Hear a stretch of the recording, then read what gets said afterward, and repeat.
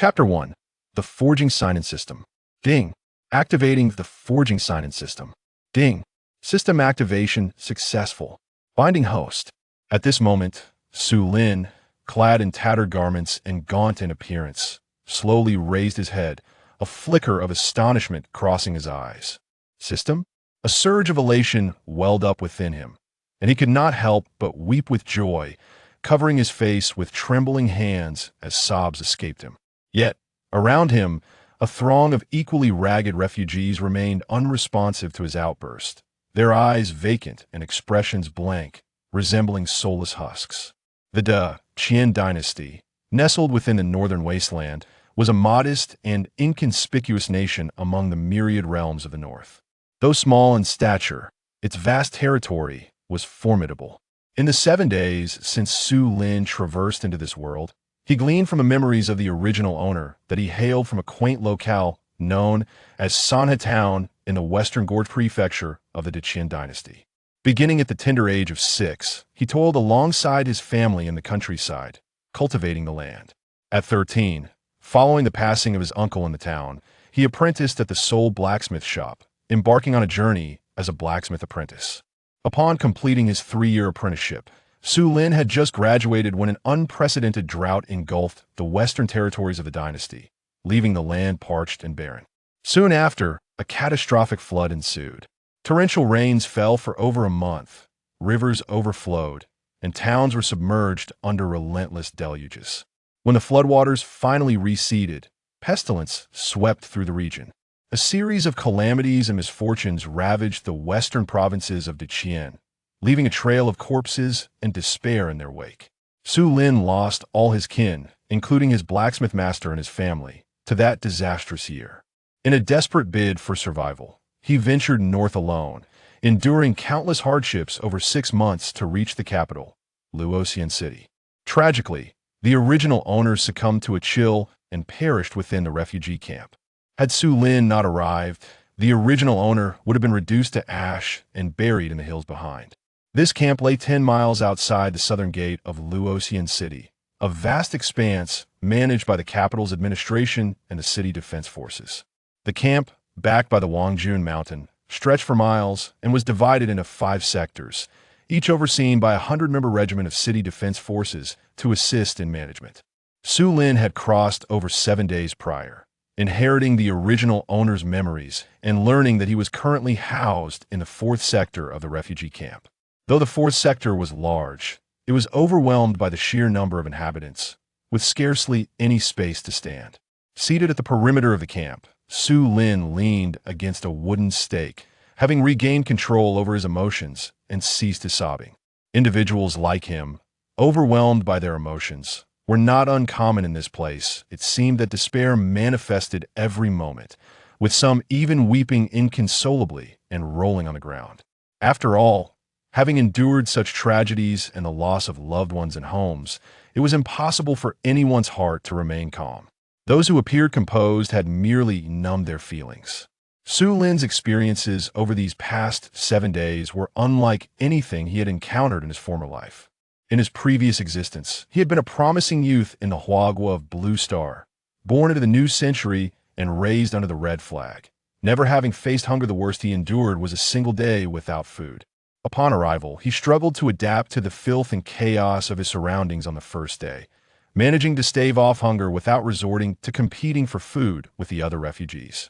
However, by the 2nd day, he was so famished that stars danced before his eyes, his legs trembling uncontrollably. Overwhelmed by hunger and neglecting the squalor around him, he became indistinguishable from the other refugees, scrambling for a bowl of rice soup at mealtime. Regardless of the quantity of rice within the bowl, he gulped it down in one go, only to find that a second helping was unattainable, as the supply was woefully inadequate. Meals in the camp were served twice daily, with the morning soup restoring some vitality. Yet it wasn't long before hunger gnawed at him again, leaving him eagerly anticipating the evening meal. Little did he know that even among those similarly destitute, humanity and compassion were in short supply. When evening arrived, he managed to secure a bowl of rice soup, but before he could savor a single bite, it was snatched away by another. He received a sharp kick to the chest, nearly knocking the wind from him. The assailants, three burly men clearly related, were observed by the officials who turned a blind eye, and Su Lin, adopting a philosophy of avoiding immediate conflict, retreated to his resting place. From that day forth, he was only able to enjoy a bowl of rice soup in the mornings, while the fierce glares of the trio during evening meals dissuaded him from approaching. He yearned for these days to be a mere dream, wishing that upon waking, he would return to reality. At that moment, he would surely indulge in a feast to compensate for the hunger he had endured. Yet, each awakening served as a reminder that this was no dream, extinguishing any flicker of hope. Thus, when he suddenly heard the system's voice resonating in his mind, how could he not feel exhilarated? The forging sign-in system, with the system bound to him, Su Lin could hardly contain his excitement. This system is tailored specifically for the host, named the forging sign-in system, designed to assist the host in becoming stronger. Upon hearing the system's declaration, Su Lin understood. He couldn't help but muse. Perhaps the system was named so due to his mastery of the original owner's blacksmithing skills. Had he possessed medical knowledge or other talents, it might have been called the medical sign-in system or something else. How does one become stronger? Though he jested, the name of the system struck him as extraordinary, particularly the term forging. At this stage, the purpose of this system is to aid the host in becoming the most formidable blacksmith in this world. Upon receiving the system's response, Su Lin felt a surge of intelligence emanating from it, as it could engage in dialogue with him. The most formidable blacksmith? Is this career path predetermined? Does this world allow for the cultivation of martial arts to ascend to immortality? Within the original owner's memories, Su Lin found scant information about this world, only that martial artists existed. Moreover, the martial artists in this realm appeared quite capable, possessing lightness skills that allowed them to traverse rooftops with ease. He had delighted in the prospect of one day becoming a martial artist himself. The system has been generated and is unalterable. The content of this world must be explored by the host. Once the system completed its explanation, before Su Lin could pose another question, the mechanical voice chimed once more. Ding! As this is the host's initial binding to the system, a free random system gift package has been granted. Would you like to open it? This prompt filled Su Lin with elation, causing his lingering doubts to fade as he eagerly exclaimed, "Open it." Chapter 2. System Rewards and Sign-in Tasks. Ding! Congratulations, host. You have acquired the divine ability, Eye of True Insight. Ding! Congratulations, host. You have obtained Primordial True Fire Evolvable. Ding! Congratulations, host. You have received Basic Forging Technique. As the system's voice resonated, a panel materialized in Su Lin's mind, detailing the rewards dispensed by the system. Simultaneously, he felt a searing pain in his eyes, an agony so intense that he could scarcely endure it, prompting a pained scream to escape his lips. Ah! This cry finally roused some of the surrounding refugees. "Hey kid, what's wrong? What happened to you?" Concerned voices echoed around him, but Su Lin lacked the strength to respond. He pressed his hands tightly against his eyes, his expression contorted in pain as he writhed on the ground. "It hurts." After rolling about for some time, no one approached to check on him. They merely sat in their places, anxiously observing the spectacle. Gradually, Su Lin sensed the searing pain in his eyes receding. Seeing him lying still, the onlookers glanced at him for a moment before returning to their own concerns, indifferent to his plight. Such was the reality of the refugee camp. Each person was consumed by their own fears, too preoccupied to attend to the suffering of others. After a while, Su Lin felt the pain in his eyes dissipate entirely and cautiously removed his hands. Upon opening his eyes, he was initially met with blurriness, but soon his vision sharpened dramatically. Gazing up at the sky, he inadvertently noticed a small black dot above. Intrigued by this, he focused his gaze, and his perception underwent a remarkable shift as the dot expanded rapidly. Suddenly, a soaring eagle came into view, gliding across the sky. Bald black eagle, common avian species, adult 9 years, 5 months, 18 days, length 1.21 meters, wingspan 2.32 meters. Combat power, level 1 fierce. Status, no threat. As Su Lin beheld the eagle, information about it flooded his mind. Is this the ability of my eye of true insight? Su Lin pondered, and the system promptly confirmed indeed. Materials for forging can be obtained from the bald black eagle. Beak, quality ordinary. Claw, quality ordinary. Bone, quality ordinary. After observing the eagle for a moment, Su Lin received this intriguing information in his mind. Quickly, he averted his gaze, sensing that the eagle had noticed his scrutiny as if it were about to swoop down upon him, inducing an inexplicable sense of pressure. In reality, the eagle was still several thousand meters above him, well beyond the realm of immediate threat. However, the eye of true insight created a deceptive sense of proximity. Upon averting his gaze, he discovered an overwhelming abundance of knowledge flooding his mind. Leaving him somewhat lightheaded fortunately, it did not induce the excruciating pain akin to receiving the eye of true insight. The fundamentals of weapon forging, the contents herein appear to diverge significantly from conventional blacksmithing techniques. As he summoned the essence of the fundamentals of weapon forging within his mind, Su Lin found himself utterly enlightened. Now that he had mastered the original owner's blacksmithing skills, he possessed a considerable expertise in the realm of metallurgy. Upon perusing the contents of the fundamentals of weapon forging, he discerned its extraordinary nature. The way of the weapon is forged through 100 trials. The path adheres to the laws that safeguard that the scholar employs wisdom for self-preservation, while the practitioner of the Buddhist path utilizes the indestructible to protect the law, yet it is through the formidable weapon that one may achieve greatness. The path of forging lies in intention, momentum, form, and advantage, sturdiness and resilience, as well as sharpness, weight, and softness. There are myriad weapons, each forged through a myriad of methods. In a mere instant, Su Lin memorized and comprehended the elaborate 2,000 characters of ancient prose, rendering him astounded.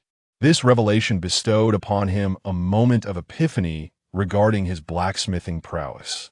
Many queries that had previously baffled even the original owner unraveled at this moment. The divine weapon of 100 trials, so this is its true essence. In his recollections, the original owner frequently heard his master, Lin the blacksmith, extol this term, holding in high esteem as a craftsman. In Lin the blacksmith's words, any weapon worthy of the title divine required over a century of forging to achieve its form. However, with the acquisition of the fundamentals of weapon forging, he now grasped the ludicrousness of Lin the blacksmith's perspective. As the saying goes, a divine weapon is a natural endowment. Any weapon that can be deemed divine is the result of a forger's craftsmanship in a moment of great fortune. As long as the weapon and the forging method are in harmony, the creation of a divine weapon becomes a possibility. The notion of a divine weapon forged through 100 trials is elucidated most logically by the fundamentals of weapon forging. It indicates that the diversity of weapon types corresponds to over 100 distinct forging methods. In the vast realm of weaponry, there exists a plethora beyond mere blades and swords, including heavy implements like hammers and clubs, as well as softer tools like whips and ribbons. The categorization of weapons is extensive. Were it not for the diagrams within the fundamentals of weapon forging, Su Lin would have surely struggled to comprehend it with the scant blacksmithing skills of the original owner. This revelation truly broadened his horizons, alleviating his previous anxieties about the path ahead. Is the primordial true fire an exotic flame? Closing his eyes, Su Lin focused his attention on a small flame that had manifested within him, finding it quite marvelous. He had previously inquired with the system, otherwise he would have remained oblivious to the presence of this small flame nestled within his dantian. Indeed, it is an exotic flame, already refined by the system. Typically, exotic flames require the host to refine them into their own true fire before they can be utilized. The system responded, providing an explanation. It continued, as the host is yet to embark on the path of cultivation, you are currently unable to wield such true fire. Therefore, this system graciously bestows upon you a cultivation technique.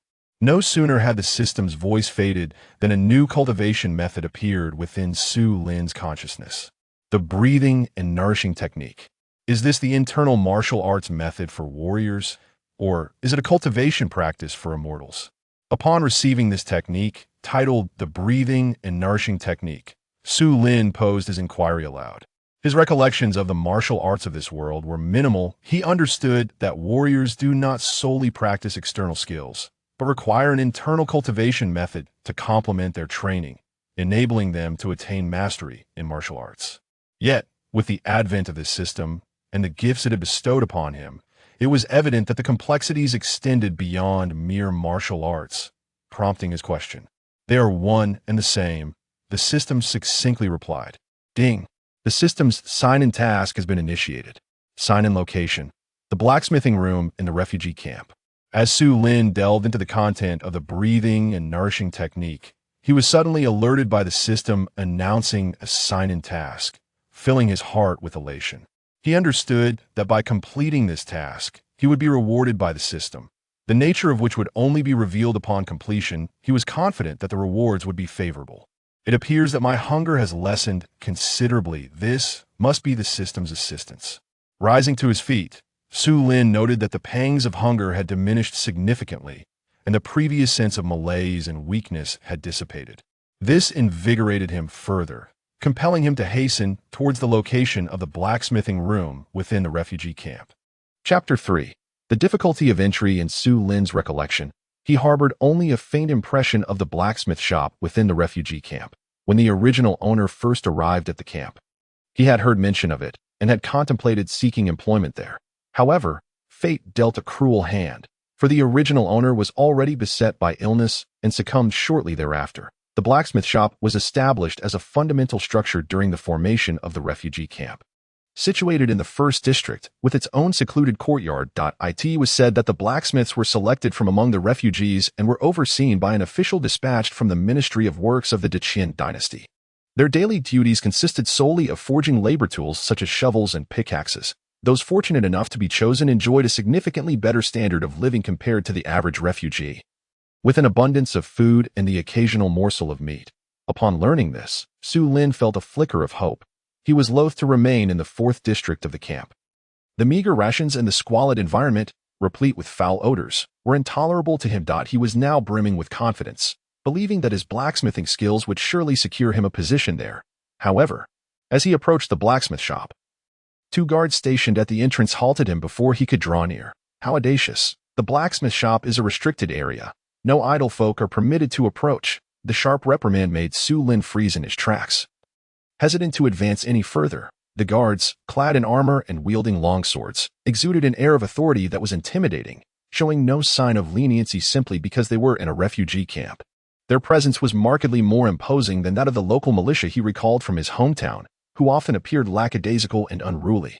Noting the guard's stern demeanor, Su Lin quickly donned a smile, albeit one that did little to enhance his gaunt visage. Esteemed officers, I am Su Lin from the 4th District of the camp. I have recently arrived and was a blacksmith back home.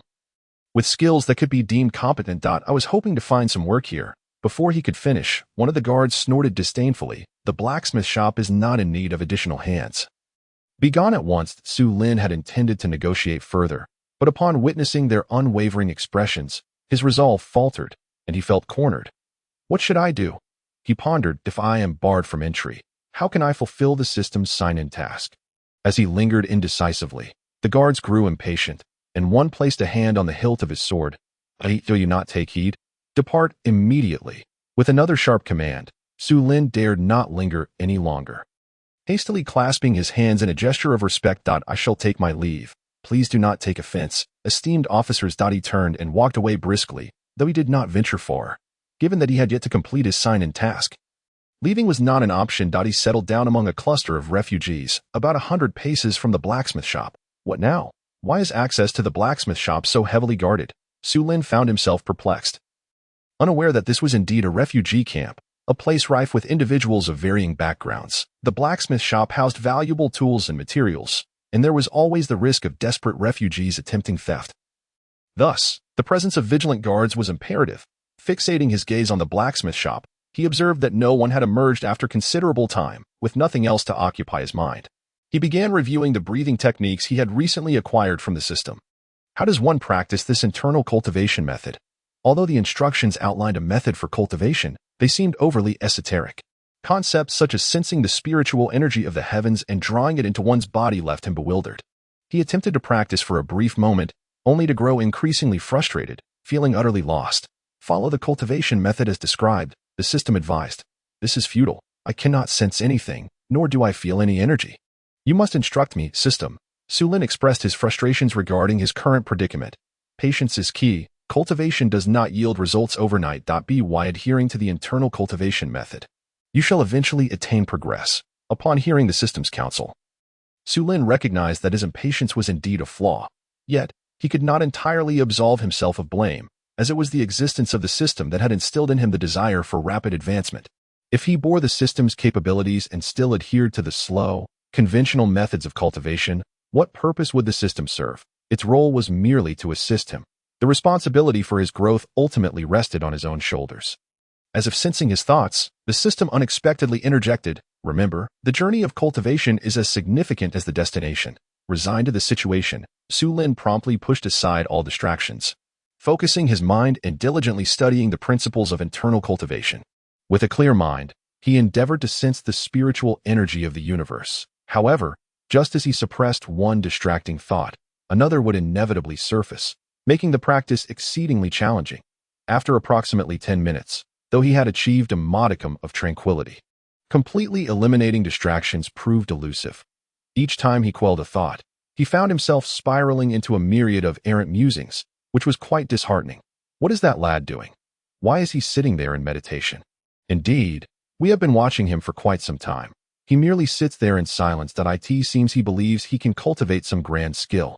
After half an hour of sitting in silence, Sulin's practice bore no fruit, and the murmurs of the surrounding refugees eventually compelled him to open his eyes. Abandoning his attempts for the moment, he resolved to prioritize finding a way into the blacksmith shop to complete his sign-in task. With a heavy sigh, he reclined on the ground, staring toward the blacksmith shop while his mind raced with calculations. Alas, it seemed he would have to wait until dusk, perhaps then he could stealthily slip inside.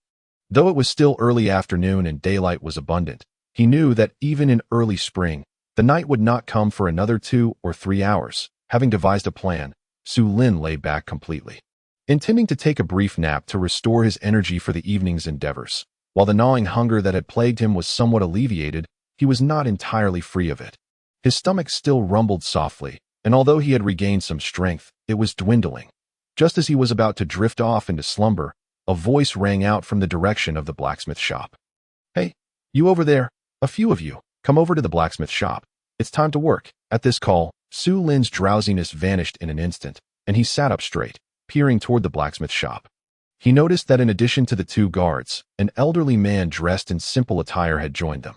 The guards were not beckoning him, but rather the cluster of refugees gathered nearby. This realization struck him as unexpected. He mused that he should not have distanced himself so far. Upon hearing the summons, the previously languid refugees sprang to their feet, as if a great opportunity had arisen, and rushed toward the blacksmith shop. The others, however, appeared lethargic, their eyes reflecting a flicker of interest, yet their prolonged hunger rendered them too weak to sprint. Seeing this as a fortuitous opportunity, Sulin sprang into action, leaping toward the blacksmith shop while shouting, "I, esteemed officer, count me among those who will work at the blacksmith shop." Chapter 4. Successful check-in in his past life. Sulin's character would have prevented him from making such a ruckus in front of so many onlookers. He considered it a source of great embarrassment. Although he was not inherently introverted, he possessed a sensitivity that rendered him somewhat self-conscious, particularly in crowded situations where he might draw attention to himself. This trait was not unique to him. It reflected the character of his era, as many young individuals shared similar dispositions. Yet, with the system's task at hand, he was compelled to cast aside such concerns. His focus singularly fixed on completing the sign-in to secure the system's rewards. Suddenly, the call from afar captured the attention of the guards and the elderly man, who regarded Sulin with curiosity. "What's this lad up to?" the elderly man inquired, furrowing his brow as he glanced at the 2 guards beside him. "Sir, that fellow hails from the 4th district. He came by about half an hour ago, claiming to be a blacksmith. However, we informed him that the blacksmith shop has no need for more hands and sent him away." Upon hearing the guard's response, the elderly man relaxed his brow and nodded slightly, choosing not to comment further. When Sulin finally approached, panting heavily and drenched in sweat, he found a line of a dozen refugees waiting at the entrance, eager to be led inside. "Esteemed officers, I still possess some strength. If there are any tasks, I would gladly lend a hand, Su Lin said, wiping the sweat from his brow and disregarding his breathlessness, speaking with utmost respect. The guards, observing his demeanor, displayed visible displeasure, their gazes sharp and scrutinizing, as if appraising a highly suspicious individual. Having one more person is inconsequential. Let him enter as well, one of the guards declared just as he prepared to dismiss Su Lin. Hearing this, Su Lin's heart leapt with joy, and he turned to the speaker, gratitude flooding his expression. Thank you, kind sir. I am Su Lin, also a blacksmith. To converse with the guards in such a manner. Su Lin immediately understood that the elderly man before him must be a person of considerable significance. He promptly clasped his hands in salute and expressed his respectful gratitude. Well then, let us proceed inside. Manager Chen called out, offering no further words, and took the lead into the blacksmith's courtyard. Noticing the two guards at the entrance still casting unfriendly glances in his direction, Su Lin again clasped his hands, saying, I apologize for the trouble, esteemed sirs. With that, he followed the throng of refugees into the premises. At last, I have made it inside, Su Lin thought to himself, exhilaration bubbling within him as he surveyed the blacksmith's workshop. The courtyard was neither large nor small, flanked by rows of buildings. Within one of the half-open structures lay an array of tools essential for forging, where several blacksmiths toiled industriously. The air was somewhat stifling. Yet during this early spring season, it imparted a strangely comforting warmth. The artisans laboring over the anvil were drenched in sweat, immersed in their fiery work. In this environment, Su Lin felt a surreal blend of familiarity and strangeness. This blacksmith's workshop was a significant improvement over Lin the blacksmith's home. Observing the rhythmic clang of hammers against the glowing iron ingots, Su Lin felt a surge of eagerness, yearning to grasp a hammer and engage in forging himself. However, he was acutely aware of his purpose for being there and refrained from acting impulsively. Ding. Host has arrived at the task sign-in location. Would you like to sign in?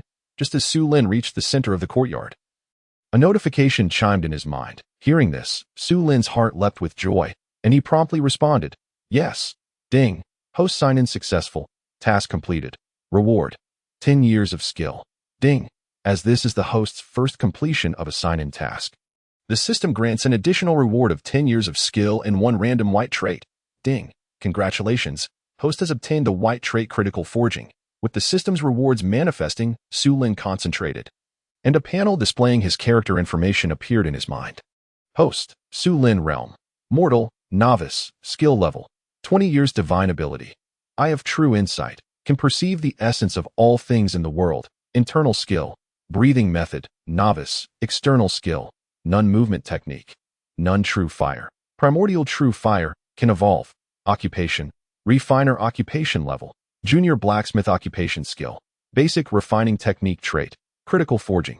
During refining, there is a chance to deal a critical hit, resulting in a slight enhancement of the item's quality, which is related to the success rate of the refining process. Traits: such a concept exists. As a transmigrator, Su Lin was well aware that traits could also be termed as talents. However, while talents are innate, traits can be acquired through system rewards. With the existence of such an astonishing trait, how could Su Lin not feel exhilarated? Although it was merely a white trait and pertained only to refining, he was confident that he would obtain even more remarkable traits from the system in the future. Now, you all follow me to deliver these items to the mountain mining area. Shortly thereafter, Su Lin and the other refugees followed Manager Chen into the storage room of the blacksmith's workshop. Chen pointed to a pile of shovels and pickaxes in the corner and issued a brief command. In the courtyard, Su Lin hoisted 2 pickaxes onto his shoulders. Once Manager Chen had accounted for the number of people and goods, they set off immediately. Upon exiting the blacksmith's workshop, the surrounding refugees, some reclining and others seated, gazed at them with envious eyes as they departed the refugee camp. Su Lin found it curious why those refugees regarded them with such envy. It was as if they were being offered a coveted position at the blacksmith's workshop. He was aware that the mountain mining area was quite a distance from the refugee camp, and previously, he would not have had the strength to carry 2 heavy pickaxes over such a long trek. Are you Su Lin?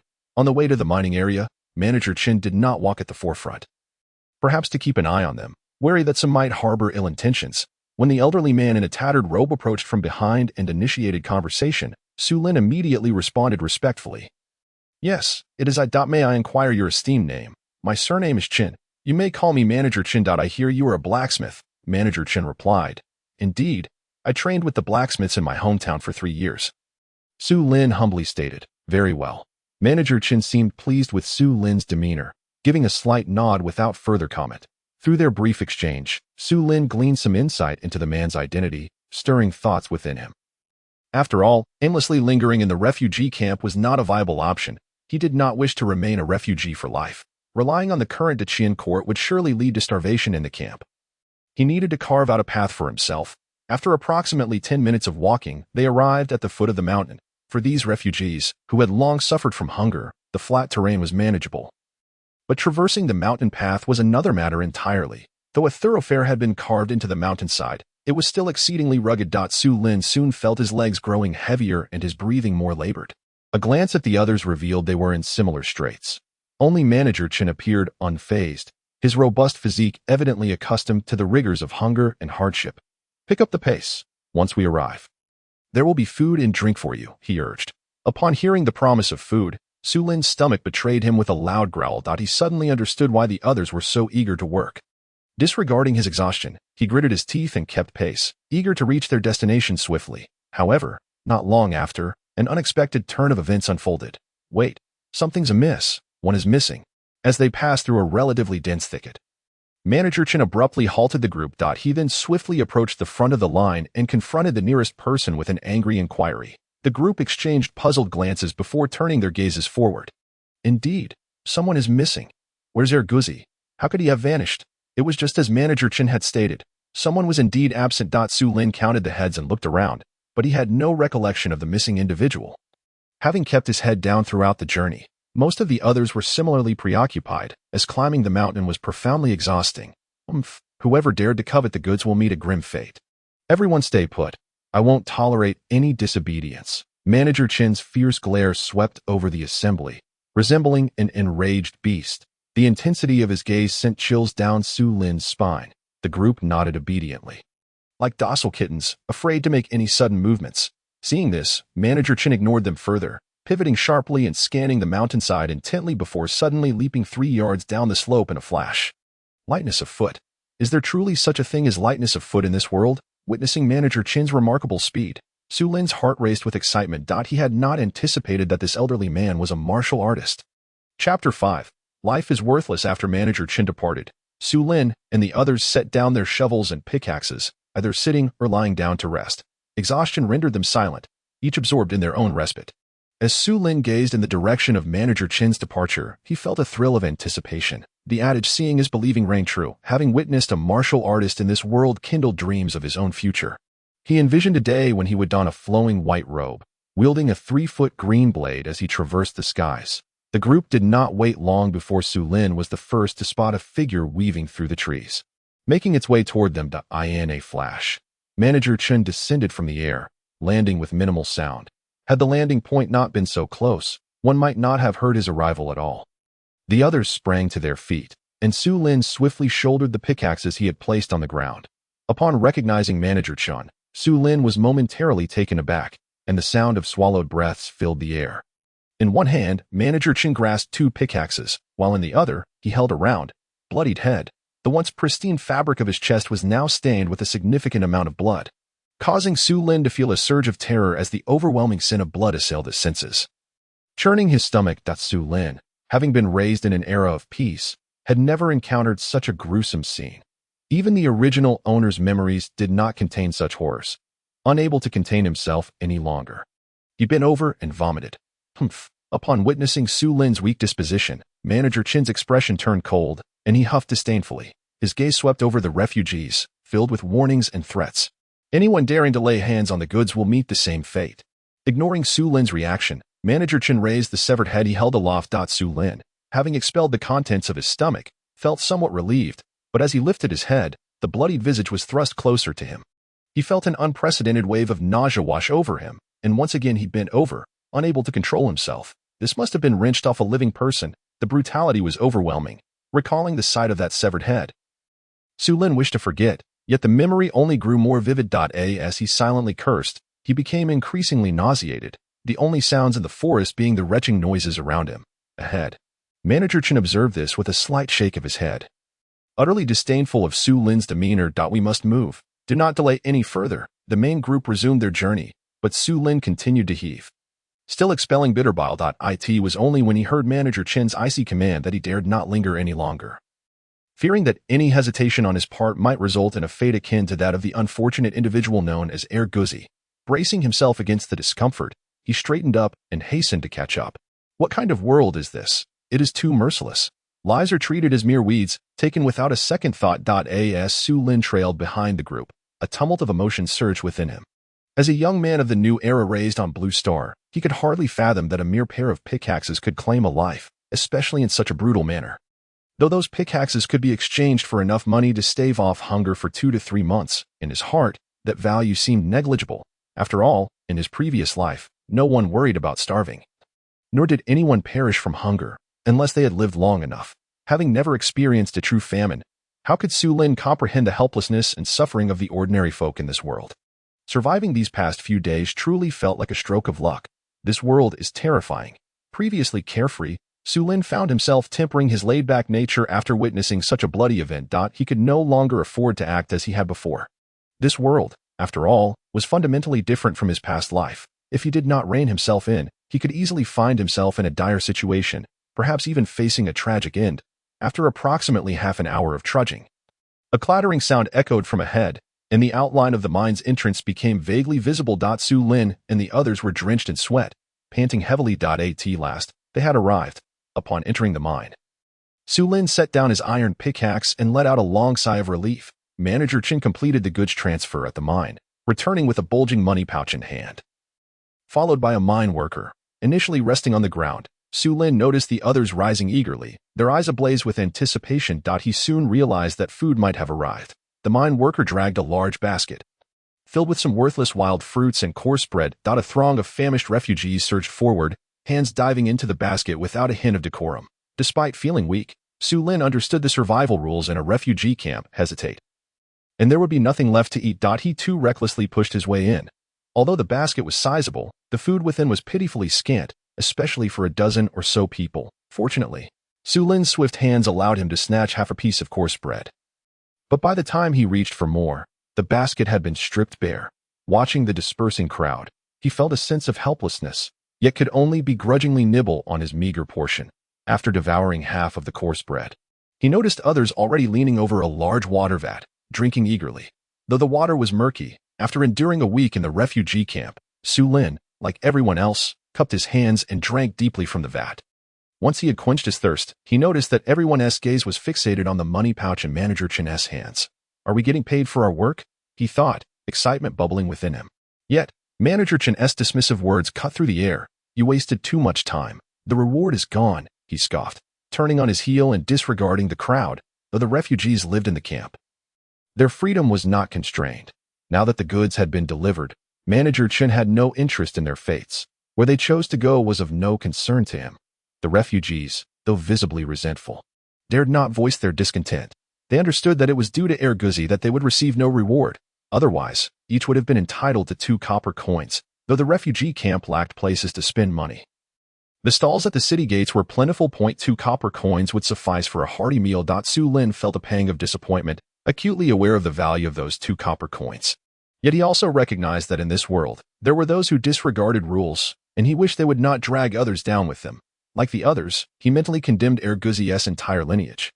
Having arrived in this world, Su Lin learned much and grasped the stark reality that, in times of famine, lives could be lost over a mere morsel of food. He never wished to experience the pangs of hunger again.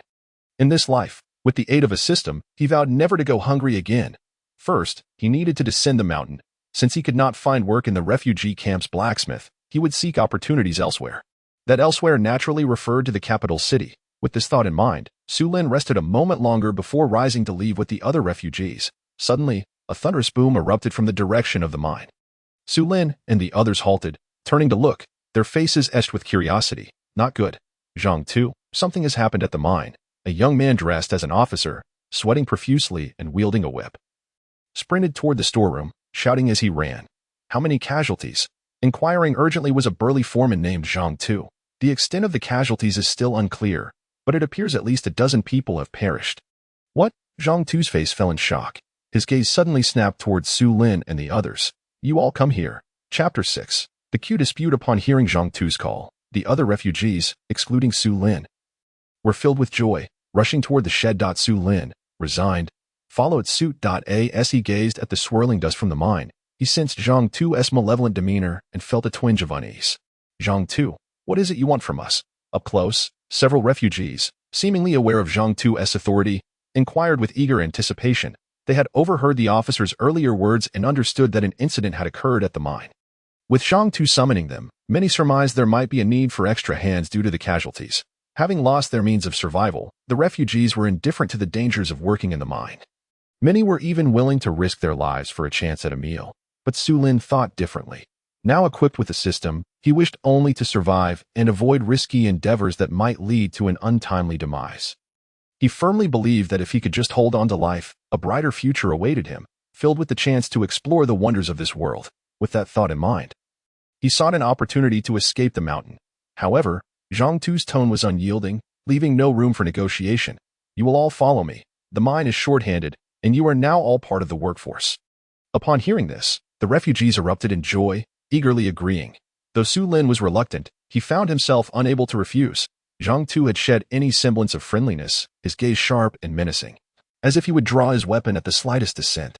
Moments later, Su Lin and the others arrived at the mine's perimeter, where chaos reigned. The various officers shouted orders, directing miners to clear the rubble at the base of the cliff. Seeing the scene, Su Lin deduced that there must be people trapped beneath the debris. What is going on? Zhang Tu bellowed, his voice booming, causing Su Lin to instinctively cover his ears. Is he using some sort of lion's roar technique? How could he shout so loudly? Su Lin was astonished, realizing the man's voice was even more powerful than the loudspeakers back in his previous life. Hearing the shout, an officer hurried over. Zhang Tu, several miners were excavating when they caused a cave-in. A massive rock fell and struck over a dozen people. We are currently clearing the site for rescue. Upon hearing this, Zhang Tu and Su Lin glanced toward the cliff, where they indeed saw a fractured section at the top, clear evidence of a landslide. With such a large mass of earth having collapsed, how could those struck possibly survive? This place is far too dangerous. I need to find a way to leave and not stay here any longer. Given the circumstances, Su Lin was wary of approaching, fearing a second collapse. Yet, he had been brought here as forced labor. And with Zhang Tu's command, he had no choice but to follow the others toward the cliff's base. What in the world is happening? Heaven help me, please don't let there be another collapse, or I may lose my life here. Su Lin muttered prayers under his breath, glancing upward frequently, anxious of falling rocks. In the midst of the chaos, no one paid attention to his small gestures. They worked tirelessly until darkness fell, yet the rubble remained uncleared. Among the debris lay a massive stone several yards high, and Su Lin could even see blood seeping from the cracks. Having endured so much, he no longer felt particularly fearful. Fatigue had rendered him numb, and before long, a distant shout echoed. It's time for food. Upon hearing this voice, Su Lin immediately perked up, and the others around him did the same. Hastily dropping the stones they held and rushing towards the food distribution area, don't push. Form an orderly line. Damn it. Why are you pushing? You blind fools. Su Lin, along with a dozen other refugees, had just arrived at the mine and were unaware of the rules regarding food distribution here. Mistakenly assuming it was akin to the refugee camp, just as they gathered around the wooden barrel for food, they were met with a sudden lash from a whip, causing them to cry out in pain. Fortunately, Su Lin dodged swiftly, escaping the whip's sting and feeling a flicker of relief. Ignoring those who had been struck, he turned to see the miners forming a long queue. He quickly moved to the back of the line. Before long, those who had been whipped approached as well. Enticed by the aroma of food wafting from the front of the line, they grew restless. Without even a word of inquiry, they brazenly cut in front of Su Lin. One or two might have been manageable, but a dozen did so, effectively pushing Su Lin to the very end of the line. You bastards are cutting in on my queue, as the saying goes. Even a mud man has his fire, let alone Su Lin, whose experiences over these past days had transformed him entirely, and no longer bound by the morals of his previous life. He bellowed and delivered a swift kick to the backside of the person in front of him. The man yelped, stumbling forward and colliding with the next person, who nearly toppled over a third. This single kick incited the ire of three individuals. They quickly regained their composure and turned to face him. How dare you kick me? I'll kill you. The one Su Lin had kicked was a burly man in his 30s, who, in a fit of rage, charged at him.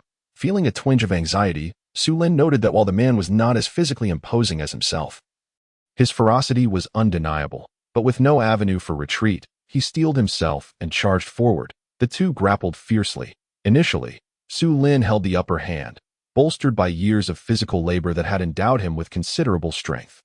Just as he had the man pinned down and had landed a couple of punches, the other two joined the fray. Could he truly be defeated in a 3-on-1 skirmish? Absolutely not. Su Lin received with a swift turn of his gaze. He fixated intently on Su Lin, who stood not far away. Who are you? What is your name? Before arriving, he had already been informed of the unfolding events but was unaware of the identity of the assailant. However, upon reaching the scene, he immediately identified the culprit, for Su Lin exuded the aura of a martial artist. Feeling perplexed that his presence was recognized so readily, Su Lin found himself at a loss. He had thought he had a chance to flee, yet the other party seemed intent on denying him that opportunity. It was no wonder Su Lin was bewildered. He had only recently elevated his internal martial arts and acquired some martial prowess. Yet he was still uncertain how to conceal his aura. Meanwhile, Zhang, who had been staring at Su Lin for quite some time, grew increasingly alarmed. He realized that despite his own strength as a 6th-tier martial artist, he could not discern the depth of this young man standing before him. There was an unshakable sense of wariness that Su Lin inspired within him, which left Zhang astonished. He pondered, why was there a martial artist amidst the refugees? What could be his true identity? For a moment, Zhang refrained from acting rashly, his mind swirling with contemplation. Su Lin, noticing the unwavering gaze directed at him, felt a rising tide of anxiety beneath his calm exterior. Damn it, if I must die, then so be it. In my previous life, I lived in humiliation. In this life, I shall not feign compliance. With this thought, Su Lin began to reflect. Presently, apart from a breathing technique that he practiced, he possessed no other skills. Although he had reached the pinnacle of martial prowess, he had never trained in any combat techniques. Zhang, a martial artist in his own right, undoubtedly had martial skills at his disposal. Despite Su Lin's feeling of superiority in aura, he knew that in a real fight, he would be the one at a disadvantage. Realizing this, Su Lin felt a sense of impending danger, his heart racing with trepidation. Who are you? What is your purpose in coming here? After a prolonged silence, Zhang gritted his teeth and pressed for answers. Not receiving a response was growing tiresome, so Su Lin, steeling his resolve, replied, I am Su Lin. Previously from the refugee camp in District 4. I came here to deliver goods for the blacksmith and have no intention of staying. Upon hearing this, Zhang was momentarily taken aback. Yet his expression clearly reflected disbelief at the simplicity of Su Lin's claim. After a brief contemplation, Zhang spoke again. Since this young sir has no intention of remaining, then please take your leave. Su Lin found it somewhat incredulous that he was being allowed to depart so easily. However, upon reflection, he understood that despite Zhang's martial skills, his own realm of martial arts likely surpassed Zhang's. Realizing this eased some of his tension, as long as the other party harbored some caution. He could afford to delay his escape. Then I shall not disturb you any further. Zhang Chao. We shall meet again in the future. Su Lin's words were carefully chosen, carrying a hint of veiled threat. With that, he turned dramatically and swiftly disappeared into the night. As he contemplated his parting words and watched Su Lin vanish, Zhang's expression wavered. He understood the implications of Su Lin's statement. Who exactly was this Su Lin? Was he truly a mere refugee? It would be prudent to keep this matter discreet at a future meeting, or perhaps a farewell for good. After leaving the mining area, Su Lin sprinted down the mountain. Wishing to put as much distance as possible between himself and the place as he neared the foot of the mountain, he paused, reflecting on the events that had transpired in the mine. Should he return to the refugee camp? After weighing his options, Su Lin concluded that returning would be too perilous. It was best to leave. The night was still young, and he wasted no time. Heading down the mountain towards a direction far removed from the capital, he intended to distance himself from Luoxian City, as he had committed murder. Should news of his actions reach the authorities, he would undoubtedly face pursuit. The further he fled, the safer he would be. Chapter 8. The Fool's Self-Torment. Guided by one's heart, this night was shrouded in darkness and howling winds, unlike the usual tranquil nights. The fierce gusts rustled the surrounding foliage. Su Lin ran for a considerable time before finally slowing his pace. The changing environment mirrored his current state, evoking a profound sense of desolation and solitude. As if he had transformed into a notorious fugitive, Su Lin was not inherently malevolent. Having exerted himself to the limit in his escape, the relaxation that followed brought forth a wave of guilt and confusion. He found it impossible to calm his mind, haunted by vivid memories of the events at the mine. Did I truly beat someone to death? I never intended to kill. struggling to accept the reality of having taken a life. He grappled with disbelief. After all, he was a man of modern sensibilities, incapable of reacting like the protagonists in novels who could remain unflinching after their first kill, as if nothing had transpired. That would be the mark of a psychopath, not a sane individual. Regret washed over him. He lamented that he should not have struck so violently. This turmoil surged within, causing his body to tremble as fear intensified. Yet here he was, alone in this world, with no one to turn to, unable to dispel the suffocating dread that enveloped him. It was an unbearable sensation. Damn it. They only know how to bully the weak, to oppress the defenseless. They are all villains. If I killed them, then so be it. They had it coming. They dared to provoke me. But how could I alone confront such people? They deserve to die. Amidst this panic, Su Lin could no longer contain himself. He let out a frantic roar within, followed by a maniacal laugh that echoed through the forest, a stark contrast to the rustling leaves, lending an eerie quality to the black night. Should there be any unwitting observers, they might have believed a malevolent spirit was at play. I am not in the wrong. Ha! Su Lin halted his steps. Finding himself by the edge of a turbulent lake, facing the churning waters, he shouted passionately, laughing uncontrollably. The weight of guilt bore down on him, pushing him to the brink of hysteria.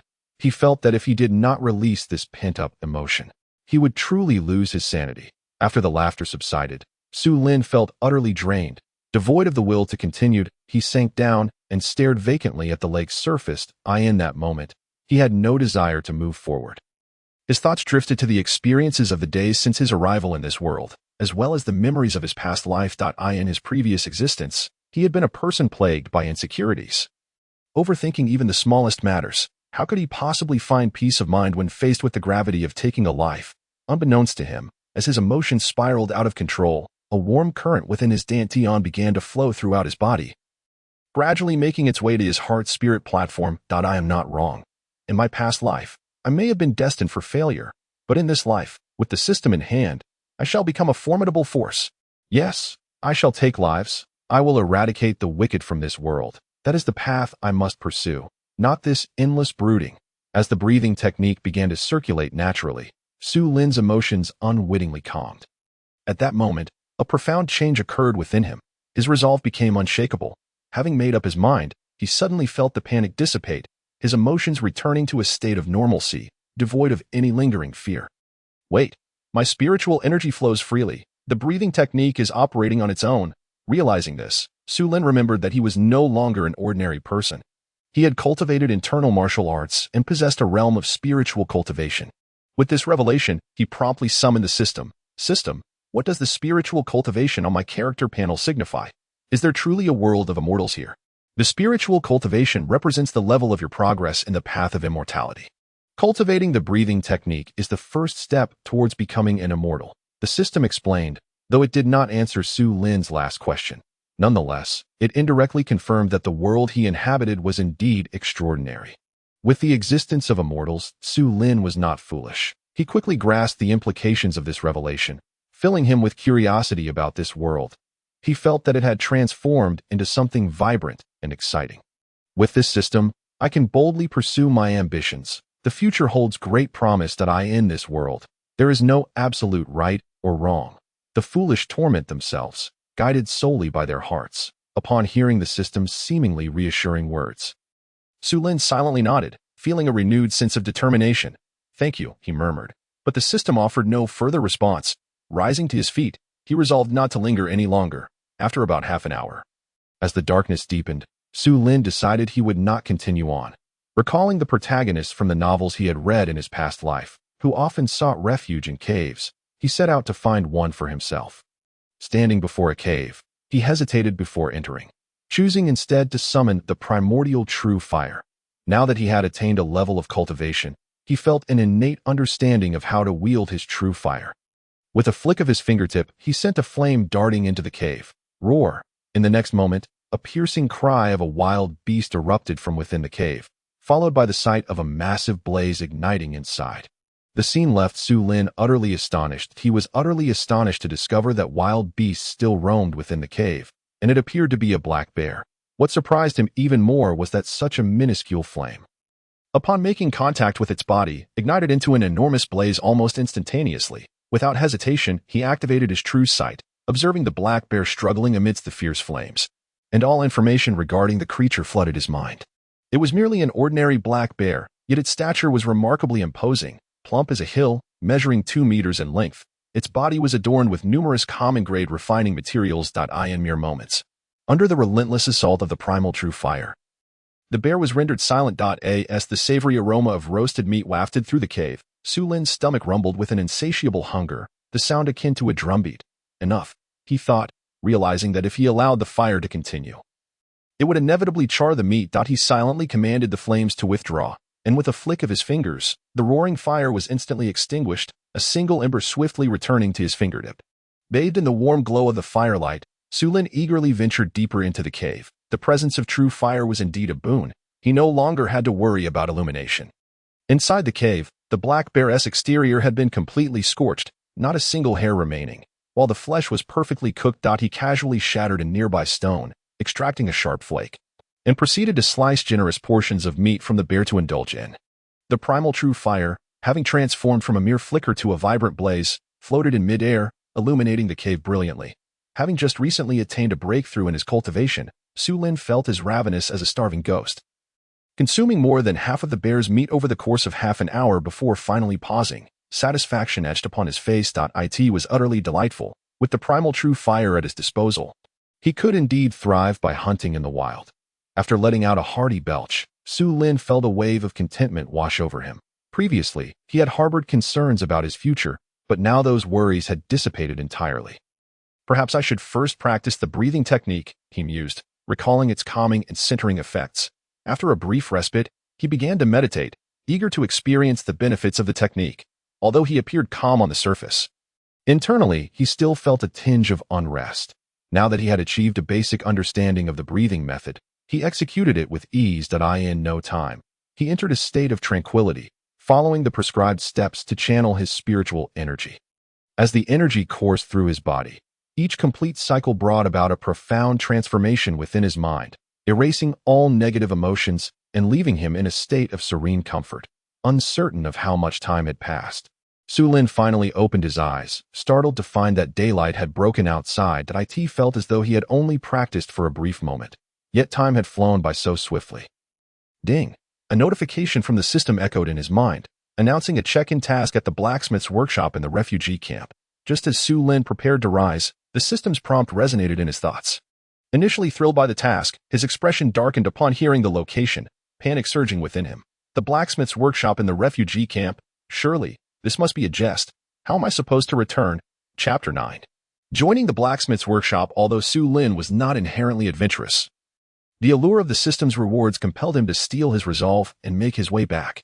Before departing, he ensured that he had consumed every last morsel of the bear meat, leaving only bones behind.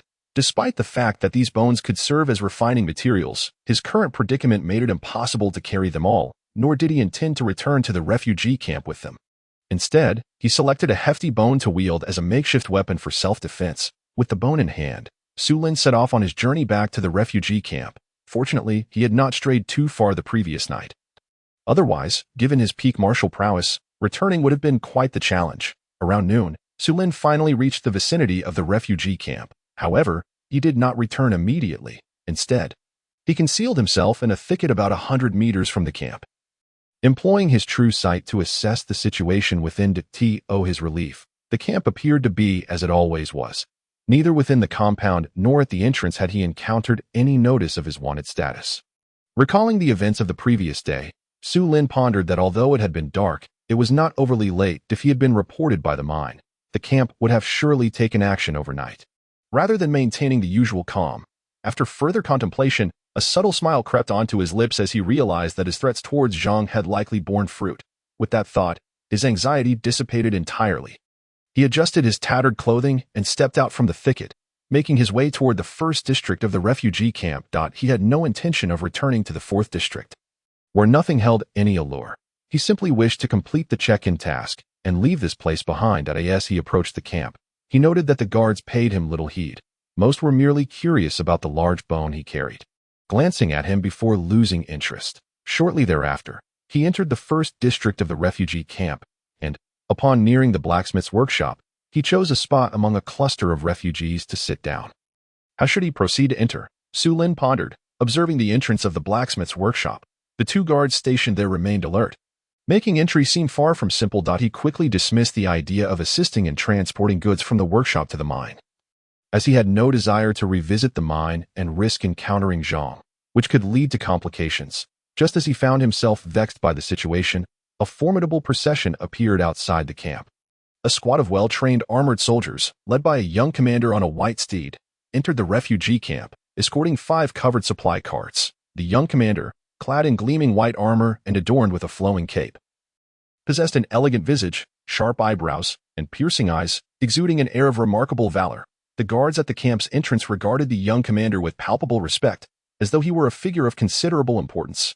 Su Lin had never witnessed such a regiment of armored soldiers, piquing his curiosity. Fortunately, the surrounding refugees also cast curious glances, allowing him to observe without drawing attention, having cultivated his ability to conceal his martial aura during the night. Su Lin had no fear of being discovered by others. Before long, the troop halted before the blacksmith's workshop, whereupon the 2 guards immediately saluted respectfully. They beckoned the young commander into the courtyard. Su Lin then observed Manager Chen emerge with a group of individuals, engaging in conversation with the valiant young commander. After a brief exchange, the young commander gestured, prompting the soldiers escorting the carts to step aside. Manager Chen, displaying utmost cordiality, conversed with the young commander for a moment before the latter mounted his horse and signaled for his soldiers to depart the refugee camp. Once they had left, Su Lin seized the opportunity to stealthily approach the blacksmith's workshop. Just as he positioned himself within close proximity, he unexpectedly locked eyes with Manager Chen. In that moment, Su Lin maintained a neutral expression, assuming the other would disregard him. To his surprise, however, Manager Chen's gaze did not waver. You have arrived at an opportune moment, young lad. The blacksmith's workshop is currently short-handed. Come lend a hand. Manager Chen beckoned. Su Lin was taken aback. He had not anticipated being summoned to the workshop so soon. After contemplating how to gain entry, the nearby refugees, hearing Manager Chen's words, turned to him with expressions of envy. This fellow is quite fortunate. It seems he won't be going hungry today. Manager Chen, do you still need more hands? I have plenty of strength to work. I can help carry things too. Voices of excitement arose from the crowd, as several spirited refugees boldly inquired of Manager Chen. Unfazed by the commotion, Manager Chen focused on Su Lin, who approached with the bone in hand, maintaining a respectful demeanor. Manager Chen, Su Lin greeted with a slight bow. Manager Chen acknowledged him with a subtle nod, though his expression remained impassive, his eyes betraying a hint of curiosity as they scrutinized the bone Su Lin held. I'll take care of this bare bone for you. You may go about your tasks. After Chen Guanshi finished speaking, he did not wait for Su Lin to respond. Instead, he reached out and swiftly snatched the bone club from Su Lin's grasp. Taken aback, Su Lin was surprised that the other party could identify the object in his hand at a glance. Moreover, there seemed to be a hint of greed flickering in the other's eyes. It appeared that the item was lost to him. Although Su Lin did not fully comprehend the value of this bare bone club, the system classified it as a common material for weapon forging, which implied that it was certainly not inexpensive. The avarice displayed by the other party further corroborated this. However, he did not dwell on it too much. After all, since the other party accepted the item, it could be considered a gift, establishing a bond of mutual favor that would likely lead to future consideration from them in the smithy. Responding affirmatively, Su Lin promptly set to work, assisting others in carrying large boxes and sacks into the smithy. Feeling little fatigue, these items were not heavy in his hands. Had he not been cautious about revealing his cultivation level, he could have easily carried them single-handedly. Su Kid, come with me to register. From now on, you will be part of the smithy. Just as they finished moving the goods, Chen Guanshi emerged from a room within, beckoning Su Lin before retreating inside. Once in the room, under Chen Guanshi's guidance, Su Lin completed the registration with the official in charge of the records. How proficient are you in smithing? I shall need to verify that, Chen Guanshi stated with a serious demeanor. Upon hearing this, Su Lin realized he was indeed feeling a bit hungry, and he followed Chen Guanshi to the kitchen. The kitchen was located in the southern corner of the smithy's courtyard. And it was indeed as the rumors suggested, ample provisions were available, with a dedicated cook preparing meals. It was lunchtime, and many people were dining. Though Su Lin had a hearty appetite, he did not wish to overindulge. He managed to consume 10 steamed buns and 5 large bowls of noodles before he felt sufficiently satiated. This spectacle astonished both Chen Guanshi and those around him. Chen Guanshi even thought to himself, Could this fellow be a bottomless pit? Had it not been for the previous barebones favor, he would have considered expelling him. Can you forge a sword? Not a kitchen knife, but the standard long swords used by the city guards. Chen Guanshi inquired solemnly within the smithy. Upon hearing this, Su Lin immediately replied, "Yes." Then let us begin. Chapter 10. The first forging. Having inherited the original owner's smithing skills, Su Lin, though he had yet to wield the tools himself, was filled with confidence. It would be disingenuous to claim he was not a bit nervous. However, his excitement was palpable. In his past life, he had been a reclusive individual devoid of any particular talent. Now, possessing the memories of a skilled blacksmith, he felt a pressing desire to showcase his abilities. Upon hearing Chen Guanshi's instructions, he did not rush into action but instead recalled the weaponry worn by the city guards. The Daqian dynasty's Ministry of War standard long sword, the Zhantai by Lian Dao, measuring 1.32 meters in length, with a handle of 0.3 meters, a blade length of 1.02 meters, and a width of 6.21 centimeters. He reminisced. Detailed specifications and blueprints of the standard long sword appeared vividly in his mind, much to his astonishment, attributing it to the powers of the eye of true recognition. Forging standard weapons was not as simple as crafting ordinary agricultural tools. It required precise data and blueprints. Any significant deviation in the finished product as specifications would render it defective. Moreover, martial artists seeking weapons needed to provide relevant data to the blacksmiths, who would then assist in drafting the necessary blueprints. Many seasoned blacksmiths could live in luxury merely by creating blueprints. Some highly skilled blacksmiths could even tailor blueprints based on the martial artist's techniques and combat habits, earning them the esteemed title of master in the martial world. These masters dedicated their lives to perfecting the forging of a specific type of weapon, often being referred to as master blade smith or master swordsmith. Su Lin recalled hearing Lin the blacksmith speak of these matters, thus the memories remained vivid.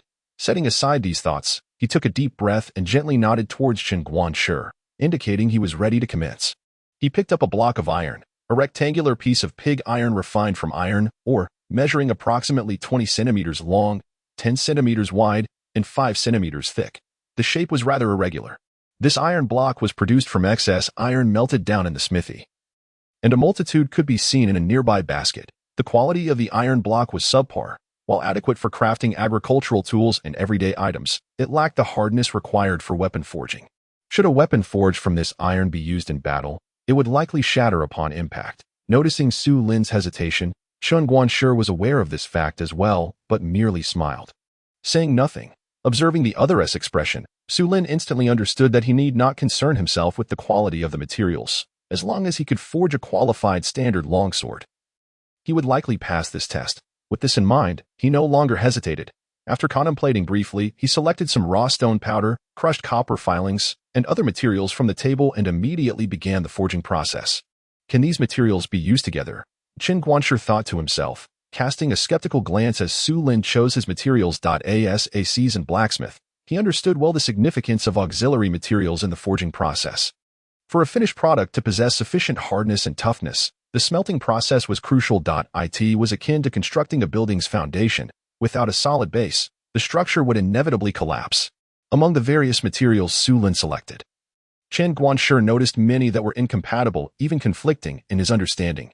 Mixing them could lead to unpredictable results in the final forged longsword, potentially causing it to shatter upon contact. However, since this was meant to test Su Lin, Chen Guanshi refrained from offering any warnings and continued to observe silently.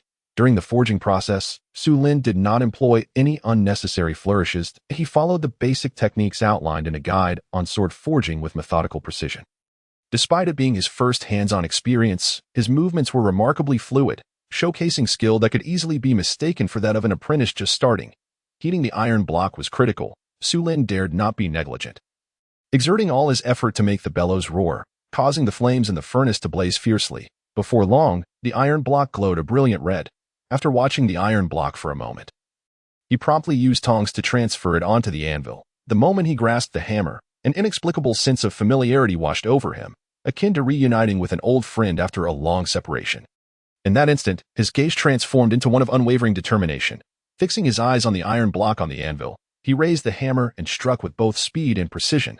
Bang! With the resounding impact, a mechanical voice echoed in Su Lin's mind. Critical strike triggered, delivering a devastating blow to the iron block. Quality 2. As the system notification rang out, Su Lin observed the surface of the iron block turn entirely black. With a layer of impurities rapidly falling away, this sight left him both exhilarated and astonished. He had not anticipated triggering a critical strike on his very first hammer blow. The critical effect appeared to be incredibly effective, as he had removed countless impurities with that single strike. These impurities significantly affected the quality of the forged product, causing the sintered material to appear dark and dull if not properly eliminated. They could lead to surface blemishes, rendering the final product brittle and prone to breaking. Su Lin dared not let his guard down, swiftly adjusting his focus to continue hammering away. Bang, bang, bang, as the initial chaotic strikes gave way to a rhythmic cadence. Su Lin's forging technique began to flourish, producing a harmonious sound. Qin Guanshi, observing this, grew increasingly impressed. As an expert, he recognized Su Lin's exceptional skill and silently marveled at such a young age. His craftsmanship rivals that of seasoned masters. The commotion attracted the attention of others nearby, causing them to pause their tasks and watch intently. His forging technique is quite impressive. Indeed, to possess such skill at such a young age. Could it be that he has been forging since he was in the womb? A few blacksmiths murmured their admiration in hushed tones. Hearing the rising chatter, Qin Guanshi's expression darkened, and he swiftly turned to the onlookers, his eyes filled with warning. Under his stern gaze, everyone present immediately silenced, not daring to make another sound, all eyes fixed on Su Lin as they observed intently. At this moment, Su Lin was wholly engrossed in the forging process, entirely oblivious to the surrounding atmosphere. Had he merely glanced up, he would have been astonished by the solemnity enveloping the space. After a while, Su Lin had triggered critical strikes over a dozen times, inflicting multiple enhancements upon the iron block. After carefully inspecting the condition of the iron block, he finally set down the hammer. He then sprinkled several of the previously unutilized materials onto the iron block from the workstation beside him. Initially, Qin Guanshi intended to voice a caution upon seeing Su Lin add some unusual materials, but he merely opened his mouth without articulating a word. Once the materials were thoroughly mixed, the iron block was enveloped in a vibrant layer of multicolored powder, which Su Lin promptly returned to the furnace. He then resumed working the bellows, raising the temperature within the furnace. After a period of smelting, he extracted the iron block once more for further shaping. Su Lin repeated this process 3 times, finally grasping a piece of iron that had transformed entirely from its original state, a satisfied smile gracing his face. This time, the hardness is sufficient. At this juncture, having completed the forging of the blank, he did not dare to delay any further and commenced the next crucial step, shaping and quenching. The blank was reinserted into the forge. The bellows were drawn, and the temperature rose. The incandescent blank was extracted, and Su Lin, following the blueprint in his mind, began to hammer the blade blank of the iron cutting blade into shape, with each resounding clang. The blank was quenched in water after every shaping. This step was of utmost importance and fraught with danger. If any flaw occurred in the quality of the blank, it could lead to complete failure at this stage, resulting in a shattered blade. Su Lin was acutely aware of the seriousness of this task. There was a technique involved. Ordinary blacksmiths would immerse the blade blank fully in water at once. Yet he, possessing foundational skills in weapon forging, naturally employed a more refined method. He deftly positioned the blade blank above the water trough with tongs, then swiftly lowered it so that only half of the blank was submerged. A sizzling sound erupted as steam billowed forth. After a brief pause, he fully immersed the blank in the water. This technique allowed part of the blank to cool, significantly reducing the likelihood of fracture and enhancing its toughness. Afterward, he returned it to the forge for further heating, then extracted and reshaped it again. This process was repeated twice until the blade blank was entirely quenched and shaped. Holding the forged blade blank in his hands, Su Lin meticulously inspected it, finding that it perfectly matched the specifications in his mental blueprint. With a straight edge devoid of any curvature, the deviation being negligible, he felt an immense sense of satisfaction. Without a doubt, Su Lin, you have done exceedingly well. Today, I shall promote you to the rank of senior blacksmith in the forge, with a monthly salary of 300 coins and additional rewards for completing your monthly forging tasks. At this moment, Manager Qin approached, his face beaming with a smile. What? I've been promoted to senior blacksmith just like that. 300 coins a month. Such a sum. Upon hearing this, Su Lin did not exhibit much reaction, whereas the surrounding blacksmiths displayed expressions of envy, with some even revealing traces of jealousy and resentment. Astonished by the announcement, is it merely forging a long knife? I could do that too. Indeed, ignoring the murmurs from others. Manager Chen promptly took the blade blank from Su Lin's hands and retrieved a piece of hemp cloth from a nearby table. Under Su Lin's curious gaze, Manager Chen proceeded to wrap the blade in the cloth. "Who did you learn your technique from? Who is your master?" Upon hearing this question, Su Lin's expression shifted to one of increased bewilderment. Why was Manager Chen suddenly asking such questions? Realizing the implication, Su Lin's eyes flickered with surprise. Could it be that he had discerned something? Manager Chen was not as simple as he appeared. Su Lin had previously regarded him as an ordinary blacksmith, albeit one with superior forging skills. However, in light of the manager's recent peculiar behavior, he began to suspect that Manager Chen might have some knowledge of weapon forging techniques himself. Despite this realization, Su Lin maintained a calm exterior and respectfully replied, "My skills are rudimentary. My master is named Lin Taixing, merely a blacksmith from a small town, and certainly not worthy of comparison to your esteemed self." Youthful humility is commendable. Seeing that Su Lin was reluctant to elaborate, Manager Chen, displaying great tact, refrained from pressing further. After offering Su Lin a satisfied smile, he patted him on the shoulder and departed with the blade blank. Left alone, Su Lin found himself momentarily at a loss, acutely aware of the gazes directed at him. He realized that he had inadvertently become the center of attention. He sensed a hint of animosity from those around him, as if he had usurped their livelihoods. This belated understanding dawned upon him, knowing that the announcement of his promotion to senior blacksmith had likely incited their displeasure. Greetings to all esteemed masters. Su Lin merely clasped his hands in a polite gesture and smiled before stepping over to the water barrel, where he filled a bowl and drank. Having just finished forging, he felt parched. Downing 3 large bowls before feeling somewhat refreshed, with nothing pressing to occupy his time and no one calling him to work, he sat down on a chair, idly watching the others busily attend to their tasks. The sign-in. After sitting for a brief moment, he suddenly recalled that he had yet to complete an important task. He promptly rose and exited the forge, making his way to the center of the courtyard. Ding! Sign-in successful. Congratulations, host, for obtaining 10 years of power in a random white attribute. Hearing that he had received another white attribute, Su Lin felt a surge of excitement and immediately checked his personal information. Host, Su Lin Realm, Martial Way. Martial Artist Level 10, Peak, Immortal Way. Chi Refinement Level 1 Power, 10 years Divine Ability, Eye of True Insight. Capable of identifying the essence of all things in the world. Internal Skill, Breathing Method, Minor Achievement. External Skill, None Body Technique, None True Fire, Primordial True Fire, Can Evolve. Occupation, Weaponsmith Occupation Realm, Master Blacksmith Level Occupation Skills. Basic Weapon Forging Technique Attributes, Critical Strike Forging. Beginner's Luck Star, slightly increases personal luck, enhances the probability of encountering fortuitous events. Observing the changes in his personal panel, Su Lin felt a profound sense of joy, particularly as his occupational level reached Master Blacksmith, which thrilled him even more. As for the newly acquired white attribute, he did not feel as exuberant. That Beginner's Luck Star enhances luck value. Is it a means to improve fortune? Su Lin pondered, somewhat perplexed, while he understood the meaning of the attribute. The concept of luck felt too esoteric, leaving him momentarily stumped regarding its practical application. Indeed, the host is exceptionally fortunate to have drawn this attribute. It will provide you with numerous unexpected benefits in the early stages. Upon hearing the system's cryptic response, Su Lin understood. Since it was an attribute, it must serve a purpose. With this thought in mind, he decided not to dwell too much on it and did not regard it as overly significant.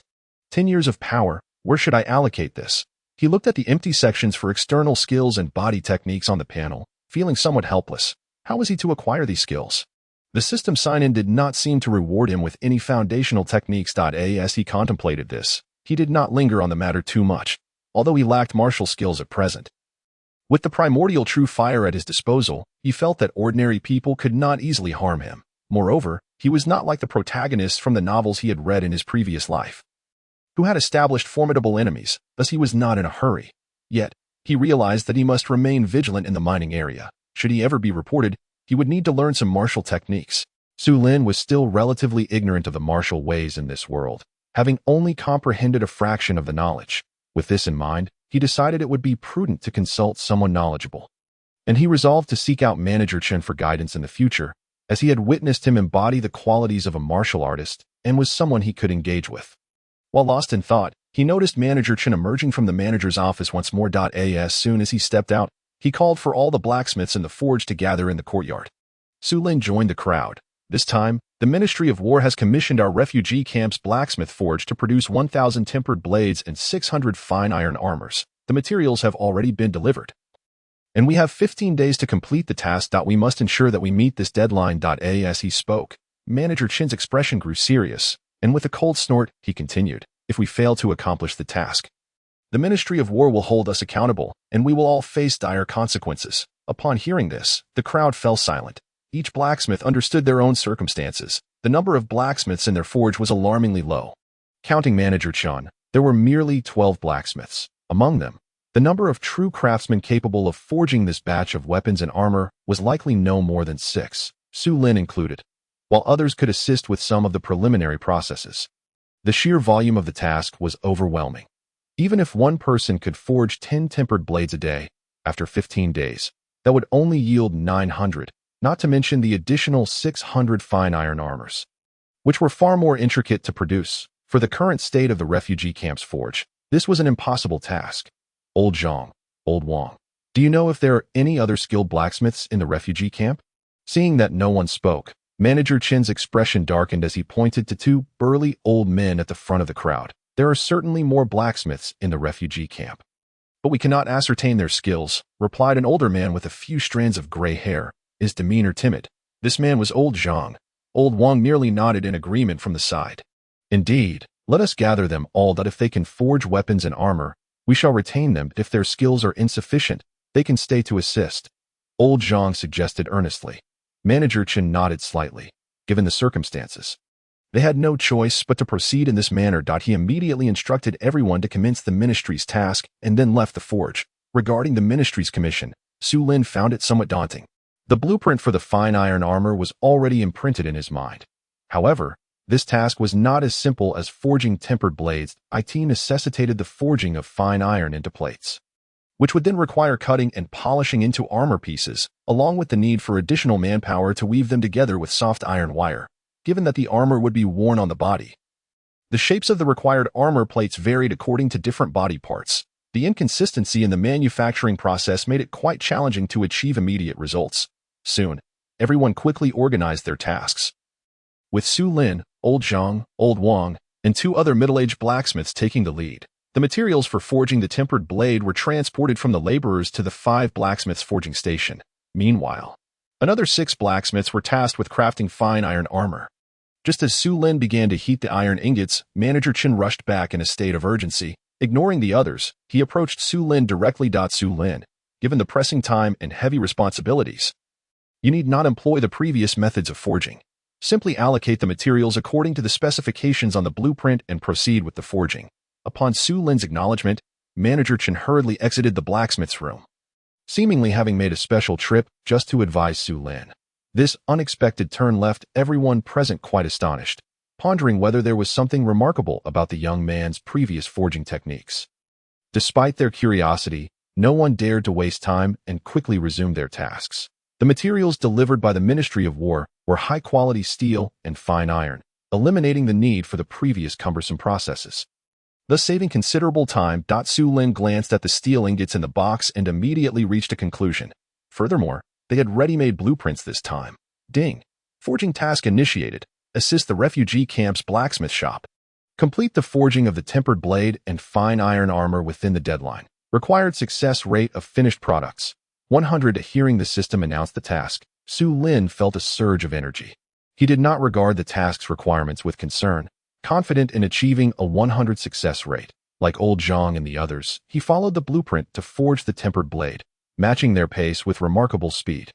It was not merely due to his skills being on par with theirs. Rather, an unexpected situation arose right at the outset.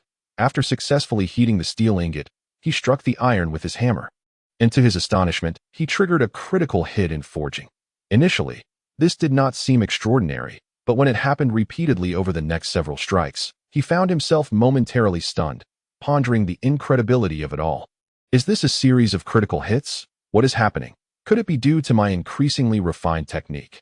Lost in thought, this contemplation slowed his pace. After quenching and shaping a tempered blade, Su Lin realized that his critical hit rate had astonishingly exceeded 90. Could this be the effect of the beginner's lucky star?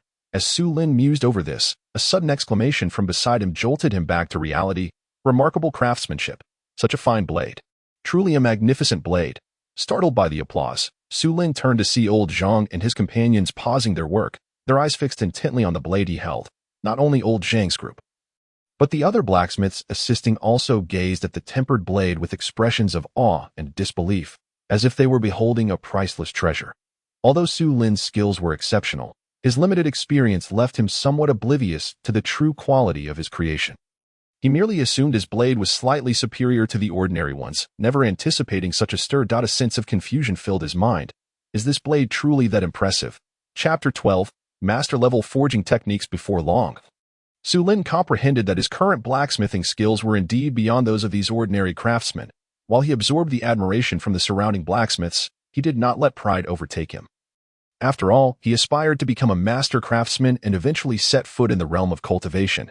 Following this brief interlude, old Zhang and the other blacksmiths no longer exhibited any hostility, seemingly acknowledging Su Lin's technical prowess. The forging of the blade was not yet complete, as a handle still needed to be attached. Naturally, the subsequent tasks would be handled by other blacksmiths, relieving him of any further concerns. Having gained experience from forging the first blade, Su Lin found that critical hits continued to trigger effortlessly while forging the second blade, and he was less surprised this time, fully immersed in his work. His speed increased significantly. Just as old Zhang and the others began heating their ingots, Su Lin had already quenched and shaped the second tempered blade. This time, he did not invest as much effort. Knowing that the quality of this batch of tempered blades did not require excessive finesse, having observed the blades crafted by old Zhang and his companions, he had a clear understanding of the standards and maintained an appropriate pace. The second blade was merely marginally superior in quality compared to theirs, which accounted for his swift progress. Soon as Su Lin completed the second blade, Manager Chen entered the blacksmith's room. Accompanied by several individuals dressed as refugees, Su Lin glanced over and noted their pale faces, clearly showing signs of hunger after many days. Each person clutched 2 white steamed buns, following Manager Chen while munching contentedly. The sight of their hearty meal made Su Lin feel a pang of hunger himself. Everyone, continue with your tasks. I should mention that these 8 individuals are also blacksmiths, so now all the blacksmiths in the refugee camp are gathered here. Totaling 20. As he spoke, Manager Chen cleared his throat and continued. Currently, there are 9 capable of forging tempered blades, while the remaining 11 will be working on cutting fine iron armor plates. We aim to complete the Ministry of War's task by the 15th. During this period, no one is allowed to leave or discuss this matter with anyone. This is classified military information, and should anyone dare to leak it, we will all face consequences. Is that understood? Manager Chen's tone grew increasingly frigid as he scanned the room with piercing eyes. Understood. The crowd, well aware of the task's confidentiality, responded in unison. Good. Now, I will assign tasks. Each of the 9 who can forge tempered blades is required to produce 9 finished blades daily, employing any method necessary to minimize the occurrence of defective products. Upon hearing Manager Chen's next instructions, Su Lin maintained a calm demeanor, while old Zhang and the others visibly frowned. This requirement is far too stringent. It may be challenging to meet. At that moment, one of the individuals behind Manager Chen paused his meal, knelt down, and, with a quavering voice, exclaimed, "Please, we can't possibly meet such demands." In response, Manager Chen let out a cold snort, retorting, "Get up, just do your best. But you must put your heart into your work. This is of great consequence and cannot be treated lightly." Hearing this, the crowd's expressions softened somewhat. Completing 9 blades in a day was not impossible. They should be able to manage before nightfall. Su Lin contemplated for a moment before placing the second blade on the finished product table. At that moment, Manager Chen approached Su Lin's forging station, preparing to stoke the fire. Upon noticing the 2 completed blade ingots on Su Lin's finished product table, his face filled with astonishment. So fast. I recall being gone for less than half an hour. Have you truly finished 2 blades already? Manager Chen exclaimed incredulously. Just luck, Su Lin modestly replied. Luck? You're being overly modest. As they spoke, Manager Chen carefully picked up the first blade ingot Su Lin had crafted, gently running his thumb along the blade's edge. What a fine blade. Su Lin, your skills are not those of an ordinary blacksmith. Your future achievements are boundless. I have great expectations for you. As Manager Chen spoke, the 8 individuals he had brought in finished their buns alongside some cold water. The 3 blacksmiths capable of forging tempered blades also approached, Their curiosity piqued by the previous conversation, they were now equally astonished to see the blade ingot in Manager Chen's hand. What a remarkable blade! This ingot could be deemed a divine weapon.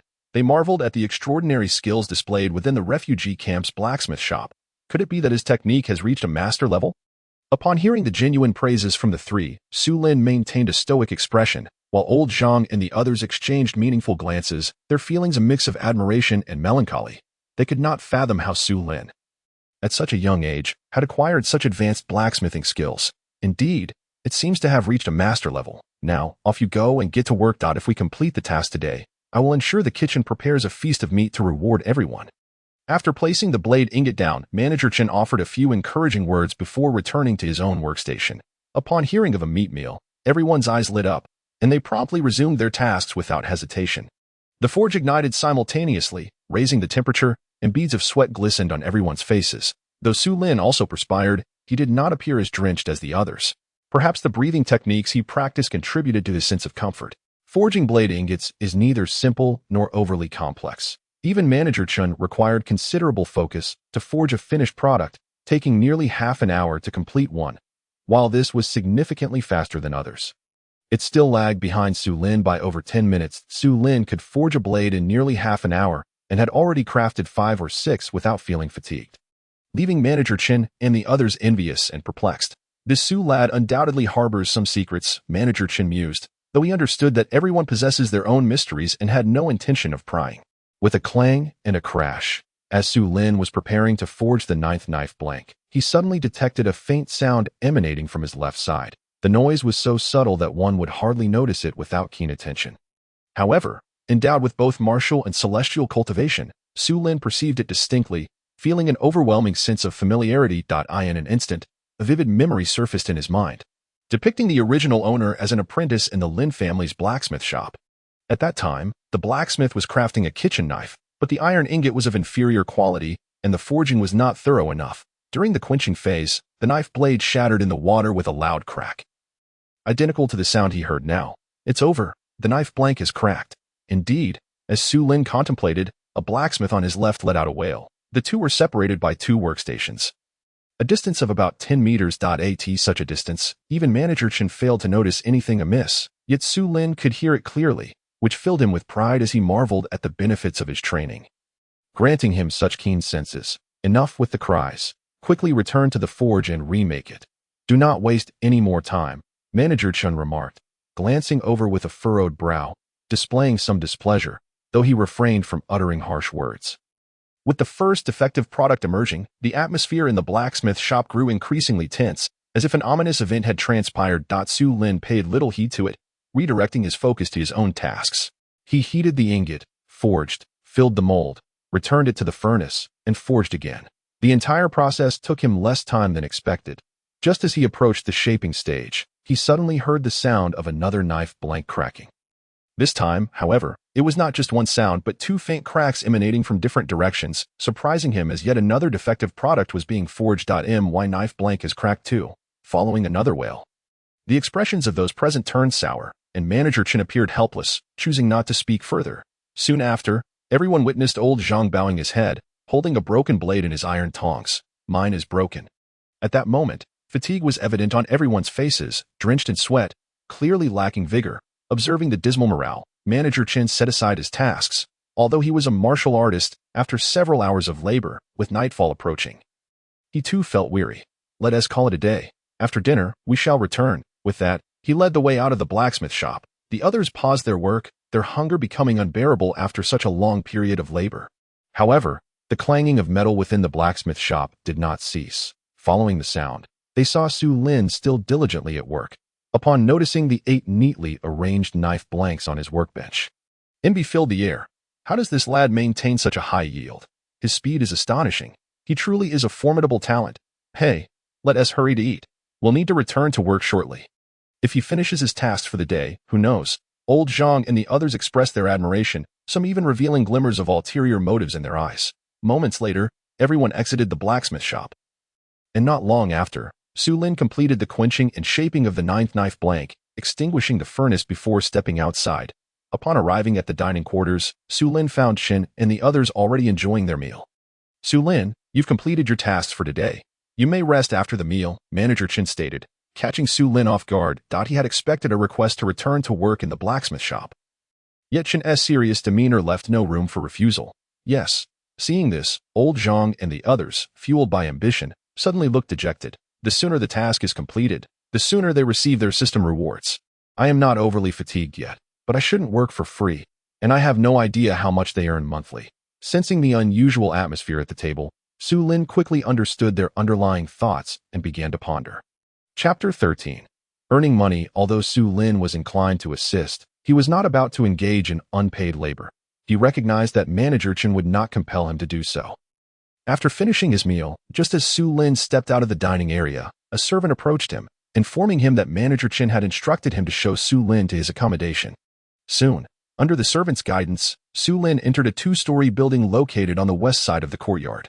Ascending to the second floor, he opened a door to a room. The furnishings were simple but clean and tidy. Equipped with all necessary living items, and neatly folded clothes were placed on the bed. According to the servant, these arrangements were made by Manager Chen, as he was now a senior blacksmith with his own quarters. No longer required to share a room with others, this revelation filled Su Lin with delight. After dismissing the servant and closing the door, he picked up the clothes on the bed, an outfit made of ordinary linen. Suitable for blacksmithing. In contrast, his own attire, though similarly a set of work clothes, was already filthy and tattered, exuding a strong odor. With the fresh clothing in hand, Su Lin descended the stairs and stood by the water tank in the courtyard. Shedding his soiled garments, he filled a bucket and scrubbed away the grime, donning the clean clothing, which brought him a refreshing sense of comfort. The old clothes, now far beyond wear, were not discarded, carrying remnants of the original owner's thoughts and habits. Su Lin understood that fabric was a precious commodity in this world. In ordinary households, even old clothing and bedding would be repurposed rather than thrown away, regardless of stains, as they would be washed and reused. This ingrained frugality resonated deeply within Su Lin, who, having just arrived in this world with nothing to his name, understood the hardships of life and felt reluctant to dispose of his old garments. After washing 2 buckets of water, he cleaned the old clothes thoroughly and hung them on a nearby drying rack. Just as he prepared to return indoors for a rest, he suddenly sensed footsteps approaching from behind. Turning around, he saw old Zhang and old Wang running toward him. Master Zhang, Master Wang, what brings you two here? As they approached, both revealed broad smiles, displaying their yellowed teeth. Su Xiaoga, are you heading back to rest? Old Zhang spoke first, seemingly aware of the answer yet feigning ignorance. Noticing the fatigue etched on their faces, Su Lin understood their true intentions. The blacksmith shop was not far from the washing area, and given the shop's half-open nature, it was easy for them to spot him. Recognizing their tactfulness, Su Lin chose not to make things difficult for them. Speak. What is it that you need? Upon hearing Su Lin's invitation, the two immediately dropped any pretense. Old Zhang began, Su Xiaoga, my brother and I are of advanced age. Finding it challenging to manage these tasks, we kindly ask for your assistance. With that, he clasped his hands in a respectful gesture. While old Wang mirrored the action, his eyes pleading to "Oh, that's the case. It's no trouble at all. However, as I have just arrived and possess no funds," Su Lin raised his hand and rubbed his fingers together, attempting to convey his point subtly, though his straightforward nature made it difficult for him to beat around the bush. Understanding his implication, old Zhang quickly responded, typically, for crafting tools, the blacksmith shop pays by the piece. This time, the pay is a bit higher. If you could help, we can offer you 31 per piece. Yes, usually for farming tools, it's only 21 each. We sincerely request your assistance this time. Su Xiaoga, following old Zhang's statement, old Wang chimed in, echoing his sentiment. Oh, is it really only 21 for a farming tool? That seems rather low. Su Lin expressed his surprise, recalling from the original owner's memory that the pay for crafting a shovel at the Lin family blacksmith shop was at least 51. That's still quite asum. In these times, having enough to eat is fortunate, especially in our refugee camp. 21 is considerable compared to other jobs. Old Zhang sighed deeply, his tone filled with resignation. He was well aware that 21 per piece was insufficient, yet he felt powerless, knowing that if they did not work, they would starve outside. Very well, 31 it is. Do you wish for me to forge a few hundred refined knives? Noticing their sincerity, Su Lin readily agreed that I still have 3 more. With that, old Zhang retrieved a bulging money pouch from his waist, which was merely a worn sack stitched from coarse cloth that he rummaged through it, painfully counting out 90 copper coins and handing them to Su Lin. Old Wang followed suit, presenting 60 copper coins, demonstrating that, despite their efforts, Old Wang's craftsmanship surpassed Old Zhang's significantly, managing to produce 7 finished knife blanks. All right, you two hurry and wash up before resting. I will handle the rest and ensure it's completed before midnight. Holding 150 Wen, Su Lin exchanged pleasantries with the two and then moved to the drying rack. Tearing a piece of cloth from the old garments to wrap the coins, disregarding how damp it might be, and tucked it into his clothing. Upon entering the blacksmith shop, Su Lin noticed that Old Zhang and Old Wang were nowhere to be seen. Yet Manager Chen exhibited no surprise, as if he had anticipated this turn of events. After greeting everyone, Su Lin approached his forge with an air of nonchalance, kindling the fire to commence his work. Master Zhang and Master Wang are aging. Allow me to assist them. Su Lin contemplated for a moment before explaining the situation to Manager Chen. Upon hearing his words, Manager Chen did not utter a response. Yet his expression displayed a palpable satisfaction with Su Lin's demeanor. Although he discerned the underlying motives, as the overseer of the blacksmith shop, he expected to be informed whenever subordinates swapped shifts. The 3 newly arrived blacksmiths, having endured prolonged hardships in the refugee camp, had yet to regain their strength and were now too weary to stand upright. Upon hearing Su Lin's remarks, a glimmer of hope flickered in their eyes as they collectively turned their gazes towards him. Aware of their attention, Su Lin chose to remain focused on forging the steel ingots. Manager Chen, the 3 of us truly find ourselves lacking in strength after enduring hunger in the refugee camp for so long. Although we have eaten well since our arrival here, it remains impossible to fully restore our vigor in such a short time. The eldest among the 3, after exchanging glances with the others, began to voice their plight to Manager Chen. However, before the old man could finish, he was sharply interrupted by Manager Chen's stern voice. I have already stated that if the work is not completed today, none of you shall leave before midnight. Following his declaration, Manager Chen turned to Su Lin with a faint smile. Accompanied by a suggestive glance, Su Lin grasped the implication behind Manager Chen's expression and understood the intentions of the 3 men. Feeling grateful for Manager Chen's concern, he nonetheless believed it unnecessary. With his current capabilities, even if he took on all the tasks meant for the 3 of them, he would still be able to finish before midnight. After a moment of contemplation, Su Lin made his decision. Who would willingly forego monetary gain, especially after experiencing the hardships of the refugee camp for 7 days? He had grown somewhat fearful of being destitute. Manager Chen, I see that they are utterly exhausted. Why not let me take on their workload? Of course, I will not do so for free. Su Lin, accustomed to being straightforward, spoke without any circumlocution, surprised by his words. Manager Chen stared at him for a while before finally responding. Just don't overexert yourself, young lad. The 2 old fellows, along with the 3 of them, have a total of 20 forged blades. Can you manage that? Of course, Su Lin replied with a relaxed smile. Hearing this, the 3 blacksmiths' faces lit up with joy, thinking that they would finally be spared from further torment. All right, Old Zhang and the others should have given you the payment. I will settle the remaining amount for the 3 of them first thing tomorrow morning. Thank you, Manager Chen. Su Lin expressed his gratitude, pleasantly surprised. He understood that the newly arrived men were likely penniless. He had initially thought he would need them to write an IOU, but the payment was provided directly. Thank you, Brother Su. If you ever need our assistance in the future, do not hesitate to ask. The 3 men also expressed their thanks before bidding farewell to Manager Chen and leaving the smithy. Having taken on such a workload, Su Lin did not dare to waste any time and devoted himself entirely to the forging process. Before long, Manager Chen and the other 2 middle-aged blacksmiths had each completed 9 finished knife blades, leaving Su Lin alone in the smithy. As night fell, Su Lin glanced at the sky, stretched, and noticed that the finished blade table was already piled high with knife blades. He had completed 20 finished knife blades in less than the allotted time, which left him thoroughly exhausted. Just as he was about to wash up and retire for the night, a sudden dull thud echoed from outside, followed by a series of rustling sounds. The noise was faint. Had it not been for the prior thud, he might not have noticed it at all.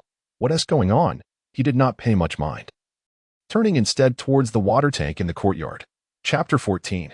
Gaining external skills. Killing formation fist. At night, Su Lin lay comfortably on a clean bed, experiencing his first peaceful slumber since arriving in this world. He had dreams that intertwined his past and present, becoming so distorted that he found it difficult to discern who he truly was, whether he was the reclusive Su Lin from Blue Star or the young blacksmith Su Lin from the Dacian dynasty. Or perhaps he was both. As dawn broke, Su Lin awakened from his dreams. The previous day's busyness had not left him fatigued. He felt completely revitalized. After stretching, he dressed and descended to wash up. signing in along the way. He received 10 years' worth of power and a random white trait, eidetic memory, the ability to remember everything at a glance. This thrilled him. On his way to the dining hall, everyone he encountered greeted him warmly, which pleased Su Lin immensely.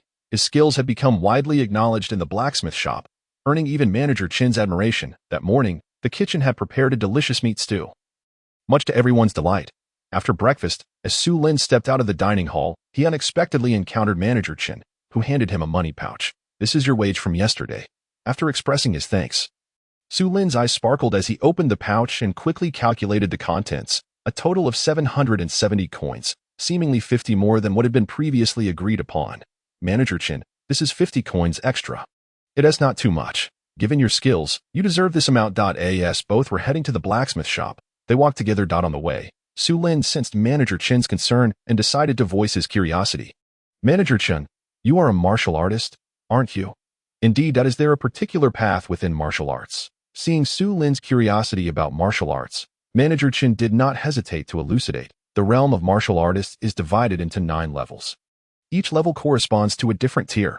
Once one's strength reaches 500 pounds, one qualifies as a first-level martial artist. In simpler terms, the elevation of a martial artist realm is contingent upon their strength. After the first level, every increase of 100 pounds in strength leads to an advancement in the martial arts realm. A master at the 9th level can achieve a maximum strength of 300 pounds. Do not underestimate the significance of a mere 100 pounds. Without internal cultivation, it is extraordinarily challenging for an ordinary martial artist to gain even 1 or 2 pounds after reaching their peak strength. Su Lin was taken aback upon hearing this. He had assumed his martial arts realm was the pinnacle, the 10th level, but Manager Chen's explanation clarified that the highest realm was actually the 9th. "But is there a possibility for another level?" Su Lin pondered, looking towards Manager Chen. "Manager Chen, is the highest realm truly the 9th level?" Before Su Lin could finish his question, Manager Chen interjected. "There is indeed such a possibility. However, it is merely a legend. It is said that individuals born with extraordinary strength can reach the 10th level of martial arts, but such individuals are exceedingly rare. In my many years of life, I have yet to meet one. And what comes after the martial artist realm? The realm following that is the innate stage. With your potential, you have the makings of a martial artist. It is a pity, however, that you are somewhat older now. Starting foundational training at this age may hinder your future achievements." Manager Chen believed Su Lin's inquiries about martial arts stemmed from a desire to pursue it himself.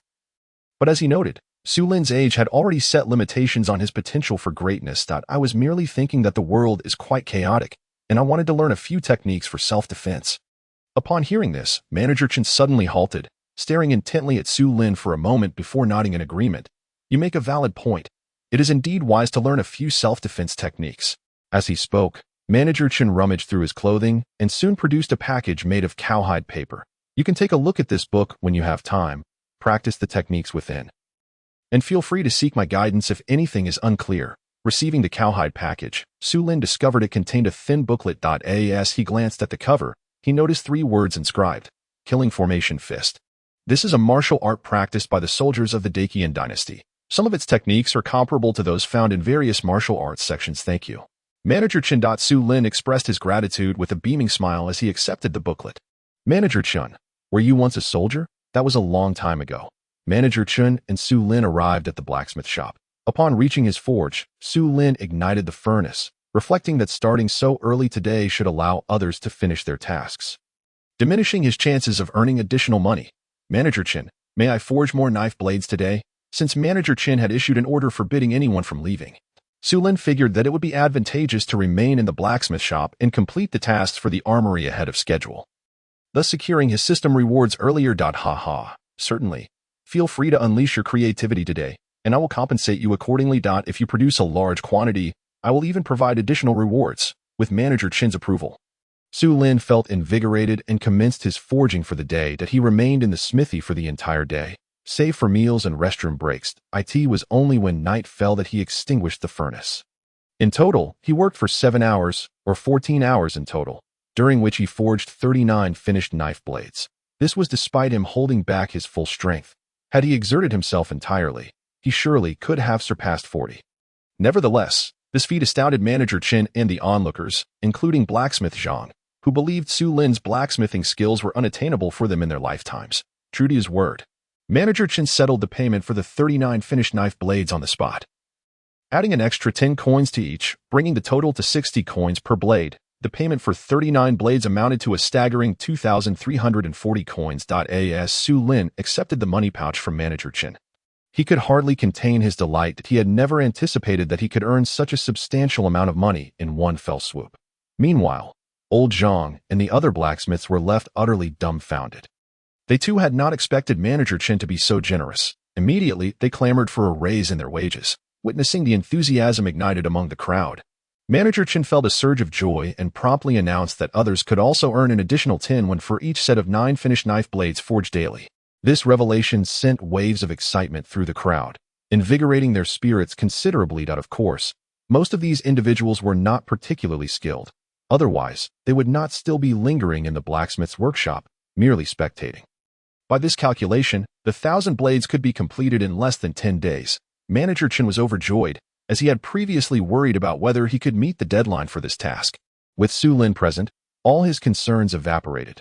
"Come, Su lad, follow me." As the crowd exited the blacksmith's workshop, Manager Chen disregarded the others and took Su Lin to wash his face before heading straight to the dining hall.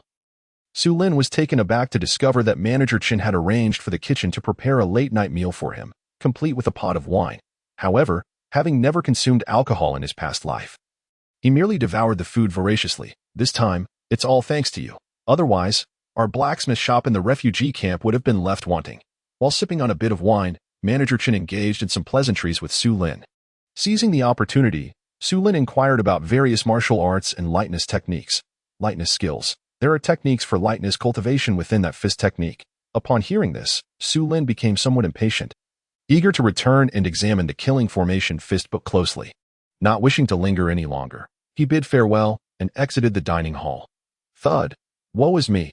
Upon reaching the courtyard, Su Lin intended to cleanse himself first. Just as he approached the water vat, he suddenly heard a familiar muffled sound from outside. The reason it felt familiar was that he had heard the same sound at this time the previous night. Following that, rustling noises emerged. But this time, Su Lin's ears perked up, and his brow furrowed slightly. It seemed as though there were voices mixed in. What was going on? Although he noted the unusual commotion outside, Su Lin merely felt puzzled and had no intention of meddling.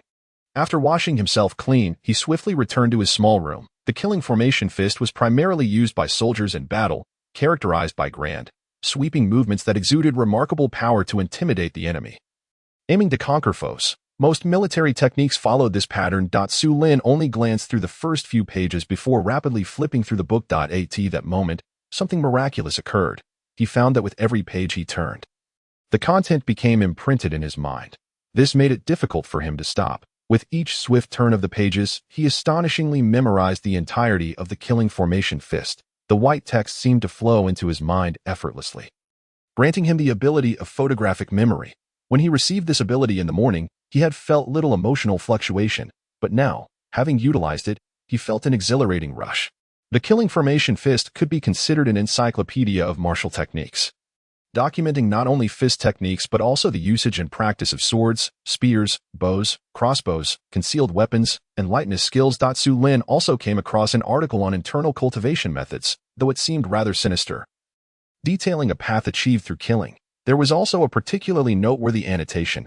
Ordinary individuals should exercise caution when practicing this method unless they are in the midst of battlefield slaughter. After absorbing the contents of the killing formation fist, Su Lin summoned his character panel. Host. Su Lin Realm. Martial Arts. Martial Artist Level 10. Peak. Immortal Path. Chi Refining Level 1 Power. 20 years Divine Ability. True Sight. Capable of recognizing the essence of all things in the world. Internal Skill. Breathing Techniques. Minor Achievement. External Skill. Killing Formation Fist. Not yet initiated. 100 Battles Sword Technique. Not yet initiated. 100 Battles Spear Technique. Not yet initiated.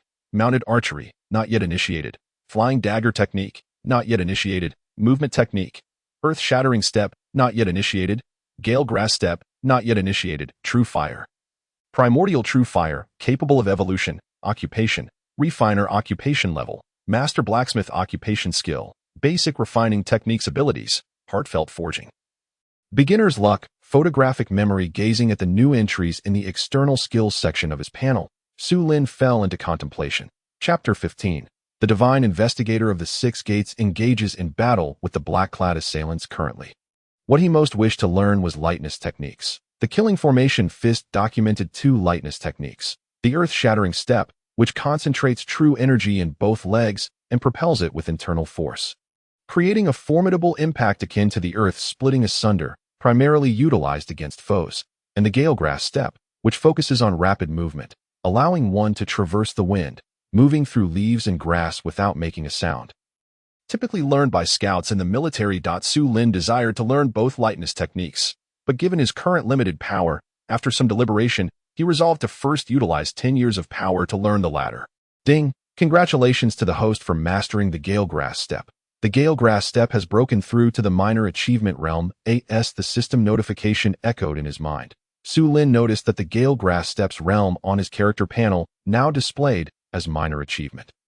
Simultaneously, he gained an exceptionally clear understanding of this lightness technique, as if he had truly practiced it for a decade. With just a thought, he could execute it effortlessly. He suppressed the urge to venture out and experience it during the night and continued to examine the external skills section. Without any hesitation, he immediately allocated the remaining 10 years of power to the killing formation fist technique. Ding! Congratulations to the host. With the system notification, Su Lin felt a significant change within himself. His strength seemed to receive a slight boost, and he gained a deeper understanding of this fist technique. His vital energy stirred restlessly, as if it were markedly more vigorous than before. It even caused his martial aura to leak slightly. He hurriedly circulated his internal energy terrain at in. To his surprise, he had managed to elevate this fist technique to the major achievement level with just 10 years of power. This technique should not be too formidable. This time, by enhancing the killing formation fist with 10 years of power, it had directly advanced to the major achievement realm, leaving Su Lin feeling somewhat disheartened. From the book, he learned that martial techniques are categorized into initiation, minor achievement, major achievement, and perfection. To cultivate a martial technique to a higher realm requires significant effort and demands that the martial artist's innate aptitude, comprehension, and foundation reach extraordinary levels. If any one of these factors falls short, it could take decades, if not centuries, to elevate the cultivation level. The more profound the martial technique, the more challenging it becomes to advance its realm. Realizing this, he could hardly overlook the limitations of the killing formation fist. Chuckling softly, he thought, well, at least I now possess the means for self-defense, which is certainly something to be grateful for. With this thought in mind, Su Lin found himself restless. Glancing out the window, he promptly extinguished the oil lamp and stealthily exited his room. Although it was late at night, the blacksmith shop was still brighter than other areas of the refugee camp. With torches lit all around. At the entrance, 2 guards stood watch, while a small squad of soldiers patrolled the courtyard outside. Su Lin concealed himself in the shadows behind a building, hearing the continuous sounds of snoring from the outside world, indicating that many refugees had already succumbed to slumber. In early spring, the temperature outside remained low, and it was a sort of blessing that these refugees could sleep so peacefully. Su Lin had personally experienced that feeling. Enduring hunger and cold, finding sleep to be the only respite. After carefully listening to the surrounding situation and understanding it fully, he did not linger any longer. He swiftly executed the lightness technique and leaped over the courtyard wall. How exhilarating it is to master lightness techniques. This is absolutely thrilling, utterly delightful. The first time he utilized lightness techniques filled Su Lin with immense excitement, akin to the exhilaration of driving on the highway for the first time in his past life. Whoosh! Just as he stealthily approached the base of the refugee camp's wall, intending to exit, he suddenly heard a faint sound from outside the wall, peering through the gaps between the wooden stakes of the wall. Su Lin's eyes narrowed, and he vaguely spotted a fleeting shadow in the darkness not far away. This piqued his curiosity. The shadow was clearly a martial artist employing lightness techniques, and judging by their movements, they appeared quite adept, definitely a skilled practitioner. Had he not been sharp of hearing and sight, he would not have detected their presence. After leaping over the wall, driven by curiosity, Su Lin could not resist pursuing the direction in which the shadow had vanished. Now, with the galegrass step at minor achievement, his speed had undergone a qualitative leap, far surpassing his previous running speed. In the pitch-black night, with the moon obscured by thick clouds, especially in the wilderness, the darkness was even more profound. However, with Su Lin's heightened perception and the martial skill he possessed, he was not concerned about encountering any unforeseen circumstances. In less than the time it takes to drink a cup of tea, he had tracked the shadow's trail and stealthily followed behind. The individual appeared somewhat urgent, suggesting they were not merely traveling. Could they be in pursuit of someone? Along the way, Su Lin, observing the person's movements and changing routes, began to ponder and discern certain clues. Sure enough, Su Lin had only followed the person for a short while when he noticed several auras emerging in the dark ahead. Peering closely, he saw numerous figures clad in black emerging under the night sky. These individuals were swiftly advancing into the distance, also employing some form of lightness technique, moving with remarkable speed. They were all martial artists. Upon reaching this point, Su Lin slowed his pace, and as he passed through the area where the black-clad figures had traversed, he caught a whiff of a faint scent of blood. Those individuals were definitely not benign. It would be best to stop following them here. With this thought, Su Lin decided against proceeding further. He understood the principle of not getting involved in others' affairs, and he had no desire to entangle himself in matters that could prove disadvantageous to him. Stop, you ruffians, halt at once. Before long, Su Lin heard a delicate cry emanating from the distant front. A sound surprisingly belonging to a woman, which left him utterly astonished. The person I was following earlier was a woman. With this thought, curiosity began to stir within him. After a moment of contemplation, he resolved to stealthily approach and ascertain the situation. In a short while, Su Lin's figure disappeared into a thicket of trees, where he saw not far ahead a scene filled with flashing blades and glinting swords. A woman clad in black brocade, wielding a long sword, was fiercely engaged in combat with a dozen masked assailants dressed in dark attire. Indeed, it was a woman. Could she be a constable from the Six Gates? To think she belongs to the Six Gates. But who are these masked individuals? Although Su Lin could not clearly see the woman's face from his concealed position, her attire unmistakably revealed her affiliation with the renowned Six Gates of the Great Qin dynasty, a place said to be filled with masters not to be trifled with by ordinary folk. Unfortunately, Su Lin found little information regarding the specifics within the original owner's memories, as the original owner was merely a common citizen, and such armed officers were not ones he could easily approach. Thus, he lacked any useful information. Truly a master, it seems the female constable is on the verge of victory. These masked men are no match for her. With his profound understanding of martial arts, Su Lin discerned the shifting tides of battle on the battlefield. He observed the woman's graceful movements and fierce swordsmanship. It was evident that the masked assailants could hardly withstand her prowess. It was merely a matter of time before the outcome was decided. However, just as he believed the female constable was about to force the masked men into retreat, the situation on the battlefield subtly shifted. Initially, the female constable darted agilely among the masked assailants, her movements as nimble as a rabbit, each strike aimed at their vital points. Yet, her attacks were consistently thwarted, leaving the assailants only slightly injured. Yet, the more Su Lin watched, the more he sensed something amiss. He noticed the masked men had formed a more cohesive formation, no longer as disorganized as before. Each of their strikes grew increasingly fierce, as if they had completely grasped the constable's attack patterns. These masked men are rather formidable. A mere trio or quintet would not stand a chance against her. Yet now, with so many surrounding her, the woman is in grave danger. Su Lin's thoughts raced as he observed the female constable, who had just deflected 3 blades aimed at her with a single deft movement, retreating momentarily to catch her breath. Once she regained her footing, the dozen or so masked men had re-established their offensive stance. Among them, the tallest and most robust individual broke into a loud laugh. Ha! Truly worthy of the female constable of the Six Gates. Zhan Hongling, today, you have met your misfortune. Hearing the masked man's words, Su Lin fell into contemplation, as he vaguely recalled a certain impression of this female constable, though he had never known her name before. So she is that renowned female constable, Zhan Hongling. What a lovely name. As he was lost in thought, the masked leader raised his arm and bellowed, causing the masked men to charge at Zhan Hongling once more. Capture her alive. Tonight, let us savor the flavor of this female constable. The leader stood aside, not joining the fray, yet even without one opponent, Zhan Hongling realized she was no longer a match for the remaining dozen. An unsettling feeling crept into her heart. Su Lin felt similarly uneasy. No matter how fiercely Zhan Hongling fought, she struggled to break through their encirclement. With each swing of her sword, she was met with blades aimed at her unguarded spots, effectively restricting her movements. You vile rascals dare to speak so insolently. Once I capture you and bring you to justice, you shall learn the might of the iron prison of the Six Gates. Zhan Hongling retorted fiercely, her anger flaring at the leader's taunts as she continued her assault. Yet Su Lin knew this was merely bravado on the opponent's part. If this continued, she would undoubtedly face defeat, ultimately falling prey to her captors. Foolish girl, run. If they capture you, what fate awaits you? Su Lin felt a surge of urgency. It was not out of a sense of righteousness, but rather a deep-seated respect for women that he wished to avert such a tragic outcome. A glimmer of worry crossed Su Lin's eyes as he surveyed the battlefield, mentally calculating his next steps. Chapter 16. To save a life, a grateful heart. Su Lin fixated on the unfolding battle. And soon enough, a dull thud echoed through the air as Zhan Hongling was struck on the shoulder by a blade, letting out a muffled grunt.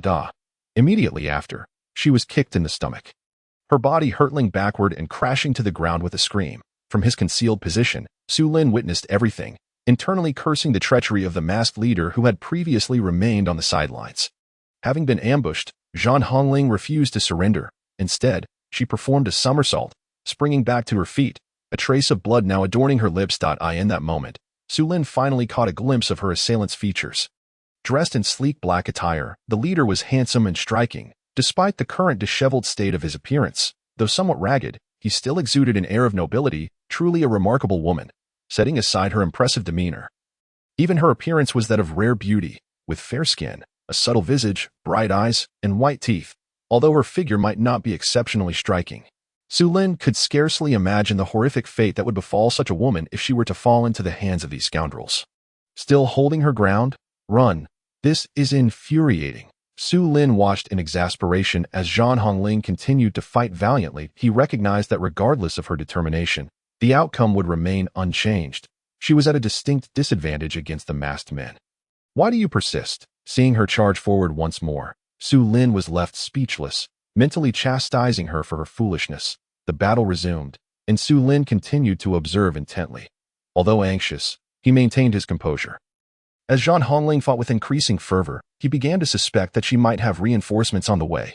Indeed, this female constable must have allies. They should arrive shortly. With this realization, Su Lin's anxious heart settled, and he leisurely resumed watching the martial contest. Yes, he had now shifted his perspective to that of an observer, keen on refining his own martial skills through the spectacle of the fight. This clash was truly exhilarating for Su Lin to behold. Both sides darted and weaved, their swords dancing like a forest of blades, the knives striking like thunder, their martial arts swift and unpredictable, trading blows back and forth. Before long, Zhan Hongling had sustained several injuries, while the masked assailants also bore wounds, with two of them lying lifeless on the ground. Calculating the time, reinforcements should have arrived by now. Why the delay? Observing Zhan Hongling, who was panting and appearing somewhat exhausted, Su Lin sensed something was amiss. In his mind, Zhan Hongling was exerting herself solely to delay the masked men, awaiting the arrival of her allies to encircle and capture them all. However, the absence of any sign of reinforcements rendered his thoughts perplexing. Could it be that this foolish girl came alone, without any backup? Su Lin strained his ears to listen, discovering that not a single soul was in sight within several dozen paces of his location. Alarm bells rang in his heart. Zhan Hongling, today this will be your final resting place. As he spoke, the masked leader charged toward Zhan Hongling. Zhan Hongling displayed no hint of fear, adjusting her breathing slightly before raising her sword to meet the attack. Wait, how could that masked leader dare to approach her alone? Su Lin, a clear-eyed observer, noted that while the leader was indeed significantly stronger than the others, he lacked the capability to confront Zhan Hongling single-handedly. Yet now, he dared to initiate a solo confrontation. Such audacity was truly reckless, but given that this was a life-and-death struggle, it was improbable that the opponent would act so foolishly. Thus, only one possibility remained. The masked leader must have some underhanded scheme in mind. With this thought, Su Lin disregarded his concealment, shouting, "Be careful!" Swish! Indeed, just as Zhan Hongling lunged toward the masked leader, he suddenly halted, raising his hand to unleash a cloud of white powder. Zhan Hongling, swift as a flash, found herself unable to stop in time, enveloped in the white dust that obscured her vision. Who goes there? The masked leader swiftly retreated to his comrades, casting a glance in Su Lin's direction, demanding an answer. At that moment, Zhan Hongling, her body growing weak, collapsed to the ground. You despicable cowards! All the masked men focused intently on Su Lin's hiding place among the trees, neglecting the now defenseless Zhan Hongling. However, Su Lin had already activated his skills, stealthily emerging from the foliage, inching closer to Zhan Hongling's position. Something's off. She's not there. The masked leader seemed to sense something amiss, letting out a thunderous roar as he turned to look in Zhan Hongling's direction. Feeling the leader's movements, the other masked men followed suit, but the next moment, all were left in stunned silence. Where Zhan Hongling had lain, there was now no trace of her. Where is she? Where is she? You bunch of useless fools. Faced with such a situation, the leader of the black-clad men erupted in fury, bellowing at his subordinates, and in a fit of rage, he struck the nearest individual with a resounding slap. The black-clad man who was hit fell to the ground, not daring to make a move, merely bowing his head in frustration. Who is it? Who could it possibly be? Do not let me discover your identity. Otherwise, I shall dismember you piece by piece. Why are you all standing there? Quickly, search for him. That man must not have fled far with that woman. At the leader's command, all the black-clad men sprang into action. Wait, you stay here to keep watch over this batch of fools. There must be no slip-ups. The man who had fallen to the ground had just risen when the leader called out to him. They did not arrive empty-handed. Not far away, several bulging sacks lay on the ground, containing what they referred to as fools. Su Lin sprinted with Zhan Hongling in his arms, his movements swift like the force of a gale. His face etched with anxiety. After all, this was his first time engaging in such audacious acts, stealing someone right under the noses of others, a wildly exhilarating endeavor. Glancing down at Zhan Hongling in his embrace. Her face was weary, her gaze increasingly unfocused, yet she mustered her strength, defiantly lifting her head, her eyes locked onto the man carrying her, as if she wished to imprint his visage into her memory.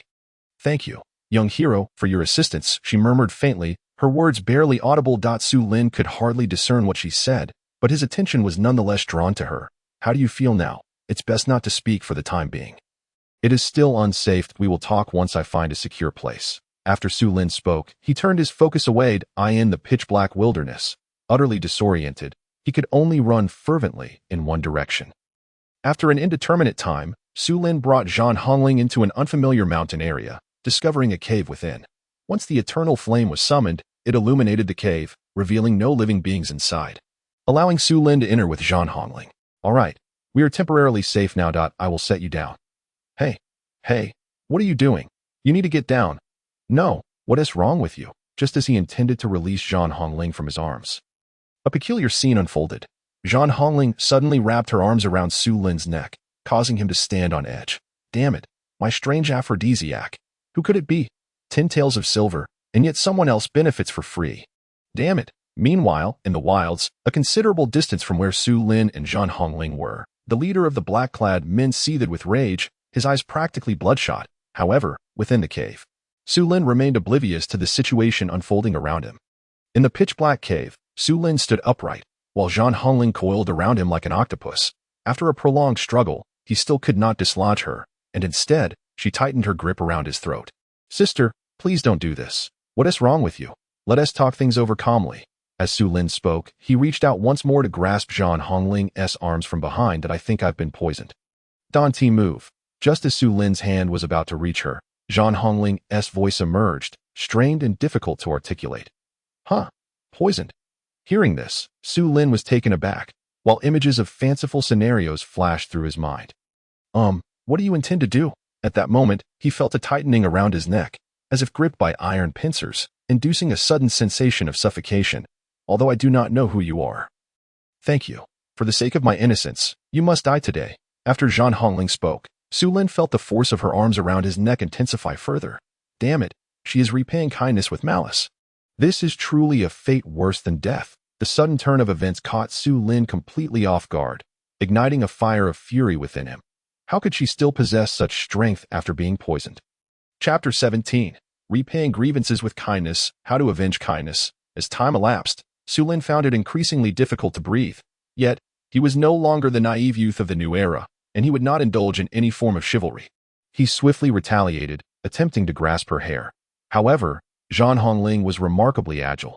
Evading his grasp with a slight tilt of her head, Su Lin tried again, but after several attempts, he could not manage to seize her head. Reluctantly, he resorted to gripping the arms that constricted his neck. Now a martial artist of the 10th level, his strength had long surpassed 1,300 pounds, though the exact limit remained unknown to him. Yet it was certainly far beyond that amount. When his hands clamped down, Zhan Hongling emitted a piercing cry. To Su Lin's astonishment, instead of loosening her grip, she tightened it even further, causing him to roll his eyes in desperation. Su Lin attempted to cough, but could not produce a sound, leaving him in utter discomfort. Without a second thought, he propelled his body forcefully backward. Bang! A resounding crash echoed as Zhan Hongling collided against the cave wall. Let go! Release me, you insane woman!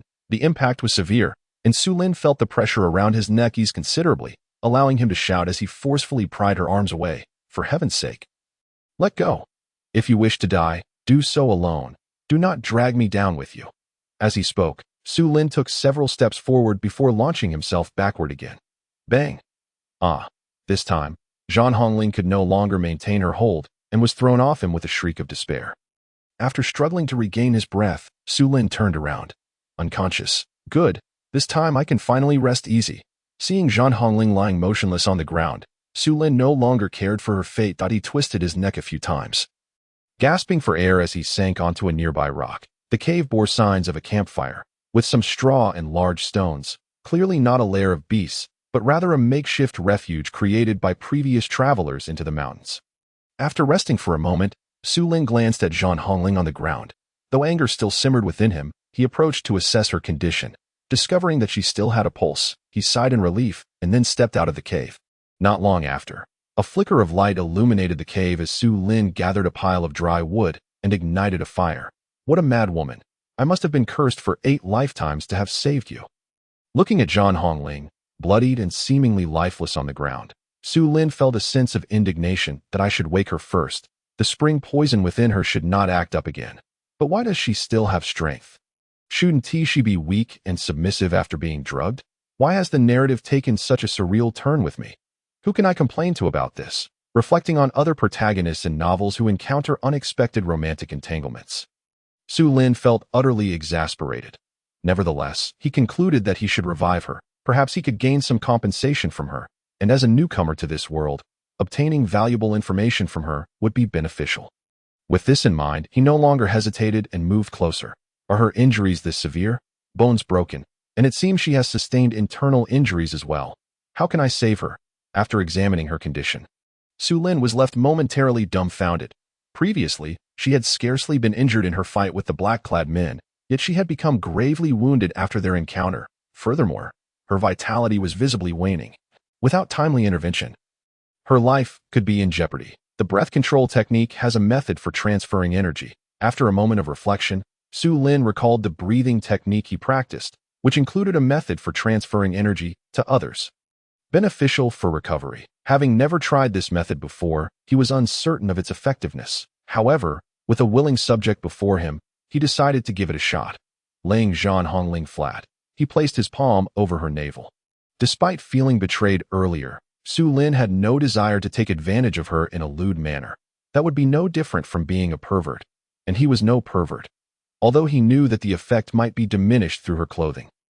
He had no intention of stripping her. He understood that women in this world were exceedingly conservative and would not dare to tarnish her integrity. As his inner spiritual energy flowed forth, wisps of vitality were transmitted from his palm into Zhan Hongling's body. Simultaneously, his eyes gradually closed. In the next moment, Su Lin felt the inner workings of Zhan Hongling's body. Inner vision was a capability mastered by practitioners who had embarked on the path of immortality, allowing him to discern her current condition more clearly. This madwoman, with such severe injuries. Let us see if you dare to repay kindness with malice again. Su Lin let out a cold snort from the depths of his heart. Swiftly casting aside all distractions, and focused intently on treating the injuries to the internal organs. After approximately 10 minutes, he opened his eyes, revealing a gaze filled with icy intensity. He fixated on the pale, bloodied face of Zhan Hongling for a moment before coldly stating, "Since you are awake, there is no need to feign unconsciousness." Perhaps provoked by his words, Zhan Hongling, who had been lying on the ground in a faint, suddenly trembled and reluctantly opened her eyes. At that moment, the atmosphere grew exceedingly awkward. Zhan Hongling's eyes were filled with remorse, and she dared not meet Su Lin's gaze, combined with the bloodstains on her face. Her appearance seemed comically absurd, akin to a child caught stealing a roommate's dragon fruit. Nonetheless, Su Lin, being the directly involved party, found no amusement in her predicament. After all, she had attempted to take his life. The fact that he had not immediately resorted to violence was a testament to his kindness. "Don't you have anything to say to me?" The silence lingered for a full 2 minutes. Observing her continued inaction, Su Lin suppressed his rising anger and coldly questioned her. Thank you. Just moments ago, you nearly strangled me, and you dare to express gratitude?" Su Lin was irked by her response, raising his voice as he shouted. Zhan Hongling flinched at his outburst and quickly replied, "I'm sorry, it was all my fault." Upon hearing this, Su Lin felt a slight easing of his heart. Without further ado, he inquired, "Why did you still have strength just now?" It was a secret technique from the 6 doors, specifically for women. After a moment of hesitation, Zhan Hongling revealed the answer. So, it was a secret technique. What a peculiar one. No wonder. Su Lin inwardly cursed, realizing that it had disrupted his plans. As a normal man, he could hardly deny his anticipation for such an event, although he was not particularly proactive in romantic pursuits. He certainly would not have minded if she had taken the initiative. Only, he had not expected her to take it too far. If I am not mistaken, this secret technique is intended for your own use. Correct. Su Lin set aside any impure thoughts and coldly articulated his words. At this, Zhan Hongling fell silent once more, before timidly responding after a while. I'm afraid you would tarnish my purity. Su Lin immediately grasped the implication of her words. Infuriated to the point of nearly losing consciousness, he sprang to his feet, shouting in outrage. What? Am I that kind of person? How hungry do you think I am? Realizing that she wished to preserve her innocence even in death. Su Lin was astounded by her perception of him, which only fueled his anger. Faced with Su Lin's fierce glare, Zhan Hongling's face was stained with blood, rendering any change in her expression indiscernible as she lowered her head. Looking utterly aggrieved. All right, just tell me how we should handle this matter that you've gotten yourself into trouble, and I shall inform you. If you do not provide me with a satisfactory answer, this matter will not end here. Seeing her demeanor, Su Lin decided against pressing too hard and adopted a fierce expression to intimidate her. How about I compensate you with silver? After a brief pause, Zhan Hongling finally lifted her head and tentatively asked, Is that acceptable? Absolutely not. I cannot merely accept silver. Chapter 18.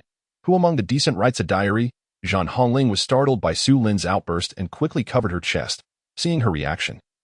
3 lines of black appeared on Su Lin's forehead. It was evident that she had misunderstood his intent. Calm down. Look at yourself. What man would be foolish enough to harbor thoughts about you in your current state? At Su Lin's remark, Zhan Hongling froze for a moment, then fumbled at her waist, producing a small bronze mirror. Upon seeing her reflection, a wave of shame washed over her, and her eyes immediately reddened, revealing a hint of resentment as she shot Su Lin a fierce glare. This little girl dared to give him attitude, but Su Lin was unfazed, responding coldly, How much silver can you offer me? Hesitating for a moment, Zhan Hongling finally replied, I can give you all the silver I have. How much do you possess? With silver notes included, it amounts to approximately 12 taels, along with some copper coins. In the Daqian dynasty, 1 tael of silver could be exchanged for 1,000 won, which meant 12 taels equated to 12,000 copper coins, a considerable sum for an ordinary citizen. However, Su Lin felt it was far from sufficient compensation for his grievances. He immediately adopted a stern expression. Is that all? Zhan Hongling's face flushed slightly, though her current state obscured any discernible change in her expression. She understood that her offering might not satisfy him, yet it was all she could muster at the moment. Noticing her indecision, Su Lin chose not to press further, stating, Fine, let's settle on this amount for now. Additionally, do you possess anything of value? Bring it forth as well. I don't have anything else. Doubtful of her claim, Su Lin revealed a knowing smile. Are you truly devoid of anything? Techniques or martial skills would suffice. As he spoke, his gaze inadvertently drifted towards the slight swell of Zhan Hongling's chest. That is not any technique or martial skill. It is merely my diary. Zhan Hongling hurriedly clutched her chest again. Responding in a flustered manner, Su Lin's expression shifted to one of mild disappointment upon hearing this. It's merely a diary. Who among the decent writes a diary? I do not believe you. Show it to me. Su Lin was not easily convinced, extending his hand, demanding she produce her so-called diary. Faced with his assertive demeanor, Zhan Hongling hesitated momentarily, yet did not dare to delay. Reluctantly, she retrieved a small notebook from her bosom. Without regard for her reluctance, Su Lin swiftly snatched it from her hands. Inside the notebook was a carbon pen, and as he casually flipped through a couple of pages, his expression morphed into one of incredulity. He promptly closed the notebook and returned it to her. Su Lin's movements were rapid. From snatching the diary to flipping through it and closing it again, he completed the entire act in less than 5 breaths. How could you steal a glance at someone's diary? Zhan Hongling, being a practitioner of martial arts, had keen senses. Upon receiving the diary back, she immediately discerned the change in Su Lin's demeanor. Her face flushed with embarrassment and fury. Do not misunderstand. I did not see anything. You saw for yourself that I merely flipped through it and returned it to you. In such a short time, what could I possibly have seen? Su Lin maintained his composure, though internally he was in a frenzy over the diary's contents. He had not anticipated that a simple glance would engrave the entirety of its content in his memory. It was his first encounter with a girl's diary, and he could not help but exclaim inwardly, wondering how the content could be so provocative. He finally grasped the essence of the phrase. Who among the decent writes a diary? I have a few questions for you.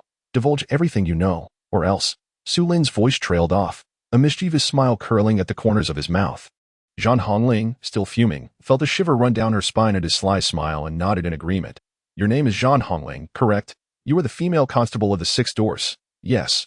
Zhan Hongling shot Su Lin an eye roll, thinking to herself that this was common knowledge throughout the Deqian dynasty, rendering the question unnecessary. Little did she know Su Lin was genuinely unaware. What was the identity of that group from earlier? I have yet to uncover their true identity.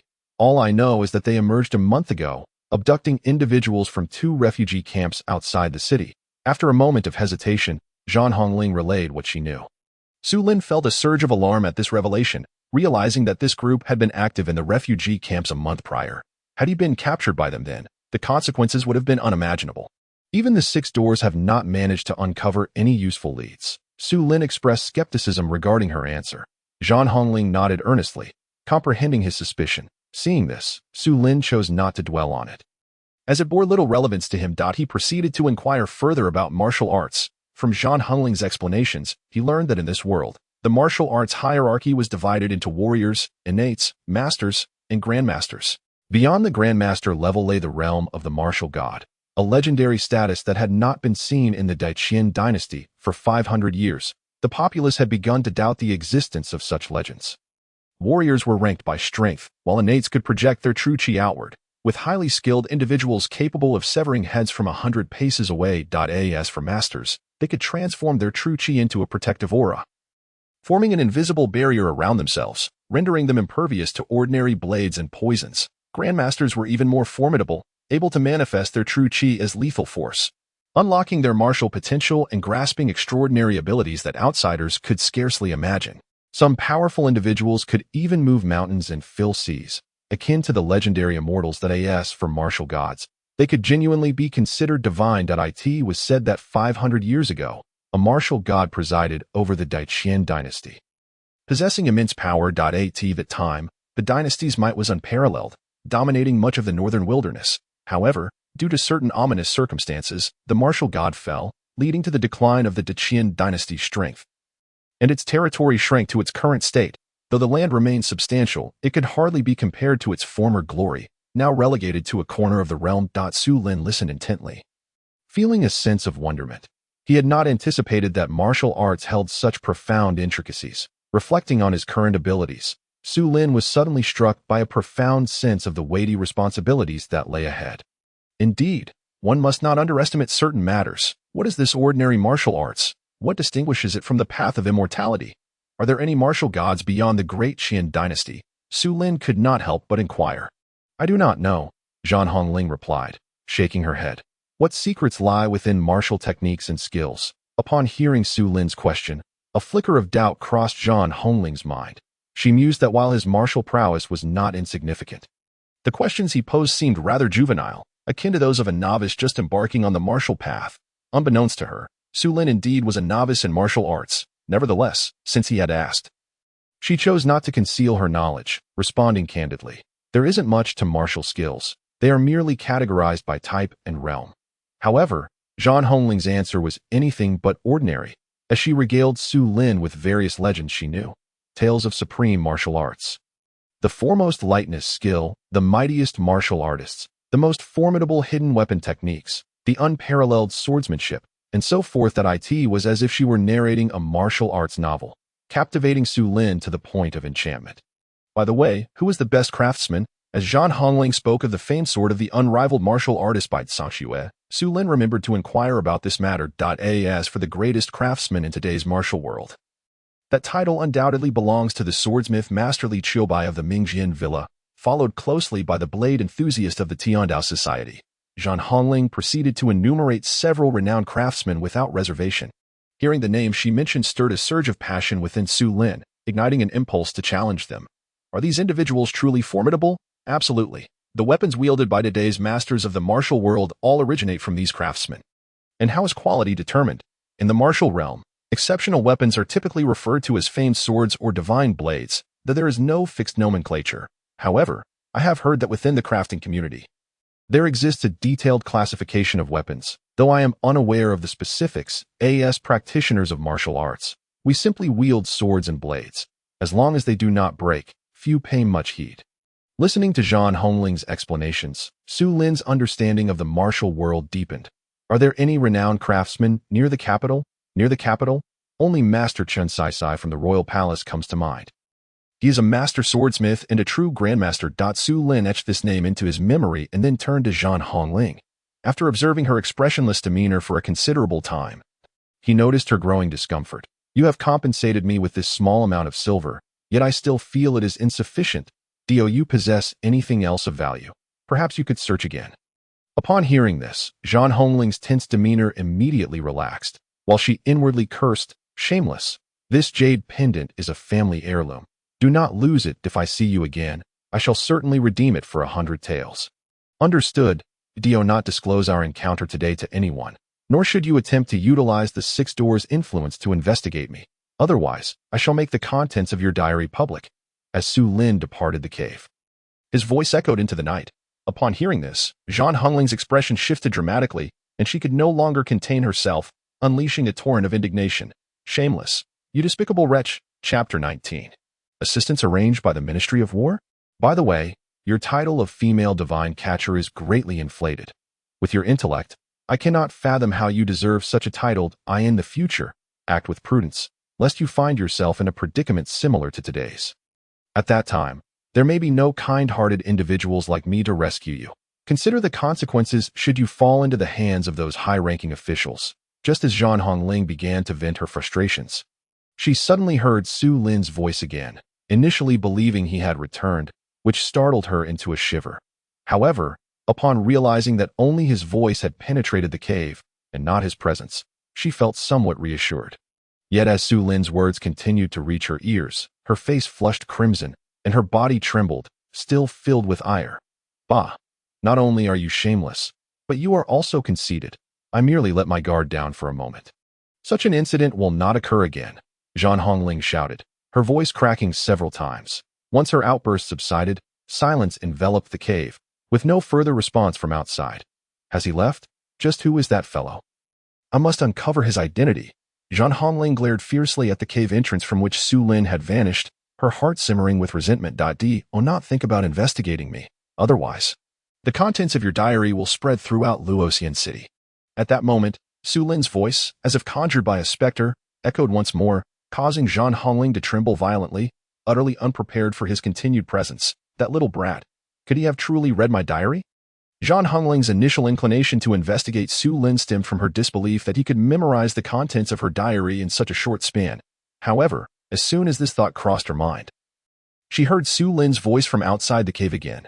On the 9th day of last September, the weather was clear, and the second son of the Lin family, in just 3 short phrases. Zhang Hongling felt an imminent threat. Her face reddened once more. Rest assured, I will not reveal your secrets. You should leave quickly. This time, Zhang Hongling dared not entertain any more wild thoughts, and she heard no further sounds from outside. Su Lin, having resolved the troublesome situation, felt a sense of relief as he exited the cave. His circumstances had been dire, and he had not considered concealing his appearance. Thus, Zhang Hongling had seen his face clearly. Given their previous encounters, he could not help but worry about potential retaliation for eliminating her to prevent future troubles. Su Lin could not bring himself to do so. He held a strong aversion to taking lives, believing it far better to coexist harmoniously. Fortunately, fate had smiled upon him, as he had discovered Zhang Hongling's rather unorthodox habit of keeping a diary, which inadvertently provided him with leverage by a series of fortuitous coincidences. He had found a means of escape. After spending some time outside, Su Lin dared not linger any longer and quickly returned to the refugee camp, stealthily making his way back to his quarters within the blacksmith's workshop. This peculiar night had left him somewhat weary, yet more so, he felt the physical toll from expending his energy on Zhang Hongling's behalf. Upon returning, sleep eluded him, so he opted to sit cross-legged and practice his breathing techniques. It was not until morning's first light that Su Lin ceased his cultivation, opening his eyes to find himself invigorated, no trace of fatigue remaining. Fortunately, I did not exhaust too much energy last night. Otherwise, I would have faced setbacks today. Su Lin assessed the ample spiritual energy within his dantian and felt a wave of gratitude. However, he remained unaware that had it been an ordinary practitioner at the first level of qi refinement, the energy expenditure he incurred while aiding another would have been monumental, certainly not something that could be replenished overnight. His dantian was significantly larger than that of an average practitioner of his level. Having never witnessed another's dantian, he dismissed any concern regarding its size that as was customary. Su Lin received his system sign-in task that day. After washing up, he went to the courtyard to complete his sign-in. Earning only 10 years' worth of energy, he did not receive any additional rewards, which caught him by surprise, as he had previously received rewards during his sign-ins over the past few days. Upon inquiring with the system, he learned that the rewards were random and heavily reliant on luck. Without hesitation, he allocated all 10 years' worth of energy to his 100 battles blade technique, instantly elevating its mastery to a proficient level. He chose to focus on this technique due to the realization of the importance of weaponry after witnessing Zhang Hongling's battle with the man in black. Following this, he headed to the dining hall for a meal before joining Steward Chen and others in the blacksmith's workshop to continue forging blade blanks. Days passed, and by the evening of the 7th day, after Su Lin completed the final blade blank, the Ministry of War's commission for 1,000 finely crafted blades for the refugee camp's blacksmith had reached its preliminary completion. Once the handles were affixed, the task would be fully realized. The handles, crafted from ebony, were manufactured by the Great Qian Ministry of Works, and thus did not require Su Lin and his team to intervene. What was initially expected to take 15 days to accomplish had been completed in just 9 days thanks to Su Lin's efforts, invigorating the spirits of everyone in the blacksmith's workshop. Steward Chen was equally pleased, announcing that rewards would be distributed the following morning. The past week had been exhausting for everyone in the workshop. After dinner, they each returned to their quarters to rest.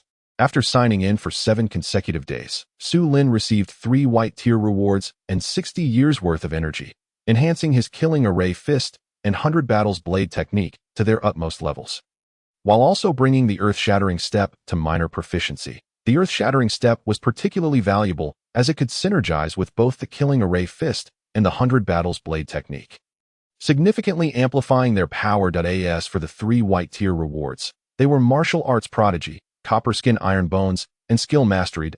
Present. Su Lin's character panel read: Host, Su Lin Realm, Martial Arts, Martial Artist Level 10, Peak, Immortal Path, Qi Refinement Level 1 Energy, None Divine Ability, True Eye of Recognition.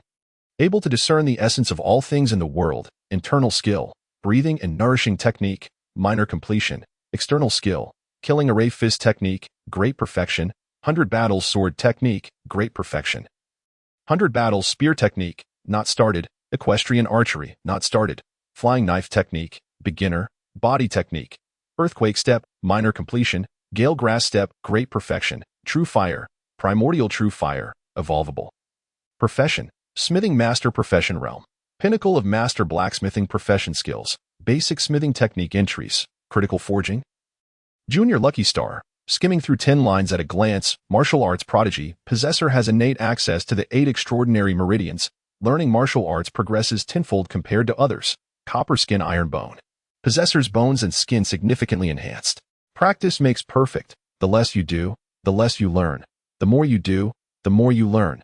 Greatly enhances the proficiency of skill-based techniques. Gazing at his character panel, Su Lin mentally devised a plan, resolving to elevate the earthquake step to great perfection before wholeheartedly enhancing the breathing and nourishing technique. After all, this was a cultivation method that warranted serious attention. However, the unexpected occurred the following day when the 10 years of acquired power from sign-in were added to the breathing and nourishing technique, causing the martial arts realm entry to inexplicably vanish. The remaining entries for the immortal path realm and skill realm remained unchanged, still at Qi refinement level 1 with the breathing and nourishing technique, minor completion. Why had the martial arts realm disappeared? Could it be that stepping into the innate realm equated to fully entering the realm of cultivation? Su Lin speculated this might be the case. Yet it did not significantly affect him, so he chose not to dwell on it. That morning, just after breakfast, as everyone was about to head to the blacksmith shop, a group entered through the main gate, led by the previously encountered young man in white, followed by many men dressed in short attire, seemingly all blacksmiths. What is going on here? Su Lin and the others exchanged puzzled glances upon seeing the newcomers. Only Manager Chin's expression changed, his gaze fixed intently on the group entering. Su Lin, standing beside him, followed his line of sight and immediately discerned that Manager Chin was focused on an elderly man in black attire. Similar in age to him, the old man sported a scruffy beard and also looked towards Manager Chin. Their eyes locked in a fiery exchange. Upon realizing the situation, Su Lin could easily tell that the two were acquainted and that there was some history between them. Manager Chin, General Mo.At that moment, Manager Chin had already approached, exchanging pleasantries with the young man in white. What brings you all here? After the mutual greetings, Manager Chin scanned the group behind Mo Huanqing with a puzzled look. Heh, old ghost Chin, Lord Wang from the Ministry of War sent us here to assist you, considering the heavy burden of your task. Why the dawdling? Treat us well, and we shall ensure the task is completed within the 15-day deadline. At this point, the bearded old man who had previously locked eyes with Manager Chin stepped forward, his tone decidedly unfriendly. This man, named Du Hansheng, had prior grievances with Manager Chin, and encountering him today caught Manager Chin somewhat off guard. Du Hansheng's booming voice echoed throughout the courtyard, his expression brimming with arrogance and superiority, as if expecting gratitude for his presence. Upon hearing this, Manager Chin displayed no hostility, surprising both Du Hansheng and the informed individuals accompanying him. Moreover, not just Manager Chin, but everyone in the refugee camp's blacksmith shop regarded Du Hansheng with peculiar expressions, as if regarding a fool. What kind of reaction is this? Old Ghost Chin, you aren't considering defying Lord Wang's orders, are you? Why the hesitation? Sensing the unusual atmosphere, Du Hansheng suppressed his smile, letting out a cold snort as he questioned Manager Chin, standing nearby. Mo Huanqing began to harbor doubts. The people from the refugee camp seemed a bit off.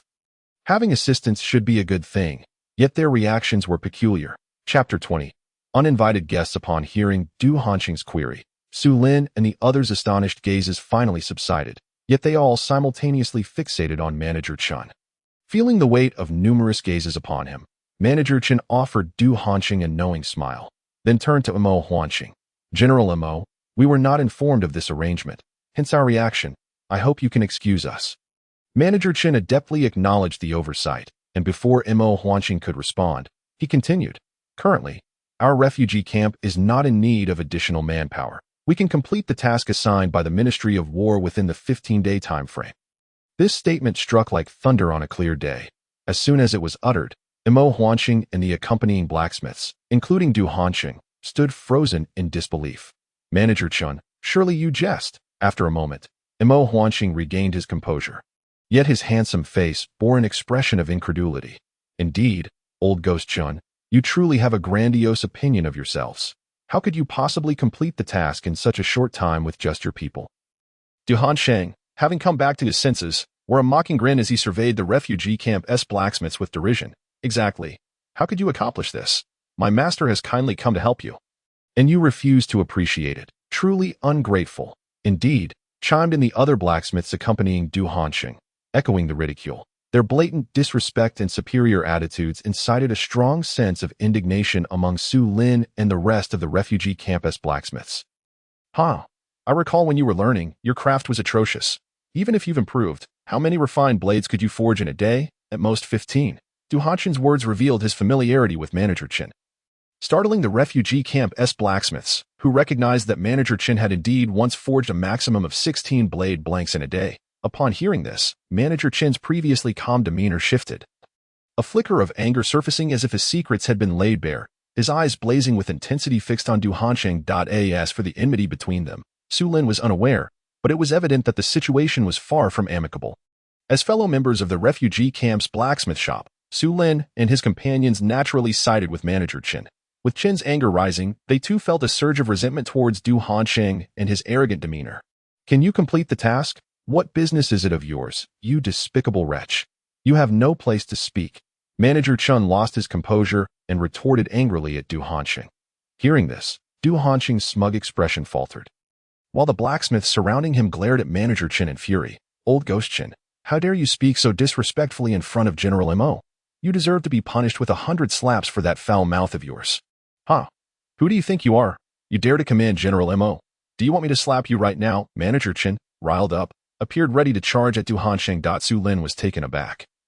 Were these two old men truly this fiery? Meanwhile, the young man in white, General Mo, wore an increasingly displeased expression. Manager Chun, temper your anger. Do not stoop to the level of a petty individual. Su Lin, keenly aware of the potential fallout from escalating the situation, quickly stepped forward to restrain Manager Chun, also throwing a sharp retort at Du Hanqing and his entourage. Kid, what did you just say? How dare you insult my master? You've got some audacity. Su Lin's unreserved words immediately attracted the attention of a stout middle-aged man beside Du Hanqing, who began to curse in outrage. What are you? Fool, not one to back down, Su Lin retorted coldly. Enough. Stop this ruckus. At that moment, Imo Huanqing, who had been silent, finally spoke. Upon hearing his words, the previously chaotic crowd fell silent. However, Du Hanqing glared venomously at the youth who had insulted him. Seemingly intent on memorizing his face, unfazed by the hostile gaze, Su Lin returned the glare defiantly before shifting his attention back to Imo Huanqing. At this moment, Imo Huanqing surveyed the crowd, his gaze alternating between Manager Qin and Du Hanqing. Having known both men for a long time, he would not hold a grudge over such trivial matters if he were not acquainted with them. Neither would dare act so brazenly in his presence. Regarding their past grievances, he had heard some whispers and understood that their conflict was rather commonplace. However, he couldn't help but feel a tinge of helplessness. Why did Manager Qin fail to grasp the situation and provoke them at such a time? General Mo, it is not that I wish to quarrel with that old rogue, but as you can see, their haughty demeanor is quite displeasing. Manager Qin clasped his hands and spoke first. Du Hanqing was about to interject, but was immediately cut off by a raised hand from Imo Huanqing. Enough, Manager Qin. You are aware that the Ministry of War's commission is of great importance and cannot be taken lightly or delayed. Du Manager has come to assist you. How can we let such trivial matters disrupt our harmony? Upon hearing Imo Huanqing reprimand Manager Qin, Du Hanqing felt a surge of pride, and his previous displeasure began to dissipate. Although Su Lin understood that General Mo's admonishment stemmed from a place of goodwill aimed at assisting the refugee camp's blacksmithing operations, he could not shake off the discontent it stirred within him. With his own influence present in the blacksmithing endeavors of the refugee camp, there was no need for Du Hanqing's crew. And Manager Qin should not have to endure such indignity. General Mo, I do not wish to jeopardize our rapport over trivial matters, yet the refugee camp truly does not require additional labor at this time. The 1,000 forged blades have already been completed, and the 600 iron armor plates have also been fashioned. Within 2 days, I assure you that I will deliver the commissioned work to the Ministry of War.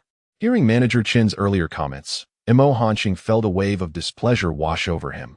He had previously cautioned against any potential discord between the two parties, as it could adversely affect the crafting tasks entrusted by the Ministry of War.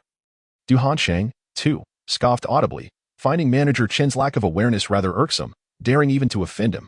However, when they heard the latter part of Manager Qin's statement, disbelief and astonishment were etched across their faces. What? 1,000 forged blades completed? How could that be possible? It has only been 9 days. How could you possibly accomplish such a feat? Du Hanqing's incredulity erupted as he could no longer contain himself.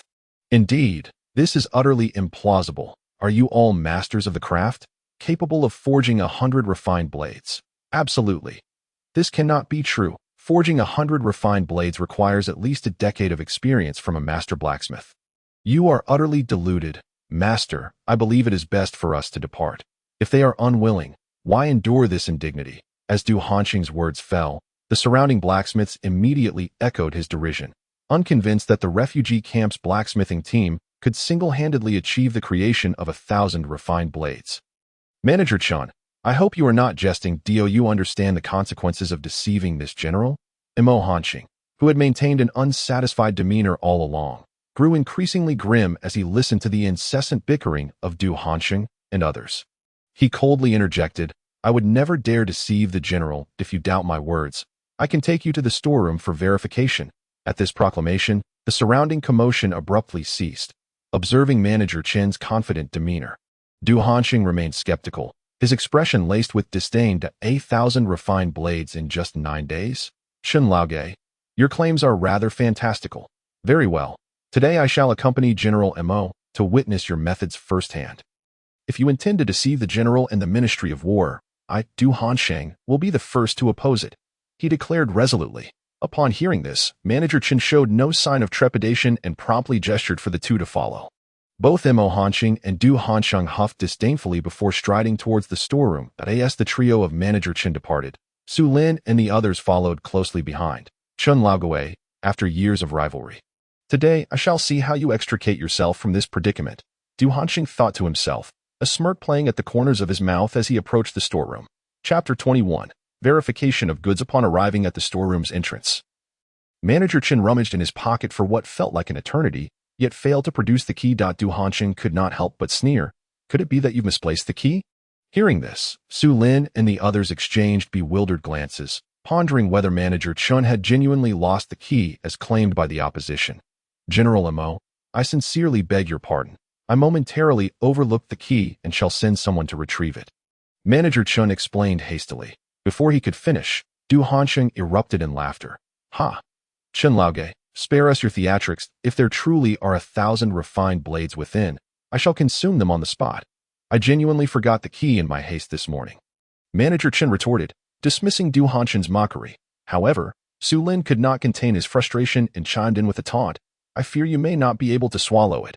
With this single remark, all eyes turned towards Su Lin. Recognizing him as the youth who had previously derided him, Du Hanxing's brows furrowed, his expression igniting with fury. Mo Hanxing too regarded Su Lin with a scrutinizing gaze.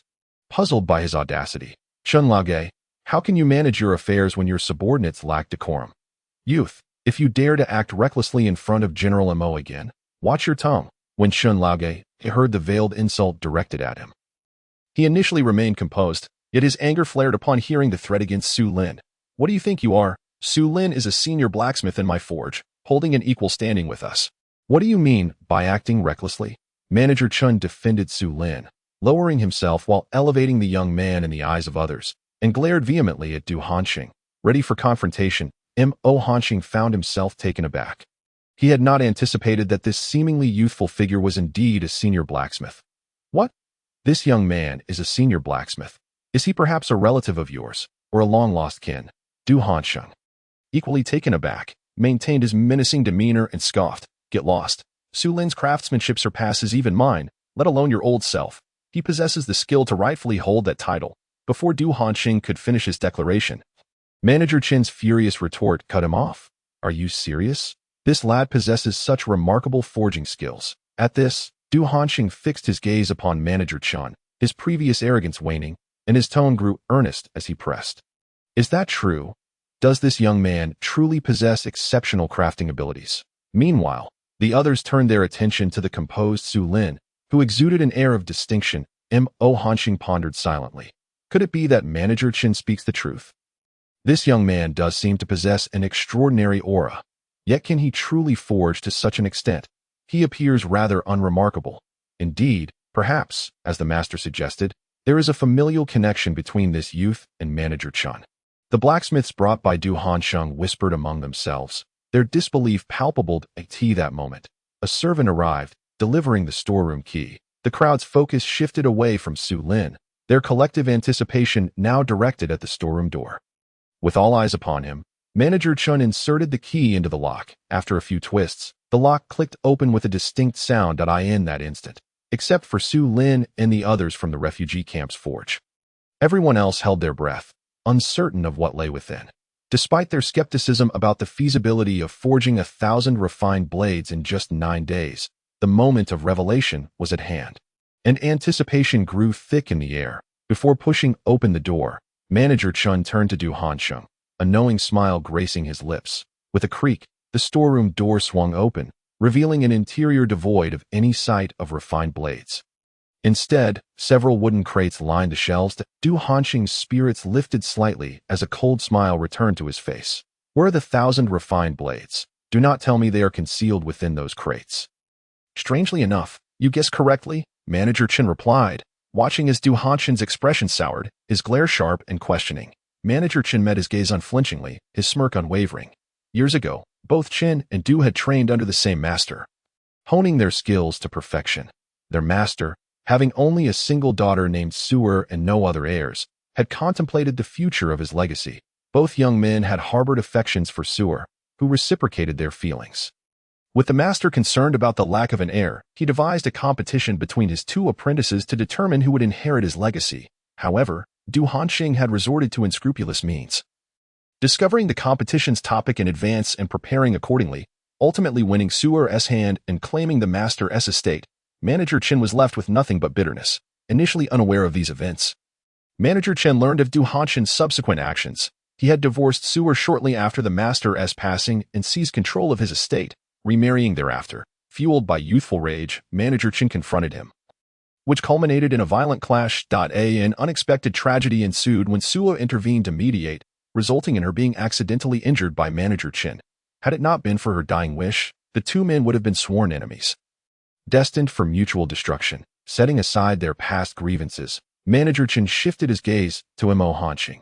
General Imo, pleased that Immortality chose to ignore their personal history and entered the storeroom first, followed closely by Du Hanshin and Manager Chen. The crowd outside rushed forward, eager to witness the unfolding events, each vying to catch a glimpse within the storeroom. Only Su Lin remained outside, knowing that the 1,000 refined blades had already been fitted with their handles and neatly arranged in the crates. Observing or not observing would yield the same outcome.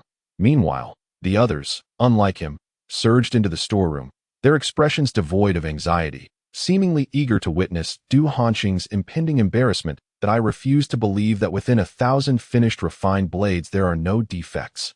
In the storeroom, Du Hanshin was acutely aware that the large boxes on the shelves were ample enough to contain 1,000 forged blades. At this juncture, he still found it hard to believe that under Chen's management, the blacksmith shop could produce such a quantity of high-quality weapons in such a short period. With a sharp tone, he stepped forward and lifted the lid of one of the boxes. With a resounding clap, the box was opened, and a glimmer of cold light flashed out from within. Du Hanshin and the surrounding blacksmiths hurriedly leaned in closer, their eyes widening in astonishment as they peered inside. My goodness, it truly is 100 refined blade. There were at least 100 pieces in this box alone, and their quality appeared quite commendable. It seems there are no defective products. The gathered blacksmiths, all masters of their craft, possessed keen eyes for weaponry. After a brief examination, they could discern that every blade in the box conformed to the required specifications, with not a single flawed piece among them. Nevertheless, they remained skeptical that the refugee camp's blacksmith shop could complete the forging of 1,100 refined blades. Du Hanshin maintained an air of calmness, revealing no trace of shock or panic. For many boxes remained unopened. Although this particular box contained finished products, he firmly believed that the others might not be so fortunate. With this thought in mind, he was confident that Chen was merely employing tricks to deceive the Ministry of War and fulfill this commission. As the saying goes, when one harbors suspicion, they see it in everyone. Fueled by distrust, Du Hanshin immediately set about opening every box on the shelf. As the cold light flickered, 9 large boxes of 100 refined blades were suddenly laid bare before all. Du Hanshin surveyed these 9 boxes, and after a meticulous glance, his heart sank. Astonishment etched across his face. How is this possible? There truly are 1,000 finished 100 refined blades, Du Hanshin exclaimed in disbelief. Even stepping closer to rummage through the boxes repeatedly, behind him, the assembled blacksmiths stood frozen, their faces painted with incredulity. Mo Hanshin, too, felt a wave of shock and confusion wash over him. Unable to comprehend how such a small blacksmith shop in a refugee camp could achieve the forging of 1,100 refined blades in such a brief span. I recall someone just mentioned wanting to consume these 100 refined blades. After a brief silence in the storeroom, an incongruous voice suddenly broke through from behind the crowd. Turning to the source, they saw a robust youth leaning against the door. A look of disdain plastered across his face as he surveyed the scene within. Isn't that Su Lin? Indeed, I remember it was you who mentioned that. Chun, the manager, immediately chimed in, laughing triumphantly at Du Hanshin, who stood before him. It's impossible, absolutely impossible. What trickery have you employed? Dare you deceive General Mo and the Ministry of War? Chen, you are courting death with your antics. Du Hanshin, jolted from his stupor, erupted with fury, directing a furious inquiry at Chen. To treat your own words as mere wind and spew such nonsense. Only you, old fool, could stoop to this. Chapter 22. The Legendary Blade of 100 Refinements. Du Hanshin found himself at a loss for words, his face twisting with mounting resentment. Just then, Mo Hanshin, who had been observing quietly, waved his hand dismissively. Enough, Du Guanshi, cease this unreasonable ruckus. His tone was authoritative. And he then turned to the smug Chun, his face adorned with a puzzled expression. Chun Guanshi, what on earth is happening here? Upon hearing the question, Chen first let out a cold snort at Du Hanshin before respectfully responding. General Mo, as you can see, our blacksmith shop in the refugee camp is fully capable of independently fulfilling the Ministry of War's commission. Mo Hanxing nodded slightly, adopting an attentive demeanor, yet offering no further comment. Seeing this, Qin realized that his previous statement was not what the others wished to hear. He stealthily glanced towards the door, and when his gaze met Su Lin's, an inquisitive expression flickered in his eyes. Su Lin, standing at the entrance, understood Qin's unspoken cue. He maintained a stoic demeanor and returned a confirming glance. He knew that Qin intended to reveal his involvement, but he felt there was no need to conceal this matter. He was merely a blacksmith. Unlike martial artists, blacksmiths had no esoteric techniques that required secrecy. On the contrary, the more skilled one was in their craft, the more respect they garnered, and the less likelihood of incurring danger. Though their exchange was subtle, it did not escape Mo Hanxing's keen observation, nor did it go unnoticed by Du Hanxing, who began to harbor a thought that seemed utterly implausible. Could this have something to do with that youth? As Mo Hanxing and Du Hanxing entertained this notion, Qin spoke up. To attribute our ability to complete the commission ahead of schedule, we owe it all to our master blacksmith Su Lin. At this declaration, all eyes in the storeroom turned towards the entrance. Aside from the elderly Zhang and others from the refugee camp, everyone else widened their eyes. Disbelief etched across their faces. What? Him? Did I hear that correctly? Chen Guanshe claims it's because of this youth. How could someone so young possess such extraordinary forging skills? It defies belief. As they regarded Su Lin, who appeared unfazed, a murmur of astonishment rippled through the room. Hee, old Chen, you assert that this commission hinges on this lad. I find that hard to believe. Such reasoning is far too far-fetched. You must have employed some trickery. I shall personally inspect these 100 refined blades for their specifications.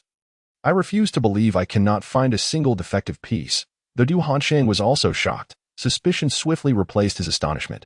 What more do you need to inspect? Old fool. Have you learned nothing from years of forging? Can you not see these are all finished products? Chun, brimming with indignation, retorted, Of course I shall inspect each one. While these blades may appear flawless on the surface, I cannot trust that you haven't employed some trickery. What if they merely meet the size requirements, but lack sufficient durability? If our army encounters a battlefield and their weapons fail, it would spell disaster. At that point, not even a dozen heads would suffice. Upon hearing Du Hanxing's words, Qin's heart grew uneasy. This batch of 100 refined blades had indeed not undergone rigorous strength testing due to time constraints. He was not worried about the portions forged by himself and Su Lin. But what of the others? He could not guarantee that they would not shatter upon a single strike or suffer from a dull edge. That would be catastrophic. Very well, but if no issues arise during your inspection, what will you do then? We cannot afford to waste time. Our blacksmith shop still has 600 sets of iron armor to forge, and if we fall behind schedule, you must provide an explanation. Before Qin could respond, Su Lin stepped forward. He was confident in the quality of these 100 refined blades. Even if they were not all forged by him, he had utilized his eye of true insight to assess them. Indeed, his eye of true insight possessed many remarkable abilities, capable of discerning the true nature of all things, including verifying the actual specifications of items. Even if a small portion of this batch had been completed by Zhang and the others, they too were all qualified finished products without a single flawed piece. As Su Lin stepped forward, confidently taking up the discourse, Du Hanxing's expression soured. Who exactly is this youth? Damn it, if not for him. How could this old Qin possibly be in such a favorable position today? Du Hanxing seethed inwardly, wishing he could strangle the young man before him. I shall. Fury notwithstanding, Du Hanxing was about to respond to Su Lin when Mo Hanxing, who had been silent until now, interjected. Enough, Du Guan I do not continue this baseless commotion, but I have already inspected this batch of 100 refined blades, and there are no defects to speak of. With those words, Mo Hanxing made a surprising move, fixing his gaze intently on one of the boxes on the shelf. Under the puzzled gaze of the onlookers, he reached inside the box with a look of astonishment. Retrieving a gleaming 100 refined blade. As the blade emerged, it captured everyone's attention, and they all stared at the resplendent weapon, curiosity bubbling within them. What was General Mo up to? Did this blade possess some extraordinary quality? What a fine blade! After a brief examination, Mo Hanxing's eyes narrowed, and he exclaimed without hesitation, "A legendary blade! How is this possible?" As Mo Hanxing's voice echoed, a gasp reverberated throughout the storeroom. Du Hanxing's face was a portrait of shock as he fixed his gaze on the weapon in Mo Hanxing's hand.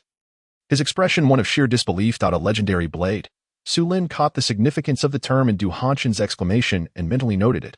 What, master, you cannot be mistaken.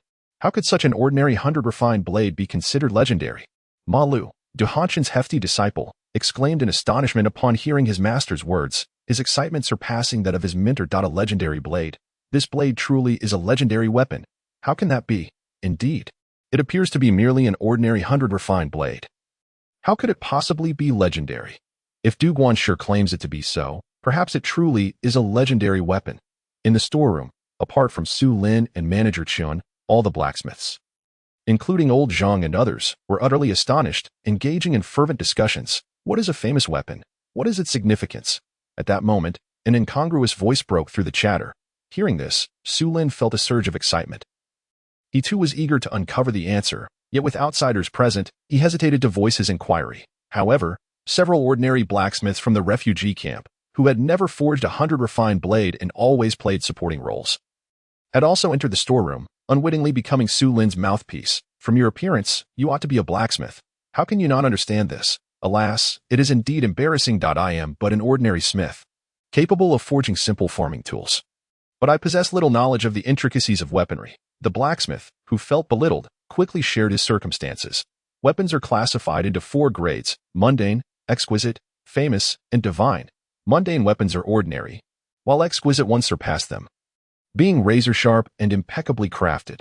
Famous weapons are even rarer, capable of cleaving stone and shattering armor without dulling their blades, sharp and resilient beyond compare. A treasure hard to find. As for divine weapons, they are the legendary arms spoken of in tales, exceedingly rare, with only 10 recorded in the esteemed weapon compendium of Bai Shaoxing. No, I recall there are 9. The 10th, the Hanqiu sword, is merely a famous weapon, included only for the sake of completeness. That Su Lin absorbed the discussions around him, gaining insight into the classification of weapon quality and learning of the existence of Bai Shaoxing's weapon compendium.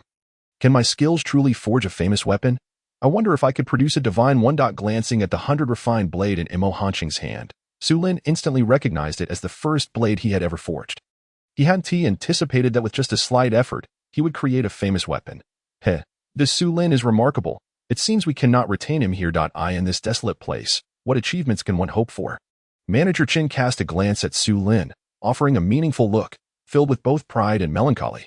Were it not for the arrangements of the Ministry of Works, he would have preferred to leave this place himself. General Mo, this famous blade, the 100 refined sword, was indeed forged by this esteemed blacksmith, Su Lin. What? Him? Chun the old ghost, do not jest. Was it not you who crafted this blade? As soon as Manager Chin's words fell, Du Hanxing immediately exclaimed in disbelief, scrutinizing Su Lin with an intensity that seemed to pierce through him. Mo Hanxing shifted his gaze from the 100 refined sword back to Su Lin, harboring doubt as he assessed him. In that moment, the atmosphere fell into an eerie silence, all eyes fixated on Su Lin, each face reflecting incredulity.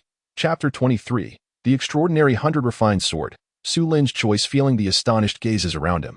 Su Lin could not suppress a flicker of pride within, yet he maintained an air of calm, adding an aura of mystery to his demeanor. You miscalculated this time, my friend. Why would I fabricate such a lie? This blade was indeed forged by Su Lin.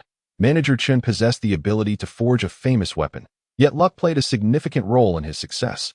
Thus far, he had crafted but one famous weapon and would hardly squander his efforts on a mere 100 refined blade. Upon hearing Manager Chin's confirmation, even those who had initially doubted were compelled to accept this astonishing revelation, their expressions a mix of shock and disbelief. Excellent. Your name is Su Lin. Mo Hanxing scrutinized Su Lin for a moment before inquiring. Reporting to the general, I am indeed Su Lin. Where do you hail from? I am originally from Zijiatin in Sana Town, Tongwan County, Xixiao Prefecture, and was an apprentice at the Lin family blacksmith shop in the town. Mo Hanxing inquired about Su Lin's background, gaining a rudimentary understanding of his origins. A mere apprentice blacksmith, yet capable of forging a famous weapon within just 6 months. Su Lin's response left not only Mo Hanxing incredulous, but all present shared the same sentiment. In response, Su Lin hastily replied, it was merely luck. Luck. I beg to differ. No sooner had Su Lin's words left his lips than Mo Hanxing's tone turned icy. He reached for a box on the shelf, and suddenly, the box toppled over. With a resounding crash, over 100 refined swords spilled onto the ground. Witnessing this scene, Su Lin's brow twitched, and the onlookers fell silent. Too afraid to breathe, their minds racing with confusion. What was happening? Why had General Mo suddenly become enraged? The swords in that box appeared to bear the mark of a singular craftsman. As Mo Hanqing's words echoed, gasps of astonishment filled the air. What extraordinary 100 refined swords! These are all extraordinary quality. Previously, the mere mention of a famous grade 100 refined sword had stirred intense emotions among the crowd. Now, the revelation of extraordinary swords left even seasoned blacksmiths struggling to contain their hearts. Su Lin, puzzled by the unfamiliar terminology, glanced at Manager Chen. Extraordinary quality lies between mundane and exquisite. It does not constitute a formal grade in the forging world. It generally describes weapons of superior quality, exceeding the mundane but falling short of the exquisite, Manager Chen promptly clarified. Upon hearing this, Su Lin realized that none of the 100 refined swords he had forged over the past days were mundane in quality, which took him by surprise. Perhaps my talent exceeds that of ordinary blacksmiths. At this moment, Su Lin found himself at a loss for modesty. He faced Mo Hanqing's sudden change in demeanor without fear, boldly offering an excuse that felt rather flimsy. Listening to Su Lin's response, Mo Hanqing maintained his expression for a brief moment before breaking into an exceptionally handsome smile, saying, "Heh, you are quite remarkable. To be wasted in this small refugee camp is a shame. Would you care to join my Ministry of War?" This single statement caused Manager Chen's expression to shift dramatically. General Mo. That. Manager Chen's words had scarcely left his lips when Mo Hanqing abruptly turned his head, his gaze sharp with fury fixated on him. Despite the intense scrutiny, Manager Chen bore the pressure and continued. "I beseech you, General Mo, to forgive my impertinence. Su Lin is one of my ministry's own that I cannot easily hand him over. Allow me to report to the higher authorities before any decisions are made." Before he could finish, Mo Hanqing's voice thundered. "Enough! You claim Su Lin is part of your ministry. The last time I came, I did not see him, and I have just learned that Su Lin hails from the refugee camp. It is likely he has not even been registered with your ministry. Do not attempt to deceive me." Upon hearing this, Manager Chen's expression faltered. He realized that the other party was determined to take Su Lin away. He regretted not treating this matter with the seriousness it deserved, failing to help Su Lin secure his identity with the ministry promptly.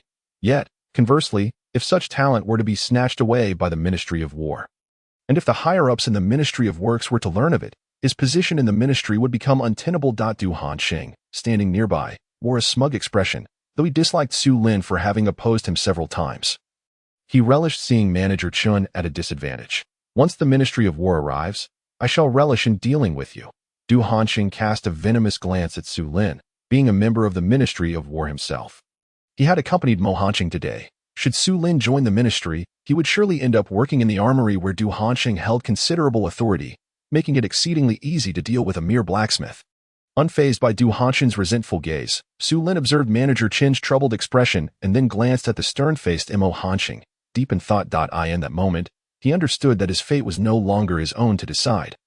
It depended entirely on Manager Chen's stance, and whether he could withstand Mo Hanqing's pressure. He did not dwell on it too much. Even if Manager Chen managed to keep him, he believed his skills would inevitably lead him to the Ministry of Works. He felt no apprehension regarding his future. However, the feeling of being unable to dictate his own fate left him somewhat unsettled. Who would have thought that now, as a formidable innate warrior, he would still find himself constrained in such a manner? It appeared that mere self-defense was insufficient. He needed to grow stronger, strong enough that no one would dare to manipulate him, allowing him to cease hiding his talents. With this resolve, Su Lin silently vowed not to allow today's situation to repeat itself. "General Mo, I truly cannot make a decision regarding this matter. I must report to the ministry before any conclusions are drawn." Manager Chen clenched his teeth, steeling his resolve, and adopted a firm stance. After speaking, he lowered his head slightly, remaining motionless. Seeing Manager Chen daring to oppose him, Mo Hanqing's anger flared, and he felt an urge to strike him down, yet he refrained from unleashing his wrath. After all, he had not been particularly attentive. Should he act impulsively, it would only worsen the situation. Moreover, Su Lin was still a member of the blacksmithing team.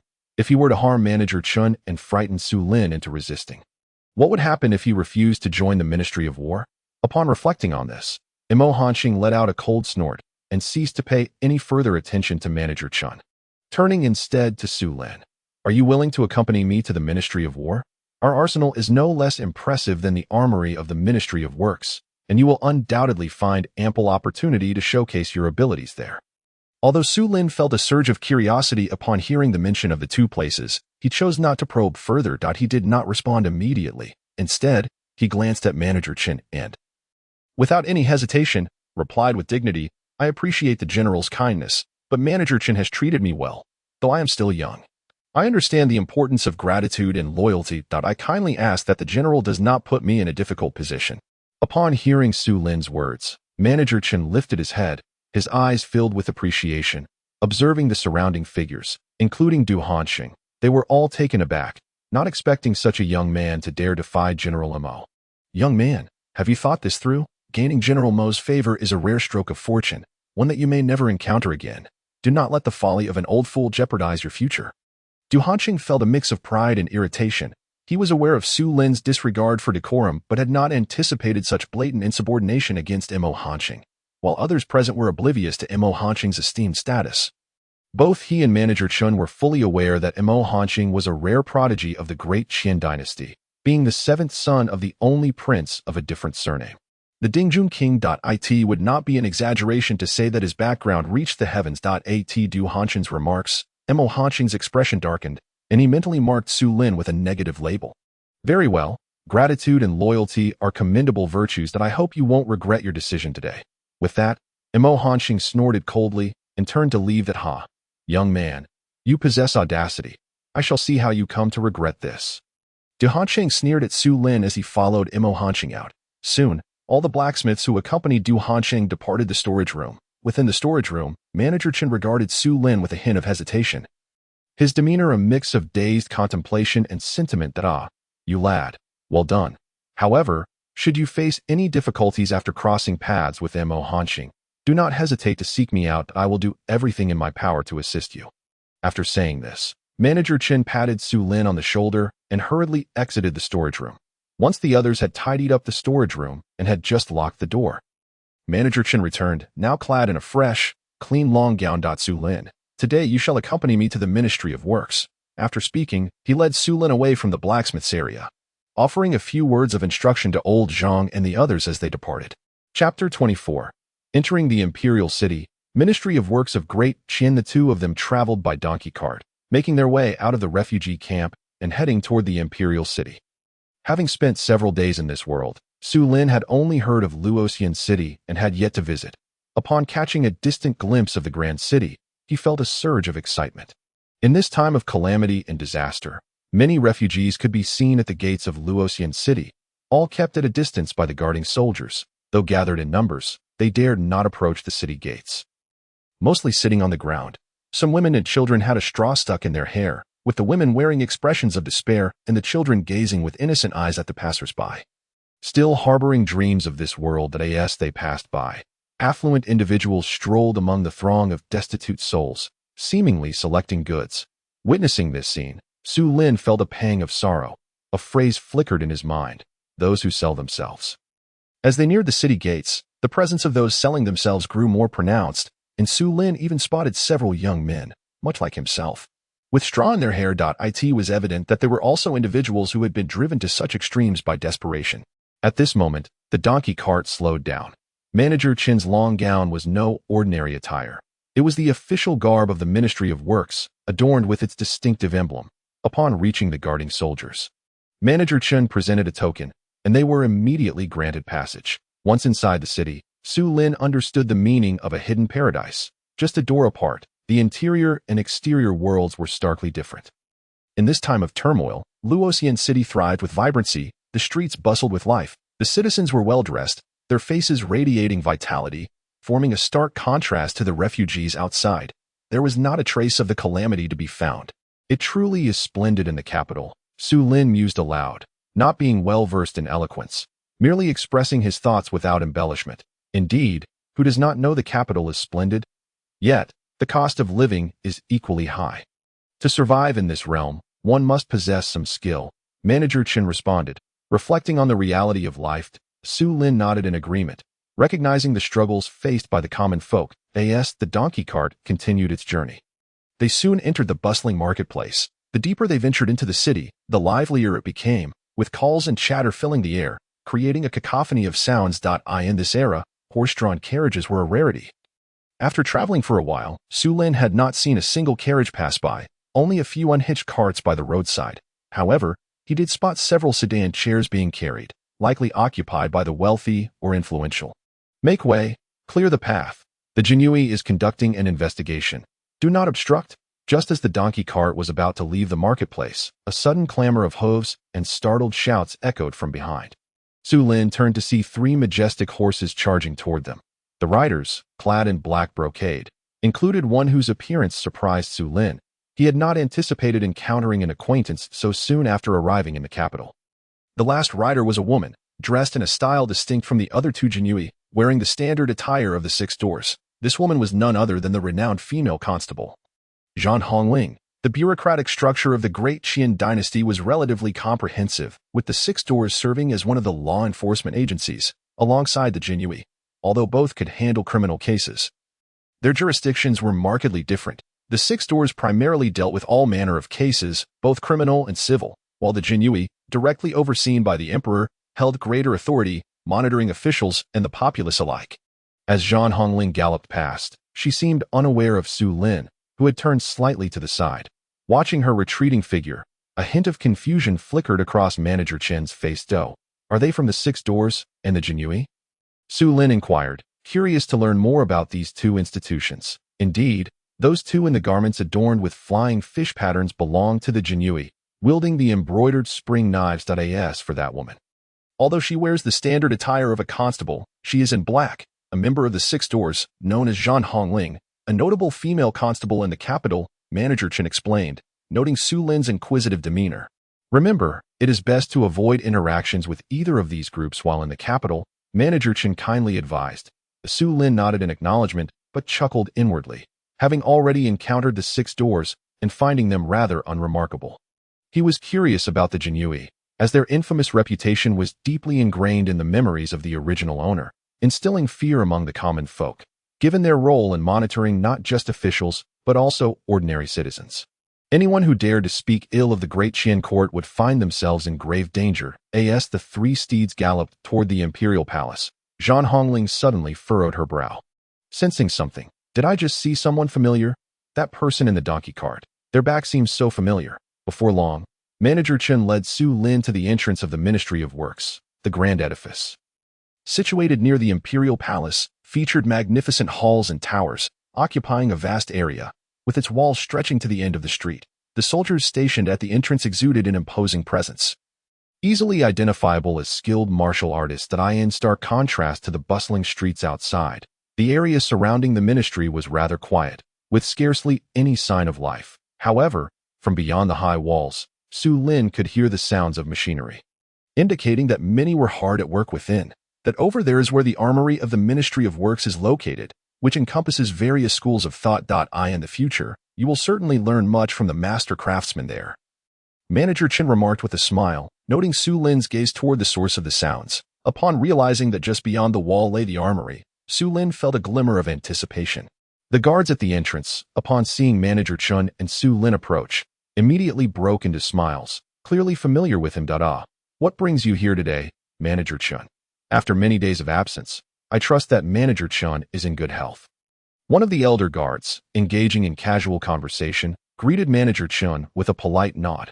Manager Chen, having come from a military background, found it easy to converse with these soldiers. After exchanging pleasantries, he led Su Lin through the grand entrance of the Ministry of Works. During their conversation, Su Lin learned that the younger gatekeeper was named Feng San, while the elder was called Wu De. Upon entering the Ministry of Works, they were met with a sight of remarkable grandeur. The architecture within was opulent and striking, vastly contrasting with the view available from the entrance. As they proceeded, they encountered few officials until they halted before a 2-story building. Manager Chen straightened his attire and advised Su Lin on the decorum required upon entering. Before stepping through the door, inside the hall, there were few people present. Manager Chen paid them no mind and ascended to the 2nd floor with Su Lin. Upon entering an office on the 2nd floor, a stout, middle-aged official with a prominent mustache looked up from behind a large desk.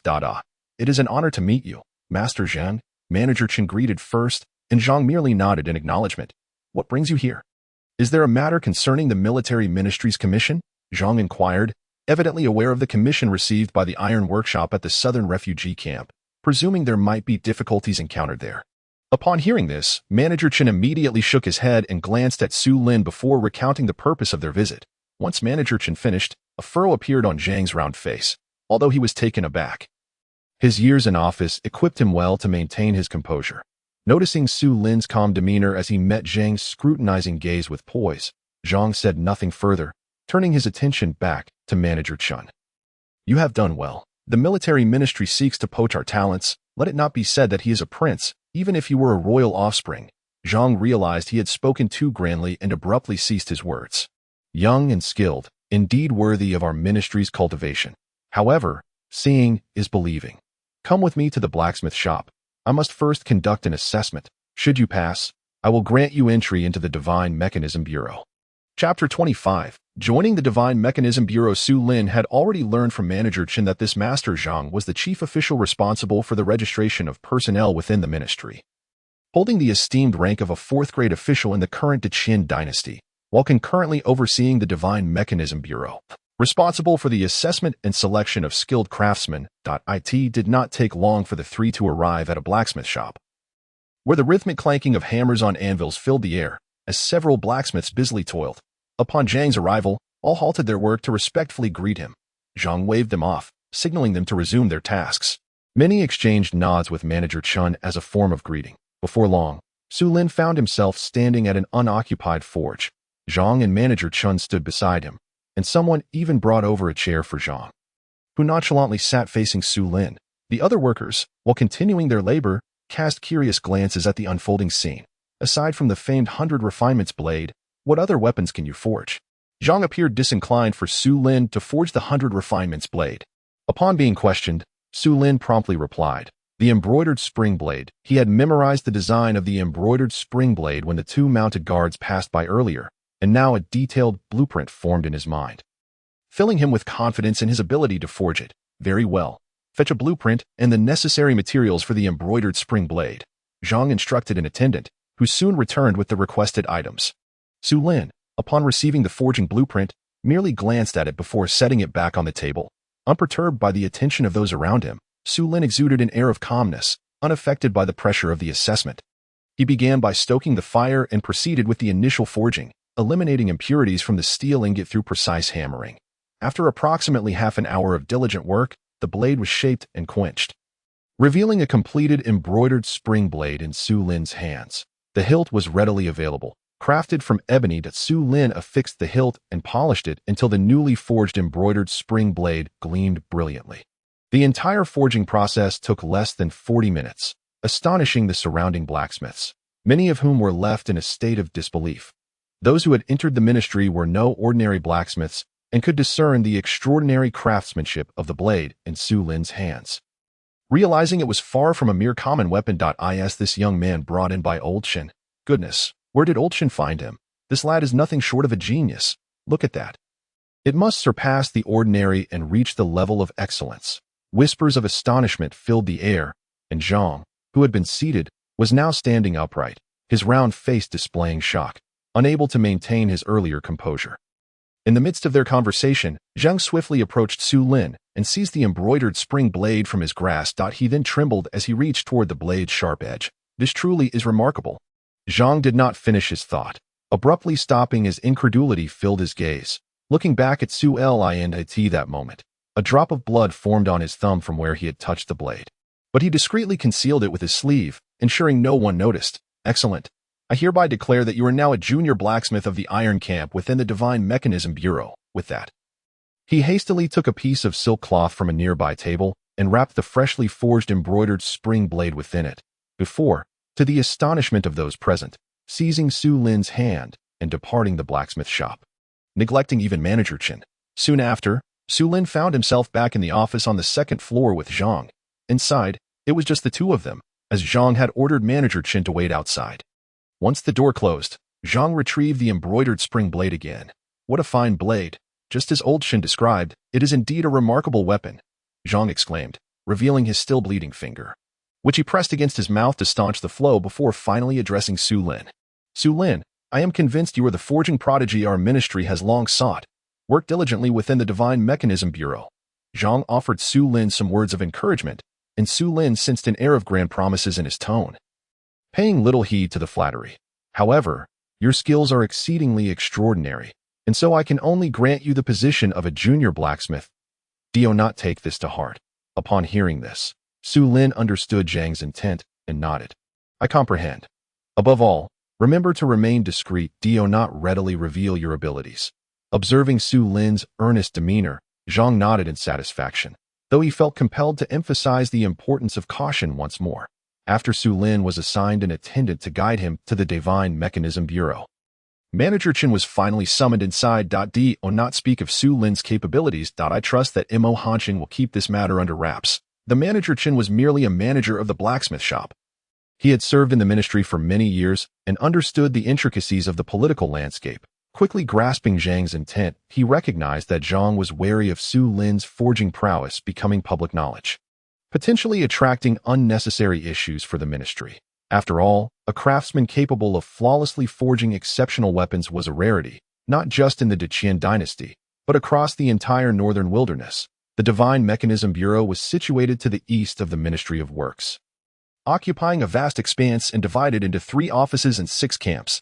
The 3 offices included the study, the accounts office, and the storeroom, while the 6 camps were named earth, wood, iron, stone, beast, and grass, derived from the 6 crafts of the emperor. As the names imply, the earth camp primarily produced pottery and porcelain, the wood camp focused on wooden crafts, the iron camp was responsible for forging iron tools, the stone camp specialized in carving jade and stone items. The beast camp handled the creation of leather garments and armor, while the grass camp wove items from plants like mugwort. Each of the 6 camps had its designated duties, frequently collaborating to produce various implements. Su Lin followed the ministry's attendant to the iron camp, taking in the sights along the way. The ministry was not only adorned with grand buildings, but also featured intricately designed artificial landscapes, including a massive sundial, flowing water wheels, and mechanical birds fluttering their wings atop decorative hills as the wind swept by. The mechanical decorations piqued Su Lin's curiosity, and the moving mechanical embellishments prompted him to activate his true sight, allowing him to discern their mechanics, from which he gleaned much knowledge. Upon reaching the entrance of the iron camp and passing through the gatekeeper's announcement, Su Lin soon entered within, accompanied by the attendant. "You are Su Lin. The documents have already been sent from above. You are now a junior blacksmith in my Divine Mechanism Bureau's iron camp. I must thoroughly explain the rules to you." At that moment, Su Lin stood before an elderly man, patiently listening to a plethora of regulations regarding the iron camp. This elder, adorned in official robes, possessed narrow eyes and a hawk-like nose, exuding an aura of sternness. He was the highest authority within the iron camp, named Li Yin. He maintained a rather indifferent attitude towards Su Lin. After their conversation, he summoned a young servant to escort Su Lin away. Through their dialogue, Su Lin learned that the servant was called Li Batong, a named disciple of Li Yin, who appeared honest and robust, looking only a few years older than Su Lin, having just completed 3 years of training. He had recently graduated, previously serving as an ordinary laborer in the Ministry of Works. As they walked, Li Batong introduced Su Lin to the environment of the Divine Machine Bureau and the daily tasks he would undertake. Upon reaching the dormitory of the iron camp, Li Batong took his leave. The accommodation arranged by the Divine Machine Bureau was a small standalone house, which pleasantly surprised Su Lin. Although the room was not spacious, it was well equipped with all necessary living amenities. After changing into the work uniform provided by the Bureau, Su Lin suddenly remembered something crucial. Right, will my sudden departure from the refugee camp affect the completion of my system task? This thought ignited an impulse to immediately return to the forge in the refugee camp. However, he quickly regained his composure, reasoning that only 600 fine iron armors remained, and with the speed of Qin and his colleagues, they would complete the task soon. Once the commission was submitted to the Ministry of War, he assumed his system task would likely be fulfilled as well. Holding on to this glimmer of hope, he decided not to dwell on the matter further. Now in an unfamiliar environment, he couldn't help but feel a sense of emptiness. I shouldn't go hungry here, should I? It was around noon, and Su Lin felt a slight pang of hunger, prompting him to rise and head towards the dining hall. Are all these people from the iron camp? Upon arriving at the entrance of the dining hall, Su Lin gazed at the unmasked workers inside, feeling as if he had stepped into another realm, reminiscent of his past life working in a factory cafeteria. The iron camp had far more people than the refugee camp's forge, and the dining hall was quite spacious. At that moment, many eyes turned towards him, filled with suspicion. Su Lin, come inside. Why are you just standing there? Hearing the call from within, Su Lin snapped back to reality and stepped inside. Li Zhu assured that Su Lin halted and performed a slight bow towards Li Yan. This is the new junior blacksmith Su Lin. From now on, we will all share the same kitchen, so let us get to know each other. With Li Yan's loud introduction, all eyes in the dining hall fell upon Su Lin. A newcomer? Why is he so young? Indeed, he is quite young. Can he really handle the craft? Who brought him in? Could this lad be a relative of some high-ranking official in the Ministry of Works? Instead of a warm welcome, Su Lin was met with disdain and skepticism from the crowd. He had anticipated this reaction. Knowing full well that he was indeed young, most of the individuals who could don the Iron Camp's work uniforms were much older, with the youngest among them being over 30. Unfazed by their scrutiny, he displayed an air of nonchalance, giving a slight nod to Li Yan before proceeding toward the food line. Chapter 26. The Beast Camp. The leatherworker, the meals at the Iron Camp were considerably better than those in the Refugee Camp's forge. Allowing Su Lin to indulge heartily, he consumed a portion sufficient for more than 10 people, leaving those around him astonished. Humph, is this lad a pig? He may lack skills, but his appetite is impressive. Clearly, he is just a glutton. I fail to understand why the officials in the Ministry of Works would recruit such a person. It's utterly embarrassing to work alongside him. Su Lin had not anticipated that merely eating would provoke such derision from those around him. Fortunately, he was no longer as insecure as in his previous life. Otherwise, he would have felt ashamed enough to find a hole to hide in. Fools create their own troubles. I shall remain true to myself. We have plenty of time, Su Lin thought to himself, outwardly appearing unfazed as he left the dining hall. This lad has quite the temperament that I in contrast to the disdain expressed by the other workers. Li Yan, the overseer of the Iron Camp, did not underestimate Su Lin. In fact, he secretly admired his recent composure. Once outside the Iron Camp, Su Lin began to wander about the Divine Machine Bureau. Unlike other governmental institutions with strict regulations, the Divine Machine Bureau allowed its craftsmen to roam freely. As a blacksmith in the Iron Camp, Su Lin could also visit other camps for observation and learning, provided he did so during his leisure time. Since it was his first day in the Iron Camp, he had a day of rest. As he strolled, he soon reached a large gate marked with a prominent character, Beast. The Beast Camp was reputedly where leatherworkers resided, and Su Lin was curious about its differences from a typical leather shop. Fixing his gaze on the sign, he recalled the original owner's memories of leather shops. Leatherworkers were not uncommon, as they were closely tied to the daily lives of the common folk. With 2 shops in Sana Town alone, Su Lin had accompanied Lin the blacksmith to leather shops a few times.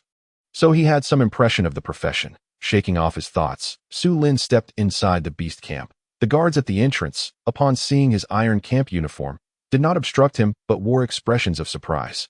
Seemingly astonished by his youth. Since when did the Iron Camp have such a young craftsman? Aren't they all elderly? Su Lin was aware of their bewilderment, but paid it no mind. Upon entering the Beast Camp, he bypassed the office and directly approached the workspace of the leatherworkers. The leatherworking area was housed in an impressive and towering building, filled with the scent of animal hides and various chemicals, an unpleasant mixture. Su Lin concealed any discomfort and boldly walked inside at that moment. The leatherworking space was largely empty, as it was midday, and many had just finished their meals and were nowhere to be found. The expansive workshop had dozens of workstations, cluttered with various hides and containers. Near the entrance stood an elderly man, deeply engrossed in his work, oblivious to the presence of a stranger. Su Lin, adhering to etiquette, remained silent as he observed the old man pouring an unknown liquid from a bottle onto a piece of animal hide. Before long, the old man capped the bottle and set it aside.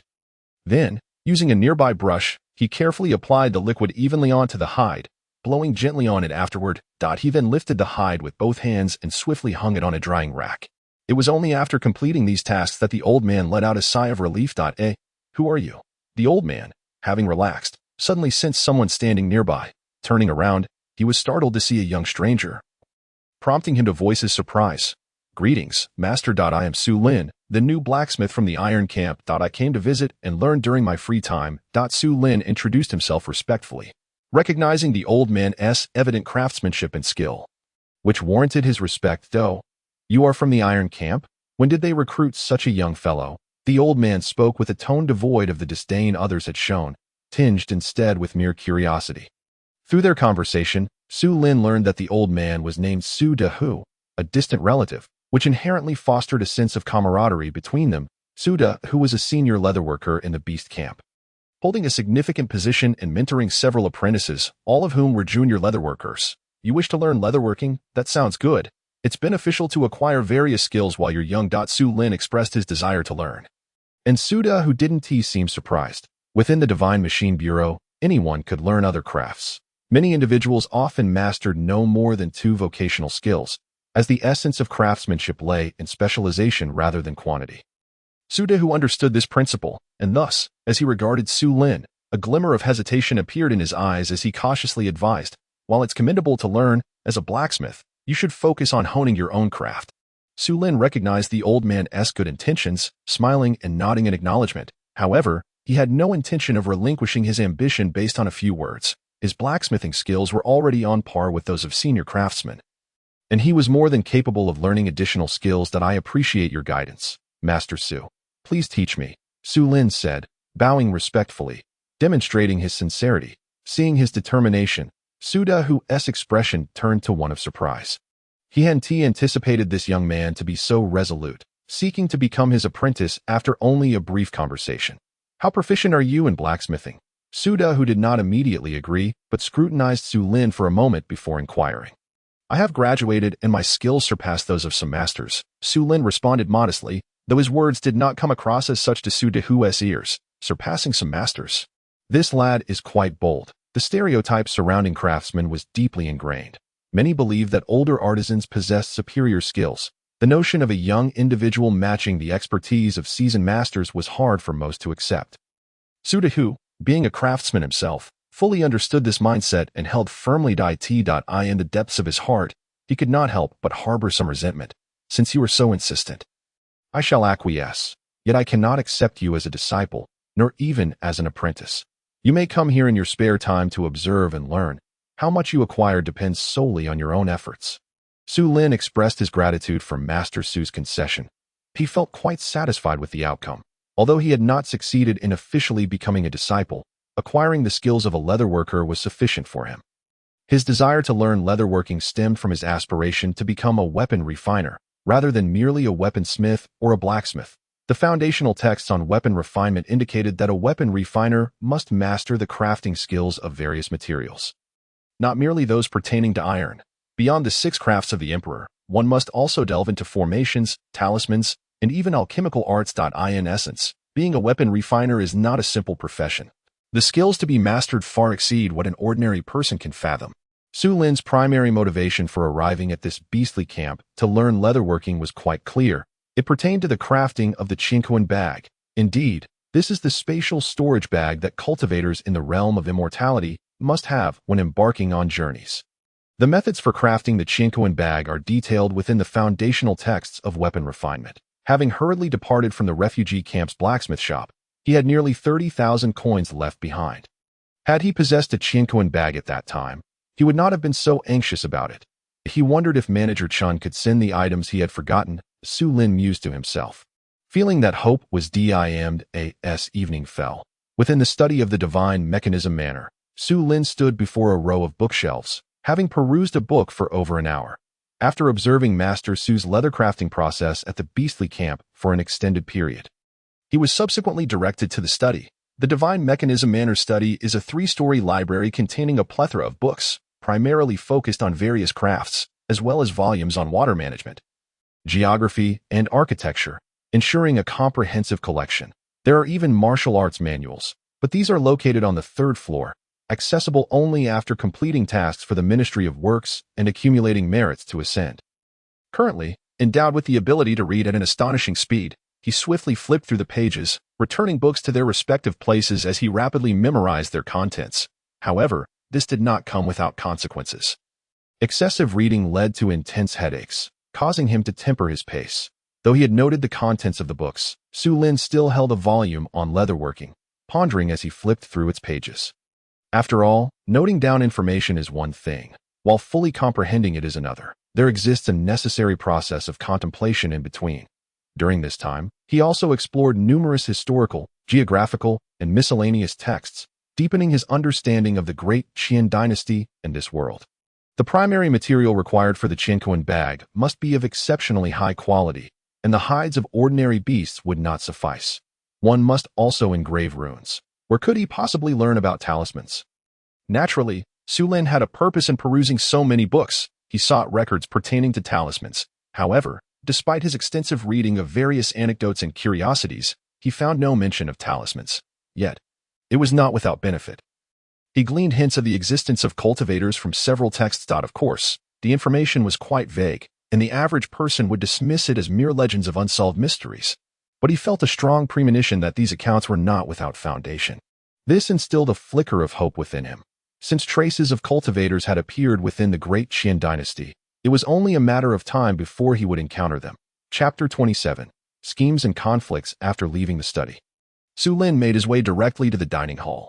The evening meal at the Iron Camp's cafeteria was even more sumptuous and delectable than lunch. However, the number of diners was sparse. Su Lin's appetite continued to draw scorn from those around him. Nevertheless, he remained unfazed, for the opinions of others were their own concern. While satisfying his hunger was his own responsibility, he would not allow such irrelevant individuals to spoil his appetite. Having had his fill, he refrained from further wandering and returned to his quarters. As night fell and the lights began to illuminate, an elderly man accompanied by two middle-aged men entered a tavern named Chuanxiang Lu on a street bustling with lively chatter in the city of Luoxian. This street, known as Chui Ping Fong, was a renowned locale for entertainment in the capital. Chuanxiang Lu was the most prestigious brothel in the area, offering exquisite cuisine and featuring beautiful courtesans of remarkable talent, attracting many talented individuals from Luoxian City and surrounding counties. Naturally, this included numerous figures from the martial world, making it a melting pot of various professions. The three men were dressed elegantly in silk robes. Upon entering Chuanxiang Lu, the matron eagerly approached them. Lord Wang, it has been quite a while since your last visit. Please, come inside. Lord Du is waiting for you upstairs. Upon hearing the matron's words, the elderly man merely nodded lightly before following her up the stairs. Shortly thereafter, as the matron opened the door to an elegant room, an elderly man with a bushy beard was seen jovially embracing several young women, thoroughly enjoying himself. Had Su Lin been present, he would have recognized this bearded elder as Du Hanxing, whom he had encountered earlier at the refugee camp. Observing the three men ushered into the room, the elderly man possessed a square face, a robust build, and a stern demeanor, exuding an air of authority even without raising his voice. The other two middle-aged men included one with dark skin, slanted eyes, thin lips, and a mole on the tip of his nose, while the other bore resemblance to the elderly man, sharing a square face. If Su Lin were there, he would have immediately identified them as the three blacksmiths he had seen in the dining hall earlier, who had mocked him the most, particularly the elder who had scoffed at sharing the same profession with him. The elderly man was named Wang Fong, a senior blacksmith from the Iron Camp of the Divine Mechanism Manor. The man with the slanted eyes was named Shuebao, while the other was Wang Long, Wang Fong's nephew. As the three entered the room, their expression shifted dramatically. Naturally, each of them embraced a beautiful woman and took a seat beside Du Hanxing. Wang Fong, while indulging in his companion's company, exchanged pleasantries with Du Hanxing, both revealing lewd expressions akin to longtime friends. Du, my brother, what brings you to invite me for drinks this time? Wang Fong inquired, his hands roaming over the beauty beside him as he munched on food. Haha, brother Wang, I have some business to discuss with you, Du Hanxing replied, a smile gracing his lips, though his expression soon became slightly more serious. Oh, speak freely. Given our relationship, you need not be so formal, Wang Fong responded, continuing his unabashed attentiveness to the woman in his arms. Upon hearing this, Du Hanxing felt a wave of disdain in his heart, thinking to himself, if I don't go through such formalities, would this old rascal genuinely assist me? Yet, he maintained a facade of flattery, saying, as long as brother Wang is enjoying himself, that is what matters. After several rounds of drinks and a feast, once everyone had indulged sufficiently, Du Hanxing dismissed the numerous courtesans surrounding them. Sensing that business was about to be discussed, the expressions of Wang Fong and his companions turned serious. The matter is as follows. After Du Hanxing recounted the situation, a flicker of doubt appeared in Wang Fong's eyes. What, you went through all this trouble just to have me deal with that newcomer? What is so troublesome about him? How has he offended you? Upon learning that Du Hanxing wished for him to handle a young man named Su Lin, Wang Fong did not take the matter too seriously, thinking that even if he were to expel him from the Divine Mechanism Manor, or even incapacitate him, it would merely be a trivial task. However, Du Hanxing's expression became deeply solemn as he slowly shook his head, taking a moment before stating, he has not offended me, but rather General Mo.At. The mention of this, Wang Feng's complexion changed drastically. Shui Bao and Wang Long, though less overtly shocked, also displayed expressions of astonishment. Are you referring to General Mo who oversees the Xuanjia army? Before Wang Feng could finish his sentence, he was interrupted by Du Hanshen's gesture. Brother Wang, do not accuse me of being ungrateful. Who is General Mo? If we could form a connection with such a powerful figure, how could the Wang family ever fear for its future? Hearing this, Wang Feng turned his gaze toward his nephew Wang Long. As Du Hanshen's words struck a chord within him. In the great Qian dynasty, craftsmen held a significant status, and senior blacksmiths like him were even granted official ranks. Senior blacksmiths were of the 7th rank, enjoying a salary from the court, with opportunities for promotion, albeit his age rendered such hopes unlikely. He was currently focused on nurturing Wang Long, hoping he could uphold the family legacy, should they manage to ally with Mo Hanqing. It would equate to forming a bond with the Duke of the Army. Even if Wang Long's skills were lacking in the future, he would not need to fret over his prospects. Rest assured, Brother Wang, once this matter is accomplished, I will ensure a generous reward. Du Hanqing continued, producing 2 silver notes from his sleeve and handing them to Wang Feng. 200 taels. I cannot accept this. Serving General Mo is my greatest honor. Wang Feng feigned modesty, yet accepted the silver notes. Do not worry. Within 10 days, Su Lin will undoubtedly be expelled from the divine mechanism manor. Moreover, as he spoke, a glint of meaning flickered in Wang Feng's eyes. Seeing that the other party had accepted the bribe and made such assurances, Du Hanqing felt quite satisfied, secretly chuckling to himself. Hee, young man. Were you not quite arrogant before? Now we shall see how you regret it. Unbeknownst to Su Lin, on merely his first night at the divine mechanism manor, he had already been ensnared in a scheme. After a night passed, he rose early, had breakfast, and made his way to the blacksmith workshop in the iron camp. A sense of danger loomed. Just as Su Lin stepped through the door, a broomstick suddenly flew towards him. Causing his eyes to narrow as he sensed a hint of peril, the broom evidently harbored a hidden force, moving with remarkable speed and tremendous power. If an ordinary person were to be struck by this broom, though it might not result in broken bones or severed tendons, they would undoubtedly suffer grievous injuries. Fortunately, he was no ordinary individual. His martial prowess had seamlessly merged with the realm of the celestial. This broom could hardly be considered a concealed weapon. With a mere flick of his wrist, he effortlessly grasped it in his hand. How dare these individuals behave in such a manner, merely because of my youth? They resort to such heavy-handed tactics. After seizing the broom, Su Lin's gaze fixed intently on a middle-aged man with slanted eyes nearby. This man was Shui Bao, a mid-level blacksmith of the iron camp. Holding the official rank of a mere 8th-grade officer, being a blacksmith entailed more than just a title. A higher rank signified superior craftsmanship, as they amassed connections by crafting tools for the powerful and affluent. These connections were the very foundation of their esteemed status. Su Lin initially believed that his youth was the reason for this encounter, unaware that he had already caught the attention of his adversary. Newcomer, do you understand the rules here? Why are you still dawdling? Hurry up and clean this place. Shui Bao, disregarding Su Lin's furious glare, commanded in a tone of utter indifference. Upon hearing this, Su Lin felt a mix of anger and amusement. He never anticipated that on his very first day, before even stepping inside, he would encounter workplace bullying. What? Are you still unconvinced? Let me tell you, if Master Wang and the others arrive and you haven't tidied up this place, don't blame me for being impolite. As Su Lin remained motionless, a surge of fury ignited within Shui Bao. Previously, he had only sought to make things difficult for Su Lin, but now he was genuinely enraged. With numerous colleagues observing, he felt belittled by this young man. How could he not be furious? Of course, those around, eager to witness the spectacle, were oblivious to Shui Bao's true intentions, as they too harbored disdain for Su Lin and sought to target him.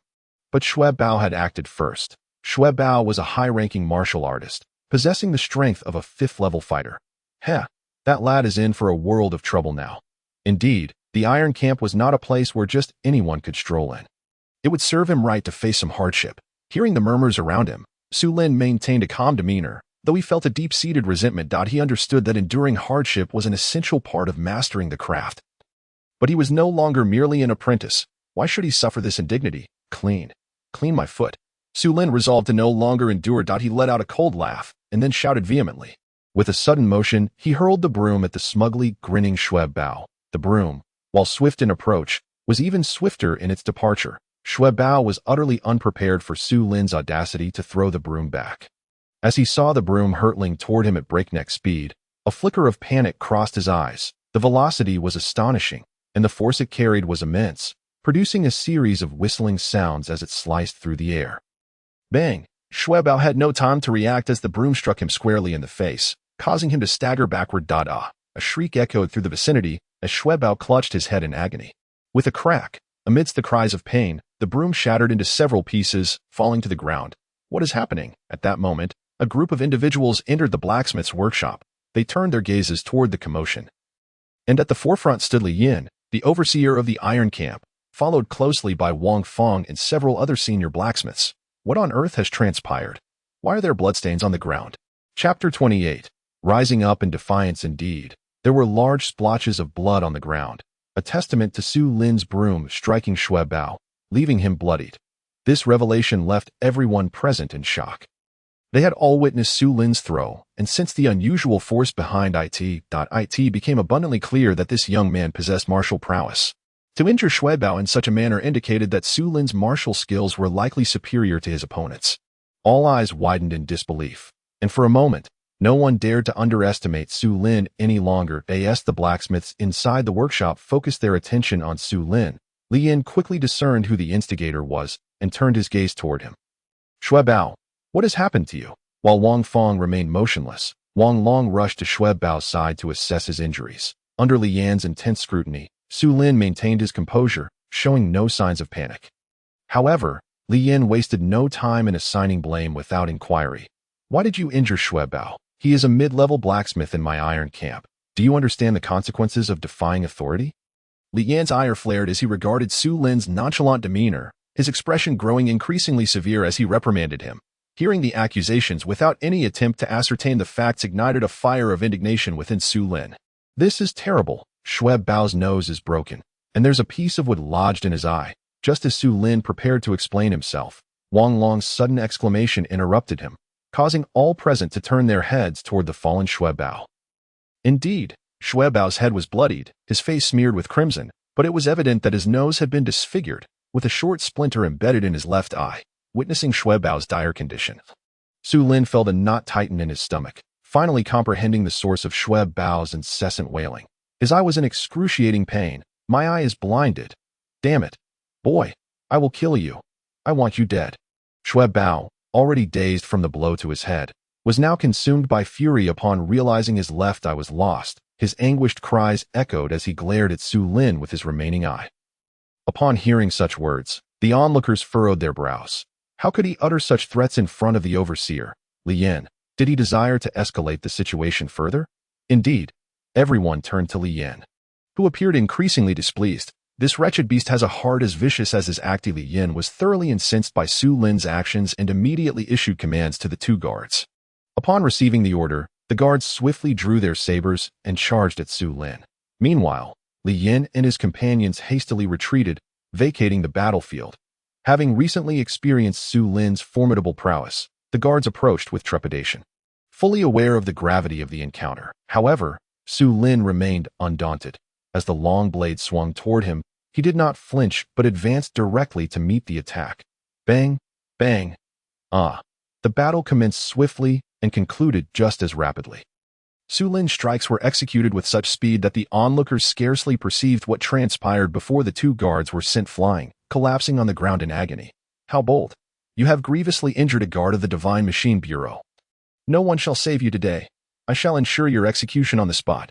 Just as Su Lin regained his footing, he saw Li Yin launch a sudden assault, sensing the formidable martial aura radiating from his opponent. Su Lin's eyes narrowed at a congenital martial artist. Li Yin was indeed a congenital warrior, and his aura was not in the slightest inferior to Su Lin's, which made Su Lin feel an acute sense of danger. He dared not underestimate his opponent. After receiving a palm strike from Li Yin, the fierce battle was set to ignite. Su Lin unleashed the killing formation fist with all his might, and a series of explosive sounds reverberated through the air. His aura surged dramatically, resembling a fierce tiger, striking fear into all those present. It's the killing formation fist. The killing formation fist was a martial art practiced by the Deqian army, renowned for its widespread adoption. As Su Lin executed the technique, the spectators recognized it immediately. What an impressive aura! Surely he has mastered the killing formation fist to perfection. The crowd gasped in awe. with some discerning Su Lin's level of mastery. Although their conjectures were tinged with uncertainty in the midst of the fray, Li Yin had initially believed he could subdue Su Lin with a single strike, only to be astounded by Su Lin's terrifying strength. The more they exchanged blows, the more Li Yin felt alarmed, confirming the spectators' suspicions that Su Lin had indeed mastered the killing formation fist to its fullest extent. This was Su Lin's first experience in combat. At first, he was somewhat flustered, but he quickly adapted, his composure gradually returning. The two exchanged blows in a fierce back and forth, clashing dozens of times in mere moments. With a resounding clap, their fists and palms collided, and both warriors staggered back. Su Lin managed to stabilize himself after 3 steps, while Li Yin retreated a step and a half further, stunning all onlookers. No one expected that in this exchange. Su Lin had gained the upper hand, albeit slightly. "You shall die, brat." Just as Li Yin prepared to strike again, a sudden urgent shout echoed from outside. Chapter 29. The Azure Phrase, 7 Apertures Linglong. Su Lin had already assumed a fighting stance. But upon glancing toward the entrance and seeing the newcomer, he immediately halted. "I greet you, Lord Zhang." Reinforcements had arrived. Su Lin was the first to salute the plump figure bursting into the room. The others in the blacksmith's workshop also recognized the newcomer and bowed in unison. Zhang Zhubu did not arrive alone. A squad of armed guards followed closely behind, swiftly taking control of everyone in the room. "Zhang Zhubu, this scoundrel has grievously injured a mid-level blacksmith from my iron division and has defied orders, wounding a guard. Such acts are utterly unforgivable." Upon seeing Zhang Zhubu's arrival, Li Yin understood that he could no longer control the situation and promptly pointed at Su Lin, explaining the events that had transpired. "Enough. Li Yin, Su Lin, you shall accompany me to the front hall." With that, Zhang Zhubu stormed out, seething with anger. Li Yin shot Su Lin a fierce glare, his expression unfriendly. Combined with his hooked nose, his narrow eyes appeared even more sinister. "Humph. Congenital warriors are nothing special. Oh, you really think I fear you, dog officer? We shall see." Su Lin remained unperturbed, secretly pondering as he stepped out of the blacksmith's workshop. Ding! Detection of host arriving at the sign-in location. "Would you like to sign in?" As Su Lin entered the Iron Division building, a system prompt resonated in his mind. Earlier that day, he had received a sign-in task. Had it not been for the earlier incident, he would have completed it long ago. Ding! Congratulations, host, for completing the sign-in. You have received 10 years of cultivation power and 1 random blue phrase. The system's voice faded. Su Lin immediately checked his character panel. Host, Su Lin Realm. Immortal Path. Chi Refinement Stage 1 Cultivation Power. 10 years Divine Abilities. True Inside Eye. Capable of recognizing the essence of all things in the world. Internal Skills. Breath Regulation Method. Minor Achievement. External Skills. Killing Formation Fist. Perfection. 100 Battle Saber Technique. Perfection. 100 Battle Spear Technique. Not initiated. Mounted Archery. Not initiated. Flying Dagger Technique. Not initiated. Movement Technique. Earthquake Step. Minor Achievement. Galegrass Step. Perfection. True Fire. Primordial True Fire. Can evolve. Occupation. Refiner Occupation Realm. Master Blacksmith. Peak. Occupation Skills. Basic Refining Technique Phrases. White. Critical Forging. Beginner Lucky Star. Rapid Reading. Martial Arts Prodigy. Copper Skin Iron Bone. Practice Makes Perfect Blue. 7 Apertures Ling Long. Possessor's 5 senses and awareness are enhanced. Effect increased by 100. Upon the emergence of the blue phrase, Su Lin felt an overwhelming transformation in his surroundings, rendering him dizzy. In that moment, an array of sounds filled the air. Many previously faint noises suddenly became distinct and pronounced. His vision also underwent a change, with surrounding objects appearing more vivid. A multitude of scents seemed to materialize out of nowhere, flooding his nostrils and causing him to cough involuntarily. In summary, an array of changes occurred instantaneously, catching Su Lin completely off guard. He appeared as if under the influence of a drug, swaying unsteadily while sneezing and coughing. Just then, Li Yin approached from behind. Observing Su Lin's condition, he felt somewhat reassured, thinking to himself, "This brat has indeed been injured by me." Youngsters are so vain. This 7 Apertures Ling Long is truly fearsome. The effects are astonishing. After a lengthy period of adjustment, Su Lin gradually acclimated, although he still felt somewhat uncomfortable. After all, such a drastic alteration in his senses could not be easily adjusted to. Huh? Did that dog officer just say something? Su Lin suddenly recalled a moment earlier when Li Yin had passed by him. The more he thought about it, the the stranger it seemed in his recollections. When Li Yin had walked past, they had exchanged a glance, and at that moment, he distinctly heard Li Yan's voice, yet he did not see him speak. Su Lin was certain he had not misremembered. Li Yin had indeed not opened his mouth, yet how had the sound reached him? Could that dog officer truly believe I was injured by him? Fueled by a competitive spirit, Su Lin could not help but inwardly scoff. However, as this thought settled in his mind, he suddenly sensed something amiss. Why was he thinking this way? Was it really just an illusion? Had he genuinely heard Li Yan's thoughts? Pondering this possibility, Su Lin was momentarily stunned. Finding the idea utterly preposterous, shaking his head, Su Lin dismissed the thoughts and stepped inside. In the hall, Zhang Zhubu sat in the Grandmaster's chair, his eyes cold and fixated on Li Yan. While Su Lin stood beside Li Yan, gradually inching closer, creating a rather peculiar scene. It was worth noting that a conflict had just taken place between the two. They should have been standing at a significant distance from one another. Indeed, Li Yan had kept his distance, not standing with Su Lin but rather far apart. However, due to the strange happenings earlier, Su Lin found himself unconsciously drawn nearer to Li Yan. As Li Yan was explaining the earlier events to Zhang Zhubu, he suddenly sensed Su Lin closing in and immediately halted his narration, turning his head to glare coldly at Su Lin. What do you want standing so close? Are you planning to ambush this officer? Li Yan's expression was frosty as he coldly interrogated Su Lin. Hearing this, Zhang Zhubu also turned his gaze towards Su Lin, an expression of intrigue playing on his face. Yet Su Lin showed no intention of creating distance. He remained beside Li Yan, waving his hand dismissively. Please do not take offense, Li Zhu. Sure, I meant no harm. I merely stepped a bit closer. Although Su Lin said this, he showed no inclination to move away.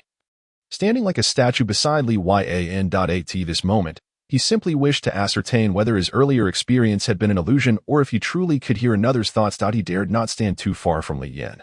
Yet being too close was also unwelcome. Li Yan chose to ignore him and resumed his explanation to Zhang Zhubu.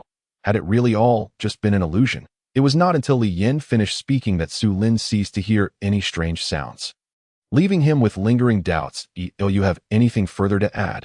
At this moment, Zhang Zhubu directed his attention to Su Lin, his demeanor considerably more amiable than it had been with Li Yan.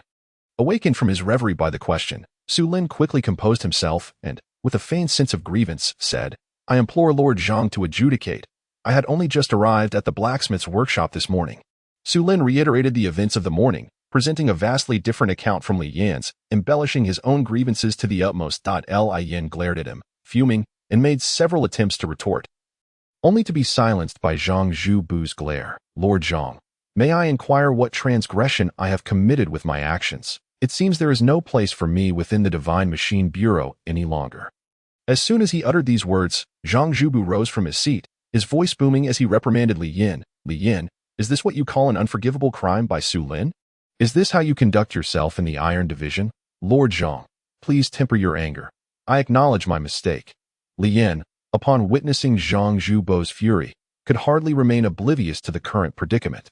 The opposing faction seemed inclined to favor Su Lin, and he understood that no matter how he attempted to justify himself, it would yield no fruit. With a heavy heart, he lowered his head in acknowledgement of his fault. Effective immediately, Su Lin is to be promoted to intermediate blacksmith. His official rank shall be the 8th grade. He is no less than that so-called Bao. My Lord Zhang, this cannot be, Li Yan protested vehemently. Su Lin has only just arrived at the Iron Camp, with no achievements to his name. How can he be promoted so casually? Does he even possess the necessary capability? Upon hearing this, Li Yan immediately voiced his dissent. How can you assert he lacks ability? Li Yan, you are well aware that Su Lin was brought in by me. As for my character, you should understand it better than anyone else. With that single remark, Li Yan abandoned any lingering grievances. He could discern that Zhang Zhubu was earnest, prompting him to cast a deeply contemplative glance at Su Lin. In his heart, he mused, could it be that this young man actually possesses some skills?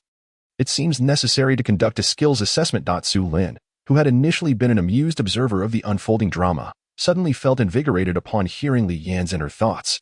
Indeed, it was genuine telepathy. This fellow hadn't even uttered a word.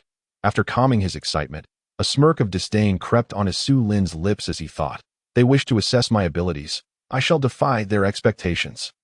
Having endured such a significant injustice today, I shall not showcase my prowess. Let everyone believe that I merely entered through Zhang Zhubu's connections, though Zhang Zhubu had come to his aid. Su Lin still felt a twinge of dissatisfaction and resolved to give the other party a bit of trouble. Chapter 30. The Upgrade of True Perception. What is the nature of this telepathy? Under what circumstances can one hear the thoughts of others? Su Lin pondered deeply on this question. Now that he was certain of his ability to hear the thoughts of others, he recognized it as the capability granted by the blue trait 7 apertures Ling Long. Yet, previously, when he wished to listen, he could hear nothing, which made him consider this ability somewhat superfluous. Having ceased his contemplation, he noticed that Li Yin had already been dismissed by Zhang Zhubo, leaving only the two of them. Thank you, Lord Zhang, for your timely intervention. Otherwise, my life could have been forfeit, Su Lin expressed with heartfelt gratitude. However, Zhang Zhubo perceived an underlying meaning in his words and earnestly replied, "This matter is due to my oversight. Rest assured, I have warned Li Zhu Shi. He will not trouble you again. Remain at the Divine Machine Bureau with peace of mind. Under my protection, no one can lay a hand on you. By the way, Old Chen has completed the Military Ministry's commission today, and your belongings have been sent to the Ministry of Works. I will have someone deliver them shortly." Upon hearing this, Su Lin felt a rush of excitement. Rather than wait for someone to bring it to him, he promptly bid farewell to Zhang Zhubo and dashed towards the office building of the Ministry of Works. "Wait for me. I shall accompany you back," Zhang Zhubo called after him. Given the chaos at the Iron Camp, Su Lin did not haste to return, accompanying Zhang Zhubo to the Ministry of Works instead. In the official residence of Zhang Zhubo, Su Lin was taken aback to find a large bundle awaiting him. He recalled that his belongings left in the refugee camp's blacksmith shop did not amount to this much. It was only upon opening the bundle that he realized it was filled with coins. Even his old clothing had been included. Upon inspection, he found over 60,000 copper coins. These coins are cumbersome to carry. "You may exchange them for silver notes at the accounts office," Zhang Zhubo suggested with a smile. After parting ways with Zhang Zhubo, Su Lin proceeded to the accounts office, where he exchanged the copper coins for 60 taels and silver notes before returning to his quarters. Having settled his belongings, he promptly made his way back to the Iron Camp workshop. At this moment, the blacksmith shop was eerily quiet. Apart from the sounds of work, there was not a single word exchanged.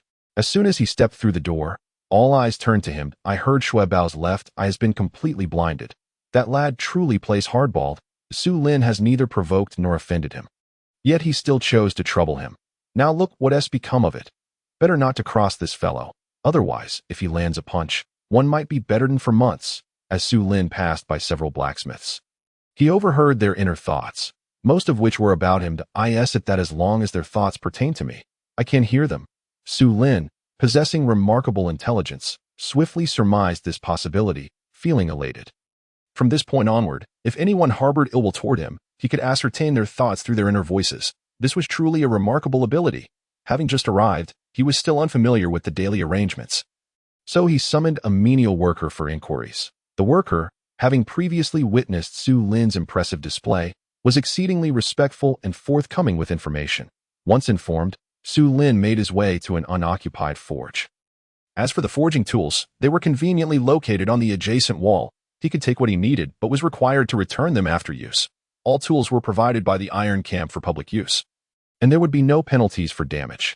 Additionally, several senior craftsmen possessed their own sets of forging tools, which were preferable for their ease of use and compatibility with their forging habits. Su Lin had never owned a personal set of blacksmithing tools, and given his current skill level, he was not picky about the tools he used. Su Lin, here's the task assigned to you for today. Assess your time wisely to complete it. Just as Su Lin settled onto a nearby chair, a square-faced middle-aged man approached, accompanied by 4 menials carrying baskets. Upon seeing Wang Long, Su Lin wore a displeased expression. This man had been the second to demand severe punishment against him previously, and thus he had no inclination to treat him kindly. "I will eventually avenge the grievance against Shuebao. Just you wait." Wang Long leaned closer to Su Lin and whispered hastily. "This is for you," he said, leaving behind a scroll before turning to depart. Watching the retreating figure, Su Lin maintained his composure, merely shaking his head lightly. He had already heard Wang Long's thoughts when he threatened him, which revealed his underlying fear. "This kid probably won't dare to attack me directly. If he does, I won't be afraid."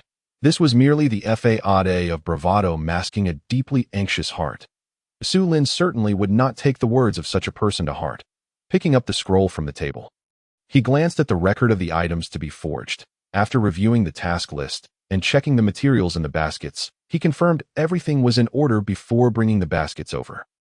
This time, he was not forging weaponry, but rather a batch of ceremonial items required by the Dacian imperial palace, known as qianghao, a type of wind instrument resembling a ram's horn. When blown, it produces a deep, thunderous sound that resonates hauntingly and ethereally. Carrying for miles, Su Lin had never crafted this particular item before. He needed to study the blueprints carefully. Once he reviewed the diagrams, he felt a surge of confidence and ignited the forge. Ding! System forging task initiated. Create 18 qianghao for the Dacian imperial palace with a deadline of 2 days. Upon hearing the system's sudden notification, Su Lin's heart raced, and he became even more focused on this forging task.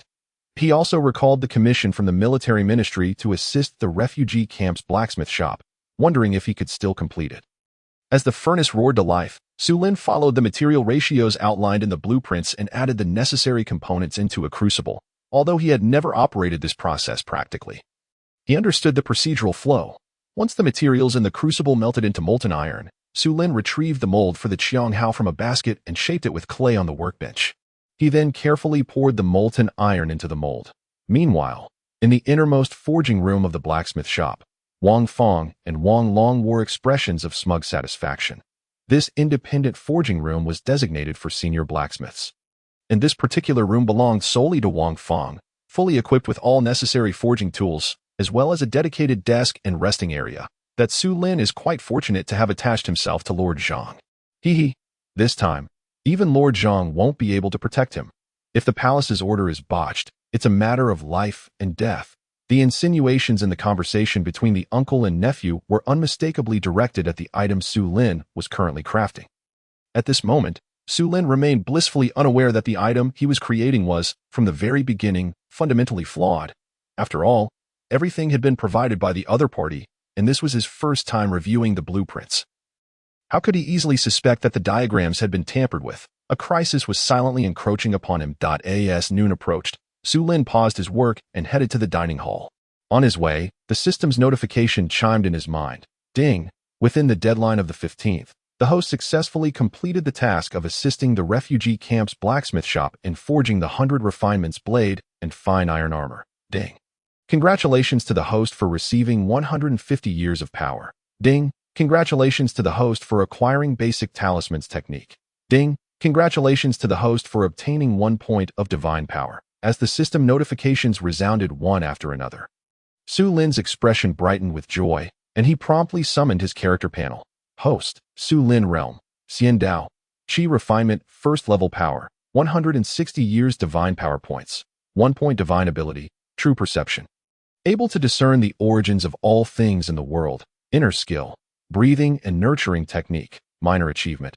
Outer Skill, Killing Array Fist Technique, Grand Perfection. 100 Battles Sword Technique, Grand Perfection. 100 Battles Spear Technique, Not Yet Initiated, Body Technique. Earth-Shattering Step, Minor Achievement. Gale Grass Step, Grand Perfection. True Fire, Primordial True Fire, Capable of Evolution. Profession, Tool Refiner, Professional Realm. Pinnacle of Master Blacksmith. Professional Skills, Basic Tool Refining Technique, Basic Talismans Technique. Entries, White, Critical Forging, Beginner's Lucky Star, Rapid Reading, Martial Arts Prodigy. Blue, 7 Apertures Exquisite. Owner's 5 senses and 6 perceptions enhanced, effect increased by 100, upon noticing the additional points for divine abilities.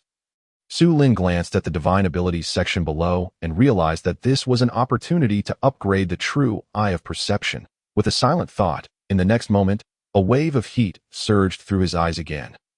But this time he was prepared, channeling energy into his eyes to slightly alleviate the burning sensation. Once the stinging pain subsided, Su Lin saw that the character panel had gained an extra line of small text beneath the true eye of perception. True eye of perception. Able to discern the origins of all things in the world, perceiving the traces of all things past. Seeing this, Su Lin was puzzled by what it meant to perceive the traces of all things past. It implied the ability to witness the evolutionary process of all things. After hearing the system's explanation, Su Lin began to comprehend, finding it rather mystical, yet not overly surprising that it was not until he casually glanced at a tree by the roadside that a marvelous transformation occurred in his eyes. The tree appeared to become ethereal, its branches and leaves rapidly shifting until it ultimately transformed into a sapling before halting. The entire transformation process was a reverse projection of the tree's entire growth journey. After blinking, the sapling before Su Lin reverted back to the original, real tree. What a wondrous transformation. In that moment, Su Lin's face displayed astonishment, his expression one of disbelief. Chapter 31. Being schemed against, Su Lin did not delve deeply into the newfound changes of the true eye of perception. At that moment, he recalled a book titled Basic Talismans Technique that had appeared in his memory, that he had been troubled about how to learn the way of talismans, and unexpectedly, the system rewarded him with the relevant book. This made him reflect. Why seek the mysterious externally when the field of his own cultivation held its own pearls of wisdom? With the system at his disposal, it was utterly unnecessary to fret over such matters. It also made him realize the benefits of completing the system's forging tasks, which were indeed far superior to ordinary sign-in task rewards. As he mentally reviewed the basic talismans technique, the content opened his eyes wide. Moreover, it was astonishing that the book rewarded by the system required no contemplation on his part to fully comprehend, as if the knowledge had always belonged to him. He felt a sense that now, with the tools for drawing talismans in hand, he could immediately begin crafting them. Setting aside the matter of talismans, Su Lin utilized 20 years of cultivation to break through to the grand perfection realm of the earth-shattering step. He then used another 20 years of cultivation to enhance the breathing and nurturing technique.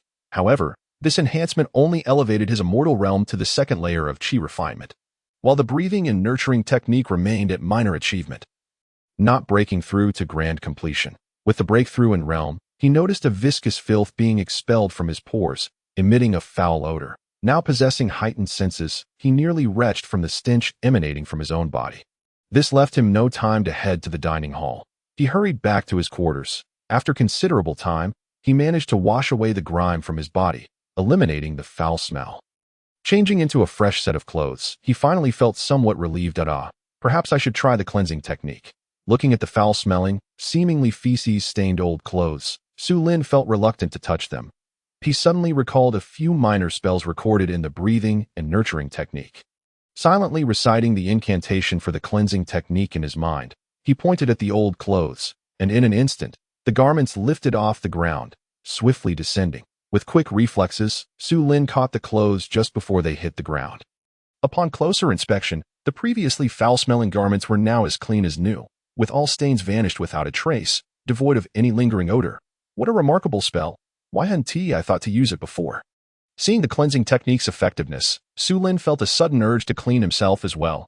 Casting the spell upon himself. As the cleansing technique was enacted, his damp hair instantly became dry, and he felt an overwhelming sense of relief as if he had just undergone a rejuvenating massage.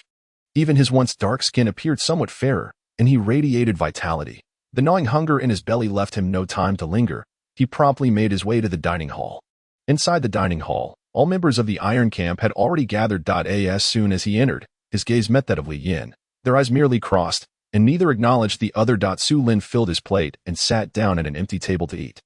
Halfway through his meal, someone approached his table. He looked up to find it was Wang Long, the individual with whom he had exchanged tasks in the morning.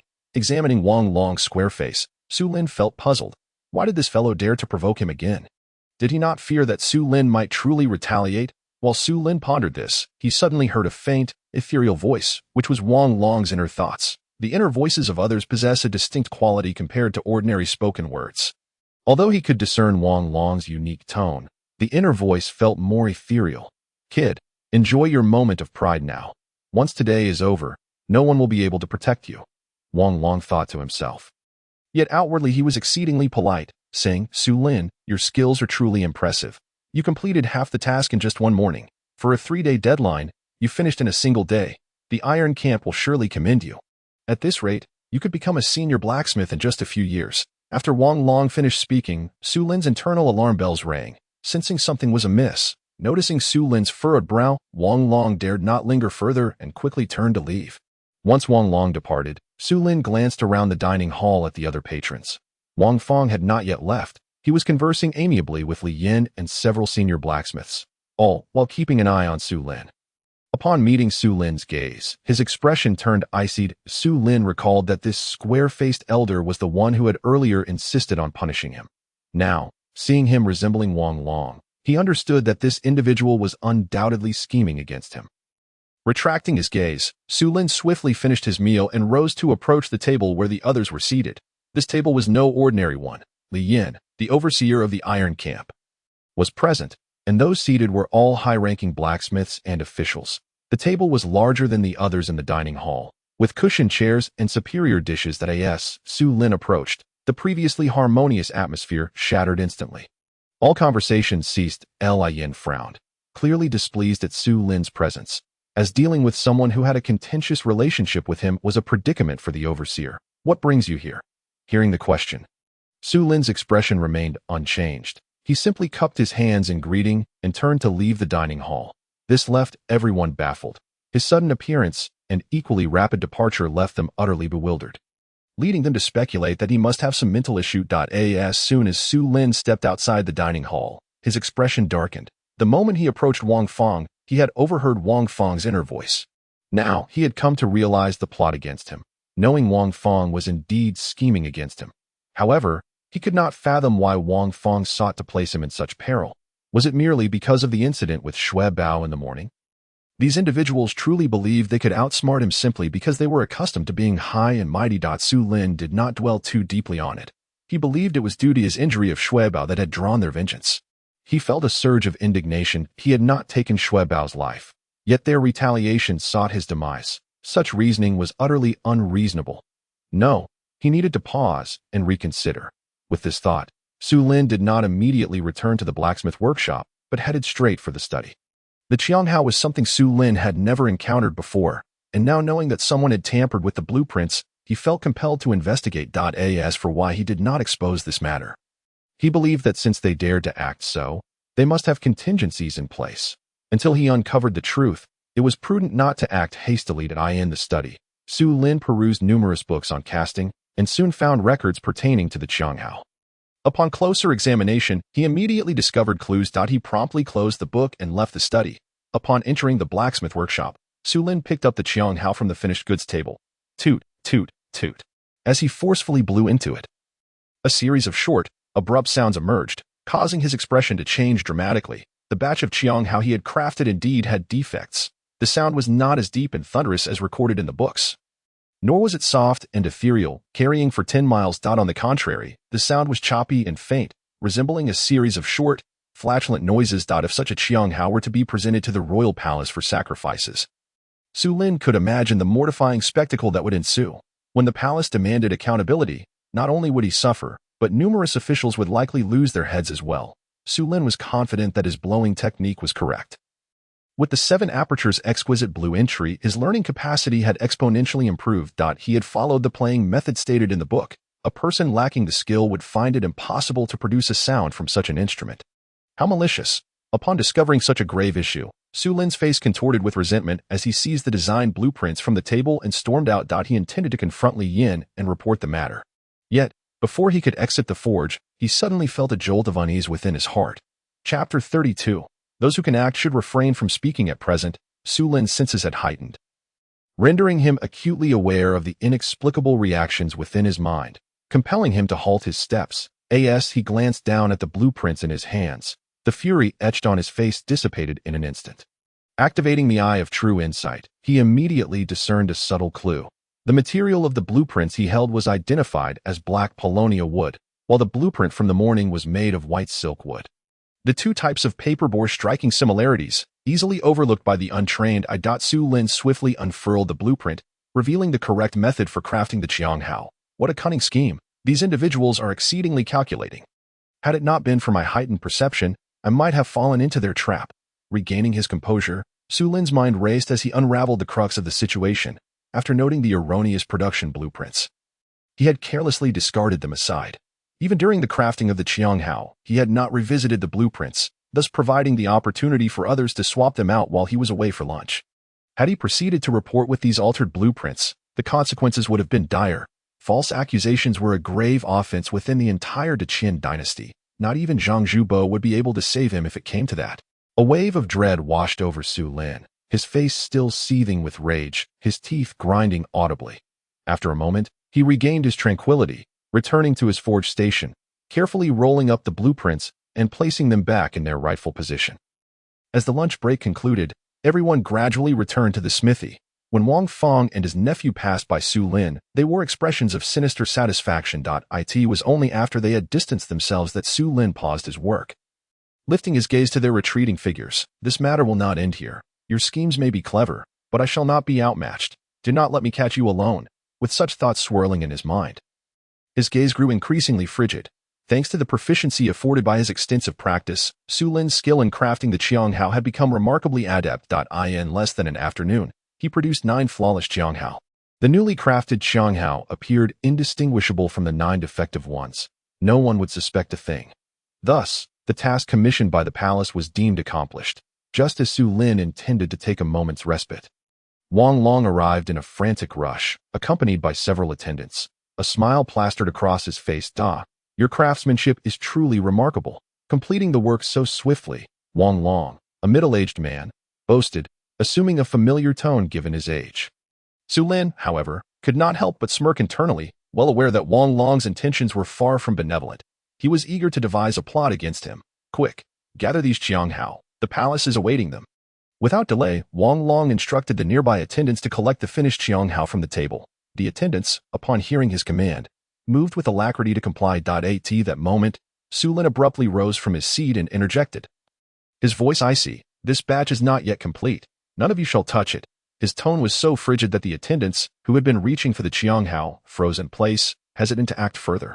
"What? How can this batch be incomplete? It appears finished to me." Wang Long's smile faltered, yet he quickly regained composure. Feigning ignorance as he gestured to the Qianghao on the table, Su Lin found his pretense utterly repugnant. A cold smirk crept across his lips as he replied, "Oh, are you truly unaware of whether it is done or not?" At this remark, Wang Long's heart sank, his expression stiffening in realization. In that moment, he comprehended that his scheme had likely been uncovered by Su Lin. Yet, he maintained his composure, his expression reverting to one of feigned confusion. "What do you mean, Su Xiaogu? How am I to know if it is completed?" "You don't know? Then take a good look at this Qianghao and discern whether it is adequately crafted." As he spoke, Su Lin seized a Qianghao from the table and hurled it at Wang Long.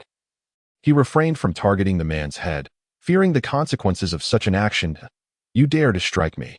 Wang Long, caught completely off guard, was struck in the abdomen by the flying Qianghao, eliciting a pained cry as he collapsed to the ground. His face contorted with fury. This time, Su Lin had moderated his strength, causing significant discomfort without delivering a fatal blow, which brought him some relief. Ignoring Wang Long's protests, he stepped around the table. Nearby attendants were rendered speechless by the scene. Frozen in shock and no longer daring to make a move, the commotion immediately drew the attention of everyone in the forge. "What has transpired? Why has Su Xiaozi struck Wang Long again?" "Who knows? This fellow is far too brutish. Such a person should not be in the iron camp, but rather in the military. Indeed, we must be cautious working alongside such a savage youth." Su Lin overheard the murmurs but paid them no mind, advancing toward Wang Long, his gaze fixed intently upon him. "Tell me, is this Qianghao finished or not?" Su Lin's voice was cold as ice, his gaze fierce and unyielding, exuding an aura reminiscent of a predatory tiger poised to pounce. Wang Long trembled, instinctively retreating as he struggled to withstand the pressure emanating from Su Lin. What is happening? As Wang Long crawled backward, his words stumbled forth, unable to articulate his thoughts, utterly intimidated by Su Lin's fierce demeanor. "Wang Long, what is the matter with you?" At that moment, the door to the inner forge room swung open, and Wang Fong burst forth. Upon seeing Wang Long trembling on the ground, concern washed over his face. "Little brat, you have the audacity to strike a colleague." Wang Fong scrutinized Wang Long briefly, relieved to note that he bore no serious injuries, before turning his ire upon Su Lin, glaring fiercely. "You old fool, mind your words, or I shall strike you too." Upon hearing Wang Fong's disrespectful remark, Su Lin did not immediately retaliate, but instead coolly retorted, "You would do well to keep your mouth clean, lest I decide to deal with you as well." The crowd fell silent, shocked at Su Lin's audacity to insult a senior blacksmith. Wang Fong's expression stiffened momentarily before he erupted in anger. "What did you say? Su Lin, do you dare to show such disrespect to me? Do you understand the consequences of offending your superiors? You are courting death." With that, an overwhelming aura of martial prowess surged from Wang Fong, revealing him to be a practitioner of innate martial arts. Wang Fong's indignation stemmed not only from his position as a senior blacksmith, but also as a foreman overseeing numerous junior blacksmiths. Su Lin had been assigned under his purview, which explained their interactions. However, compared to the rigid hierarchy within the court, the iron camp structure was far more relaxed. allowing individuals to operate without the constant oversight of their superiors. Feeling the pressure emanating from Wang Fong, Su Lin remained unfazed, recognizing that his opponent was merely a first-level innate practitioner. As a second-level qi refining practitioner, he held a clear advantage, not to mention. With his mastery of multiple perfected techniques, even if he were still at the first level of qi refining, he would not fear a confrontation, not merely talk. If you are dissatisfied, come forth and face me. Su Lin made no effort to display his own might, instead delivering that nonchalant challenge. Wang Fong seethed with anger, yet he was aware of Su Lin's peculiar prowess, capable of contending with Li Zhu for extended bouts without defeat. Thus, he hesitated to accept the challenge, sensing that Su Lin was not inclined to engage with someone of his stature. Li Zhu is here. Just as the standoff continued, a voice rang out, prompting the crowd to turn and witness Li Yin rushing in from the entrance, breathless and agitated. Upon learning of the situation, Li Yin wasted no time and hurried over, visibly panting as he approached Su Lin. After exhaling deeply, he asked with an air of resignation, "How do you intend to explain this situation?" Chapter 33, Genuine and Faux Blueprints in the Presence of Li Yin. Su Lin did not respond immediately, but instead turned his attention back to Wang Fong. "Foreman Wang, just moments ago, Wang Long brought some attendants claiming that this batch of Qianghao was complete, yet I believe it is not finished." Upon hearing Su Lin's words, Wang Fong felt a sudden jolt in his heart, realizing that his scheme had undoubtedly been unraveled by the other party. Observing the change in Su Lin's demeanor, Wang Fong's countenance shifted, prompting Su Lin to continue without hesitation. "What do you think? How could I possibly know whether you executed it well or not?" Although Wang Fong experienced a fleeting moment of panic, he quickly regained his composure and feigned nonchalance, responding, "I believe you are aware." Su Lin chuckled lightly before turning to Li Yin, offering a solemn salute as he stated, "I implore you, Li Zhu, to exercise your keen judgment. These two have conspired to deceive me with counterfeit blueprints. Although this batch of Chang horns is now complete, half of them are defective. If these goods are delivered to the palace, the consequences would be dire." Su Lin deliberately raised his voice, ensuring that everyone in the blacksmith shop could hear him. At his proclamation, a wave of shock rippled through the crowd, with all present displaying grave expressions. Li Yin, in particular, was filled with indignation. As the overseer of the Tizi camp, he understood the significance of the shipment. Any misstep could implicate not only Su Lin but himself as well. Is what you say true? Every word is accurate. Receiving this confirmation, Li Yan's gaze shifted to Wang Fong, his eyes blazing with fury. Under his intense scrutiny, Wang Fong trembled momentarily but quickly steadied himself, hastily retorting, "Li Zhu, do not heed the nonsense of this child. As the steward of the Tizi camp, how could I commit such a grievous act?" Wang Fong's explanation managed to quell a fraction of Li Yan's anger, as he recognized the potential repercussions for all involved if the shipment were to fail. With this consideration, he turned his steely gaze back to Su Lin. Pressing, "Su Lin, to slander an official is a grave offense. Do you possess any evidence?" "Indeed, I do." As Su Lin spoke, he returned to the table of finished products, retrieving one of the Chang horns and presenting it to Li Yin.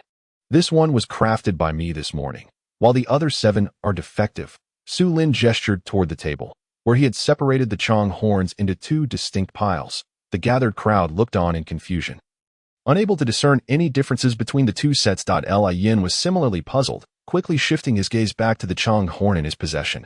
"What is wrong with it?" After scrutinizing it for some time without finding any faults, he inquired aloud, "Li Zhu, might you blow this horn?" At Su Lin's suggestion, both Wang Fong and Wang Long displayed expressions of alarm, though they quickly masked their reactions. "How could I possibly produce a sound with this?" "Allow me to demonstrate." Su Lin replied, taking the horn from Li Yan's grasp. The onlookers were astonished, having not anticipated Su Lin's hidden talent.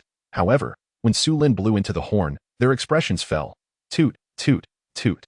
The sound that emerged was reminiscent of a series of comedic flatulence noises, prompting gasps of disbelief and even laughter from some, though they quickly stifled their mirth upon sensing the shift in atmosphere. At that moment, the crowd assumed Su Lin's lack of skill was at fault, and even Li Yin struggled to suppress a smile. In contrast, Wang Fong and Wang Long appeared increasingly somber. Stop, do not blow any further." "What on earth is that noise?" Li Yin, fighting back laughter, urgently interjected.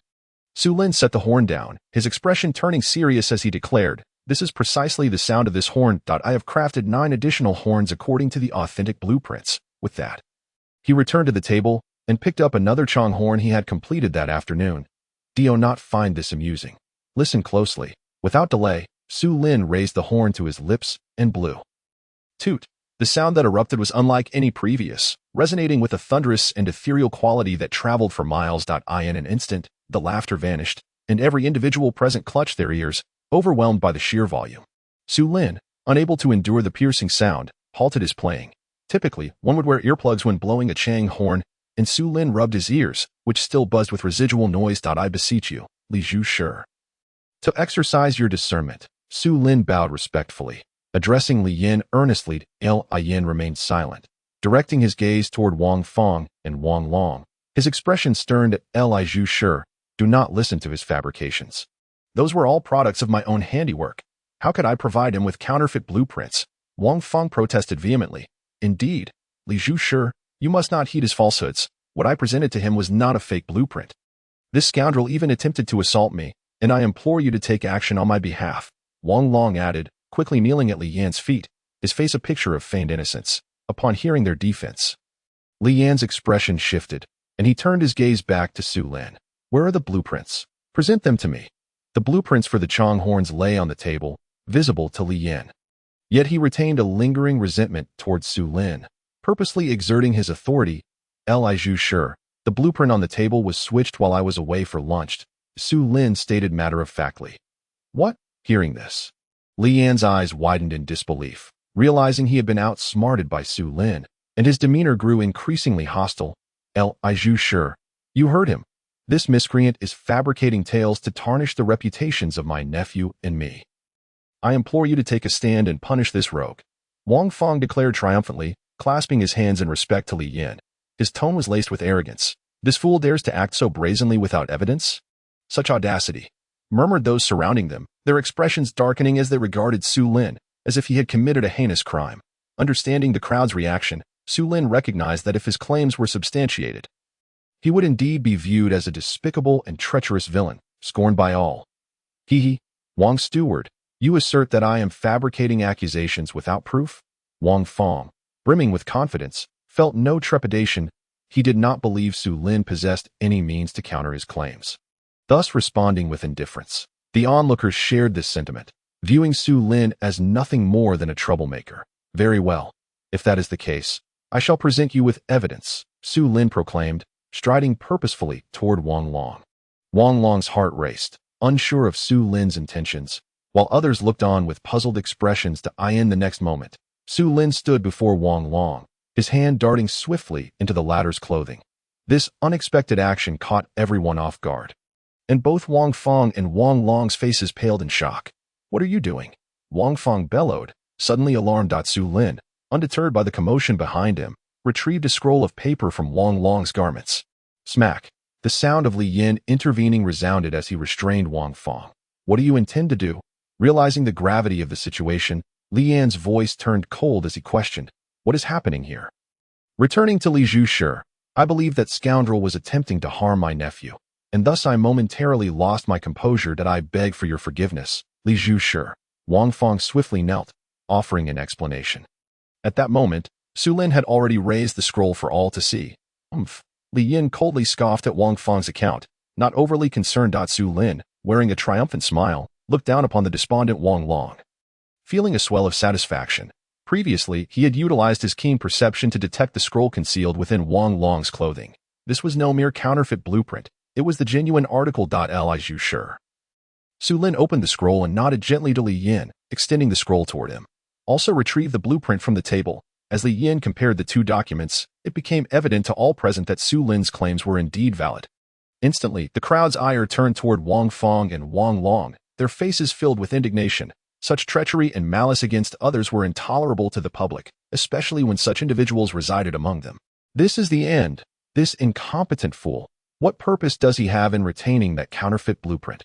Wang Fong's face was ashen as he glared at the despondent Wang Long, wishing he could strangle him on the spot. Chapter 34. A chance encounter. Having examined both blueprints, Li Yan's fury was palpable. Wang Fong, how do you explain this situation? Faced with the inquiry, Wang Fong dared not offer any rebuttal, immediately signaling to Wang Long with a glance. Li Zhu Shi, I am entirely unaware of this matter. It is all the doing of my incompetent nephew. I implore you to temper your anger and spare Wang Long this time." With these words, Wang Fong distanced himself from the situation entirely, leaving the disheartened Wang Long in a state of despair, not having anticipated such callousness from his own uncle. Certainly, the reason for such thoughts is that I had just failed to notice the other party's expression. "Spare him. Do you have any idea how many lives are affected by this matter? Someone escort Wang Long to the dungeons of the Ministry of Justice." Upon hearing these words from Li Yin, Wang Long was paralyzed with fear, quickly seeking assistance from Wang Fong. "Master Wang, please show mercy." Wang Fong understood the severity of Wang Long's offenses but was reluctant to see his own kin suffer imprisonment. So he hastily continued to plead. Li Yin, however, dismissed him, promptly declaring Wang Long expelled from the Divine Mechanism Bureau, never to be employed again. After saying this, he departed the blacksmith's workshop, flanked by 2 guards and Wang Long, all the while ignoring Su Lin, the true victim in this ordeal. Although Su Lin felt a twinge of dissatisfaction with the outcome, he had no intention of pursuing the matter further. After all, Wang Fong was a senior blacksmith, undoubtedly skilled in his craft, and considered a top talent within the Divine Mechanism Bureau. It was improbable that the Bureau would casually discard him over this incident. The fact that Wang Long had been expelled and imprisoned was, in itself, a rather favorable result. The onlookers, engrossed in the spectacle, couldn't help but feel a sense of ruefulness for Wang Long's fate. Yet not a single soul extended him any sympathy. Consider yourself fortunate this time. Once Li Yin had departed, Wang Fong stood up, casting a resentful glance at Su Lin before snorting coldly and hastily leaving the blacksmith's workshop. "This matter is far from over. I shall not only ensure your expulsion from the Divine Mechanism Bureau, but I will also make your life a living hell." As Wang Fong exited, Su Lin overheard this ominous thought. Watching his retreating figure, a glimmer of murderous intent flashed in Su Lin's eyes. Still unwilling to give up, "Then do not blame me." With the matter concluded, Su Lin wasted no time, with the system's forging task pressing. He immediately resumed his work, melting down all the defective Qiang Hao and laboring until late into the night. Ding! Congratulations, host, for completing the task. Forge 18 Qiang Hao for the Dacian Imperial Palace. System rewards have been distributed. Ding! Congratulations, host, for acquiring 50 years of cultivation. Ding! Congratulations, host, for obtaining basic array techniques. Ding! Congratulations, host, for receiving the blue title, Extreme Focus. As Su Lin completed the 18 Qiang Hao, the system's notification chimed immediately. A new book titled Basic Array Techniques appeared in Su Lin's mind, filling him with excitement. After perusing its contents, Su Lin grasped the profound intricacies of array formations. Some aspects bore similarities to talisman crafting, both involving the engraving of magical patterns upon certain mediums. Though the tools differed, talismans required a talisman brush, while arrays necessitated a formation carving knife. Extreme Focus, the possessor, while engaged in manufacturing tasks, can enter a state of extreme focus, significantly enhancing the success rate of crafted items. Upon observing this title, Su Lin felt a surge of inspiration. Enhancing the success rate of crafting items was, to him, akin to receiving divine assistance. While he possessed confidence in his blacksmithing skills, he aspired to master all crafts and become a legendary artifact forger. With so many fields to explore, without a bit of an advantage, he couldn't fathom how many centuries of study would be required. Now armed with this title, his confidence soared. Leaving the blacksmith's workshop, Su Lin returned to his residence and changed back into his usual attire. The night had deepened, and the cafeteria of the Divine Mechanism Bureau had already closed its doors. After changing, he stepped out of his room. Upon exiting the ministry's gates, he encountered 2 familiar faces, Feng San and Wu De, the gate guards. Considering he now resided in the capital, he felt it essential to familiarize himself with the surroundings. After exchanging pleasantries and gathering some information about the capital from them, he bid them farewell. Not long after, Su Lin arrived at a bustling market street near the ministry, despite the late hour. The street was adorned with lanterns, bustling with activity. Shops and stalls lined both sides of the road, and he had no intention of wandering too far. He settled at a food stall. This establishment, known as Sanyang Noodle Stall, was run by a middle-aged widow accompanied by a girl of around 13 or 14. The widow, named Hu Sanyang, was of ample build and retained a certain charm, making her quite renowned in the street, drawing numerous rough men to her stall. Su Lin learned this from Wu De, but he had not come to admire the widow. Rather, he had heard of the stall's delectable offerings. The young girl, named Yang Shouer, resembled Hu Sanyang and was also quite lovely, with large, lively eyes and a cheerful disposition, unafraid of strangers. In this world, girls as young as 13 or 14 could already be mothers. Yet due to Hu Sanyang, no one dared to approach Showa. Su Lin acquired this information from Wu Da as well, who was quite the chatterbox. As soon as Su Lin sat down, young Showa approached him, her large eyes scrutinizing him for an extended period, making him feel quite uncomfortable. To his astonishment, he even caught a glimpse of her thoughts. This young man is truly handsome. How wonderful it would be if I could marry him. Cough, cough. Upon hearing the girl's thoughts, Su Lin choked on his own saliva, coughing uncontrollably. This finally snapped young Showa back to reality, her face flushing crimson, as she seemed embarrassed to gaze at the robust youth before her. Quickly regaining his composure, Su Lin was nonetheless taken aback by her bashful demeanor. He mused, "Are all the girls in this world so precocious? I'm not some strange old man. This is quite a predicament for me." Though he was nearing 30 in his past life, he was only 17 in this one, yet this young girl appeared as nothing more than a child in his eyes. Ahem, what will you have to eat? Faced with such a young girl, Su Lin found himself at a loss for words, but forced himself to maintain his composure, clearing his throat and adopting a serious demeanor. What would the guest like to eat? Hearing Su Lin's order, Yang Shower regained her composure and sweetly inquired. A basket of buns, a bowl of beef noodles, a plate of side dishes. Also, 5 boiled eggs. Su Lin glanced at the menu displayed nearby and stated, "A basket of buns." Upon hearing this, Yang Shower's expression turned one of surprise, as did the gazes of the surrounding diners. "Indeed, I have a hearty appetite." Su Lin remained indifferent to the reactions around him, offering a cool explanation. It was impossible to remain indifferent. The girl's thoughts were far too blatant. Had he not already sat down, he would have considered leaving at that moment, perhaps sensing his cold demeanor. Yang Shower finally ceased her bashfulness and promptly returned to the stall to prepare the order. This young man is indeed a martial arts expert at the second level of the innate realm. And so young too. Quite impressive. Hu Sanyang had been attentively watching from her stall since Su Lin's arrival, and now she discerned the young man's true prowess, her thoughts inadvertently escaping her lips. Upon hearing this, Su Lin's expression shifted, and he immediately scanned his surroundings. Though he had heard this thought, he could not identify its source, which left him quite astonished. After a moment's contemplation, Su Lin deduced that the person who had voiced that thought must be too far away for him to pinpoint. Realizing this, he withdrew his gaze, feeling a newfound respect for this world, understanding that there were realms beyond his comprehension. Although he had completely concealed his aura, making it difficult for ordinary people to perceive his strength, to have been seen through so easily upon his first outing left him both startled and amazed. Not sensing any hostility nearby, he gradually relaxed. "Guest, the buns are ready." Just as Yang Shower brought a large basket of buns to his table, 2 figures dressed in black suddenly sat down behind Su Lin. Due to his previous encounter with an unknown observer, Su Lin had not noticed their arrival, nor did he realize that one of them, whose chest slightly bulged, was the strikingly beautiful female constable, Zhan Hongling, from the 6 doors. "Shower, bring me 2 bowls of noodles." "Ah, Sister Hongling, you've come." It was only upon hearing this exchange that Su Lin recognized the familiar voice and turned to look. But now it was too late to evade her gaze. Their eyes met. Bang! In the next moment, Zhan Hongling slammed her hand on the table and stood up. "How come I keep running into her?" Observing her furious expression, Su Lin felt no fear, merely a sense of resignation. Itsu. At Zhan Hongling's exclamation, all eyes in the vicinity turned to Su Lin.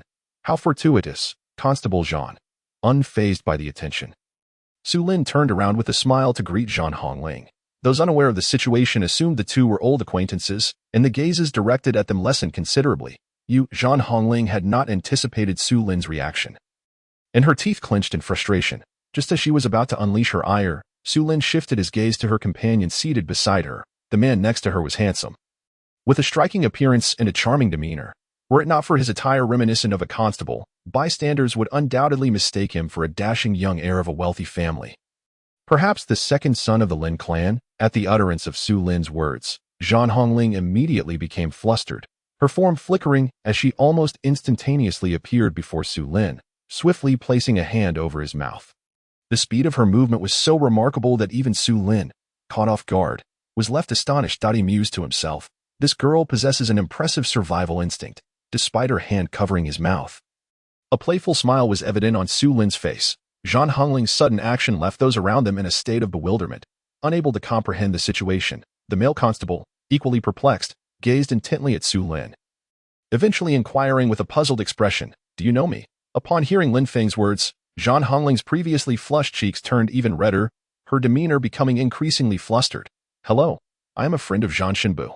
Before Zhang Hongling could react, Su Lin took hold of her hand and greeted Lin Feng. "Ah, I see," Lin Feng remarked, finally grasping the context. Zhang Hongling, still intent on covering Su Lin's mouth, was thwarted by a fierce glare from him. "Brother Lin, please do not misunderstand. Zhang Shenbu and I are merely acquaintances. She once saved my life a long time ago. Had it not been for her intervention, I would not be here today." Su Lin noted the flicker of irritation in Lin Feng's eyes, seemingly intrigued by Zhang Hongling. Thus, he felt compelled to clarify. What a cheeky fellow. However, Zhang Hongling, overhearing this, sensed an underlying sarcasm in his tone. "Ah, I comprehend now." Upon receiving the clarification, Lin Feng felt somewhat relieved, yet skepticism lingered in his gaze, as their recent interactions had indeed been rather ambiguous. "I am Lin Feng. May I inquire your name?" "Young sir, I am Su Lin, a mid-level blacksmith in the Ministry of Works Divine Machine Bureau, Iron Battalion. Brother Lin, should you require any weaponry or ironwork in the future, feel free to seek me out." Following the previous exchange, Su Lin and Zhang Hongling found themselves seated at the same table. No longer concealing his identity. Su Lin recognized that his standing in the Ministry of Works Divine Machine Bureau was no longer comparable to before, and there was no longer any need for subterfuge.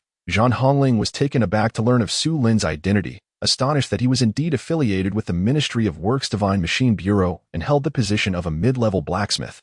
Lin Feng, too, was surprised. As members of the Six Doors, they were well aware of the various bureaus within the Deqian court.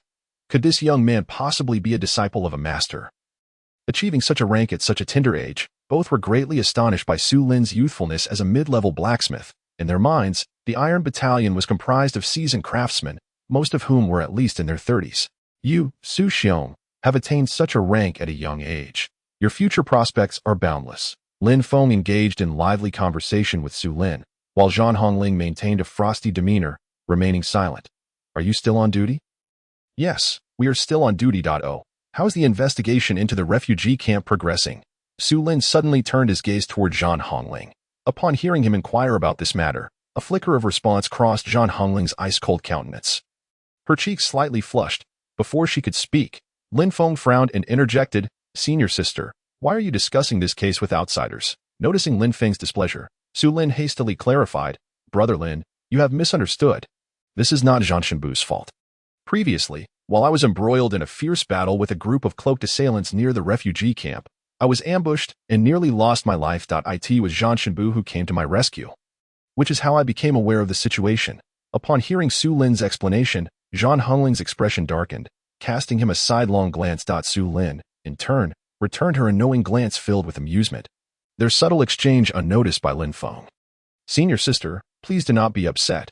It is merely my junior brother's impetuousness," Lin Feng spoke, his tone imbued with a scholarly air, further piquing Su Lin's curiosity. After some conversation, Su Lin learned that Lin Feng had indeed received an education but had faced repeated failures, ultimately being arranged by his family to join the Six Doors. Through Lin Feng's mannerisms and the nuances in his speech, Su Lin deduced that his family possessed considerable influence within the court, far from that of an ordinary citizen. Throughout the meal, Su Lin displayed no restraint, devouring meat buns one after another, slurping down noodles, and consuming eggs whole. This spectacle left Zhang Hongling and Lin Feng astounded, drawing the attention of surrounding diners. "How can you eat so much? Are you training your vitality?" Lin Feng couldn't help but inquire. For martial artists, a greater appetite was not uncommon, yet such voracity was indeed rare. After the meal, Su Lin settled the bill, treating the two. Although they had only consumed a mere 2 bowls of noodles. As the evening was still young, Su Lin intended to take another stroll around the capital. Just as he bid farewell to the pair and had not ventured far, Zhang Hongling dashed back. Seeing her return, Su Lin was not the least bit surprised and promptly smiled. "Did you come back to offer money to reclaim your jade pendant?" Zhang Hongling, however, appeared momentarily taken aback, her previously icy demeanor collapsing. "I didn't bring much money with me today. Can you return my pendant? I promise to deliver the money to the ministry tomorrow. Ha. That simply won't do. Why are you so stingy?" Upon hearing Su Lin's refusal, Zhang Hongling couldn't help but grumble. Su Lin, however, remained unfazed, responding with a hint of exasperation, "It's not just you who failed to bring money. I also didn't bring the pendant." "What? Why didn't you have it with you? What if you lose it? The pendant is of great importance to me." Zhang Hongling's complaints caused Su Lin's lips to twitch, but he dismissed her concerns nonchalantly. Why are you so anxious? As a constable, you should maintain your composure at all times. It's no wonder you were so foolish to chase after those villains alone. Stop. Do not refer to me as a constable. Call me Zhang Butu. I am not a divine constable, merely a figure of wild rumors in the Jianghu. Zhang Hongling's irritation was palpable, yet she restrained herself, addressing him seriously. Very well, Zhang Butu. Noticing her earnestness, Su Lin abandoned his playful tone and acquiesced. He observed that after uttering this, a trace of solitude flickered across Zhang Hongling's features, as if recalling some unpleasant memories. However, he had no interest in prying further, and instead solemnly stated, "Let's do this tomorrow. At this time, I will bring the pendant, and you will bring the money. We shall meet at Sanyang stall for an exchange. Do you not have a case to investigate? How is the situation at the refugee camp?" Previously, Su Lin had not pursued this topic due to Lin Feng's presence, but with just the two of them now, he was eager to inquire. His curiosity piqued regarding the missing refugees. The matters at the refugee camp are beyond the jurisdiction of our 6 doors. The Jinui are currently in charge of the investigation, so do not pry too deeply. Otherwise, Zhang Hongling's warning trailed off as Su Lin nodded in understanding. He was well aware of the formidable nature of the Jinui. Should they take notice of him, his days of peace would be over. Is there a reward for solving cases? Su Lin's sudden inquiry caught Zhang Hongling off guard, her mind scrambling to comprehend the rapid shift in conversation. Of course. Although I do not know your intentions, I can assure you there are rewards. Chapter 36. The Trail of the Cultivators. What are you asking these questions for? Zhang Hongling inquired, somewhat perplexed. Naturally, I am interested in earning some money.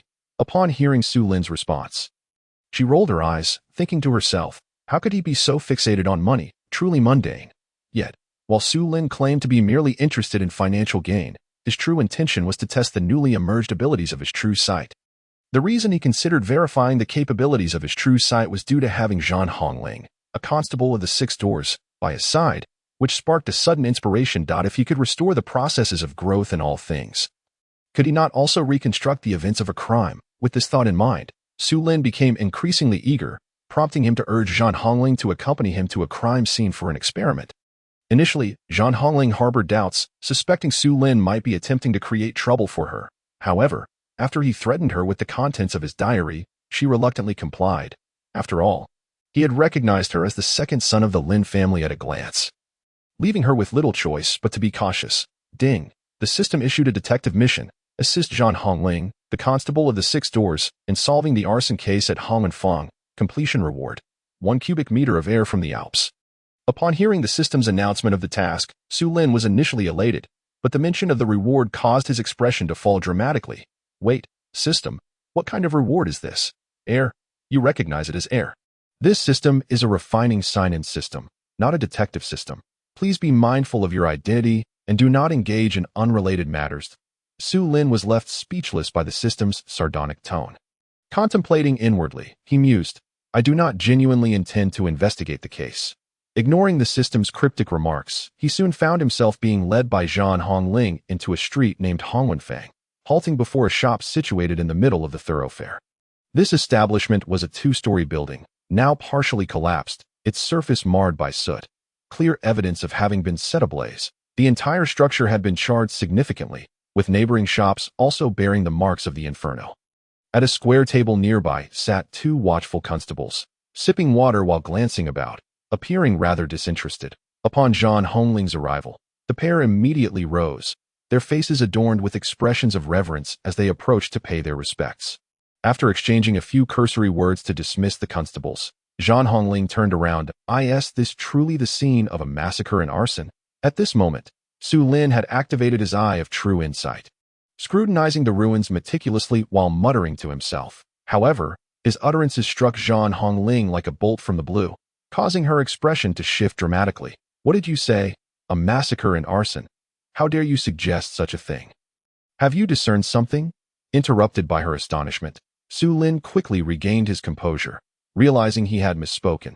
How could he have known this was the scene of a massacre and arson? His words were merely a reflection of the knowledge gleaned from the system earlier. Yet, having spoken, he could not retract his statement. Without responding immediately, he continued to examine the ruins with his eye of true insight. As he persisted in his focus, the ruins began to transform. In an instant. The desolation morphed into a vivid illusion, rapidly changing before his eyes. Flames gradually emerged from the wreckage. Shifting from a sea of fire to flickering embers, the two-story shop materialized, its sign boldly displaying the characters for Immortality, revealing it to be a pawnshop. Recognizing a clue, he refrained from delving deeper and continued observing. With the restoration of Immortality, a figure enveloped in black mist appeared, clutching a wooden black box, which was then propelled into the pawnshop. Inside the open doors, Su Lin witnessed the shadowy figure gesturing around, causing several human-like phantoms to rise from the ground. At this juncture, he withdrew his gaze, plunged into contemplation. Who was that figure shrouded in black mist? The events that transpired here were certainly not the work of an ordinary arsonist. Su Lin had gleaned the entire sequence of the incident from the recent transformation and felt astonished by the appearance of the shadowy figure. He sensed that this individual was no ordinary martial artist, and the fire that caused the devastation was certainly extraordinary. With this thought, he approached the ruins, and Zhang Hongling promptly followed suit. As he neared, Su Lin's gaze fixated on the wall adjacent to the entrance. The spot he scrutinized was precisely where the last flicker of flame had vanished in the evolution of the eye of true insight. Now, Su Lin was convinced that this wall was the source of the conflagration. However, the surface was entirely blackened, devoid of any discernible marks. He understood that there existed mechanisms capable of igniting open flames, such as thunderbolt pellets and fire-igniting pills. If such devices had been employed, the wall would undoubtedly bear clear signs of impact, with fragments embedded within it. Yet, with a swift motion of his hand, Su Lin unleashed a surge of internal energy, dispersing the soot on the wall, revealing no traces of projectile impact. Do you know of any martial arts capable of producing flames? Upon hearing the question, Zhang Hongling paused, deep in thought.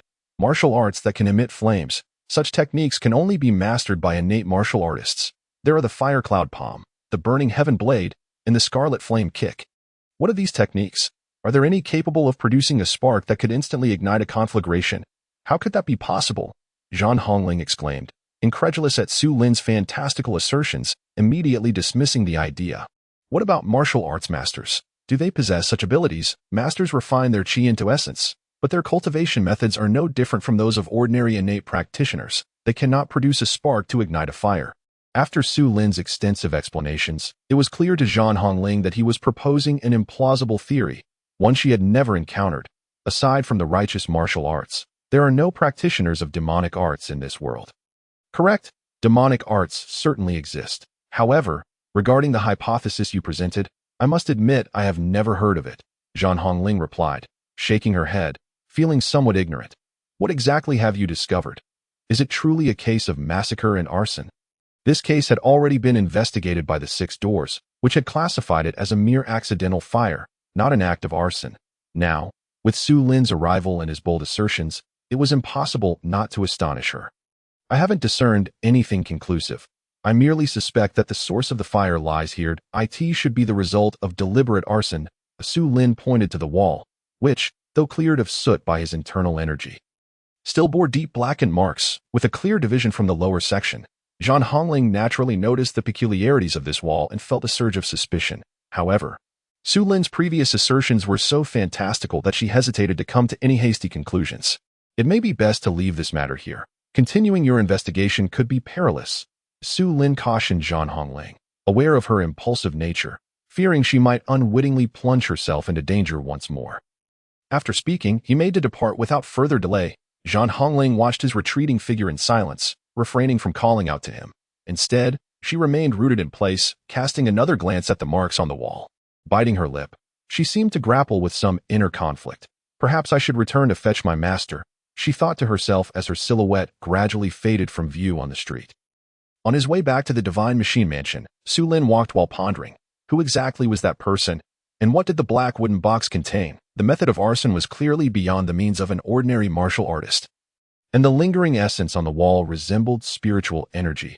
Could it be that of a cultivator? At this thought, Su Lin abruptly halted, startled by his own revelation. Surely, there must be a practitioner of immortality in this world.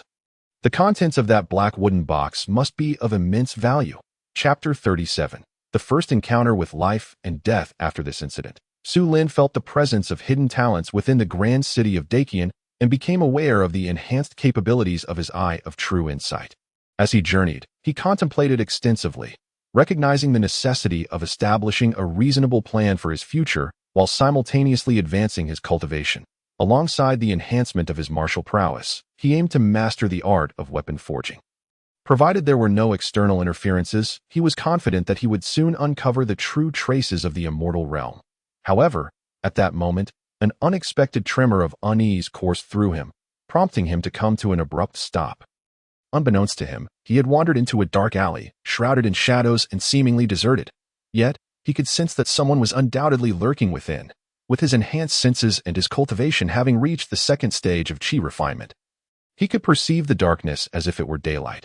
Yet, after scanning the area, he found nothing, leading him to question whether he was merely imagining things. Dismissing the thought, Su Lin continued forward, and no sooner had he taken a few steps when a voice echoed in his mind. "Brat. Meet your demise." Almost immediately, a figure leaped from behind the wall beside him, wielding a sword with a ferocity akin to a celestial being descending from the heavens, aimed directly at Su Lin's crown. Witnessing this, Su Lin unleashed his full aura, employing his agility to evade the ambush. Before he could regain his footing, another assailant sprang forth from behind the wall, also wielding a long sword, launching a surprise attack. Su Lin sensed that both assailants were innate martial artists at the first level, which alleviated his sense of peril. He deftly sidestepped the incoming strike, then countered with a powerful punch that produced a resounding crack. Though his blow was similarly evaded by the opponent, the two parties quickly distanced themselves from one another. While Su Lin remained composed, the two assassins appeared increasingly tense, realizing they had encountered a formidable opponent. "Who are you? Why are you attempting to kill me here?" Su Lin had barely finished speaking when two beams of sword light surged toward him. The assassins wasted no time, knowing that Su Lin's formidable killing array fist would attract unwanted attention. Seeing this, Su Lin refrained from further dialogue, charging forward to engage in combat. Although Su Lin possessed superior cultivation, his lack of combat experience was evident, and the two assassins, skilled in their footwork, kept the battle evenly matched for the time being. However, unlike his adversaries, Su Lin maintained an air of calmness, showing no signs of panic. The resounding echoes of his killing array fist reverberated as they exchanged blows. After numerous exchanges, Su Lin seized an opportunity, utilizing his full strength to execute a crushing blow to one of the assassin's chests. With a cough of blood, the assailant was sent hurtling backward. Despite the assassin's face being concealed, blood sprayed onto Su Lin, leaving him feeling rather unfortunate. Yet, before he could relish his victory, a blade of light suddenly descended from above. This unexpected turn of events caught Su Lin off guard. He had not anticipated the presence of a third assassin. In an instant, he retreated repeatedly, refraining from pursuing further the newly emerged assassin. This individual wielded a soft blade with astonishing speed and ferocity. Due to the lightweight nature of the soft blade, his attacking speed was not inferior to that of a swordsman. Moreover, this person was a master of innate second level, which greatly astonished Su Lin. "Kill him quickly. The commotion here is too great. It will surely attract the attention of the authorities." The other uninjured assassin urged the innate second-level assassin. At this moment, the assassin had already exchanged blows with Su Lin for dozens of rounds. Both sides executed their techniques with remarkable swiftness. Although Su Lin fought barehanded, he did not find himself at a disadvantage. When the assassin realized he could not subdue Su Lin after such a prolonged engagement, he grew anxious and withdrew his long blade. Positioning it defensively in front of him, Su Lin assumed his opponent intended to relent, and just as he began to relax, he was taken aback as the opponent changed tactics. He unleashed a set of even more profound blade techniques, offering Su Lin no opportunity to catch his breath. "If only I had a weapon in hand, I would not fear this man." Upon seeing the sudden assault, Su Lin could no longer afford to be careless. He combined his footwork with the swift and agile steps of a gusty wind, maximizing his evasion. After another exchange of dozens of rounds, Su Lin felt that if his footwork had not reached perfection, he would have likely been struck down by now. This realization left him feeling quite unsettled. The killing array fist was hardly a sophisticated martial art. Even at its peak, it was somewhat inadequate against innate martial artists, which led him to contemplate cultivating a higher level of martial skill. It was not just the issue of low martial prowess. His lack of combat experience was a significant flaw. Were it not for his inexperience, he would not have found himself in such a dire predicament. "I cannot continue like this. I will truly perish here. Moments later, Su Lin felt a surge of exhaustion and an overwhelming sense of danger. This innate second-level assassin was exceedingly troublesome, and thoughts of escape began to swirl in his mind. After exchanging a blow, both parties quickly retreated. Seeing an opportunity to flee, Su Lin dared not linger. However, the sword-wielding assassin who had been aiding from the side did not grant him that chance. Seemingly having read his intentions, he raised his sword to block Su Lin's path. Get out of my way. Su Lin would not allow his opponent to succeed, immediately launching a powerful punch to push him back. Yet, in the next instant, he felt a blade strike his back, causing him to stagger. Su Lin did not feel much pain, only a chill at his back. He dared not hesitate for a moment. Swiftly turning to confront his foe. Today, I shall not let you live. At that moment, Su Lin's expression turned ferocious, disregarding the wound on his back, and unleashed the techniques of the killing array fist in a wild flurry. The more he fought, the bolder he became, which caused the innate second-level assassin to grow increasingly alarmed. For a time, he found himself at a disadvantage. The killing array fist was originally a martial art of the military, characterized by its bold and sweeping movements. On the battlefield, amidst the clash of armies, who had the time to contemplate their strikes, what was needed was a fierce intensity. The more chaotic the strikes, the more formidable the fist techniques became. Su Lin, through sheer happenstance, grasped the essence of the killing array fist, and without further thought, he adopted an approach of when soldiers come, block them. When water comes. Damn it, no technique surpasses having no technique. Bang! Indeed, not long after their confrontation resumed, Su Lin landed a punch that sent his opponent flying. What a formidable fist technique, to master the killing array fist to perfection. There are likely no more than a handful in the entire Deqian dynasty. The sword-wielding assassin, a master of innate second level, rose as if nothing had happened, offering a word of praise. However, the next moment, with a sudden pft, he coughed up a mouthful of blood, and then his body collapsed. Witnessing this, the sword-wielding assassin behind Su Lin was momentarily paralyzed with fear, his eyes wide as if he had seen a ghost. And without hesitation, he turned to flee.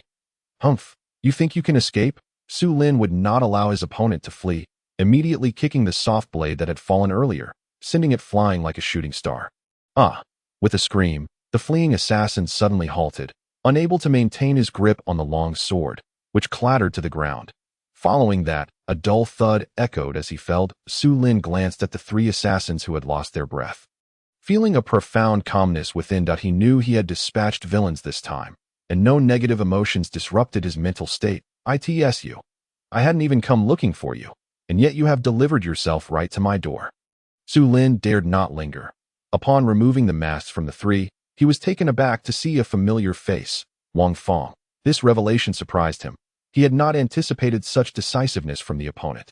This fellow truly bore no grudges overnight, seeking to kill him that very night. Fortunately, he had elevated his cultivation to the second level of chi refinement during the day. Even without that, the opponent could not have slain him. Though Su Lin contemplated this, it bore a hint of hindsight bias. The sense of danger he felt during the battle had genuinely caused him to panic, leading him to consider retreating. He had forgotten that he still had 180 years of cultivation to bolster his strength. Otherwise, he would not have sustained that wound on his back. In summary, his combat experience was too shallow. Reflecting on this ambush, Su Lin engaged in profound self-examination. Just as Su Lin returned to the Shinji Manor, several Jin Iwei clad in flying fish robes appeared in the alley where the earlier battle had taken place. It seemed a fierce fight had occurred here. Yet why were there no corpses left behind? There was a faint scent of something charred in the air. Chapter 38, Jin Iwei in the alley. Remnants of blade and sword marks from the martial artist's confrontation marred the walls. And the Jin Iwei examined the scene with grave expressions, searching for any trace of evidence. This soft blade appears to belong to Fai Long, a silver-ranked assassin of the Night Rain Tower. While the other Jin Iwei scoured for clues, one young flag-bearer began to play with a soft blade in his hands. This man, around 30 years of age, possessed thick eyebrows and large eyes, exuding an air of maturity and composure, with a hint of stubble enhancing his gravitas. Yu Xiaoqi, there is a burn mark on the ground that resembles the outline of 3 individuals. The Jin Iwei were not to be trifled with. After a meticulous search, they indeed made a discovery. Upon hearing the report from his subordinate, Yu Hong immediately focused his thoughts and approached. Drawing near, aided by the torchlight, Yu Hong discovered 3 faint human-shaped burn outlines on the ground. However, The color of these burn marks was exceedingly dim, barely distinguishable from the surrounding ground. If one did not look closely, they would not have noticed that this area had been scorched. Yu Hong promptly crouched down, extending his hand to sift through the sand. Yet, as soon as his fingers touched the ground, he felt an unexpected heat.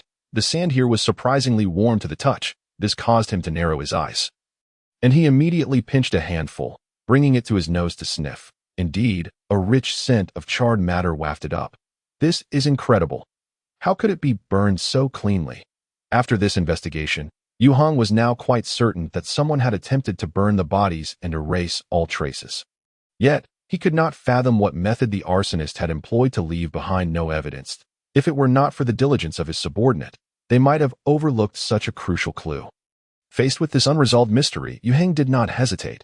He left his subordinates to secure the scene and returned alone to the town suppression office to report the incident. At this moment, Su Lin had already returned to his residence. The wound on his back had long been treated with healing techniques. Fortunately, since his opponent had wielded a soft blade, it did not injure his tendons or bones, merely resulting in a superficial wound. Otherwise, healing techniques would have been ineffective. As for the bloodstains on his body, a simple cleansing spell sufficed to remove them. The damaged clothing was restored using a mending spell. Otherwise, he would not have been able to so easily enter the Ministry of Works. Su Lin was meticulous with the details. Previously in the alley, before leaving, he had incinerated the 3 bodies using the primordial true fire. The primordial true fire worked exceptionally well, burning only the corpses without damaging the ground.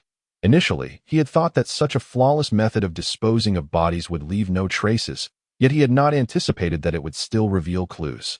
As a group from the North Town Suppression Office, led by the young flag bearer, arrived at the alley's entrance, the many warriors left behind to secure the scene suddenly became solemn.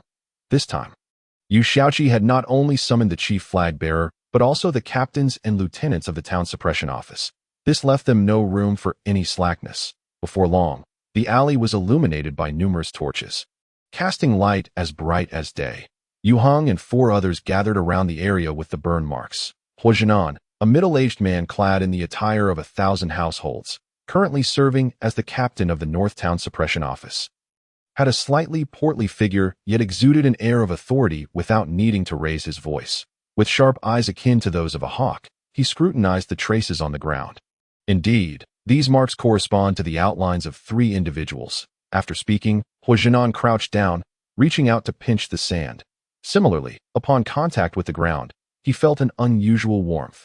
What is this? In that instant, his expression shifted dramatically, as if confronted with something extraordinary, his eyes widening in astonishment, even more exaggerated than Yu Hong's prior reaction. Observing the captain's response, the others present were filled with confusion, uncertain about what had transpired. What occurred here is of great significance. Nothing must be disclosed. Secure the scene and await my return. After Hua Qianhu finished speaking, he left in a hurry. The remaining crowd exchanged puzzled glances, unable to comprehend why the esteemed lord had become so anxious after merely crouching down to touch the burn marks. Goodness, the ground is still scalding. Once Hua Qianhu departed, Yu Hong and the other 3 did not idle either. They began to examine the scorch marks. This incident seems to be far from simple. Who could have employed such methods to incinerate a body so thoroughly? Moreover, after such a long time, it still retains this level of warmth. Li Bai, whose words were indeed sensible, if even Hua Qianhu was alarmed. This matter must be quite serious. Indeed, after about a quarter of an hour, Hua Qianhu returned, this time accompanied not only by the guards of the Jinyue but also by Yu Hong and several other captains, all of whom wore solemn expressions and hurried forward to greet the newcomers. They saluted the commanding officer. To everyone's astonishment, Hua Qianhu had summoned the commanding officer of the Beijing Refugee. The commanding officer, Tian Guanghe, held the rank of 3rd-grade official, being the highest authority within the Jinyue. His official robe was crimson, adorned with patterns far more luxurious than the usual flying fish attire. Tian Guanghe himself exuded an air of nobility, his expression indifferent. Though not particularly tall or robust, he possessed an inherent authority that commanded respect, making it difficult for anyone to meet his gaze directly. Tian Guanghe nodded lightly in acknowledgement. Without waiting for anyone to guide him, he strode directly into the alley. At that moment, several guards were stationed in the alley, and upon seeing the arrival of the commanding officer, they immediately bowed in respect. Before anyone could rise, Tian Guanghe stood before the area marked by the burn traces. Indeed, the aura of spiritual energy is palpable. As he cast a glance at the ground, a look of astonishment suddenly crossed his otherwise calm face. He hurriedly crouched down, extending his hand to investigate. Upon contact with the ground, he felt a searing heat. The conflict that transpired here was likely no ordinary tussle among martial artists. The residual spiritual energy within these marks is anything but common. This is an exceptionally rich fire-type spiritual energy. To incinerate a corpse without affecting the surrounding ground. I recall that only the talismans of cultivators can achieve such a feat. Tian Guanghe, a person of considerable stature, being a close minister to the Emperor of Dacian, had reached the pinnacle of martial arts mastery. Having encountered various phenomena, he quickly discerned numerous clues from a mere brief inspection. His expression shifted dramatically, turning icy. Are these cultivators so unruly? They dare to cause chaos in the capital. It seems that the city is on the verge of unrest. It is time for another purge. With this thought, Tian Guanghe rose, flicking his sleeve, causing the burn marks on the ground to vanish without a trace. Following this, he leapt into the air, soaring away. Let it all be forgotten. Let this incident be as if it never occurred. Upon hearing this, Hua Qianhu and the other Jinyui exchanged glances, surprised that Commander Tian departed so swiftly. Su Lin was unaware that his actions of obliterating the evidence had stirred the Beijing Fuzi, even alarming the powerful figures of Dacian, including the Jinyui commander, Tian Guanghe. That night, Tian Guanghe sped towards the northern part of Luoxian City. Upon his return, his official robe was stained crimson with blood. Before long, a rumor spread through the Jianghu, striking fear into countless martial artists. The notorious Yeyu Tower, a stronghold near Luoxian City, had been annihilated without leaving a single survivor, and no one knew who was responsible. Of course, these events would unfold later. At this moment, Su Lin remained blissfully unaware. Following the earlier battle, he felt he had considerably improved in martial arts, yet still deemed himself insufficient. Gazing at the remaining 180 years of internal energy on his system panel, he hesitated not for a moment, investing it all into the breathing technique. Grant me a breakthrough. As Su Lin fervently shouted in his heart, a surge of spiritual energy coursed through him. Shortly thereafter, he felt his entire body coated in a thick layer of grime. The room suffused with an unpleasant odor. As he employed the purification technique, the filth vanished instantly, transforming the air in the room into a refreshing breeze. Devoid of any stench. In that moment, he sensed a profound transformation within himself, feeling invigorated and brimming with energy. Upon checking the system panel, he realized his cultivation level had ascended to the 8th stage of qi refinement. While he had achieved a new level, he still lacked martial skills. With his cultivation established, Su Lin now yearned for advanced martial techniques. Relying solely on the killing array fist would prove inadequate against more formidable innate masters. He also recalled that he needed a weapon. The following morning, he proceeded to the storeroom to request materials for weapon forging. Afterward, he settled the accounts. The reason for the 3 divisions and 6 camps was that the storeroom was accessible to the artisans of the Divine Mechanism Bureau, allowing them to procure materials without external assistance, thus saving time and effort. After acquiring the materials, Su Lin felt a pang in his heart as he parted with 50 taels of silver. Had he not anticipated earning 100 taels today, he would have considered purchasing the materials himself. The 100 taels referred, of course, to the earnings from Zhan Hongling. At that moment, Zhan Hongling, weary with dark circles under her eyes from a sleepless night, appeared at the entrance of the engineering department alongside a sturdy elder, Yan Shindi. The 2 gatekeepers displayed expressions of deep respect upon seeing the elder. Chapter 39. Trouble approaches. Su Lin arrived at the blacksmith's room, set down the forging materials, and hurried to the front hall to sign in.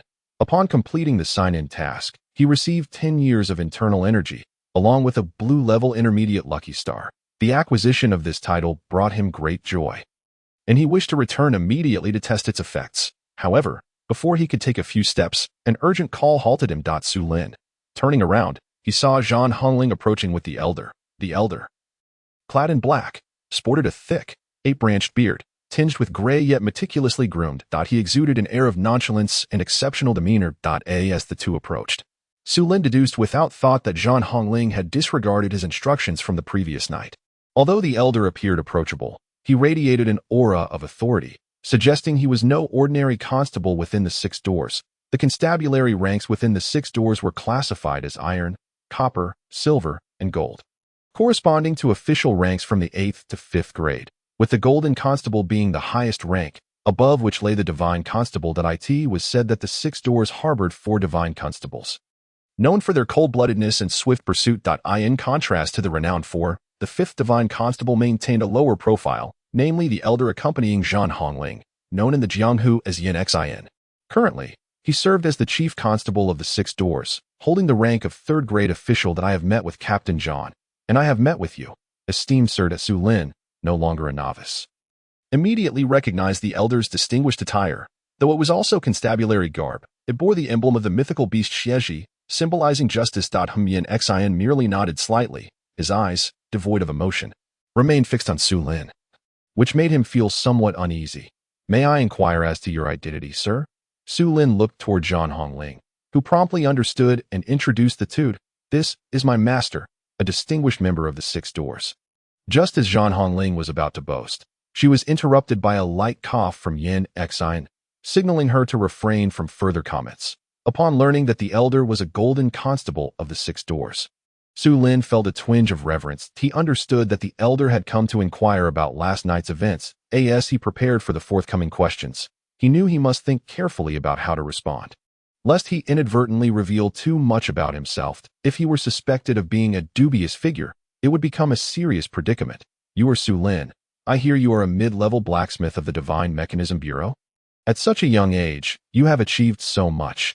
Your future is indeed limitless. Yin Xin spoke kindly, seemingly pleased with Su Lin's accomplishments. You flatter me, sir. I am but a fortunate young man, having gained the favor of Chief Zhang. Upon hearing this, Su Lin dared not be arrogant. He pondered briefly, organizing his words, and humbly replied. The implication was clear. He conveyed to the elder that he had merely taken advantage of connections, not relying solely on his genuine abilities. Everyone in the Divine Mechanism Bureau shared this sentiment. Moreover, Zhang Jichu had previously instructed him to remain low-key, even if the elder later sought to investigate. Su Lin had no cause for concern. Zhang Binchu was not that kind of person. Regarding Su Lin's response, Yin Xin contemplated in silence. He scrutinized the young man before him for a considerable time, noting his calm demeanor, before finally relenting. Haha, the young man is quite humbled. I heard from Hongling that you visited Hongwen Fong last night. Yes, we did go there. I encountered Captain John at a snack stall last night. Su Lin nodded in response, recounting the events of the previous night. That he dared not fabricate any details, as he had not coordinated his story with Zhang Hongling. Should he weave lies, it would surely arouse suspicion. Oh, just out of curiosity, Su Lin fabricated a reason for dragging Zhang Hongling to Hongwenfang, claiming that he was merely curious about the investigations conducted by the 6 doors and wished to witness them firsthand. However, this explanation sounded somewhat implausible to Yin Xin. If it weren't for my overwhelming curiosity last night and my persistent pleas to Captain John, she would not have taken me there. I humbly request, my Lord Yin, that you do not hold Captain John accountable. Since he had already spoken, even if the other party harbored suspicions, he felt compelled to maintain this narrative, even feigning a sense of camaraderie, to plead for Zhang Hongling. This only served to irk Zhang Hongling, who found his words utterly distasteful. Ha ha, my young friend need not worry. I shall not only refrain from blame but also commend you. Your discovery last night has indeed been of great assistance to us at the 6 doors. Such keen insight at your young age is truly commendable. Yin Xin finished speaking. A spark of brilliance shone in his eyes, leaving Su Lin feeling somewhat dazed. It was evident to him that the other party had long harbored doubts about him. Ha, my Lord Yin, you flatter me. Su Lin could only muster a forced smile and remain humble, daring not to utter more.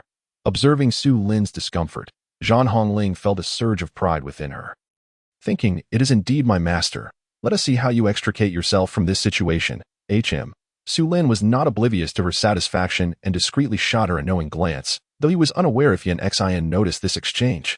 Upon catching that glance, Zhang Hongling immediately composed herself, no longer daring to exhibit any semblance of triumph. However, she showed no inclination to defend him, merely turning her head away, adopting an attitude of indifference. With his plea for assistance thwarted, Su Lin felt a swell of frustration. He had suspected that this foolish girl had no good intentions in coming today. Under the unwavering gaze of Yin Xin, Su Lin began to feel the pressure mounting.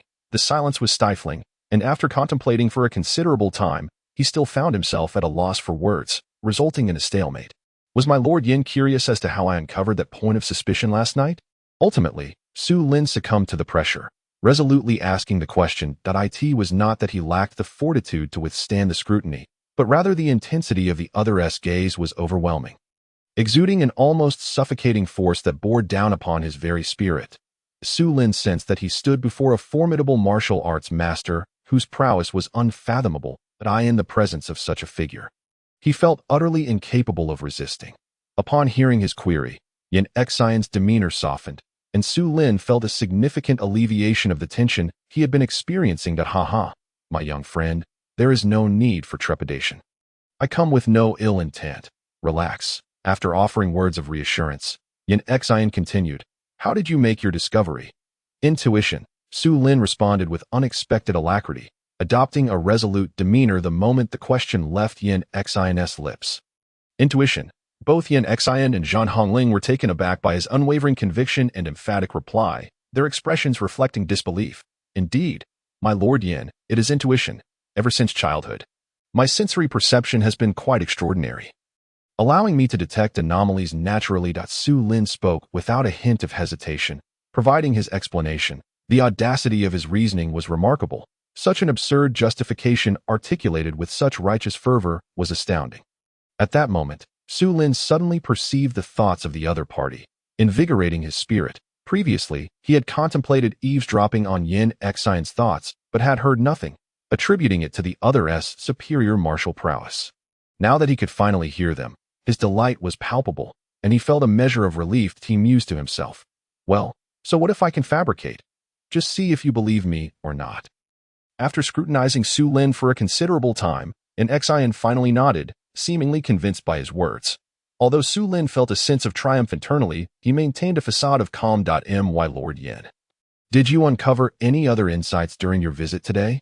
Su Lin, feeling overly passive under the barrage of questions, sought to take the initiative, donning an expression of curiosity. Of course, he held no genuine interest in this matter and merely wished for the other party to depart swiftly. I found nothing of significance. However, I did uncover a promising candidate for solving cases. As he spoke, Yin Xian regarded Su Lin with evident admiration, sizing him up. Such talent ought to be with the 6 doors. It would be a shame for someone with commendable martial skills to remain a mere blacksmith. Upon hearing this, Su Lin could hardly remain oblivious to the fact that this elder harbored ulterior motives regarding him.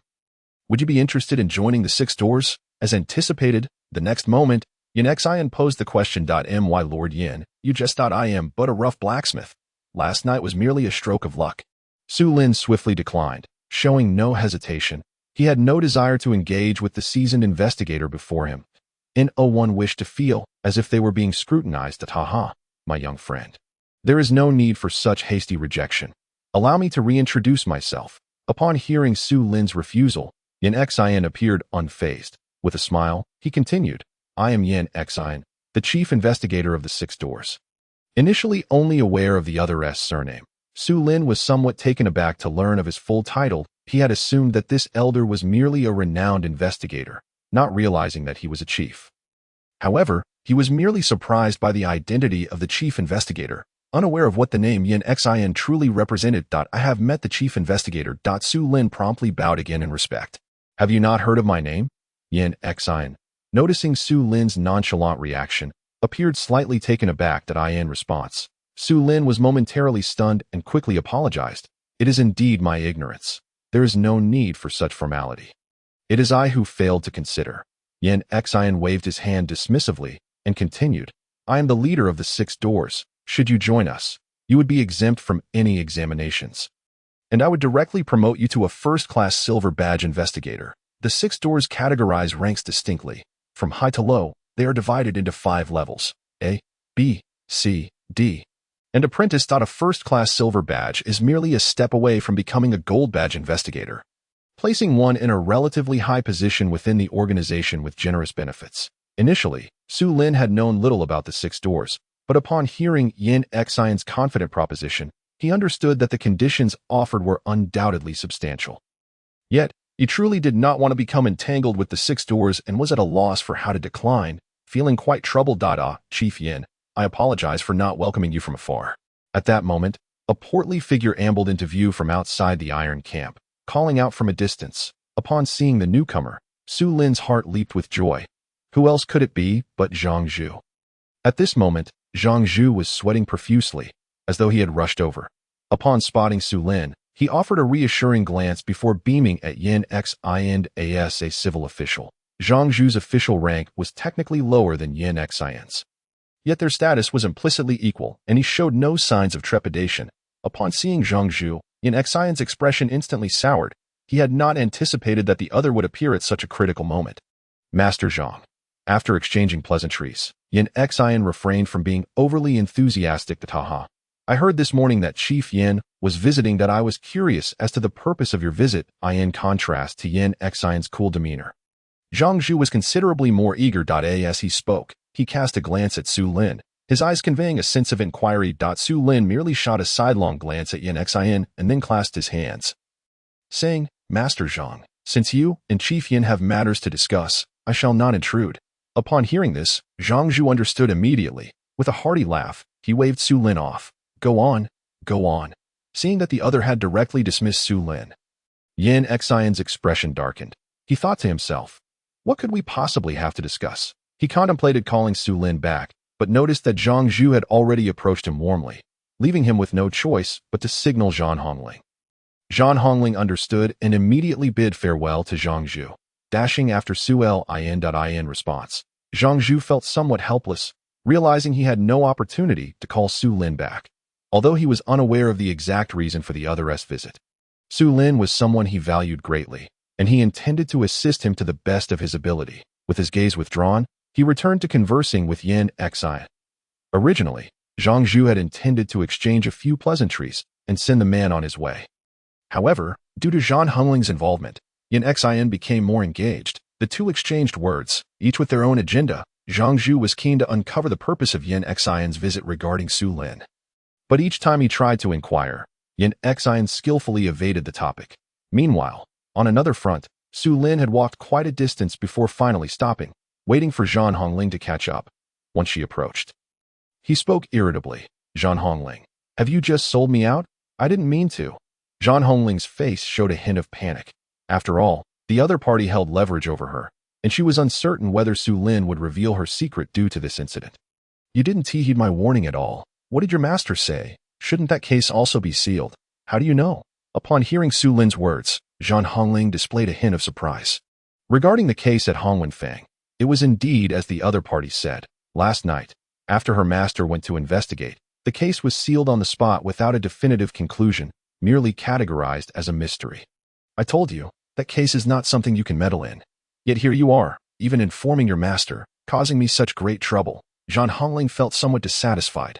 Yet she was aware that this incident had indeed put Su Lin in a bit of a predicament.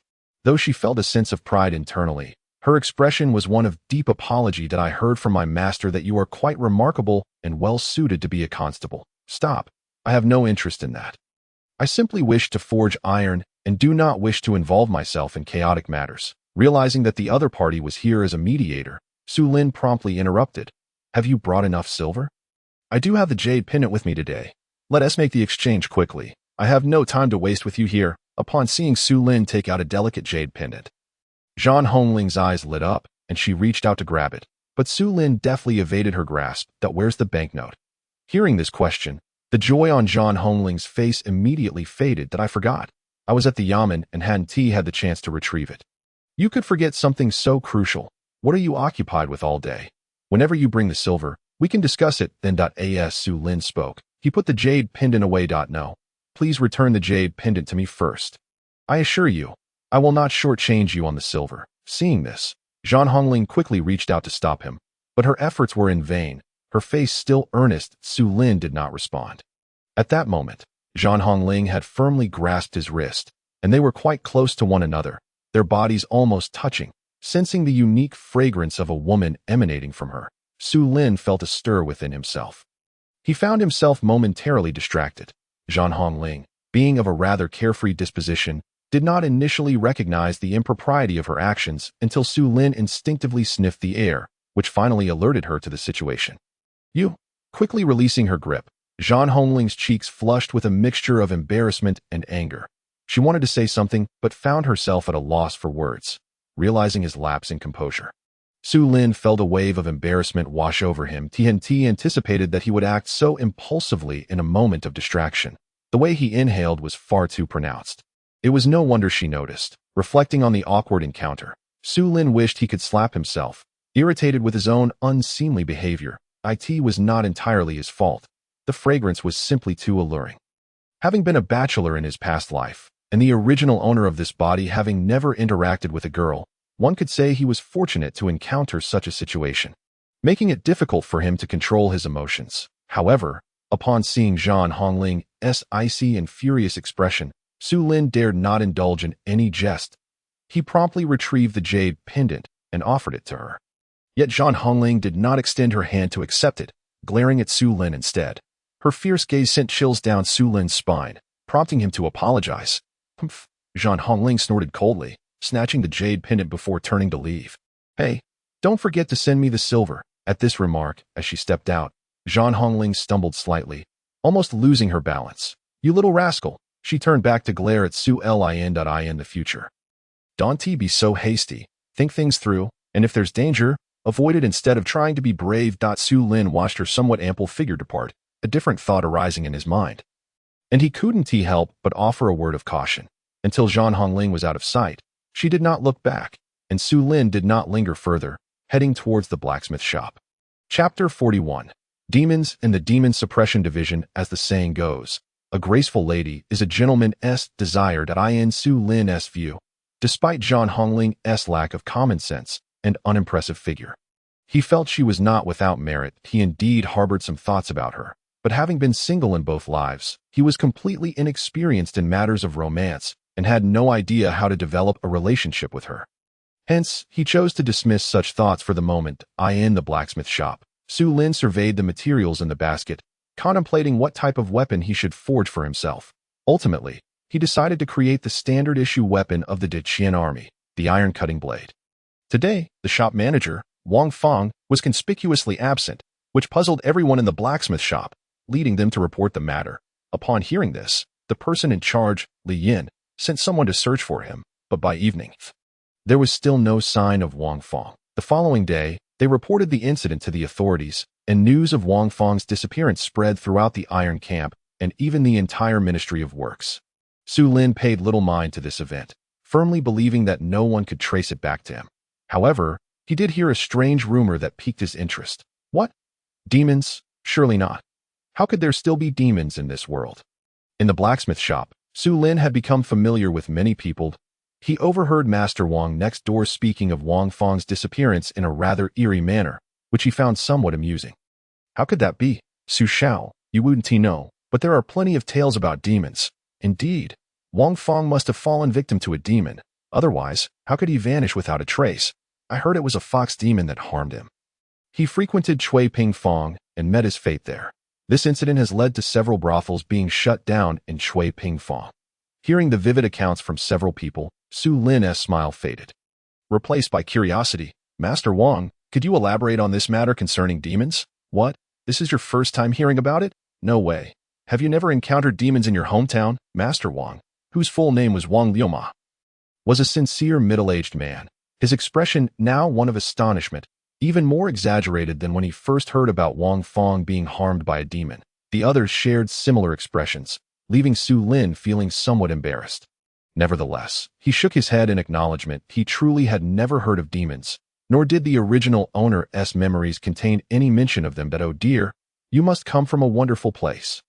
My hometown is near the Zhongnan Mountains, where demons frequently appear. Otherwise, I would not have come to the capital to make a living.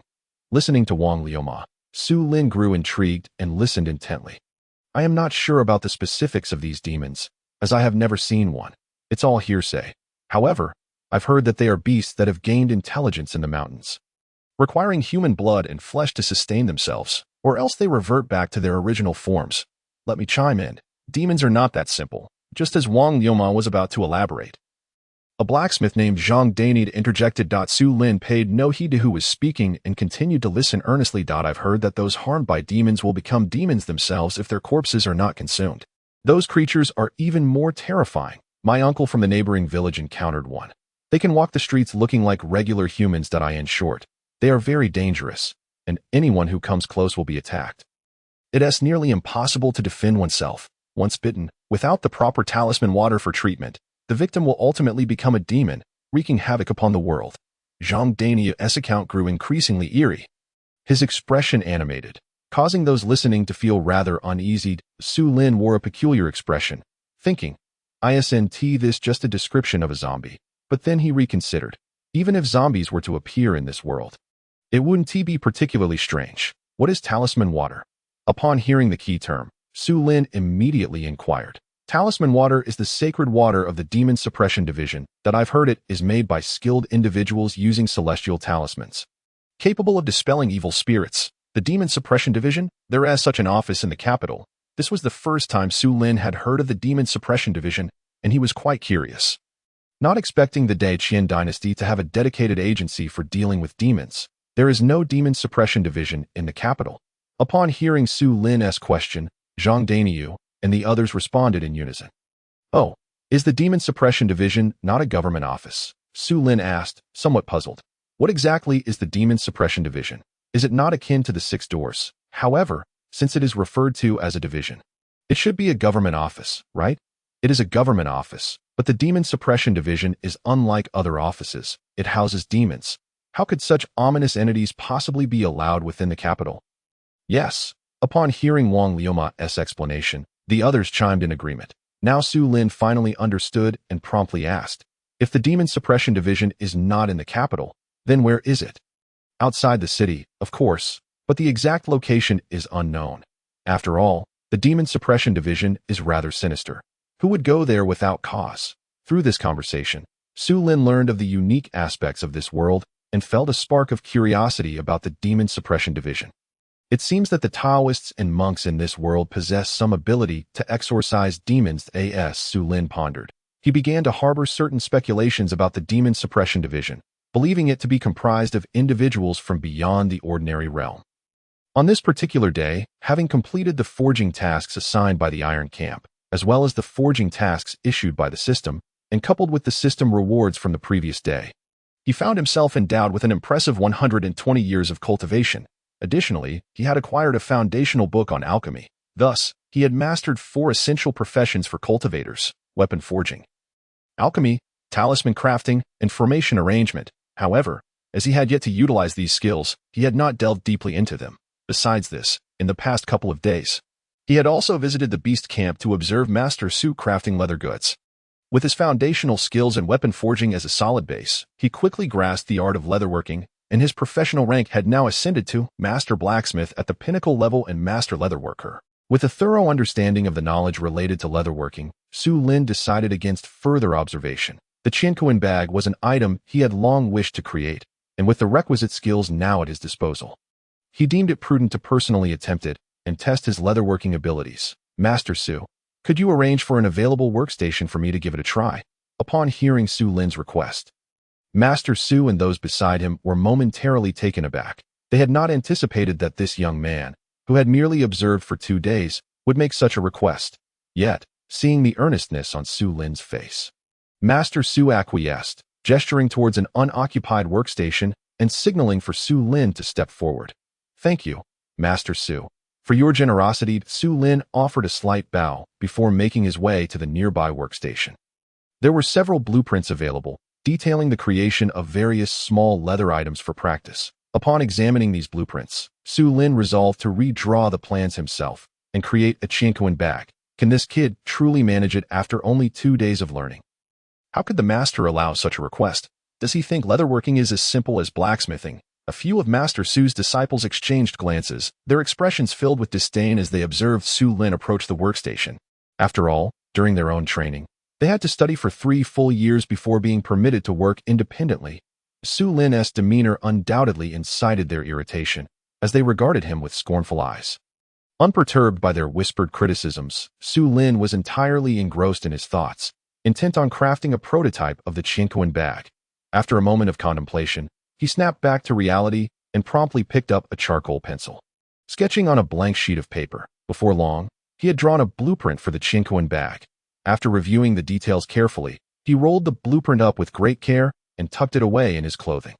This action once again drew derisive glances from Master Su's disciples, who assumed he was merely putting on an act, as they believed no novice could possibly draft their own blueprints, even though Su Lin was a blacksmith.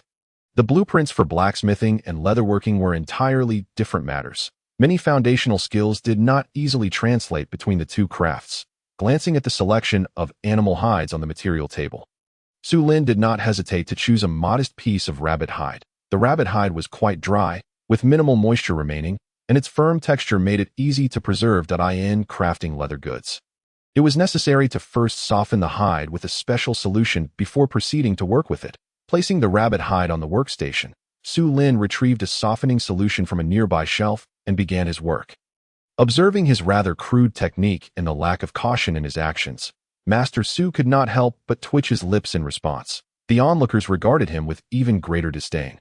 Thinking, is this all he can manage? At that moment, Su Lin casually poured the solution over the rabbit hide, not adhering to the careful method employed by Master Su, who would typically observe and pour incrementally. Su Lin, brimming with confidence in his skills, was not acting recklessly. However, his seemingly haphazard pouring was perceived by those around him as chaotic, having determined that he had applied an adequate amount of the softening solution. He lifted the bottle and recapped it before returning it to its place. He then took a brush and spread the solution evenly over the rabbit hide, demonstrating a commendable technique that did not provoke further comments from the spectators. Once the solution was evenly applied, Su Lin swiftly hung the rabbit hide on a drying rack. This step was crucial, as the softening solution was crafted from a blend of various herbs and required precise amounts based on the type and size of the hide. If too little was used, an experienced artisan could compensate. However, adding too much would ruin the entire piece, rendering it useless.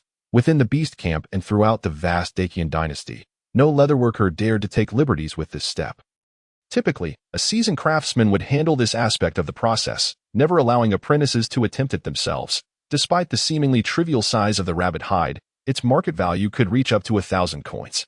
Any mistake that resulted in waste would lead to a dramatic drop in its worth. Of course, Su Lin was not prone to rashness.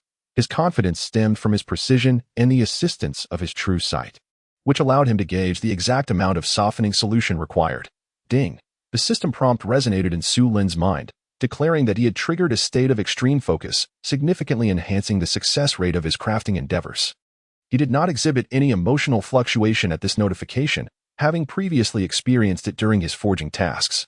After a brief moment, upon noticing that the softening solution on the rabbit hide had dried, Su Lin wasted no time in removing it. He laid the hide flat on the table and took a small wooden hammer, using it to flatten the rabbit hide. As the hammer struck down, a critical strike occurred, unexpectedly dealing a significant blow to the hide, which astonished him. He had always believed that critical strikes were applicable only to blacksmithing, but here it was proving beneficial in this craft as well. Since acquiring the blue intermediate lucky star trait, he had consistently triggered critical strikes during his forging, and now they were manifesting in the crafting of leather goods. As the critical strikes continued to activate, the rabbit hide quickly became remarkably smooth, prompting Su Lin to set the hammer aside. He then took a pair of scissors from the tool rack and trimmed the irregular edges of the leather. With this step completed, the initial processing of the leather was nearly finished. Su Lin gazed at the impeccably prepared rabbit hide, satisfaction swelling within him. Meanwhile, Master Su and his disciples wore expressions of astonishment. Being seasoned leatherworkers, they could discern that the hide had not been ruined by Su Lin's apparent recklessness.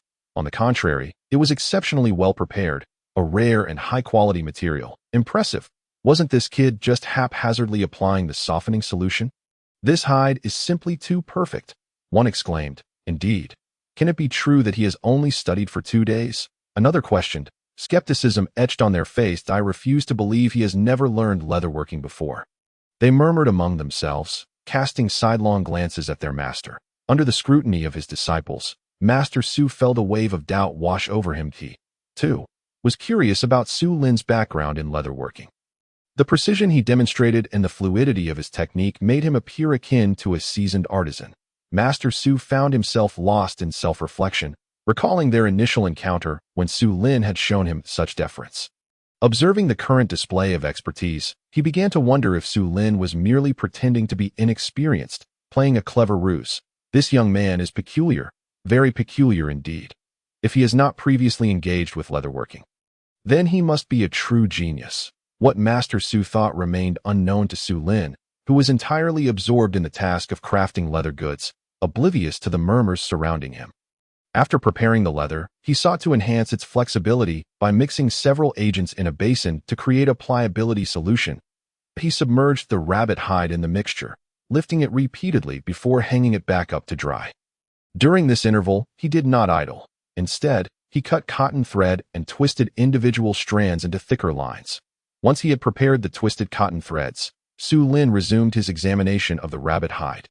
Discovering that it had dried sufficiently, he then used a towel to wipe it down before picking up the charcoal pencil and ruler to begin sketching once more. As he meticulously cut out sections of the leather, he noted that he still had 2/3 of the rabbit hide remaining. This piqued Master Su's curiosity about what Su Lin intended to create with such a small amount of material. The surrounding spectators were equally intrigued. Finally, when Su Lin employed a punch to create holes in the cut pieces of leather and began stitching them together, the onlookers finally grasped his intentions. Before long, a small and exquisite pouch resembling a fragrance sachet appeared in Su Lin's hands. What is this? A fragrance pouch? Or perhaps a charm bag? At this moment, the delicate leather pouch in Su Lin's hand indeed resembled the items spoken of by others. However, he was resolute in his belief that what he had crafted was not merely a sachet or a bag for a talisman, but rather a Qian Kuan bag. He had finished the process by coating the Qian Kuan bag with tung oil for preservation against pests. The entire leather crafting endeavor was thus completed. Such an exquisite sachet, crafted from leather, seemed rather trivial. Faced with the skepticism of those around him, Su Lin chose not to elaborate, as he too scrutinized the item in his grasp. Upon discovering no flaws, he finally withdrew his gaze with satisfaction. Excellent work, Su Lin. Your skills are truly remarkable. Have you not trained under a master leatherworker? Master Su inquired as he approached. I have only perused some books on leathercraft and observed the cobblers in the town. Su Lin explained, fully aware that his recently acquired leatherworking skills were astonishing. He opted to fabricate a small lie. I knew it. It is inconceivable for an ordinary person to master leatherworking in just 2 days. It seems you have indeed studied the craft, which truly astonished me. Indeed, his statement resonated with those present, as it was only natural for most to doubt the existence of self-taught prodigies. Yet, Master Su remained skeptical. He could not believe such a genius existed, nor was he convinced by Su Lin's words that in his mind, Su Lin must have studied under some master leatherworker, only to have changed his profession to blacksmithing for reasons unknown. Since the young man was reluctant to disclose more, Master Su refrained from probing further. Master Su, I recall there are still matters left undone. I shall take my leave for today, Su Lin said, not wishing to linger. After this practical exercise, he felt a surge of confidence in his leatherworking skills and intended to seek materials for crafting the Qian Kuan bag before nightfall. Upon exiting the beast character camp, the sun had already begun its descent. Su Lin hastened toward his residence. After his departure, within the leatherworker's workshop, Master Su remained transfixed on the object in his hand, his face a picture of astonishment. Su Lin had not taken the Qian Kuan bag with him, as the leather was merely ordinary rabbit skin, and the result was at best a trivial item, incapable of inscribing complex array patterns or spells, let alone transforming into a storage-capable Qian Kuan bag. What surprised him was that, despite its simplicity, it elicited such a strong reaction from Master Su. The craftsmanship was so flawless that it was nothing short of exquisite leatherwork. What a pity it was that had it been larger, it would have been a prized coin pouch, potentially worth several times its current value. The craft of leatherworking held many intricacies, with the creation of exquisite leather goods being the most revered by society.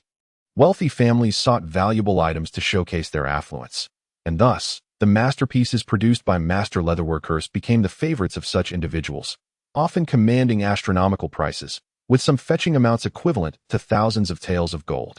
Master Su, being discerning, immediately recognized the value of the items Su Lin had crafted in terms of workmanship, tactile feel, and even the curvature of its shape. It was worth at least 10 taels of gold. Had the type of item not been somewhat niche, its worth would undoubtedly exceed that. It might even attract fierce competition among the nobility and wealthy merchants in the Deqian dynasty. 1 tael of gold could be exchanged for 10 taels of silver, meaning 10 taels of gold equated to 100 taels of silver. Had Su Lin been aware of the immense value of his creation, he would never have given it away as for the hide of the demon beast. Su Lin pondered whether it would be attainable. After changing his attire, he exited the divine mechanism manor, his mind occupied with thoughts of the materials needed for crafting the Qian Kuan bag. The primary material was the leather for weaving the bag's body. Ordinary beast hides would be utterly incapable of sustaining the potent spiritual array inscriptions that it was likely that even the initial stroke would cause the entire bag to disintegrate. The foundational refining technique for crafting the Qian Kuan bag mentioned the necessity of demon beast hide, which posed a dilemma for Su Lin, having been in this world for nearly a month. He had yet to encounter any demon beasts, nor had he even heard of them. Wait, I seem to recall hearing about demon beasts and demonic entities. Could they be the same species? Upon this realization, a gleam of understanding flashed across Su Lin's eyes. He promptly set off to seek further information regarding these demonic entities. Chapter 43. The Black Market Token arriving at the entrance of the Ministry of Works. He happened upon the guards on duty, Wuda and Fengsan. Su Lin inquired about the demonic entities. Demonic entities are indeed wild beasts that have gained sentience, far more ferocious than ordinary beasts, imbued with a heavy aura of malevolence. Any mortal who comes into contact with that aura risks madness. The sight is quite terrifying. Wuda, a loquacious man, elaborated. Su Lin listened intently, his expressions reflecting astonishment at the more riveting parts of the tale. Wuda, a military man and a practitioner at the 7th level of martial arts, had traveled extensively in his youth, gaining more knowledge about demonic entities and the demon suppression division than individuals like Wang Lu and others. Once Wuda finished his account, Su Lin expressed his gratitude and handed over 101. Since he had gathered useful information, Su Lin, having lived 2 lives, was not one to neglect his gratitudes. By the way, does the demon suppression division collect materials from the demonic entities they slay? Indeed, all weapons used by the demon suppression guards are crafted from materials harvested from demonic entities. Hearing this, Su Lin's eyes sparkled with excitement. By the way, Su Xiaogu, why are you inquiring about such matters? Ordinary warriors ought to avoid contact with such malevolent beings, lest they fall under their influence and succumb to madness. Wuda suddenly recalled Su Lin's inquiries and cautioned him with concern. Rest assured, Brother Wuda, I merely heard Wang Shifu mention them today and grew curious. I would never do anything foolish. That's good to hear. It's best to refrain from too much inquiry into demonic entities. It's inauspicious that Wuda, having just shared an abundance of information about demonic entities, found himself momentarily speechless at his own contradiction. Having learned what he sought, Su Lin did not linger. Bidding farewell to the two, the sky was still bright, and night had yet to fall. Su Lin planned to scour the market for materials first. In addition to demon beast hide, crafting the Qian Kuan bag required spiritual stones and other spiritual materials. Spiritual stones, essential for cultivators' practices and transactions, were akin to treasures in the mundane realm. As for other spiritual materials, they comprised various precious stones rich in spiritual energy, which were not readily available in ordinary markets. Additionally, he needed a spiritual inscription brush, an indispensable tool for weapon refiners. Akin to an ordinary brush, but with 2 ends, one for painting and the other for carving. It was a combination of a symbol brush and an array carving knife, measuring approximately 6 inches. Crafted from top-grade spiritual materials, such a refiner's tool was not to be found in common markets. Su Lin resolved to craft a spiritual inscription brush himself, as he had anticipated. After traversing various markets in the capital, he managed to acquire only a single tael of vermilion, which cost him 20 taels of silver. This was the sole material he could procure after much effort in locating a seller. Had he not received 20 taels of wages from his work at the Iron Character Camp, he would have been utterly impoverished by now. I am truly broke now that I need to find Zhan Hongling for money. I must devise a way to earn more. Su Lin had not anticipated the drastic change in his circumstances. Initially, upon arriving in this world, his sole concern was filling his stomach. Now, with no worries about food or drink, he found himself burdened with greater troubles. Esteemed guest, I see the furrow of worry upon your brow. You require anything? At this moment, Su Lin found himself in a fusho shop, a store selling incense and paper offerings. The night had fallen, and the streets were devoid of pedestrians. Just as Su Lin was about to step outside, he was unexpectedly halted by the shopkeeper. The shopkeeper was a wiry old man, his cheeks gaunt, with a furtive demeanor. Upon hearing the inquiry, Su Lin paused, glancing over the shelves before gently shaking his head. Never mind, the items I seek are not available here. With that, he intended to leave.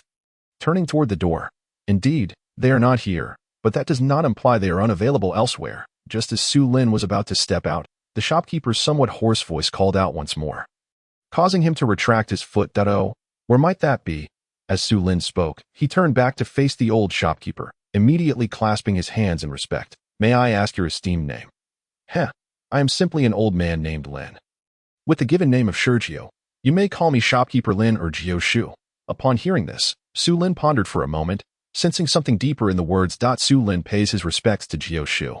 Heh, the young man is quite perceptive. Lin Sergio's laughter was raspy and unpleasant, revealing a set of large, yellowed teeth. His face displaying a look of satisfaction as he spoke, he produced a metal token from his bosom and presented it to Su Lin. There are certain items that cannot be found in the market, but that does not mean they cannot be procured elsewhere. Take this black market token and seek out a person named Chier at the Treasure Pavilion on West Market Street. Su Lin accepted the black market token with gratitude, increasingly intrigued by the mysterious old man. Heh, do not look at me like that. I am merely an ordinary shopkeeper in a funeral goods store. Indeed, you are just an ordinary shopkeeper in a funeral goods store. Su Lin naturally discerned the implications of the other party's words and quickly averted his gaze, echoing a response. Having acquired the black market order, he comprehended its purpose through their conversation and felt an overwhelming urge to depart. However, just as he turned to take his leave, he heard Lin Sergio remark, "Kid, you really lack perception, don't you? You can't just leave on a whim." After exiting the casket shop, Su Lin wore a pained expression at that moment. He found himself utterly broke. The token for entry into the black market had cost him 100 taels of silver. Were it not for his persuasive skills and the issuance of an IOU, he would not have been able to leave today. Moreover, there were interest charges. He could not delay repayment for too long, as each day overdue would incur an additional 10 taels in interest, surpassing even usurious rates. Su Lin had thought he encountered a benevolent soul today, only to discover he was dealing with a miser whose heart was darker than soot. Despite possessing various skills, he was not overly concerned about repaying the debt. He spat disdainfully at the casket shop before taking his leave. Before long, after inquiring around, Su Lin arrived at the 6 doors. Standing before the imposing high walls and grand entrance, he felt a peculiar sense of trepidation, not due to reverence for the stern atmosphere of the Dacian dynasty's office, but rather from the fear of encountering Yin Xian. This was the territory of the other party. What would he do if they crossed paths and he was forcibly detained? With that thought in mind, he hesitated to approach. "Excuse me, may I ask if Head Constable Zhang Hongling is inside?" Not long after, a middle-aged constable emerged from the 6 doors and was hailed by Su Lin. "Who are you? What business do you have with Head Constable Zhang?" The middle-aged constable, upon being called, displayed a hint of wariness, his tone decidedly unfriendly. Su Lin remained unperturbed, maintaining a smile as he replied, "I'm a craftsman from the Ministry of Works Divine Mechanism Bureau and wish to speak with Head Constable Zhang."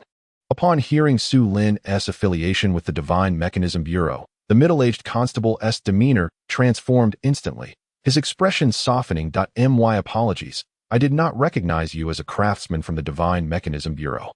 The constable appraised Su Lin with admiration, acknowledging that anyone who could enter the Divine Mechanism Bureau was certainly no ordinary artisan, a fact well known throughout the Dacian dynasty, despite Su Lin's youth. The middle-aged constable dared not underestimate him. Su Lin, understanding the constable's thoughts, refrained from mentioning that he was a blacksmith, as he could envision the astonishment it would elicit. After some conversation, Su Lin learned that the constable's name was He Chong, a third-tier silver badge constable, equivalent in rank to Zhang Hongling. He Chong expressed his admiration for Su Lin's early entry into the Divine Mechanism Bureau. The two engaged in pleasant discourse, and He Chong agreed to Su Lin's request. "Zhang, there's a young man named Su Lin seeking you outside." He Chong's booming voice resonated from the corridor into the inner hall of the 6 doors. Upon hearing of Su Lin's arrival, Zhang Hongling wasted no time in bidding farewell to her colleagues and exited the inner hall. "Su Lin has arrived.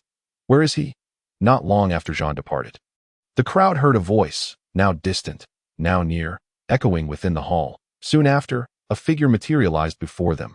Upon seeing the newcomer, all the constables immediately stood in respectful salute to Chong, who had yet to leave. Was equally deferential, his face betraying an expression of utter astonishment. Who exactly is this Su Lin that could prompt Captain Yin to come personally inquiring, feeling the intense gaze of Yin Xian upon him? Chong could not help but swallow hard, overwhelmed by anxiety. Unlike Zhan Hongling, who had taken this leader as her mentor, Chong was merely an ordinary silver badge constable, rarely encountering the esteemed leader. His curiosity regarding the recently met Su Lin intensified. The other constables present at the 6 doors shared his astonishment, equally intrigued by Su Lin. He is just outside. With that, Chong's words barely finished. Yin Xian's figure vanished in a flash. Chapter 44. Yin Xian's invitation.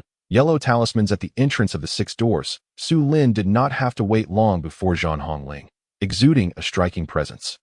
Dashed out to meet him. Su Lin waved at her, his face lighting up with joy as she approached. Yet, in the next moment, his vision was obscured by a towering figure, blocking Zhan Hongling from his sight. Upon slightly raising his gaze, Su Lin recognized the newcomer, causing his complexion to shift dramatically. Lord Yin, in stark contrast to Su Lin's anxious demeanor, Yin Xian greeted him with a warm smile. There is no need for you to be nervous. My appearance here bears no ill intent. Upon hearing this, Su Lin's expression softened, yet he remained cautious. Greetings, Lord Yin. Su Lin steadied his emotions and respectfully bowed. Master, why have you come out? Zhan Hongling inquired. Her brow furrowed in curiosity as she joined them. Continue your discussion. Once you are done, bring Su Lin in to see me. With that, Yin Xian vanished from sight. Only after the leader's departure did Su Lin exhale a sigh of relief. Is Lord Yin always this elusive? Hearing this, Zhan Hongling shot Su Lin an exasperated glance before cutting straight to the point. Have you come to ask for money? Of course. Otherwise, why would I be here? Su Lin cheerfully admitted. Strangely, seeing Zhan Hongling sparked a sense of merriment within him. Even after the fright he had just experienced, noticing his shameless demeanor, Zhan Hongling felt somewhat annoyed and promptly produced 2 silver notes. Receiving the 2 50-tael notes, Su Lin's spirits lifted further. Just as he was about to engage Zhan Hongling in conversation, she turned on her heel and walked towards the 6 doors. Seeing her disregard, Su Lin could only pout in resignation. He had no intention of clinging to her like a leech as he pocketed the notes and prepared to leave. He suddenly heard Zhan Hongling's voice. Su Lin, if you dare take another step forward, it will no longer be me inviting you in. That single remark halted Su Lin in his tracks. Why does that old fellow insist on pestering me? Despite his helplessness, Su Lin pivoted to follow Zhan Hongling. Have you eaten? He asked, adopting a playful tone as he caught up to her. I have. Oh, what did you eat? Rice, of course.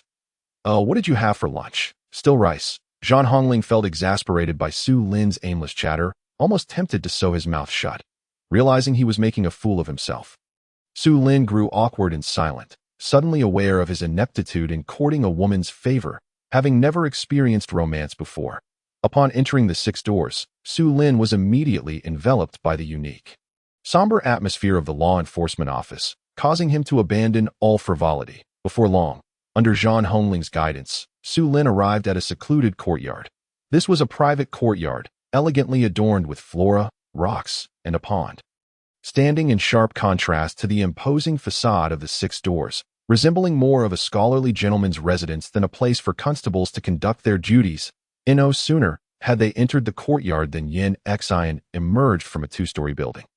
The 3 of them took their seats at a stone table in the courtyard. Su Lin initiated the conversation. May I inquire why Lord Yin has summoned me? Ah, it pertains to that previous case. Yin Xian replied, pouring a cup of tea and placing it before Su Lin. Hearing this, Su Lin's brow furrowed. He had no desire to involve himself in that matter, and the mention of it now left him uncertain of Yin Xian's true intentions. Noting Su Lin's discomfort, Yin Xian maintained his benevolent demeanor. I am aware that you saved Hongling. This girl can indeed be impulsive and reckless at times. However, that does not grant you the right to leverage your kindness for personal gain.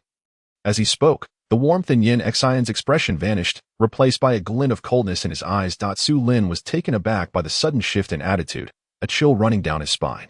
In that moment, he realized that Yin Xian had learned of his actions from Zhan Hongling that fateful night. Despite the pressure, Su Lin stole a glance at Zhan Hongling, who wore a smug expression. further confirming his suspicions and leaving him flustered. After all, how could a common person request a constable to escort him to a crime scene? Anyone would find that suspicious, unless one were a detective aficionado, a lunatic, or possessed a peculiar obsession. Previously, Su Lin had leaned towards the first explanation, yet when Yin Xian had invited him to join the Six Doors, the leader had seemed displeased. How could that not arouse Yin Xian's suspicions? In the aftermath, relentless inquiries from Yin Xian finally led to the revelation of Su Lin's actions that night. Thus, today's encounter unfolded, catching Su Lin off guard that is Lord Yin suspecting me. Having grasped the crux of the matter, Su Lin refrained from fabricating excuses and gradually regained his composure, posing the question, how did you discern that particular point of suspicion? Yin Xian did not respond directly, but instead asked in return.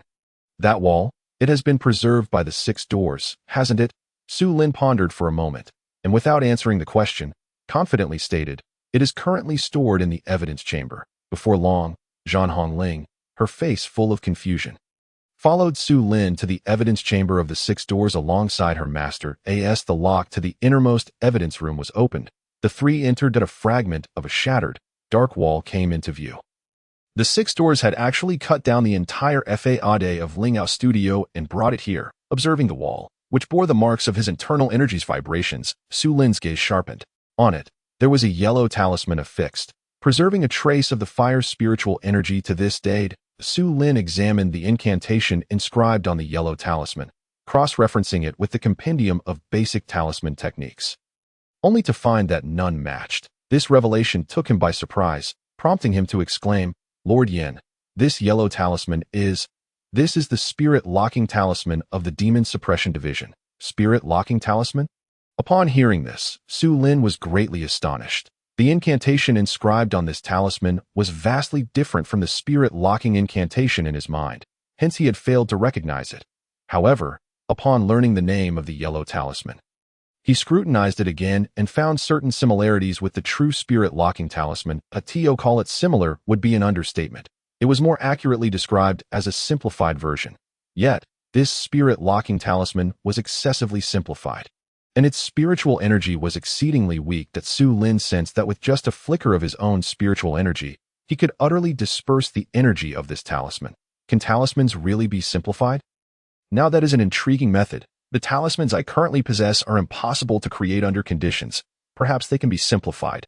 After studying this yellow talisman, Su Lin experienced a significant epiphany, feeling as though he had unearthed some hidden treasure, and his spirits soared. You mentioned that you discovered this clue purely by intuition. Can you still rely on intuition to uncover anything else? Seeing Su Lin engrossed in his study of the yellow talisman, Yin Xian could no longer restrain himself and inquired. Su Lin, startled by the question, quickly regained his composure, glanced at Yin Xian, and then returned his gaze to the yellow talisman. That I sense that this yellow talisman exudes an aura distinct from that beneath the seal.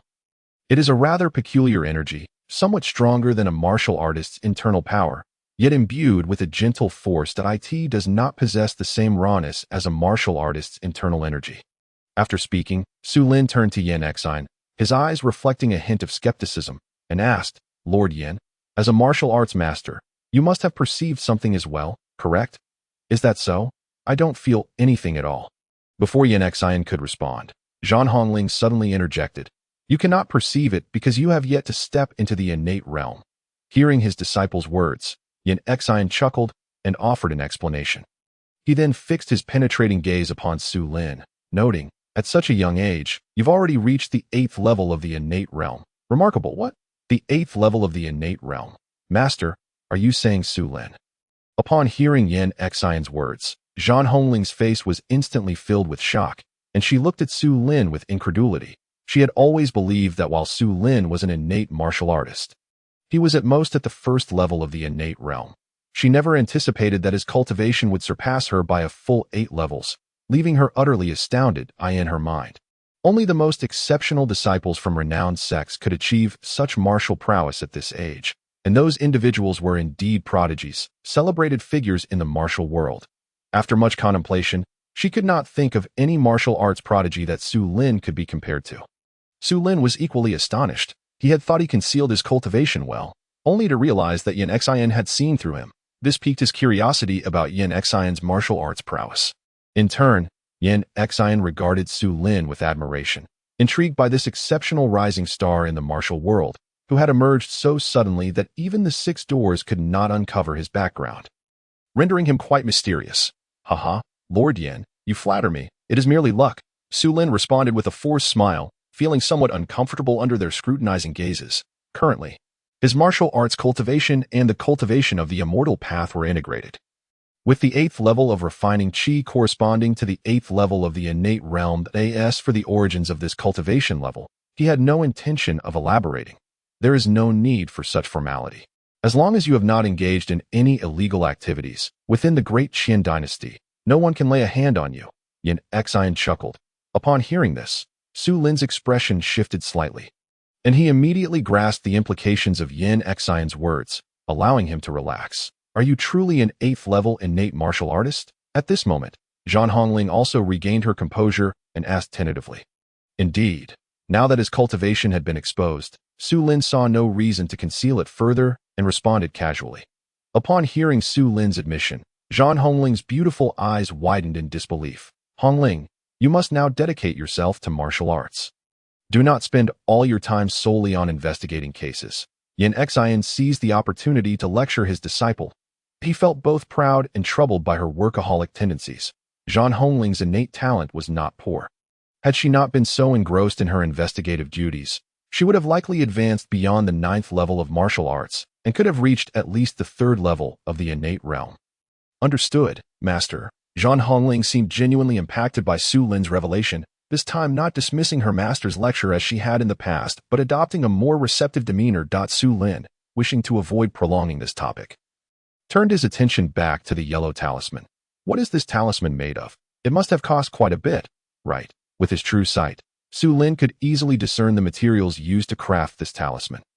His inquiry was aimed at uncovering the value of such talismans, as he knew he would need to invest significantly to gather materials for his Qian Kuan bag in the future, and he was currently in dire need of funds. Captivated by Su Lin's question, both Yin Xian and Zhan Hongling shifted their focus. Of course, this spirit-locking talisman can only be produced by the Demon Suppression Division. Just this one cost the 6 doors 3,000 taels of silver. What? 3,000 taels, so much. As soon as Zhan Hongling's words fell, Su Lin exclaimed in astonishment, his face a mask of disbelief. He had never imagined that such a small talisman could command such a hefty price. Indeed, it is worth 3,000 taels. This spirit-locking talisman is not only expensive but also scarce. Only the Demon Suppression Division in the entire Great Qian can produce it. Seeing Su Lin's astonishment, Yin Xian chuckled and confirmed. What is the Demon Suppression Division? This talisman appears to be no ordinary item. Haha, your discernment is quite sharp. This talisman is indeed extraordinary, Yin Xian responded, beginning to explain the Demon Suppression Division. Hearing this from someone of Yin Xian's stature, the leader of the 6 doors and the foremost constable of the Great Qian, filled Su Lin with excitement, as the information was more credible than that of ordinary individuals. Soon, Su Lin grasped the basic situation of the Demon Suppression Division. Contrary to his initial assumptions, the Demon Suppression Division was not entirely composed of outsiders. Most were ordinary martial artists. However, due to the unique nature of their department, the Demon Suppressors differed from typical martial artists. These individuals primarily cultivated internal energy to enhance their vitality. After centuries of battling against evil entities, the Demon Suppression Division discovered a significant weakness of these malevolent beings. They were particularly averse to martial artists with vigorous vitality. Thus, the division devised a method to refine this vitality, known as the Blood Refinement Divine ART. It was this technique that solidified the current exalted status of the Demon Suppression Division. In Yin Xian's words, the Demon Suppression Division stood above all government offices in the Great Qian, unbound by the constraints of the royal authority. Their power was supreme. Even if demons invaded the royal palace, the Demon Suppression Division had the authority to enter and conduct inspections, with no mercy for those who dared to obstruct them. As for the origins of the spirit-locking talisman, it was merely a method derived from the royal library's collection. Upon hearing this, Su Lin felt somewhat disinterested. He had expected there to be cultivators within the Demon Suppression Division. What are these malevolent entities? Lord Yin, have you encountered them? I have indeed seen them. These malevolent entities are transformed from wild beasts in the mountains that have been tainted by evil energy. regarded alongside mountain spirits and ghosts as malevolent beings. However, I have had the fortune to read the Royal Library, where I learned that 500 years ago, during the zenith of the Great Qian, these malevolent entities were referred to as demon beasts. As soon as Yin Xian finished speaking, Su Lin's eyes gleamed with intensity. He had finally heard the answer he longed for, and his heart surged with joy. Indeed, as he had surmised, the so-called malevolent entities were demon beasts. Moreover, I also know that there exist beings in this world that differ from martial artists. Hearing Yin Xian's sudden statement, Su Lin's expression turned serious. He understood that the other party was about to discuss something significant, and his gaze involuntarily shifted to the wall adorned with the spirit-locking talisman. Lord Yin, do you suspect that the trace of energy on this wall does not belong to a martial artist? Precisely. It is said that there exist immortal beings in this world, capable of soaring through the heavens and traversing the earth, effortlessly setting mountains ablaze and boiling the seas. They can sever the heads of their enemies from 1,000 miles away as easily as plucking a flower. As Yin Xian concluded his words, Su Lin's face remained largely unperturbed. Rather, it was the astonished expression on Zhan Hongling's face that caught attention as she could not help but inquire, "Master, is what you say truly genuine? How could there possibly be immortals in this world? Aren't they merely figures of myth and legend? These are notions I too have encountered in texts. 500 years ago, there existed a martial deity who could contend against immortals without yielding. Since such accounts are documented, it stands to reason that immortals must indeed exist." Yin Xian's tone held a hint of uncertainty as he articulated this, yet Su Lin was resolutely convinced, for he himself was a practitioner of the way of immortality. The might of the martial deity struck him as utterly astonishing. However, in stark contrast to the ethereal concept of immortals, there were indeed cultivators in existence who sought the path to immortality, employing methods vastly different from martial arts. Has Lord Yin ever encountered a cultivator? Upon hearing this unexpected remark, Su Lin immediately perked up and posed the question. The court has repeatedly purged cultivators. It is now exceedingly difficult to encounter one. Our great Qin dynasty forbids the practice of immortality. Su Lin was taken aback by this revelation, unable to comprehend why the great Qin dynasty would undertake such purges against cultivators and prohibit the pursuit of immortality. Finally realizing why he had yet to encounter one himself, it seemed that this dynasty did not permit the presence of cultivators. Nonetheless, we have indeed encountered one now. As Yin Xian spoke, he cast his gaze towards a wall adorned with a yellow talisman. Su Lin and Zhan Hongling instinctively shifted their attention in that direction. Generally speaking, cultivators were significantly stronger than martial artists, possessing unique abilities that enabled them to eliminate foes without a trace. Ordinary martial artists would find themselves in considerable trouble when facing a cultivator.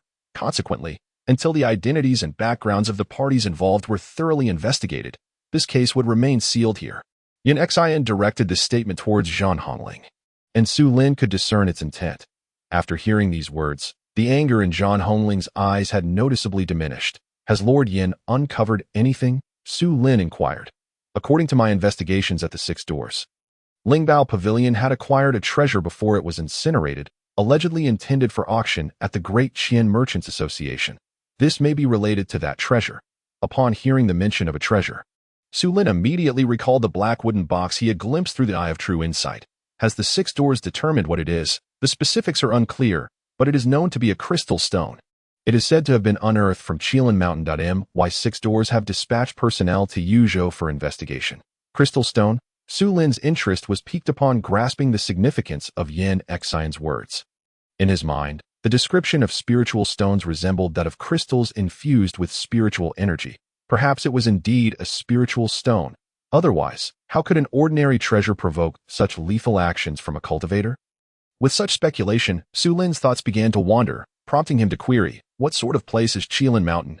Qilin Mountain lies in the northern region of Yuzhou. It is a locale notorious for gathering malevolent spirits, abundant in heavenly materials and earthly treasures, yet few manage to return alive. Silently noting the location of Qilin Mountain, Su Lin lost the desire to linger any longer. Lord Yin, since this matter is still under investigation and I have no further discoveries, it is getting late. Hearing this, Yin Xian also showed no desire to remain and led Su Lin away. Su Lin, your intuitive talents are remarkable. Are you certain you do not wish to serve at my Six Doors? As they were departing, Yin Xian indeed expressed his intent to recruit him, but Su Lin declined outright. Are you hungry? Shall we not go to San Yang's for a bite? Once Zhan Hongling escorted Su Lin out of the 6 doors. He noticed the evening had grown late and decided against seeking the black market, extending an invitation to Zhan Hongling that I shall not go. Initially intending to refuse, Zhan Hongling suddenly recalled having given him 100 taels of silver earlier, prompting her to change her mind. You shall treat. Upon hearing Zhan Hongling's agreement, Su Lin's heart leaped with joy, and he readily consented. Just as they were about to depart together, a voice called out from behind. Sister, where are you going? Turning around, they saw Lin Feng rushing over. The appearance of this second son of the Lin family, coupled with the contents of Zhan Hongling's diary, instantly put Su Lin in a foul mood. Why is this fellow here? Does he harbor feelings for Zhan Hongling as well? Chapter 46. The black market. Su Lin had learned from Zhan Hongling's diary that her affections were entirely one-sided, with Lin Feng having shown no reciprocation whatsoever. Since the flower was unclaimed, Su Lin felt a twinge of ambition. Meanwhile, Lin Feng's demeanor towards Zhan Hongling had grown noticeably warmer, while he treated Su Lin with indifference. Su Lin could hardly ignore this shift, and a sense of crisis crept into his heart. Observing Zhan Hongling's gaze filled with admiration only intensified his unease. Even with a goalkeeper, goals can still be scored. I refuse to believe I cannot win your affection. The meal was far from enjoyable, as Zhan Hongling and Lin Feng exchanged dishes, deliberately excluding him. Su Lin felt a profound sense of frustration, realizing that had it not been for his sudden appearance, the second son of the Lin family would not have become so proactive. It seemed he had unwittingly turned into a catalyst for their romantic entanglement. This realization was difficult for him to accept, yet he also recognized that matters of love could not be forced. After finishing his meal, Su Lin settled the bill and took his leave, doing so with an air of nonchalance. Women only serve to slow my forging pace. Forging is far more interesting. Humph. He let out a cold snort, while inwardly cursing Zhan Hongling and Lin Feng in a fit of exasperation. Ever since that misunderstanding with Zhan Hongling, Su Lin's mindset had been deeply affected. Now, as he departed in a carefree manner, he felt a sudden clarity within his heart, leading him to a moment of realization. He believed that matters of love should be direct. If one loves, they should declare it boldly, and if not, they should simply part ways. Otherwise, one would be consumed by thoughts of the other, losing interest in all else. At that moment, he felt as if he had shattered the shackles of his heart. His mind as clear as ice, colder than the knife of a fishmonger. The meal concluded more swiftly than he had anticipated. Glancing at the sky, Su Lin deemed it imperative to attend to more pressing matters. Before long, he arrived at Shishir Street, regarded the sign of Jinbao Pavilion, and stepped inside. Although it was night, Jinbao Pavilion had yet to close its doors. However, compared to the surrounding shops, it was eerily desolate, devoid of patrons. I seek chai air.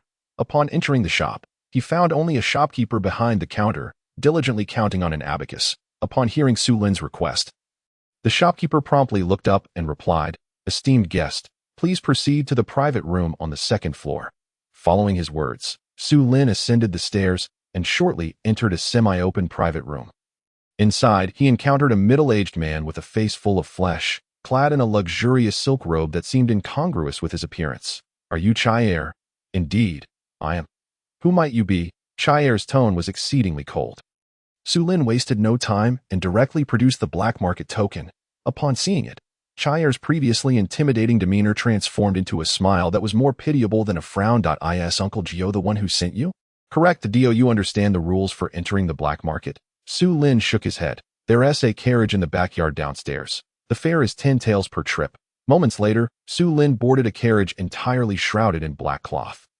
After a lengthy and bumpy ride, the carriage finally came to a halt. Subsequently, the driver entered the carriage and handed Su Lin a mask.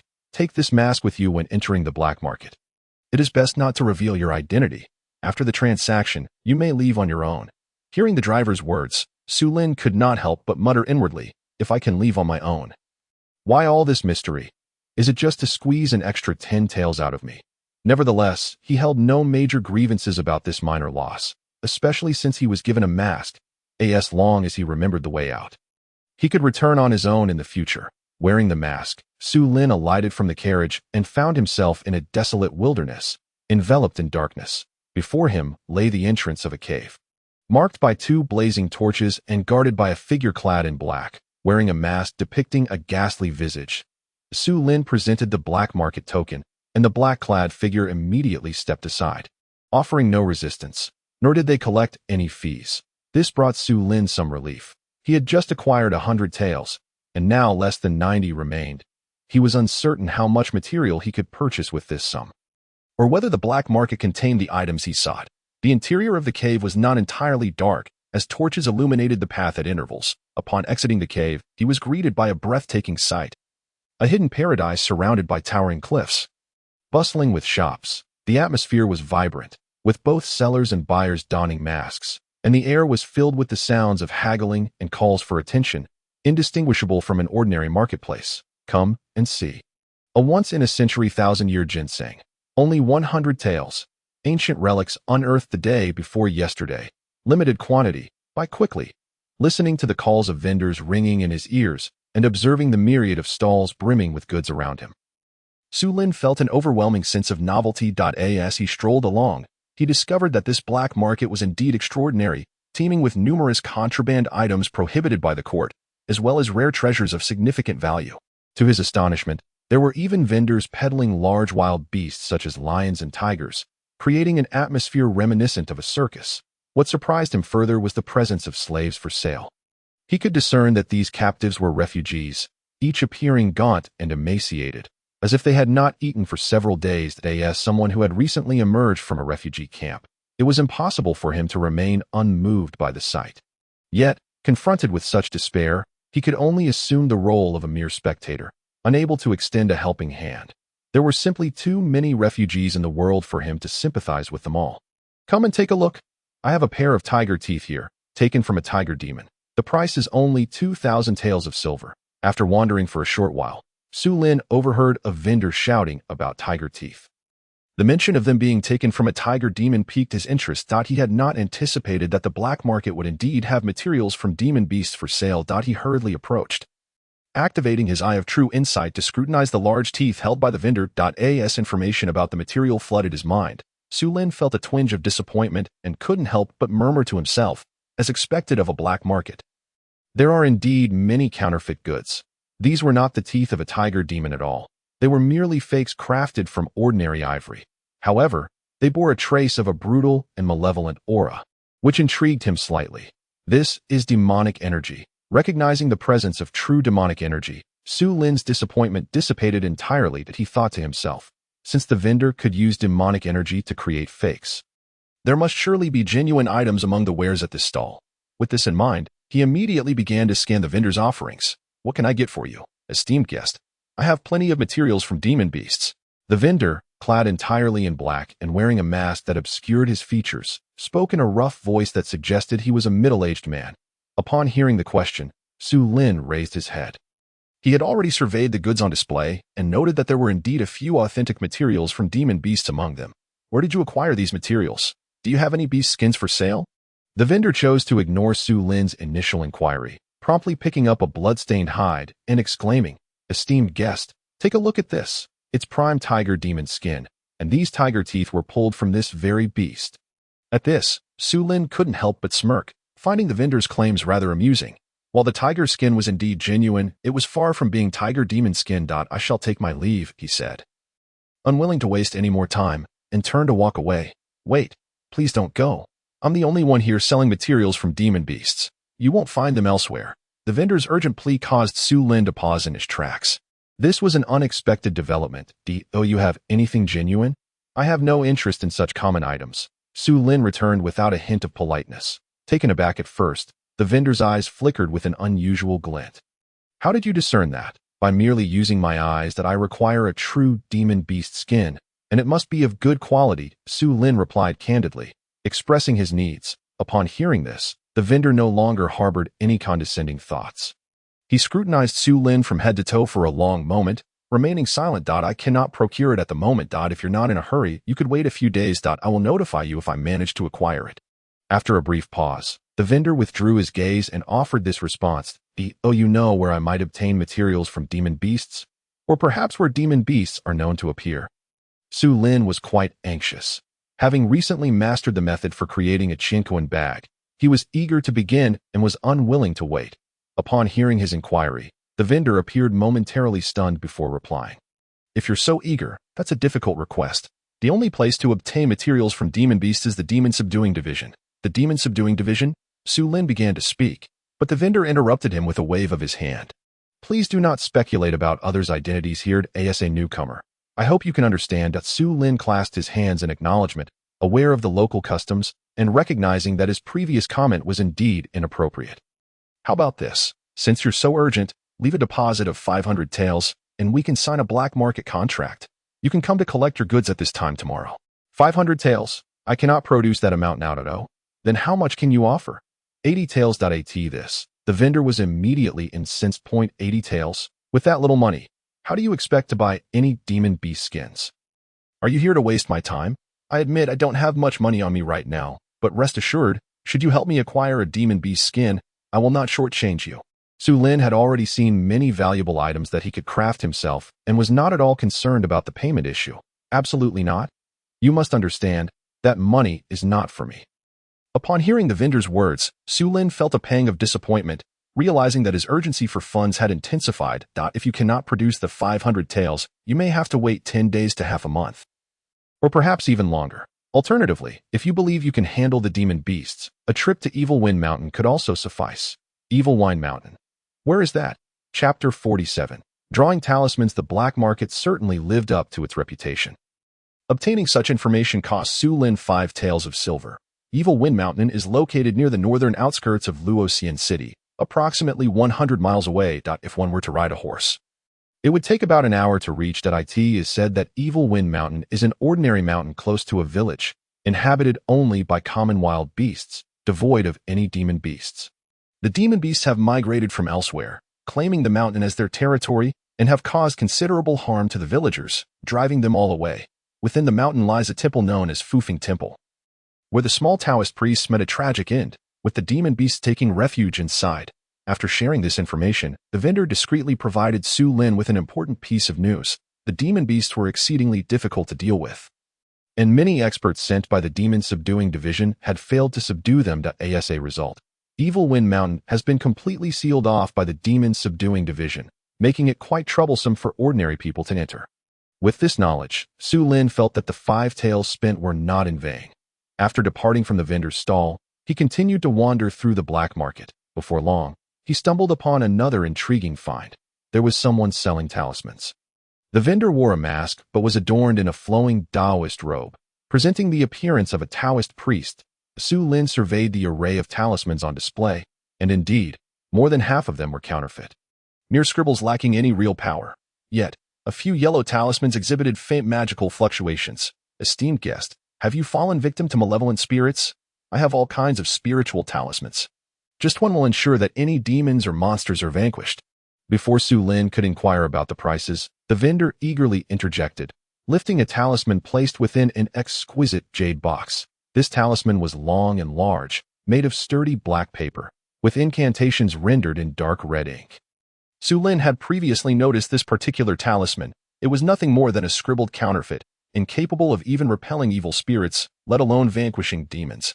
Yet, in the vendor's hands, it transformed into an exalted talisman capable of effortlessly dispatching demons and spirits.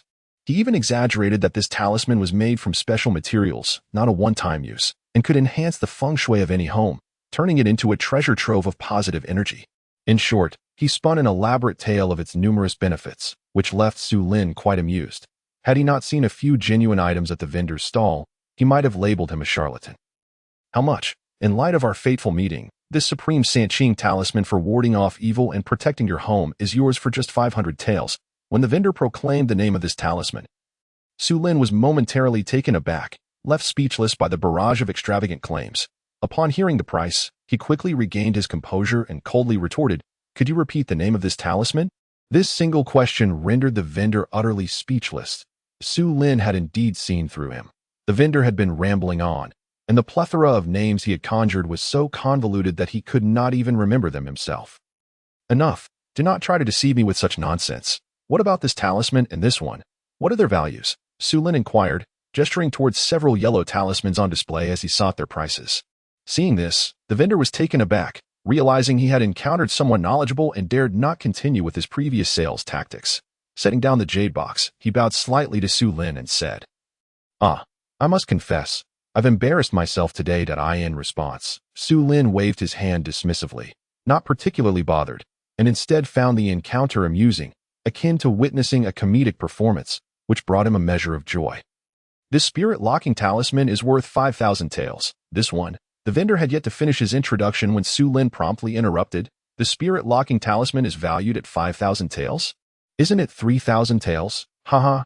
You simply do not understand. 3,000 taels is merely the market price. Such talismans are rare and hard to come by. Their true value far exceeds the market prices. Oh, having heard the explanation, Su Lin finally understood. Subsequently, the stall owner introduced several other yellow talismans, all priced exorbitantly. Su Lin scrutinized those talismans for dispelling evil and capturing spirits. The incantations inscribed upon them were merely simplified versions of genuine talismans. With his current ability to read at a glance, he swiftly memorized the incantations of these yellow talismans. You purchase talismans? Su Lin inquired. Can you procure such spiritual talismans? The stall owner was taken aback by Su Lin's words and hurriedly asked, If I can procure them, will you buy? Of course, but it depends on the type of talisman. Naturally, the price will not exceed that of what the old Taoist sells. At the very least, it must be cut in half. Otherwise, the old Taoist, will suffer a loss. Upon hearing that the other party would buy the yellow talismans but at a price reduced by half, Su Lin immediately felt displeased. He refrained from further conversation. Gave a slight bow to the stall owner and departed. You young lad, if you can truly acquire them, the price is negotiable. You know these things are precious. It takes a good while to sell even one. If you sell directly to me, it saves time, doesn't it? Hearing the stall owner's words, Su Lin returned, finding the reasoning quite sound. He couldn't afford to wait for too long. You do make a valid point. But we must negotiate the price properly. After a brief exchange of arguments, the two managed to raise the price of each talisman by 20%, ultimately settling on a purchase price at 70% of the selling price, as claimed by the old Taoist. From now on, you may refer to me as Dao Yi. I think I'll stick with calling you the old Taoist, Su Lin replied, somewhat irritated. Haha. That works too. The old Taoist chuckled awkwardly, with matters settled. Su Lin arranged to bring the talismans for trade the following evening, and took his leave. After wandering the black market for a while longer, he indeed discovered some spiritual materials for crafting chinquan bags. But their prices were prohibitively high, causing him to hesitate. Ultimately, he only purchased some yellow paper and materials for drawing talismans before exiting the black market. Upon leaving, Su Lin immediately employed his lightness skill, gradually vanishing into the night. About half an hour later, as the night deepened, Su Lin returned to the dormitory of the Divine Mechanism Mansion. He had firmly memorized the route to the black market. At this moment, he laid out the yellow paper and materials he had procured. As he prepared to draw talismans for the first time, Su Lin did not feel particularly anxious. After all, he was not aiming to create authentic talismans, but rather simplified versions such as the spirit-locking talisman, the evil-dispelling talisman, the spirit-capturing talisman, the great strength talisman, the swift talisman, and the tranquil heart talisman.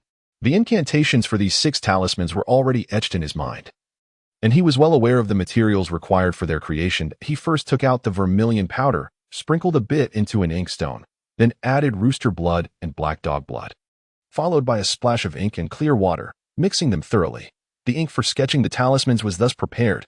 Next came the most critical step, drawing the talismans. Su Lin's expression turned exceptionally serious as he picked up the brush, lightly dipping it into the ink. His eyes focused intently on the yellow paper, immediately triggering the extreme concentration trait, allowing him to enter a state of heightened focus. In that moment, he channeled his internal spiritual energy, causing a faint spiritual light to flicker at the brush's tip. He then swiftly began to write, the brush dancing across the yellow paper with fluidity, as if guided by divine intervention. In less than the time it takes to brew a cup of tea. He set down the brush. With a flash of brilliance, the yellow talisman on the table emanated a subtle wave of magical power. The simplified spirit-locking talisman was complete. Only then did Su Lin exhale deeply, beads of sweat forming on his forehead. Having previously been a novice, now personally drawing talismans made him acutely aware of the profound intricacies of talisman crafting. This was merely the creation of the most simplified talisman, yet it had drained his mental and spiritual energy significantly, far from the ease he had anticipated.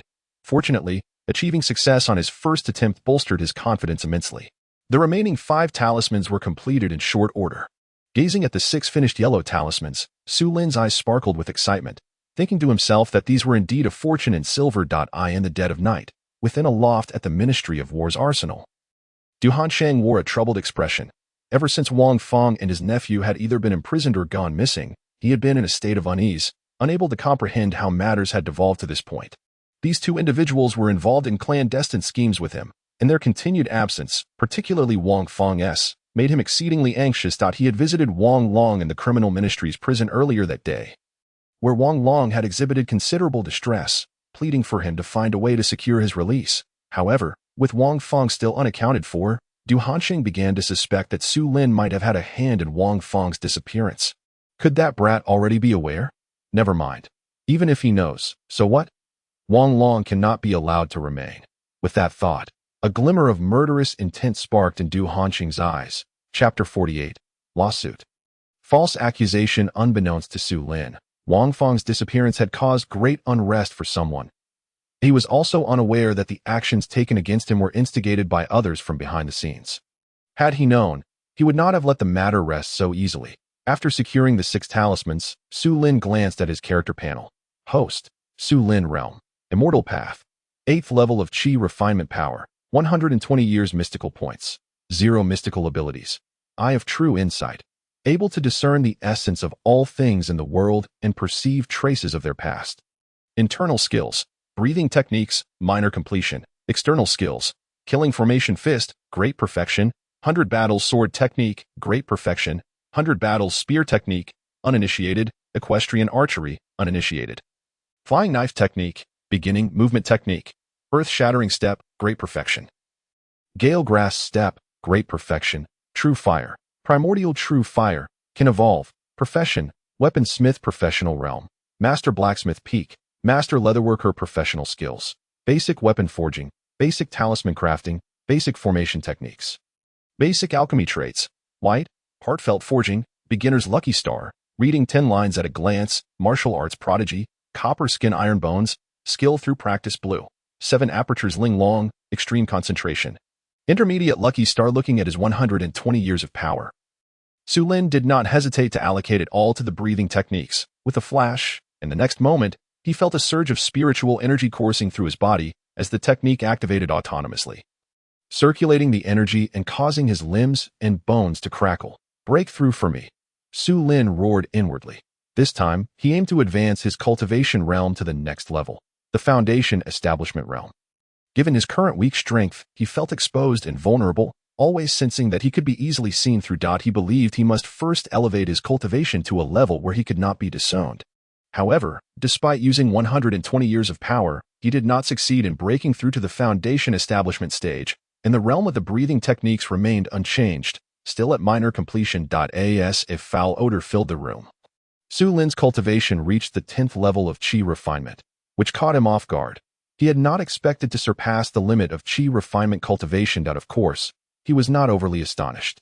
For with the system's assistance, how could he possibly be the same as others? As the purification technique was activated, Su Lin felt an immediate sense of relief. That moment, he felt invigorated and youthful, as if years had been stripped away from him. His skin became increasingly fair and tender, no longer resembling that of a dark-skinned country boy. If he were to don a set of refined clothing, he would undoubtedly be mistaken for a young master from a scholarly family. Think I did not break through to foundation establishment. Seems I need to accumulate more power. After a night passed, Su Lin rose early the next morning and headed to the cafeteria for breakfast. Now, as a peak practitioner of the Qi refinement stage, his dietary needs had diminished and his appetite had normalized. After breakfast, he went to the front hall of the Iron Camp's office building to complete his sign-in task. This time, in addition to the 10 years of power, he received an additional blue trait as a reward. With the emergence of this blue trait, Su Lin's eyes lit up with joy. Battle Maniac. The possessor has experienced countless battles, gaining insights that enhance their combat experience. They can enter the Battle Maniac state, during which their combat power is quintupled, with a cooldown of 24 hours. This was a combat trait, and Su Lin had been planning to venture to Evil Wind Mountain in the coming days. He had felt his strength was insufficient and lacked combat experience, uncertain if he could contend with the sinister creatures there. However, with this newly acquired trait, it felt like a timely boon. Returning to the blacksmith shop with a beaming face, Su Lin had just stepped inside when he was met with shocking news. Did you hear? Shui Bao drowned in the river in the city this morning. Hearing this news left Su Lin utterly astonished. After a moment, he grasped the situation. Shui Bao had gone to Chui Ping Fong last night and had not returned until he was discovered drowned in the city river the following morning. After a thorough investigation at the Shuntian Prefecture Yamen, it was concluded that the individual had fallen into the river and drowned after becoming intoxicated last night. Upon learning of this incident, Su Lin realized why he had not seen the responsible Li Yin and others during breakfast that morning. They must have been occupied with matters concerning Shui Bao. Su Lin held little fondness for the man he had blinded, and the incident did not weigh heavily on his mind. However, it was not long before officers from the Ministry of Justice's Shuntian Prefecture came to his door. To his astonishment, this matter was somehow linked to him. The officers were exceedingly rude and insisted on taking Su Lin for questioning.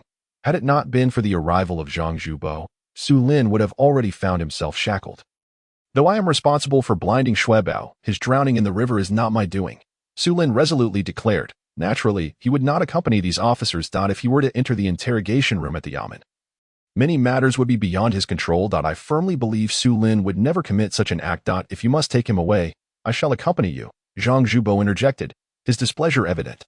This declaration instilled a sense of pressure among the officers, who dared not utter another word about shackles. Ultimately, Su Lin was escorted to the Shuntian Prefecture in the company of Zhang Zhubo.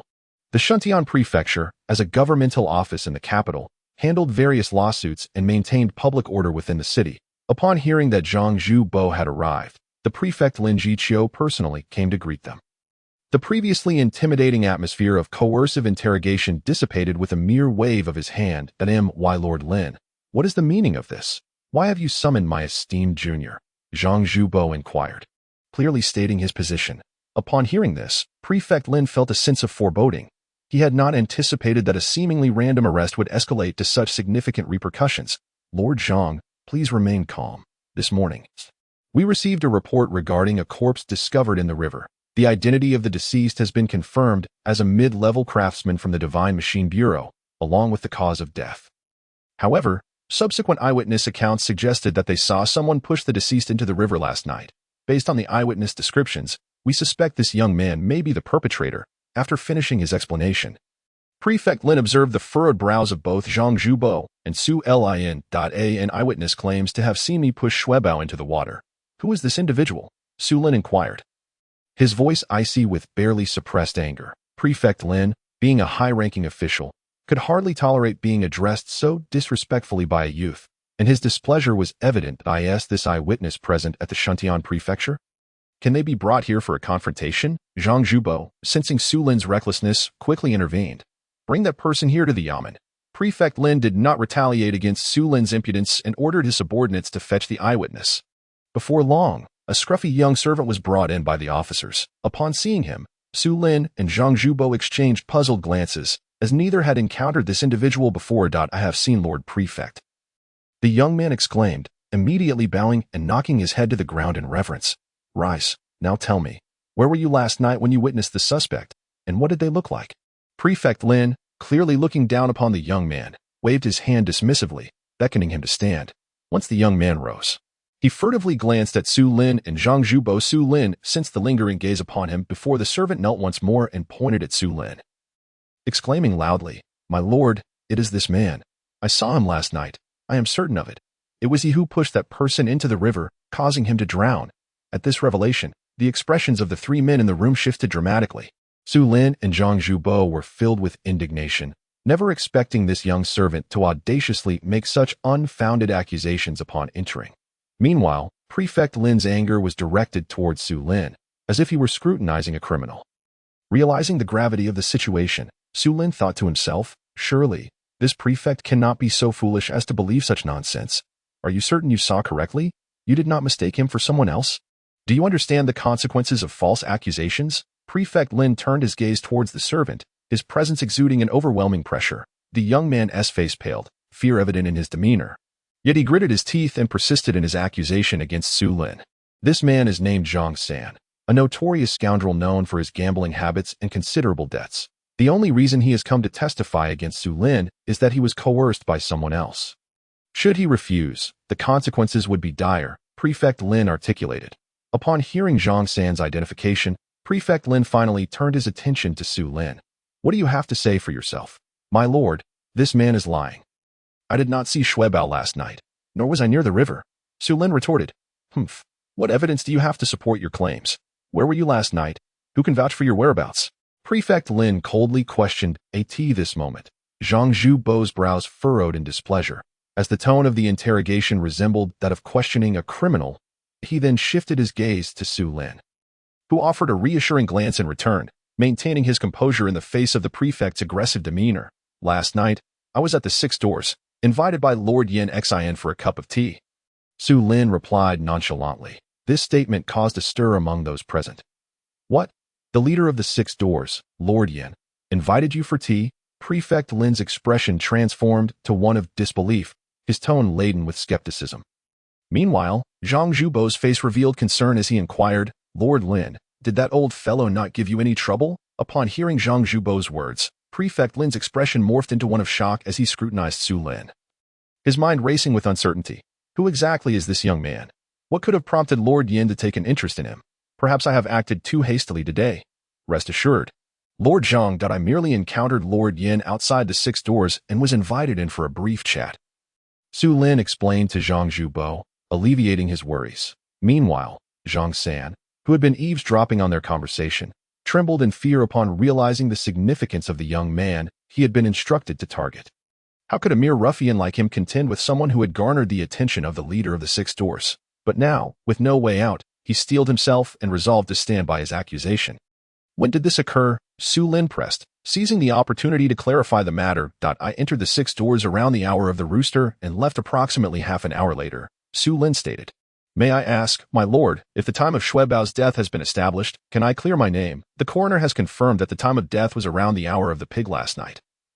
Prefect Lin responded. Oh, I was outside the city at that time. What? You left the city? Did you return to the refugee camp to work in the blacksmith shop? Upon hearing that Su Lin had not been in the city last night, Zhang Zhubo's countenance brightened, and he addressed Prefect Lin. Lord Lin, the facts are clear. Su Lin was not in the city last night. He returned to the refugee camp to work in the blacksmith shop. And I believe the foreman, Qin Zhang, can corroborate this. Su Lin was aware of Qin Zhang's name, but he had not been to the blacksmith shop the previous night. Just as he prepared to deny this, he noticed Prefect Lin's furious expression turning towards him. Humph! How dare you fabricate evidence and falsely accuse another? Do you realize the gravity of your accusations against a craftsman of imperial rank? You will face even greater consequences. Guards, take this man to the dungeon. At this pronouncement, Zhang San could no longer maintain his composure, trembling in fear as he fell to his knees, begging for mercy. My lord, I was wrong. Please spare me this time. I was merely acting under orders. Such a lowly thug, accustomed to bullying the weak, was utterly terrified by Prefect Lin's authority and confessed everything he knew. What? Someone is behind this. Who instructed you? I do not know. I have never seen their face. Only that they were a middle-aged man with their face covered. Zhang San quickly divulged all he knew. Upon hearing this, Su Lin's brow furrowed in deep contemplation. In that moment, he realized that Shuebao's death, along with the prior actions of Wang Feng and Wang Long, seemed to be orchestrated by someone pulling the strings from behind the scenes. However, who that individual might be remained a mystery. The more he pondered the situation, the more incensed he became, coupled with an unsettling sense of unease. After all, the machinations of this unknown adversary were too intricate. While he himself was merely an ordinary person, unaccustomed to such deviousness, he had thought his life had been quite mundane in recent days, only to discover he had been ensnared in a web of intrigue. Were it not for the fortuitous encounters of late, which had introduced him to influential figures like Zhang Zhubo and Yin Xin, he would have found it exceedingly difficult to navigate this chaos. Humph, truly audacious. How dare you withhold the truth? Bring him here, and administer the harshest of punishments until he confesses. Beside him, the prefect of Lin was seething with rage. He was all too aware that this case had transcended a mere accidental incident and had evidently escalated into a murder investigation. If the perpetrator was not swiftly identified and the case resolved, it would not only cast a dark shadow over the capital, but also bring considerable trouble to the Shuntian prefecture when the courts sought accountability. The routine affairs of the Shuntian prefecture were already exceedingly demanding, and now, with the need to allocate personnel for this investigation, the workload would become unbearable. How could this not infuriate the prefect of Lin? If it were not for this Zhang San's baseless accusations, the case could have been closed immediately. At this moment, he wished he could strangle him alive on the spot. Someone seeks to harm me. Upon exiting Shuntian Prefecture, Su Lin uttered these words. You need not worry. With me here, I shall dispatch someone to investigate as soon as we return, and we will surely uncover the mastermind behind this. Zhang Zubel was equally incensed, having already resolved to send someone to the criminal department's prison to interrogate Wang Long upon their return. However, just as they arrived back at the Ministry of Works, a distressing piece of news arrived from the criminal department. Wang Long had hanged himself in the prison. The moment this news broke, both Zhang Zubel and Su Lin's expressions shifted dramatically, both sensing that the mastermind behind this was no ordinary foe. For the next few days, do not venture out recklessly. I shall arrange for someone to protect you. Zhang Zubel's well-intentioned offer was declined by Su Lin. He could not remain confined to the Ministry of Works indefinitely, and with his current strength, he would not fear those plotting in the shadows. Very well, although you possess the ability to protect yourself, it is wise to remain cautious. After bidding farewell to Zhang Zubel, Su Lin returned to the iron camp of the Divine Mechanism Mansion. Is it that Imo Hanqing? Does he truly believe he can crush me as easily as one would an ant? Su Lin had already formed a suspicion in his heart, convinced that the individual targeting him must be the white-robed young general, Imo Hanqing. After all, he had no enmity with anyone else. The other party's machinations were merely a consequence of his refusal to join their ranks. And being treated with such disdain ignited a flame of fury within Su Lin. On that day, having completed his forging tasks early, the system rewarded him with a mere 50 years of cultivation. Without hesitation, he returned to his quarters and directed all his power into the breath control technique. Let me break through. At that moment, a radiant light enveloped Su Lin, a surge of formidable spiritual energy radiating outward, surrounding him in an ethereal aura. As time progressed, the spiritual energy continually washed over his limbs and bones, producing a cacophony of cracking sounds. Countless wisps of spiritual energy coalesced into a protective barrier around him, which soon began to change in color and texture as a powerful yet tranquil aura emanated forth. In that instant, Su Lin achieved the mastery of Qi. He became a martial arts grandmaster, while simultaneously breaking through to the foundation establishment stage in the realm of immortality. The commotion he had caused was not insignificant, prompting Su Lin to quickly restrain his aura. He then produced a yellow talisman, the spirit-locking talisman he had drawn the previous night. Channeling a sliver of spiritual energy into the talisman, the room was suddenly illuminated with a golden flash. In an instant, it absorbed the surrounding energies entirely. Su Lin then burst through the door and vanished from the dormitory area in a few swift movements. After his departure, several figures descended from the sky. It was a group of martial arts experts at the Grandmaster level. Someone has broken through to the Grandmaster realm here. Who could it be? I sensed an unusual breakthrough aura nearby. The commotion was indeed considerable, yet the energy seemed to vanish abruptly. The individuals exchanged puzzled glances, bewildered by the strangeness of it all. Among them was a plump figure, none other than Zhang Zubel himself. At that moment, they were utterly unable to trace the source of the aura. Disperse, there is nothing to see. Since it is one of my ministry's people who wishes to remain unknown, there is no need for further investigation. Just then, another figure descended from the sky. Upon seeing the newcomer, everyone promptly bowed in respect. We greet you, Lord Minister. The newcomer was none other than Ouyang Ju, the Minister of Works. After dispersing the crowd, Ouyang Ju cast a glance toward the direction Su Lin had taken, a glint of intrigue shimmering in his eyes. Such an interesting young talent has appeared within the Ministry of Works. Chapter 50, Pursuit and Counterattack. Su Lin fled to a secluded area, finding it deserted before allowing himself a moment of respite. He had not anticipated that breaking through to Foundation establishment would create such a significant disturbance. He resolved to approach future breakthroughs with greater caution. With this thought in mind, Su Lin retrieved the spirit-locking talisman he had previously used. Observing the talisman, he felt a surge of relief. He had sensed several Grandmaster-level auras drawing nearer to the dormitory. Had it not been for this talisman, even if he could escape the monk, he would not have evaded the temple, ultimately leading to his discovery. As he had advanced in rank so rapidly, he dared not reveal himself carelessly, lest he attract deadly threats. Setting aside these distractions, Su Lin examined the yellow talisman in his hand, feeling quite astonished. The talisman had not been consumed in the process of use, nor had it been reduced to ashes from absorbing excessive spiritual energy. Rather, its runes glowed even brighter, and its magical power had significantly increased. It was evidently of a much higher quality than the spirit-locking talismans he had encountered at the 6 doors, and with the old sorcerer in the black market, this talisman should fetch a decent price. Gazing at the talisman, which had neither been damaged nor diminished in quality, Su Lin's thoughts turned solely to the prospect of silver coins. It was still early afternoon, and having completed his daily forging tasks assigned by the iron camp, Su Lin had no intention of returning to the blacksmith shop. He had already mastered the skills of a leatherworker, and he could not afford to neglect the craftsmanship of the other camps. Before long, Su Lin found himself in the study of the divine mechanism mansion. This time, he meticulously perused various books on manufacturing techniques. After breaking through to foundation establishment, he felt his mental acuity solidifying significantly. His capacity for reading having multiplied manifold. Previously, he could only memorize the contents of 5 books before succumbing to a splitting headache.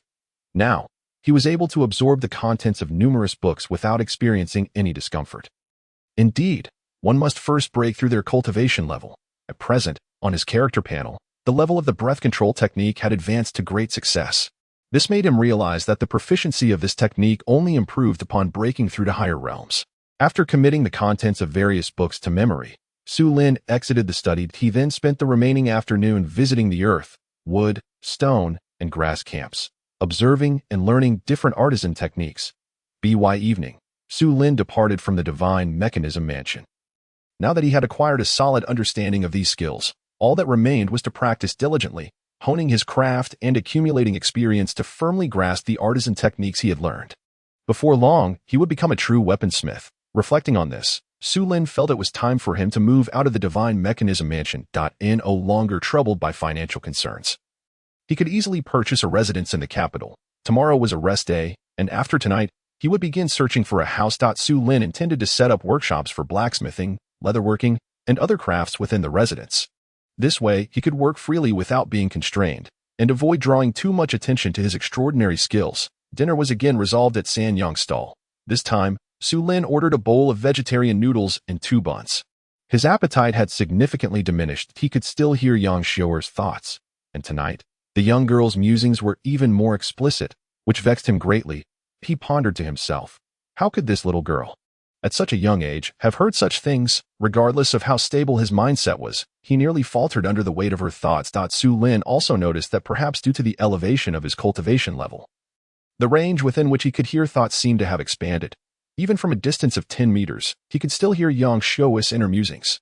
How did this fellow become a grandmaster? How peculiar! Just as Su Lin was about to finish his meal and leave, he suddenly caught a glimpse of that elusive thought he had been unable to grasp days prior. This time, Su Lin abruptly raised his head, his gaze fixed intently on the stall beside him. There stood Hu Sanyang, her figure as voluptuous and graceful as ever, busying herself at the stall. Her movements as she cooked the noodles were exceptionally skillful, and her youthful visage bore hardly a wrinkle. Beads of sweat adorned her forehead, and the gesture of wiping her brow added an alluring charm unique to mature women. This scene would stir the heart of any man who beheld it, as evidenced by the captivated expressions of nearby stall owners, workers, and passers-by. However, Su Lin felt a chill run down his spine. He was certain that the owner of that thought was indeed this enchanting Hu Sanyang. Now that he had attained the rank of Grandmaster, how could she still perceive his cultivation level? This left Su Lin utterly astonished. Moreover, he never anticipated that the mysterious expert who had troubled him for several days would be this stall owner. Who exactly was Hu Sanyang? Why was she operating such a humble noodle stall here? Humanity is inherently fearful of the unknown. Su Lin felt a sense of unease, uncertain of the other party's intentions. He refrained from continuing to gaze at them and hastily lowered his head, resuming his meal. At that moment, Hu Sanyang seemed to sense something and discreetly cast a glance at Su Lin. Her heart stirred with a hint of surprise. This young man possesses quite an acute perception. Could it be that he has discerned my presence? Xiaoer, settle the bill. The money is right here. Su Lin dared not linger, finishing his meal, placing the money down, and departing the stall. As he passed by Hu Sanyang, he offered her a smile, revealing no hint of his inner turmoil. His recent breakthrough to the foundation establishment stage had fortified his state of mind considerably. Otherwise, he would not have appeared so composed. It was not until he had walked quite a distance that Su Lin secretly let out a sigh of relief. He had just overheard Hu Sanyang's thoughts, which not only harbored suspicions about him, but also hinted at murderous intent.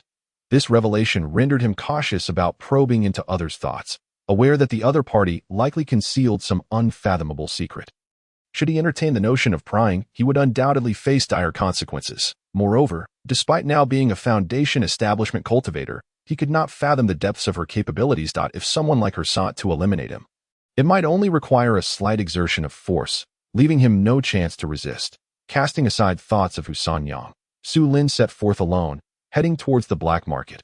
However, unbeknownst to him, just as he exited the city gates, several individuals followed closely behind. These figures, clad in exceptional attire and wielding blades, donned masks as they observed the direction Su Lin had taken before immediately pursuing him. With his cultivation having reached the Foundation establishment stage and his martial arts mastery now at the Grandmaster level, Su Lin moved with astonishing speed, approaching the black market in a mere quarter of an hour. Just then, he sensed an unusual presence behind him. Instantly halting his stride, he slipped into a nearby thicket. I am being followed. If not for my intentional deceleration, I would have remained oblivious. Su Lin unleashed his spiritual sense, quickly detecting 5 figures hastening towards him. Having surpassed the Foundation establishment stage, he had acquired this newfound perceptive ability. Utilizing his spiritual sense for the first time felt remarkably mystical, as though he had gained a pair of unseen eyes that could discern the approaching individuals with remarkable clarity, upon realizing that they were 5 masked innate martial artists. A cold smirk crept upon Su Lin's lips. Now that I have become a Grandmaster, these individuals are practically courting death. With this thought in mind, as they drew near, Su Lin surged forth from the underbrush. Not good. He has spotted us. Sensing an overwhelming aura from Su Lin, the 5 cloaked figures' expressions shifted dramatically, and they immediately raised their weapons defensively. Su Lin's assault was swift and fierce, his aura coalescing into a formidable force. Showing no fear of their blades. In an instant, he was upon one of them, delivering a punch that collided with the blade they had crossed before their chest. Bang! In the next moment, the blade sank deep into the man's flesh, blood erupting like a fountain as he was propelled backward. Su Lin did not pause. His momentum remained unabated. In the blink of an eye, he was upon another, delivering a similar blow. Within 3 breaths, 4 lifeless bodies lay strewn upon the ground, leaving only one masked figure trembling in terror, his eyes wide with horror. Su Lin turned to face him, his gaze unwavering and calm. However, under such scrutiny, the remaining black-clad figure could no longer maintain his composure. His sword clattered to the ground, and his knees buckled as he sank to the earth. Spare me, noble sir. Do not take my life. This man was utterly shattered by Su Lin's overwhelming presence and battle prowess. Crying out for mercy, Su Lin did not respond immediately, merely gesturing lightly towards the man. Bang! The mask shattered upon the black-clad figure's face, revealing an utterly unremarkable countenance. Who are you? Why have you come to hunt me?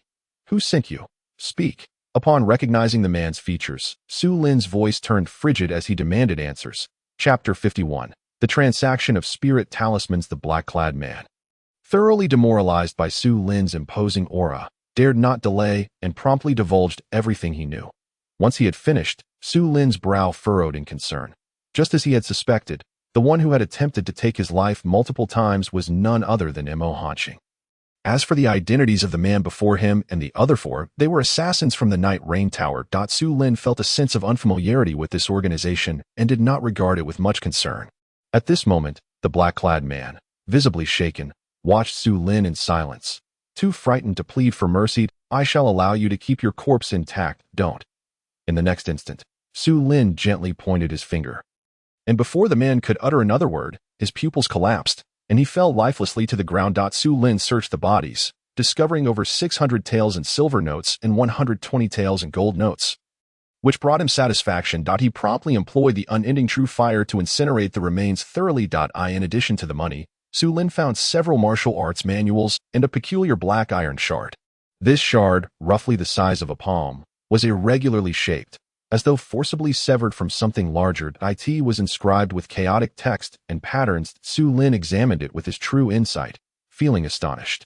The material of this shard was far from ordinary. It was a type of metal spirit material known as 9 nether black gold. Although he could not decipher the inscriptions, his true insight provided clarity. It was written in the language of the Ghost Clan, meaning the highest peak of the underworld. Only this phrase was intact. The rest of the ghostly text was fragmented and incomprehensible. Ghost Clan text, the highest peak of the underworld? What on earth is the origin of this shard? Does the ghost clan still exist in this world? Could this item be from the ghost clan? Su Lin was taken aback. He could not fathom why such a mysterious and significant object would be found among the possessions of a mere assassin in the martial realm. After securing the enigmatic shard, Su Lin reviewed the martial arts manuals he had acquired, committing the content to memory before incinerating them to erase all traces. Only then did he feel satisfied as he made his way towards the black market.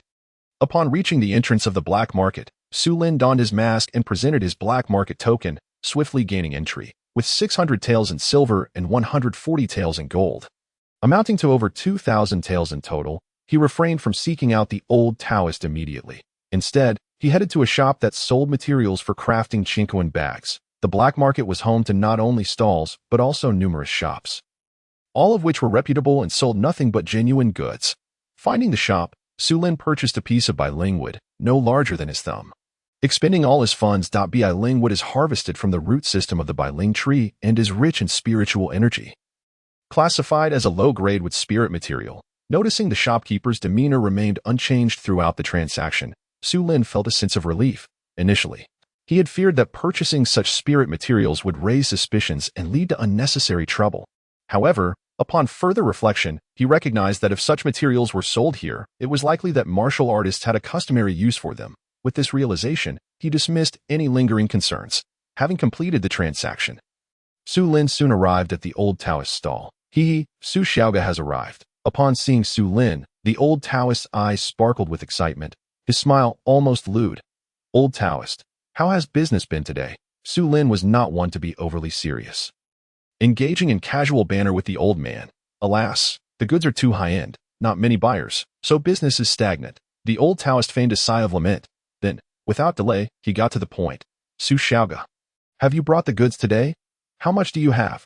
Su Lin did not respond immediately, but instead scanned the old man's stall. After retracting his gaze, he spoke leisurely. Oh, have I encountered someone knowledgeable? Why are the great strength talismans and tranquil heart talismans missing? How much profit did you make? Upon hearing this, the old Taoist's laughter abruptly ceased. He appeared momentarily stunned but quickly regained his composure.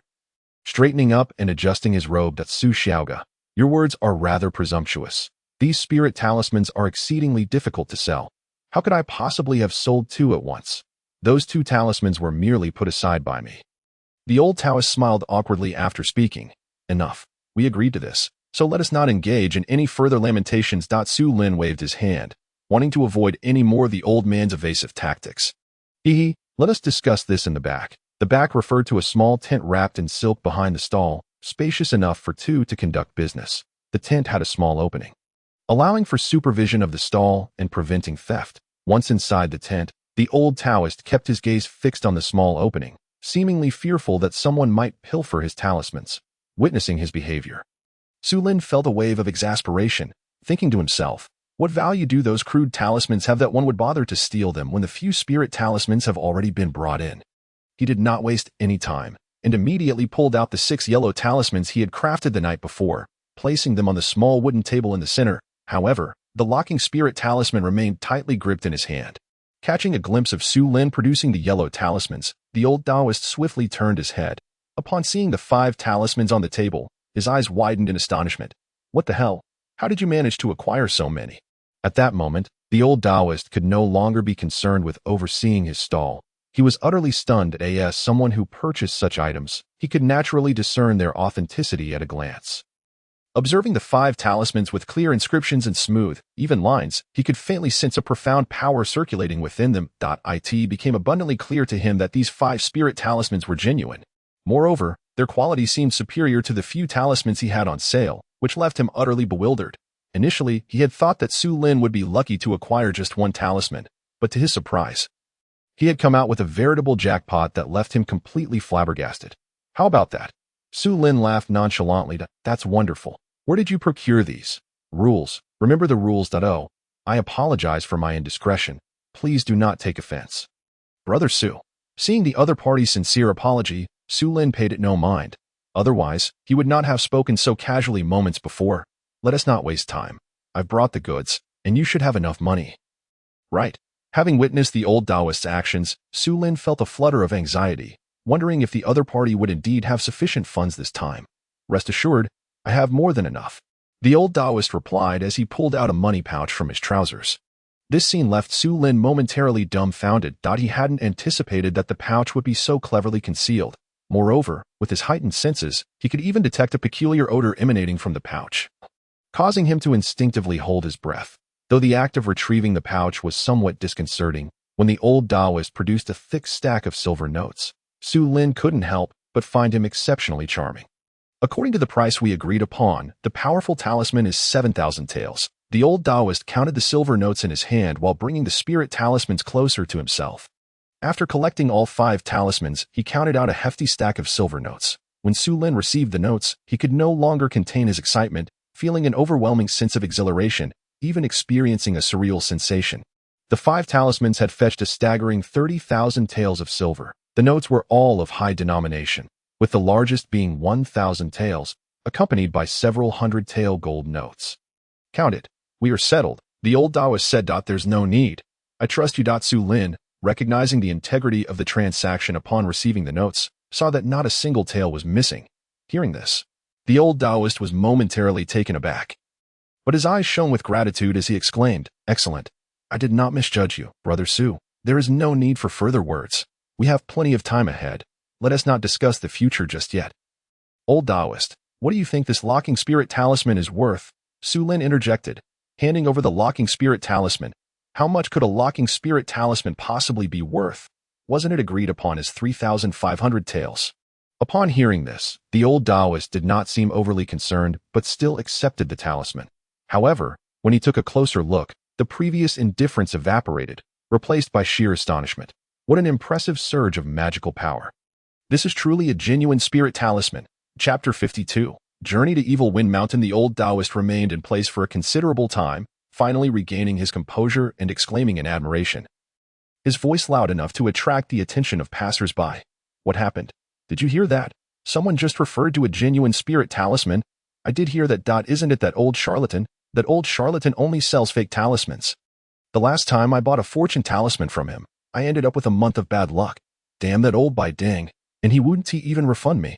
Upon hearing the chatter from the crowd, the old Taoist appeared quite embarrassed, his demeanor becoming somewhat awkward. "Humph, these blind fools. If I don't deceive them, others surely will." Quickly regaining his composure, he couldn't help but mutter a low curse. "So this is a genuine spirit talisman? What does that even mean?" Su Lin, not wishing to waste any more time, immediately inquired. In response, the old Taoist collected himself, hesitating momentarily before explaining. "The spirit talismans available in the market are merely talisman papers imbued with weak magical power. Only talismans like this locking spirit talisman, with visible spiritual light and intense magical fluctuations, can truly be regarded as spirit talismans." At this point, the old Taoist glanced at Su Lin, his gaze suggesting deeper meaning. It was evident that the master behind Su Lin was an extraordinarily skilled talisman artist. Su Lin offered no reply, and the old Taoist took this as tacit agreement, having never considered that the talisman was crafted by Su Lin himself. "How much is this talisman worth?" Su Lin was eager to cut through any further discussion, wanting only to ascertain the value of this spirit talisman. "This talisman is worth at least 10,000 taels of gold." Upon hearing this valuation, Su Lin's pupils constricted in shock. He had not expected this extraordinary locking spirit talisman to be worth so much. 10,000 taels of gold equated to 100,000 taels of silver, representing an increase of over 20-fold in value. "Old Taoist, would you accept 7,000 taels in gold notes?" Su Lin proposed, his eyes gleaming with fervor. The old Taoist hesitated, uncertain. "Do you have the means to produce such an amount right now?" Having seen the old Taoist retrieve money earlier, he knew that the pouch now held far less than 70,000 taels, not even enough for 50,000. Upon hearing Su Lin's offer, the old Taoist's eyes sparkled with surprise, and he confidently affirmed, "I can." As he spoke, he began rummaging through his belongings once more, soon producing 2 more stacks of silver notes from within his garments and shoes. This old fellow certainly had a plethora of hiding spots for his money. Witnessing the old Taoist's bounty left Su Lin in awe. Without further hesitation, he accepted the 7,000 taels of silver notes from the old Taoist. With the transaction complete, both Su Lin and the old Taoist were in high spirits. As they bid farewell, the old Taoist extended an invitation for a drink, which was, of course, respectfully declined. Not wishing to linger, Su Lin departed from the old Taoist and immediately set off to procure the necessary spiritual materials elsewhere. It must be noted that people in the mundane world have a keen understanding of the value of spiritual materials, within mere moments of acquiring a fortune of 100,000 taels. Su Lin had already spent over 90,000 taels, leaving him feeling quite pained. However, he was fortunate enough to have gathered all the materials needed to craft the Qianquan bag, save for the most crucial component, the skin of a demon beast. Thus, Su Lin returned to the previous stall selling demon materials, only to find that no demon beast skins were available for sale. He did, however, learn of their value. A single skin could fetch no less than 10,000 taels of gold. This revelation left Su Lin, who had initially believed himself wealthy, feeling quite disheartened. He resolved not to purchase through the old Taoist channels and instead decided to make a trip to Evil Wind Mountain. After leaving the black market, Su Lin found himself burdened with a pack. Although it was not overly heavy, it was still cumbersome. Intensifying his eagerness to create the Qianquan bag, Su Lin first returned to the dormitory of the Divine Machine Pavilion to store his belongings. Still feeling uneasy, he sketched another locking spirit talisman. Affixing the locking spirit talisman to the package to contain the spiritual energy, he then concealed it beneath his bed, with the next day off. Su Lin resolved not to delay any longer and planned to set out for Evil Wind Mountain that very night. Before his departure, Su Lin meticulously reviewed the fundamentals of talisman crafting. He had his sights set on several demon-slaying talismans, but upon further study, he discovered that simplifying the incantations to create a streamlined version of the talisman was far more complex than he had anticipated. In the end, he could only attempt to draw one compared to the intricate talismans recorded in basic talisman crafting. The symbols were exceedingly elaborate, making the drawing process quite challenging for Su Lin.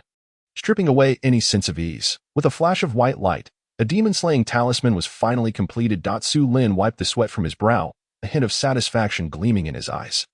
Indeed, it was no simple task. This time, it had taken him over a minute to draw the talisman. Fortunately, with the enhancement of his extreme focus, he had managed to succeed. Otherwise, failure would have been inevitable. This time, Su Lin felt a slight depletion in his physical state, as both his spirit and magical energy had been greatly expended. Thankfully, the successful crafting of the spirit talisman brought him immense relief. After regaining his composure, he reached for the demon-slaying talisman. Although it was crafted from ordinary materials, the symbols shimmered with spiritual light, and the magical fluctuations were intense. Exuding a somewhat unsettling aura, Su Lin sensed that the demon-slaying talisman he had created was far from ordinary. Capable of vanquishing any demon or malevolent entity with just a mere invocation, upon reflection, he resolved not to expend any further energy on the intricate crafting of talismans. After meditating for a while, he proceeded to sketch a few simplified versions of the spirit-locking and immense strength talismans. With the adage practice makes perfect in mind, Su Lin felt a newfound proficiency in his drawings. No longer needing to be as painstakingly cautious as before, this time, he produced 3 of each of the 6 talismans, and together with the demon-subduing talisman, he carried a total of 19 talismans. Previously, Su Lin had forged a blade named the Iron-Cutting Blade, yet he had not found the opportunity to showcase it. Now, however, he had the perfect occasion to wield it. He retrieved the blade from the wall, unsheathed it, and a sharp, cold gleam instantly flickered forth. This weapon had attained the quality of a renowned artifact, far surpassing ordinary ones. Naturally, Su Lin did not take shortcuts in crafting his own weapon. Before long, Su Lin exited the gates of the Ministry of Works, setting his course directly toward Evil Wind Mountain. Now a master of martial arts, he was capable of traversing the skies, coupled with his perfected agility and lightness of foot. He was confident that he could reach Evil Wind Mountain without the need for a steed. The distance was over 100 miles, which would typically take about an hour by horse. Yet Su Lin utilized his lightness of foot and arrived in less than half an hour. At that moment, he appeared before a desolate village. The environment was dire, with weeds overgrowing the ground, and each household's courtyard presented a scene of utter ruin, indicative of long-abandoned habitation. From a black market vendor, Su Lin learned that this village was called Kaoshan Village, nestled within the mountains. The path leading in was treacherous. Had it not been for Su Lin's adept skills, he might have taken significantly longer. Positioned at the foot of Evil Wind Mountain, the village derived its name from its location. Upon reaching the village, Su Lin did not draw attention to himself. Well aware that the Demon Suppression Division must have operatives nearby, he could already sense the presence of several martial arts experts, which prompted him to refrain from boldly entering the village. Raising his gaze towards the towering Evil Wind Mountain, Su Lin felt an unusual aura of demonic energy permeating the air. Indeed, there were demonic beasts lurking within the mountain. The intensity of this aura was far from ordinary. suggesting the presence of formidable creatures. The thought excited Su Lin. The more extraordinary the beast, the more valuable the materials it would yield.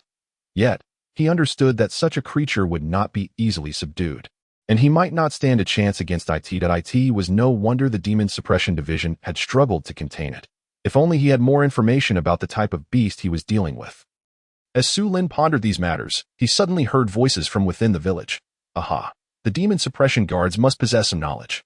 Chapter 53. The Power of Talismans on a Moonless Night in the Tranquil Mountain Village. A bonfire flickered. A few individuals clad in dark blue uniforms, adorned with the unique emblem of the Demon Suppression Division, the mythical creature Pichio, sat around the fire, engrossed in conversation. Su Lin concealed himself behind a wooden house. 7 or 8 paces away, listening intently. I wonder when this will finally conclude. After spending so many days here, my throat feels parched, one remarked. Indeed, I long to savor the peach blossom wine from Chunxiang Tower.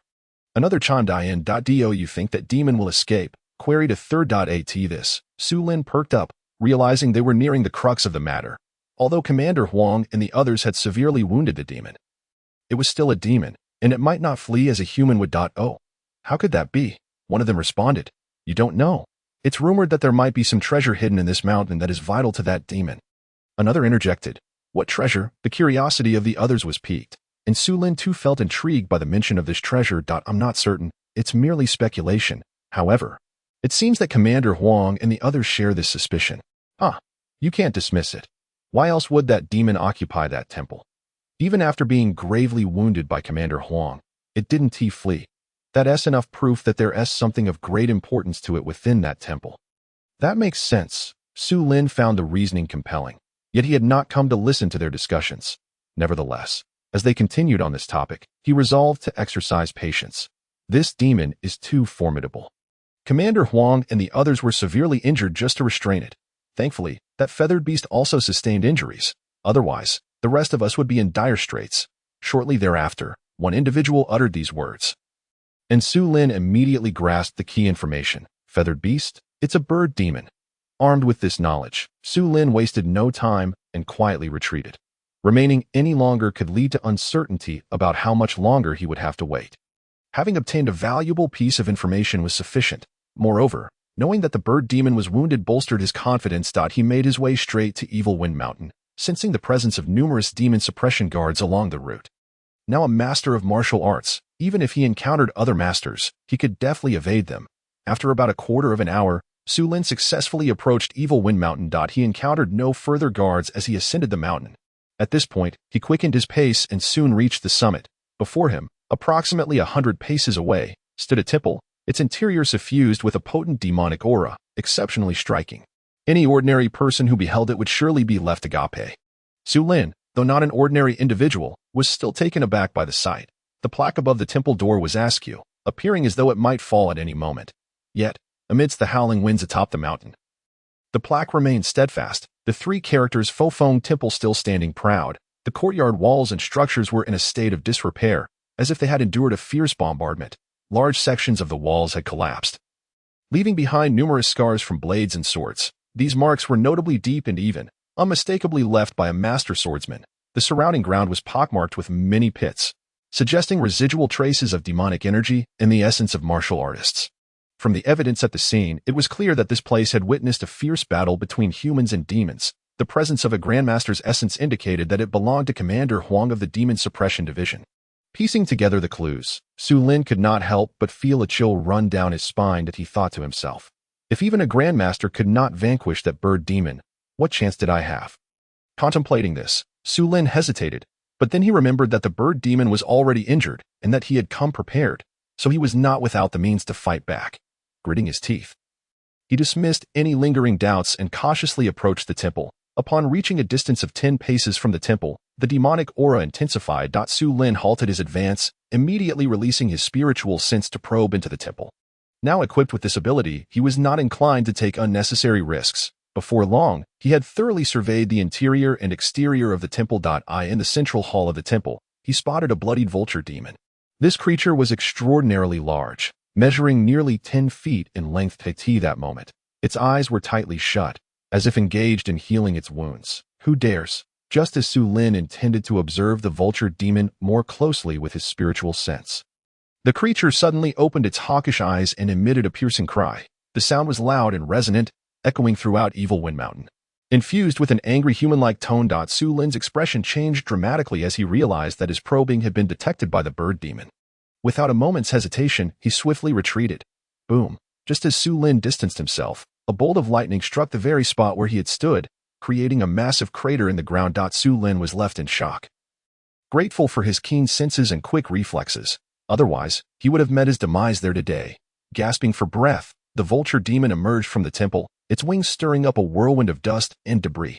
Su Lin immediately summoned his protective chi to shield himself. The violent gusts of wind and flying stones struck against his chi shield, producing a cacophony of explosive sounds. Fortunately, his quick thinking saved him. Had he been hit, he would have been reduced to a mere pincushion. Who are you to dare intrude upon my domain? You are courting death. The vulture demon cared little for formalities, and without hesitation, it summoned a fierce wind and lunged at Su Lin with lightning speed. Su Lin did not dare to underestimate the threat. He swiftly produced several yellow talismans. While evading, he affixed the immense strength talisman, agility talisman, exorcism talisman, and calming talisman onto himself. His speed surged, barely allowing him to evade the demon's onslaught. Though he had dodged the initial assault, the ferocious winds generated by the vulture demon continually buffeted against his protective chi shield, creating a series of sonic booms. Su Lin was immediately knocked back, rolling several times on the ground before regaining his footing. In an instant, the vulture demon charged at him again, its relentless assault igniting Su Lin's true fighting spirit.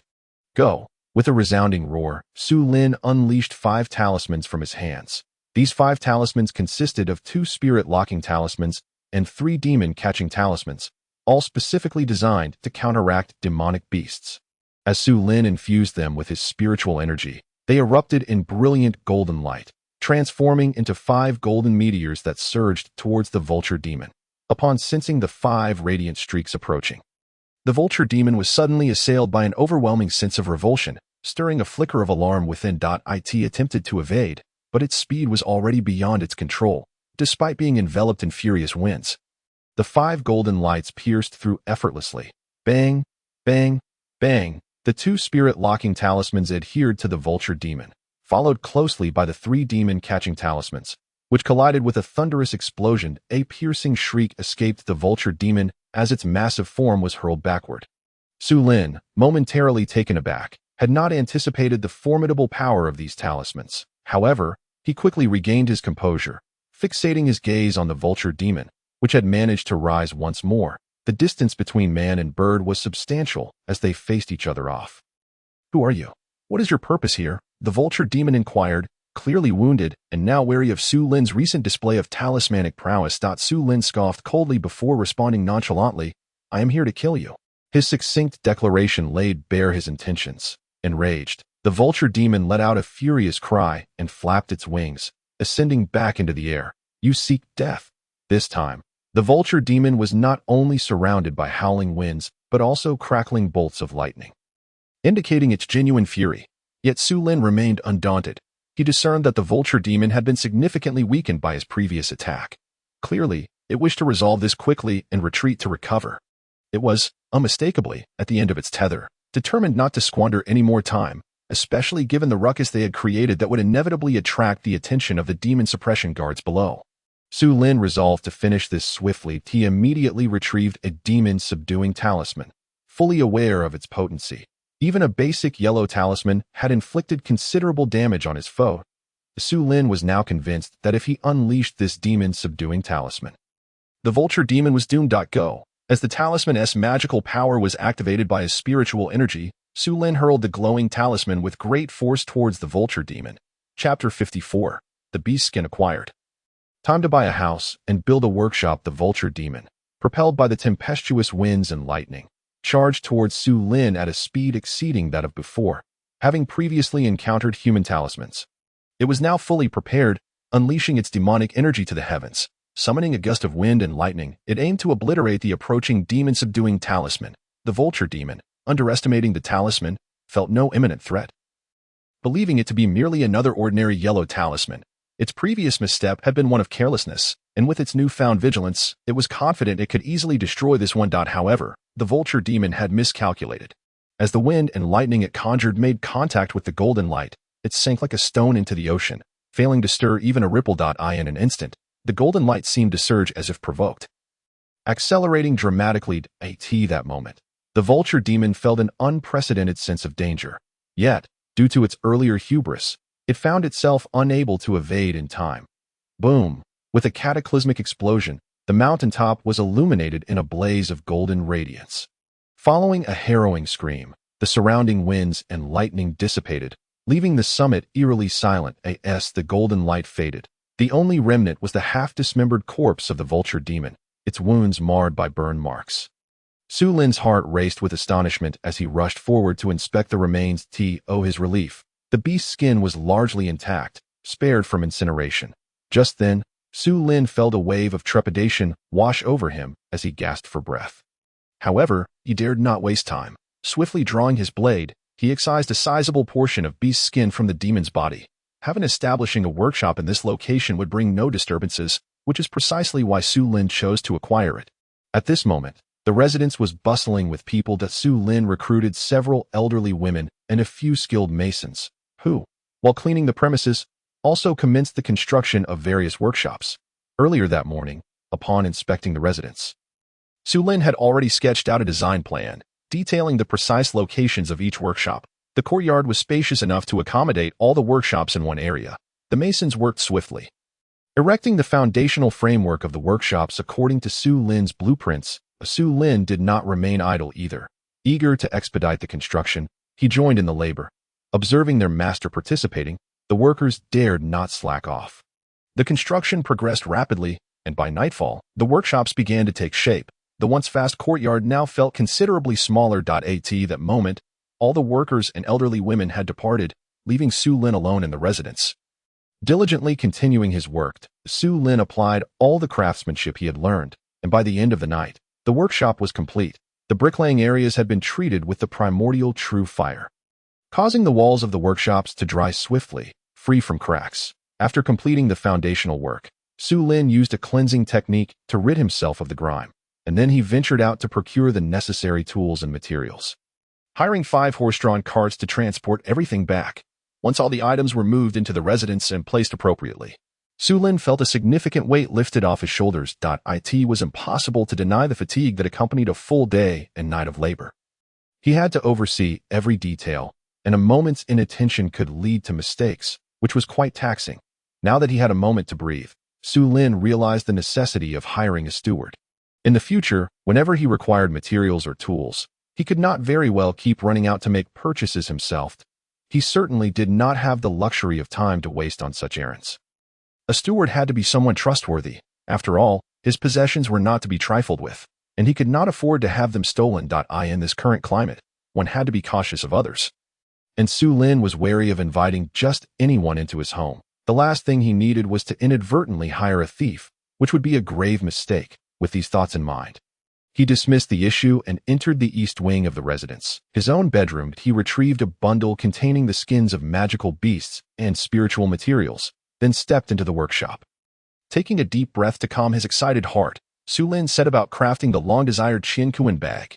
Ding. The system issued a crafting task: create a Qiankuan bag with a storage space no less than 10 zhang in length and width.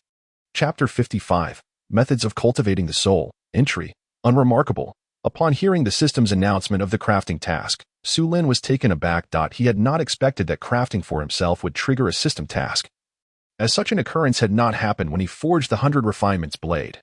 This unexpected revelation added to his surprise. The process of creating the Qiankuan bag officially commenced. Su Lin first treated the magical beast skin. This skin, derived from a beast of royal lineage, was of exceptional quality and a rare commodity in the world of cultivation. Residual magical energy lingered upon it, rendering it unsuitable for immediate use. Moreover, this magical energy could not simply be discarded. It was of utmost importance to a craftsman, as the inherent spiritual power within the material was its most valuable aspect. Mishandling it could result in the loss of its efficacy, reducing it to waste. Generally, when working with such magical beast materials, a craftsman would need to incorporate various complementary natural treasures to neutralize the magical energy, transforming it into spiritual energy that would no longer adversely affect human cultivators. If not handled with care, any residual magical energy could lead to disastrous consequences, such as mental disturbances and even demise. That Su Lin began by using a cleansing technique to remove the blood and dirt from the magical beast's skin. Next, he took a mortar and pestle, placing a portion of Biling wood into it. He brought the pestle down with force, a loud crack resonated, and the stone mortar shattered, while the Biling wood remained intact. Sliding onto the table from the broken mortar, this unexpected turn of events caught Su Lin off guard, and he quickly remembered that he was working with spiritual material, although he could sever it using spiritual energy. The tools he was employing were mundane and lacked the hardness of the material. They were utterly inadequate for the task at hand. Faced with this dilemma, Su Lin wasted no time and made his way to the blacksmithing area. After about 15 minutes, he returned with a brand new, gleaming steel mortar. This time, he infused the mortar with his spiritual energy and found it worked remarkably well. The Biling wood was swiftly ground into powder.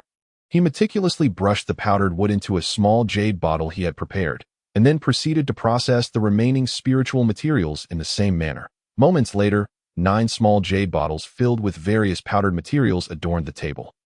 Once the materials were ready, Su Lin laid the magical beast's skin flat on the table and skillfully poured the different powders over it. He then picked up a nearby skin hammer and began to strike the magical beast's skin. Thud, thud, thud, as the rhythmic sound echoed. The combined power of his focused strikes caused the spiritual material powders to disperse evenly across the skin. This moment, despite Su Lin's vigorous efforts, no dust was kicked up. This technique was truly profound. Had anyone been there to witness it, they would surely be astounded. After a brief period, the hammering ceased. Su Lin set down the wooden hammer, gazing at the still somewhat uneven magical beast skin with satisfaction. This step was not merely to flatten the material, but to thoroughly integrate the various spiritual materials into the skin. The magical beast's skin had undergone a significant transformation. Its magical aura was no longer as dense, now emanating a faint, sacred glow. It had indeed become a spiritually rich material. However, it was not yet fully transformed into usable spiritual material, as some magical energy still lingered. That Su Lin then fetched a basin of water, pouring the 9 types of powdered spiritual materials into it, along with some vermilion. After adding clean water and stirring, a vibrant red potion was concocted. But he was not finished yet.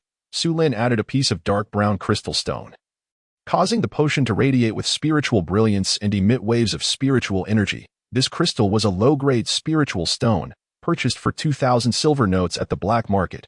Once the potion was ready, the magical beast's skin was immersed within it. Now, all that was required was to wait for the spiritual energy within the potion to be fully absorbed by the magical beast's skin, thus creating the foundation for the Qianquan bag. During this time, Su Lin did not remain idle. He retrieved additional forging materials from his bundle, realizing he lacked a spiritual inscription pin. Utilizing this time, he crafted the pin.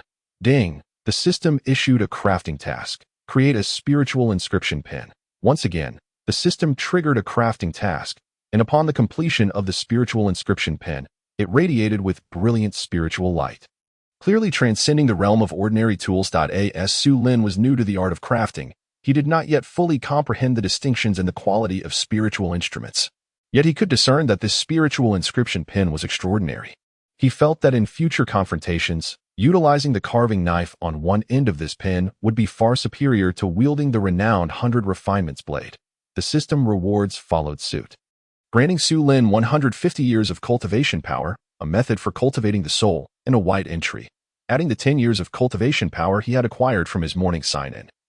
His total cultivation power now amounted to 170 years. As for the soul cultivation method, entitled Solidifying the Mind Technique, its name was deceptively simple, yet its content was remarkable. It was a powerful secret technique aimed at solidifying and enhancing the soul, a rarity in the realm of cultivation, often sought after for miles. When cultivated to its peak, it could unleash soul attacks that could shatter an opponent's consciousness.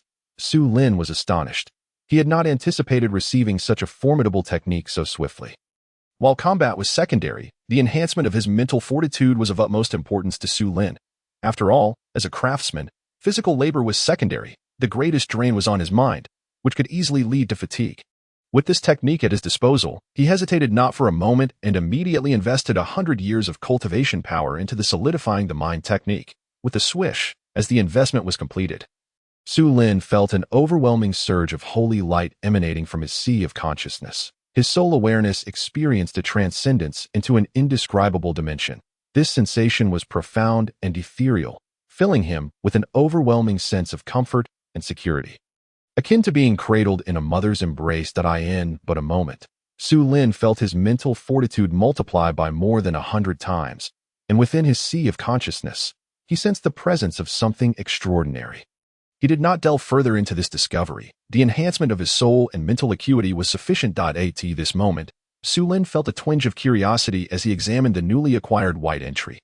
He had not expected to receive a white entry and considered it somewhat lackluster. However, upon reading the entry's description, his expression shifted to one of elation.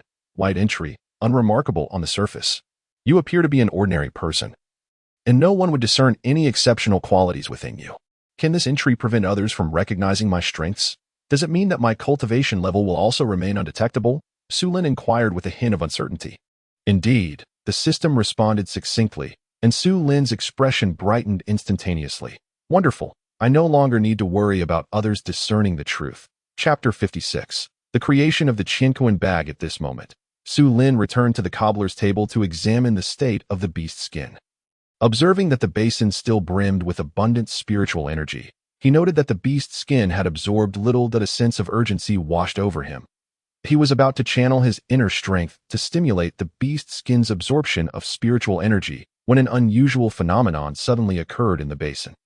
The speed at which the beast's skin absorbed spiritual energy surged dramatically, increasing by dozens of times, causing the entire basin to tremble and even levitate in midair. Such violent turbulence startled Su Lin, prompting him to swiftly extend his hand and release a wave of spiritual energy to envelop the basin, thereby safeguarding it from exploding and wasting the precious spiritual liquid it contained.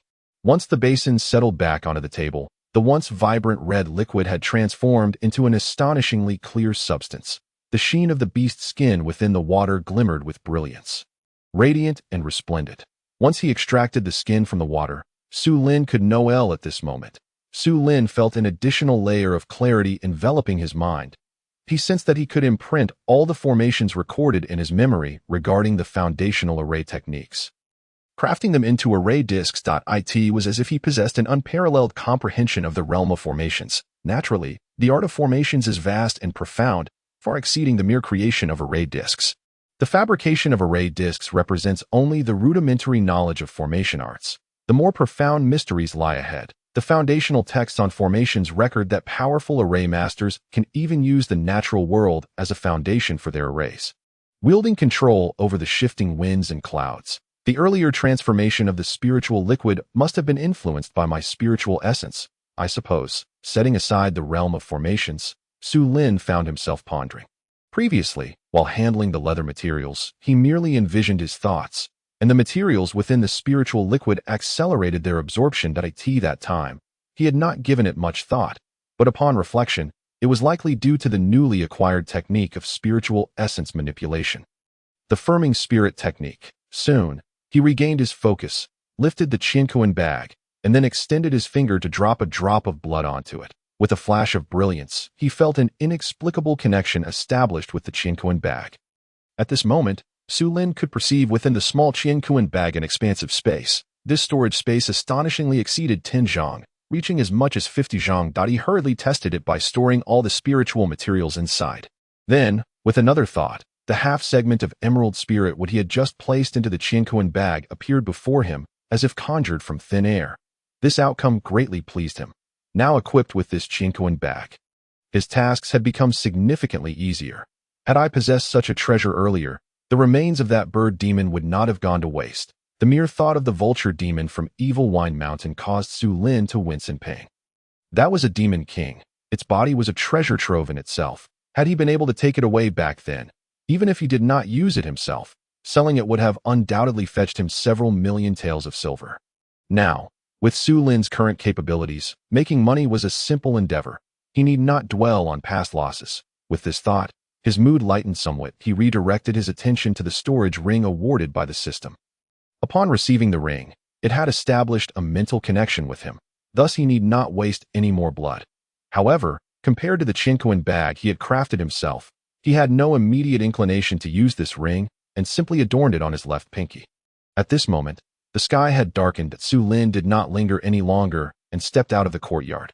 After a long day of toil in the workshop, he felt a pang of hunger and decided to seek out dinner. The area he resided in was quite distant from the Great Qian Imperial Palace and the Ministry of Works. He casually found a nearby tavern and hastily dined. While eating, he contemplated that having an unremarkable status could be detrimental, as others might not discern his true level of cultivation, that if one were to test him, they might uncover the truth, which could lead to troublesome consequences. They would inevitably delve into the secrets he harbored, a situation he wished to avoid. With this in mind, Su Lin resolved to devote all his 200 years of cultivation to the breathing technique upon his return. Have you all heard? The northwestern border has been rather unsettled these days. The Derong Kingdom seems poised to engage in conflict with our Great Qian. Just then, Su Lin's ears perked up as he overheard the hushed conversations of others in the tavern. The Derong Kingdom? Is war imminent in the northwest? Su Lin had some recollection of this small border nation, as the original owner of his body hailed from the northwest of Great Qian. The Xixia County was not far from the northwestern border, and the original owner had witnessed troops passing through Sana Town en route to the northwestern front. Of course, Su Lin did not dwell too much on this matter. Whether war broke out or not had little bearing on him. At most, the Divine Mechanism House might be busier for a while. After finishing his meal, Su Lin returned home. Now, his character panel displayed several new martial techniques under the external skills and agility sections, all obtained from the 5 assassins of the Night Rain Tower. They included Night Rain Sword Technique, Great Wave Sand Palm, Mountain Splitting Divine Fist, and Wind God Leg. Additionally, he acquired a light-footed technique called Snow Without Traces. Gazing at these martial arts, Su Lin also glanced at the breathing technique. He decided to master the Night Rain Sword Technique, Great Wave Sand Palm, and Wind God Leg to perfection, dedicating the remainder of his cultivation to the breathing technique. His Killing Array Fist and 100 Battle Sword techniques had become less applicable to his current level of cultivation. The Night Rain Sword Technique, being the signature sword art of the Night Rain Tower, was unpredictable and far from ordinary martial arts. With the title of Martial Arts Prodigy and his current level of cultivation and insight, mastering such an advanced sword technique required minimal effort. He utilized only 40 years of cultivation to elevate it to perfection. The other 2 techniques experienced similar enhancements. Finally, he allocated the remaining 80 years of cultivation to augmenting the breathing technique, raising his cultivation level to the 3rd stage of foundation establishment. His power had undergone a qualitative leap. At this moment, Su Lin felt that he was now several times stronger than before. Moreover, having learned swordsmanship, palm techniques, and leg techniques, he gained further insight into his martial prowess. He could not help but reflect on the previous encounter with the 5 Night Rain Tower assassins. If he were to face those assassins now, it would be unnecessary to make a grand display. He could simply stand still and resolve the battle with a mere flick of his hand. At this rate, it wouldn't be long before he reached the realm of Grandmaster. Su Lin felt a surge of joy at the considerable enhancement of his strength, instilling him with an unprecedented confidence. Previously, whether it was Yin Xian or Husan Yang, both had left him with an elusive feeling. However, now, curiosity about these individuals resurfaced within him. Once I reach the Grandmaster realm, I shall see what you are truly about. A night passed. During this night, Su Lin did not engage in cultivation but instead enjoyed a sound sleep. Upon the conclusion of his rest day, he awoke early and splashed cold water on his face. Compared to using a cleansing technique, he believed that life should possess a sense of ritual. After all, one cannot simply purchase a wash basin and let it gather dust. What would be the purpose of acquiring such items? Especially as a craftsman, all daily necessities in this world originated from artisans like himself. Each item should fulfill its intended purpose, and cultivating such good habits would render life far more meaningful. After washing his face, Su Lin stepped outside. Upon arriving at the Divine Mechanism House, he first signed in and received 20 years of cultivation. He then proceeded to the blacksmith's room. At this early hour, the blacksmith's room was not particularly crowded. Su Lin sat down with Wang Lu and others to engage in casual conversation. They had not exchanged many words when the overseer, Li Yin, entered, followed by a young man clad in a black python robe. Upon seeing the newcomer, the blacksmith's crew was taken aback, quickly rising to their feet to bow to the young man in the python robe. We have met the 3rd prince. Several senior blacksmiths evidently recognized him and voiced the identity of the visitor. The 3rd prince of Great Qian, a figure of noble status, was said to be the most favored among the princes of the great Qian dynasty. The others also displayed a demeanor of respect, bowing in greeting. Su Lin followed suit, stealing a glance at the young man. However, he did not expect that this third prince would also be observing him. Their gazes met, and Su Lin promptly averted his eyes, feeling a hint of curiosity. Why had this individual taken notice of him? As Su Lin pondered this, the third prince's gaze remained fixed upon him, unwavering, even carrying a hint of amusement. Could it be that my earlier indiscretion had drawn his ire? Su Lin sensed the weight of the third prince's scrutiny and began to speculate. Please, no need for formalities. The others had been bowing for some time. When the third prince finally shifted his gaze away at his words, everyone straightened up, allowing Su Lin to gaze openly at the third prince. To his astonishment, the prince's martial prowess was indeed formidable, a master at the 9th stage of the Grandmaster realm. With his elevated perspective, Su Lin could easily discern the prince's level of strength with just a glance. Everyone else, please continue with your tasks. Su Lin remained. At this moment, Li Yin inclined his body toward the third prince and subsequently instructed everyone to disperse, singling out Su Lin to stay behind. This revelation astonished everyone, sparking curiosity about why Li Yin had chosen to retain Su Lin. As they glanced at the third prince standing beside Li Yin, speculation filled the air. Su Lin, too, was puzzled by the reason for his retention. Stealing a glance at the third prince beside Li Yin, Su Lin noticed a glimmer of mockery in the prince's eyes, causing him to furrow his brow slightly, a sense of foreboding creeping in. May I inquire what instructions you have, Master Li? Chapter 58. Unwelcome visitors. Forging the demon sword. As Su Lin posed his question, the third prince, Ji Che, was appraising him with an unusual expression, pondering, this individual appears quite ordinary. Why has he incited such wrath from Mo Han? How could His Majesty summon me to deal with such a mere boy? As Ji Che's thoughts echoed in his mind, Su Lin, who had been observing Li Yin, swiftly shifted his gaze towards his adversary. Yet, in an instant, he subtly averted his eyes, nearly betraying his composure. At this moment, Su Lin was inwardly scoffing. He had never anticipated that the third prince would come to confront him today. Now that he was aware of the other's intentions, how could he fall into the trap laid before him? Just then, Li Yin spoke. Su Lin, the third prince has specifically requested to see you today. You should promptly pay your respects to As he spoke. Li Yin respectfully stepped aside to stand next to the third prince. Ji Che advanced a step, positioning himself before Su Lin. Su Lin did not immediately respond. Instead, he locked eyes with Ji Che, his gaze unwavering. Su Lin, what are you doing? How dare you show such disrespect to the third prince? Before Ji Che could utter a word, Li Yin was the first to reprimand him. I pay my respects to His Highness the Third Prince. Despite his reluctance to acknowledge the individual before him, Su Lin understood that circumstances shape heroes, and thus he could only offer a token gesture of respect. His tone devoid of any reverence, Su Lin's actions incensed Ji Che, his face contorting with fury. You are Su Lin. Indeed, Su Lin replied, unperturbed by the oppressive gaze of the prince, responding lightly. Ha. Excellent. I have previously heard from Mo Han that the Divine Machine Manor has someone like you. Seeing you today, your demeanor is indeed extraordinary. You are quite a character. Su Lin was taken aback that Ji Che had directly mentioned Mo Hanqing's name. Observing Ji Che's overwhelming confidence, it seemed he was unaware that Su Lin had already discerned Mo Hanqing's deeds. So it is thanks to General Mo's support. I have had the pleasure of meeting him once, Su Lin mused inwardly. Though he feigned a modicum of gratitude on the surface, Mo Hanqing mentioned that your forging skills are remarkable. Ji Che inquired. The disbelief lingered in his heart. He perceived Su Lin merely as an exceedingly ordinary individual, hardly resembling a master craftsman of any repute.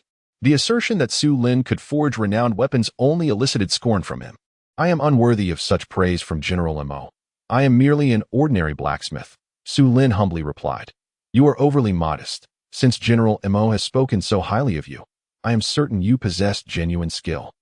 Ji Che asserted, believing Su Lin to be self-aware while continuing to shower him with flattery. With that, he turned to Li Yin. Su Lin, the third prince has specifically requested your assistance in forging a precious sword.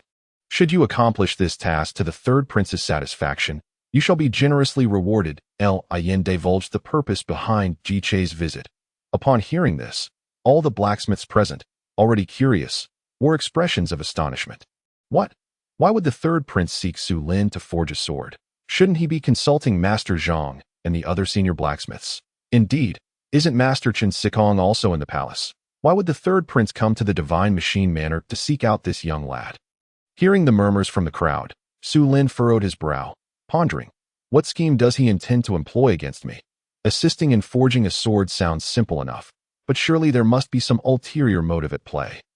This sword, once you forge it, regardless of its quality, I shall reward you handsomely, Ji Che stated, producing a blueprint from his robe, which Li Yin promptly handed to Su Lin. The condescending attitude of the prince irked Su Lin. Yet he concealed his displeasure. Receiving the blueprint, he did not immediately unfold it for inspection. Very well, I shall take on this task. Good. Once Ji Che departed, Su Lin finally opened the blueprint in his hands. Meanwhile, Wang Lioma and others gathered around, their faces registering shock as the blueprint unfurled before them. This cannot be touched. This is a demonic weapon, Wang Lioma and Zhang Daniyu exclaimed, insisting that Su Lin decline the commission. Others echoed their sentiments, some even retreating a few steps, as if the blueprint depicted something horrifying. The blueprint indeed illustrated the design for a sword, but it was no ordinary weapon forged from steel. Its primary material was the bone of a fiend. Such sinister materials were beyond the reach of ordinary blacksmiths, let alone those who dared to forge weapons from them. Of course, it was not impossible to forge. Some highly skilled masters relished the challenge of crafting weapons from such materials. Once successfully forged, the weapon's power would be extraordinary, far surpassing mundane creations, potentially even reaching divine quality. How treacherous this third prince is. Had I not agreed to the commission upon seeing the blueprint, I have no doubt he would have found another way to make my life difficult. Realizing this, Su Lin grasped the blueprint tightly and turned to his colleagues. Expressing gratitude before striding towards his forging station that moment, Li Yin returned, accompanied by several armored guards carrying a large chest, marked with a yellow talisman. These guards were the third prince's entourage, all of whom exuded a formidable aura as innate warriors. That Su Lin, you need not remain outside today. Proceed to the forging chamber belonging to Wang Fong. It is currently unoccupied, Li Yin instructed, disregarding Su Lin's agreement. Leading the way towards the forging chamber, you have 3 days to complete the third prince's commission. This sword is to be presented as a birthday gift to His Majesty, so there must be no mistakes. Li Yin whispered to Su Lin, his eyes glinting with mockery. With that, he exited the blacksmith's quarters. Watching his retreating figure, Su Lin's gaze turned cold. He was aware that Li Yin harbored resentment towards him, and he was not surprised by today's events. However, to conspire with the third prince to eliminate him was to underestimate his resolve. With such thoughts simmering within him, Su Lin entered the forging chamber. 3 days? I shall have it completed by noon. He placed the forging blueprint on a nearby table. The design depicted a sword meant to subdue evil spirits, with detailed steps and precautions clearly outlined. The forging process was not overly complex. Yet, Su Lin understood that the materials required for this sword were beyond the capabilities of ordinary blacksmiths, prone to mishaps. Such a weapon, when worn for an extended period, could lead to its wielder becoming possessed, unless one possessed the vigor akin to those from the Demon Suppression Division, who were several times stronger than ordinary warriors and could suppress such cursed weapons.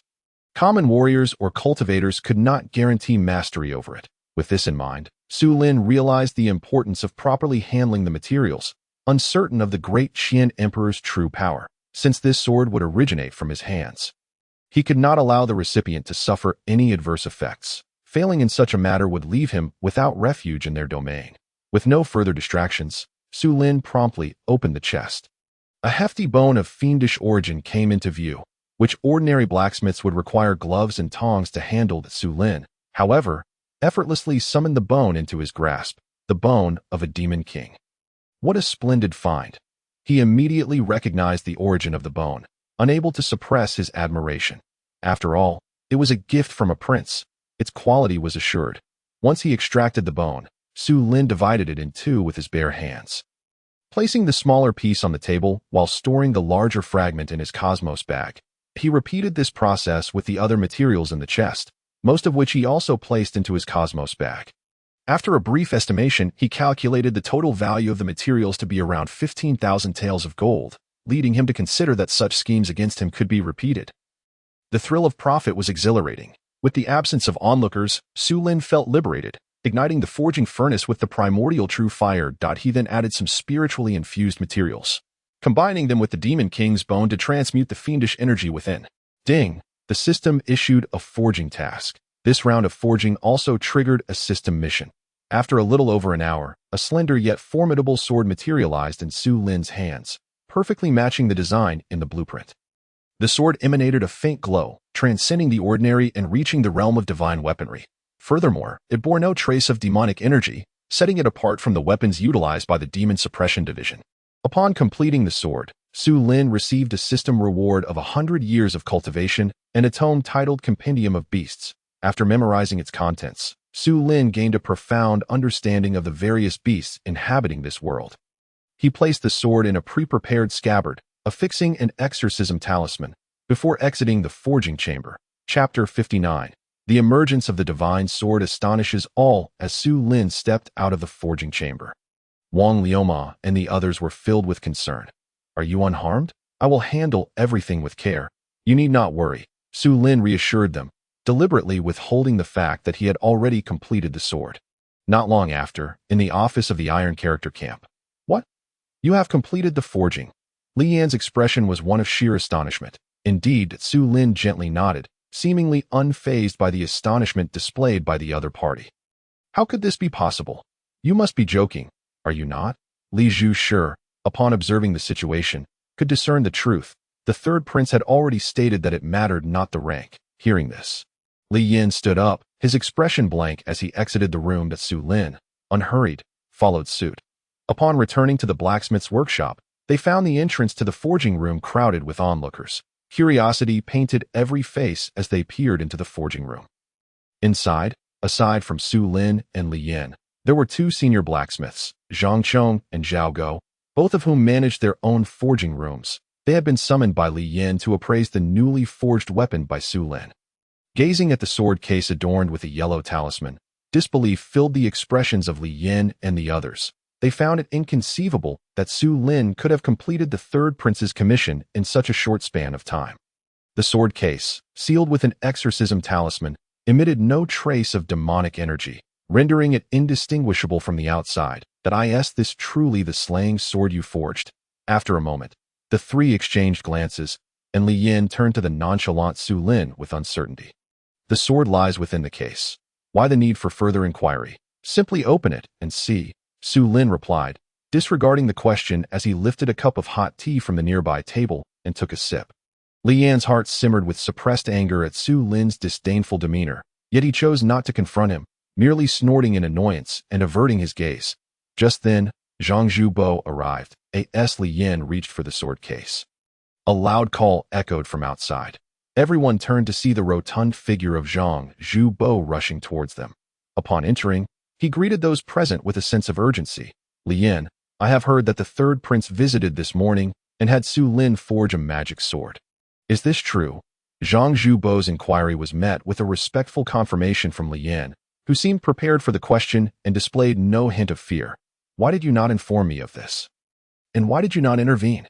Zhang Zhubo's voice rose in anger upon receiving the admission. Li Yin, with a resigned expression, explained, the third prince specifically requested to see Su Lin upon his early arrival, and I could not refuse. Hence, I did not have the opportunity to notify you. Realizing the truth in Li Yan's words, Zhang Zhubo's anger dissipated. After years in the officialdom, he understood that directing ire towards Li Yin for the third prince's actions would be unwise. He could only huff in frustration. Su Lin, I will intercede on your behalf regarding this commission from the third prince, so you need not involve yourself with such sinister items. Having risen from his seat, Su Lin felt a flicker of gratitude at Zhang Zhubo's earnest words, yet maintained an air of indifference on his face. There is no need for that, Lord Zhang, that I have already completed the demon-subduing sword as requested by the third prince. And it lies within that sword case, Su Lin replied sincerely. Very well, you may wait here. I shall go. What did you say? It is completed. Zhang Zhubo, in his haste, barely registered Su Lin's words, eager to seek assistance from the minister. Suddenly, he froze, disbelief washing over his features as he exclaimed, The astonished Zhang Zhubo gazed at the sword case. The others followed suit. It truly within this case. Indeed, that is what Su Lin claimed. Li Zhu Shi was about to open it when you arrived. Zhang Chong interjected respectfully. Upon hearing this, Zhang Zhubo hurriedly stepped forward and, without hesitation, opened the sword case. With a flash, a brilliant cold light erupted. illuminating the faces of the onlookers and heightening their astonishment that a palpable aura of brutality emanated from the sword case. Zhang Zhubo, Li Yan, and the two master blacksmiths, Zhang Chong and Zhao Go, found their gazes fixated on a bone sword within, their eyes ablaze with fervor. Particularly, Zhang Chong and Zhao Go's hearts raced uncontrollably, their breaths becoming labored in that moment. A singular thought surged through their minds. What an exquisite sword! A truly exceptional weapon.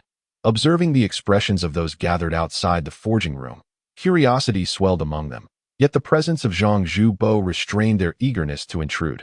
Meanwhile, Su Lin wore a sly smile. Having anticipated this scene and feeling no surprise at Li Zhu sure, do you think the third prince would desire this sword? Before the four could collect their thoughts, Su Lin's calm voice pierced the air. Hearing his words, the expressions of those present shifted dramatically. Yan appeared embarrassed, yet could not shake his disbelief. He had never imagined Su Lin could truly forge this magic sword, let alone accomplish it with such swiftness and quality. On the other hand, Zhang Zhubo, now fully grasping Su Lin's implication, shot a cold glare at Li Yan, his face betraying his anger. Zhang Chong and Zhao Go remained entranced, their eyes glued to the sword within the case. As if entranced by a rare treasured seasoned blacksmiths, they understood all too well the sword's immense value. Such an exceptional artifact, it was likely that they would never replicate it in their lifetimes. I can only imagine how pleased the third prince will be upon seeing this sword. Su Lin, your status as a mid-level blacksmith in the Iron Camp is well-deserved. Li Yan, no longer daring to confront Su Lin, spoke with an unusually amiable tone. Mid-level blacksmith. In my view, this sword has reached the level of divine craftsmanship, truly worthy of being called a divine sword. Zhang Zhubo's voice trembled with excitement as he gazed at the slaying sword within the case. A glint of greed flashing in his eyes. A martial artist, he coveted such artifacts, despite their sinister origins and exclusion from the rankings of the legendary weapon catalog. Zhang Zhubo's proclamation stunned the onlookers outside the forging room. What? A divine sword? Su Lin forged a divine sword. The incredulity spread like wildfire. Su Shaoji's skills have surpassed all expectations. Amidst the murmurs, Su Lin remained composed, his demeanor unruffled. This slaying sword truly is remarkable. At that moment, Zhang Chong reached out to retrieve the sword from the case. Zhang Ge, you must not touch such a sinister item. The onlookers' excitement turned to alarm at Zhao Ge's warning, prompting immediate protests.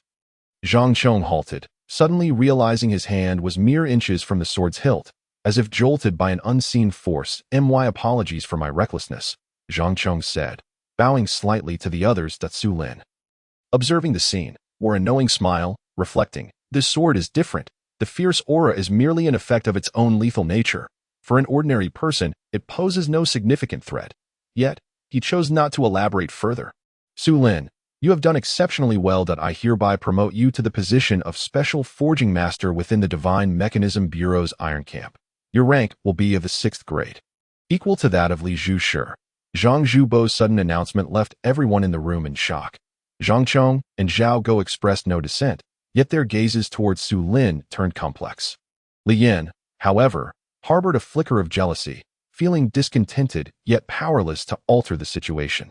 Meanwhile, the onlookers outside remained bewildered, their eyes drawn to the sword case. Moments later, one individual could no longer contain their curiosity and stepped forward, respectfully greeting Zhang Zhubo and Li Yan before approaching the sword case to peer inside.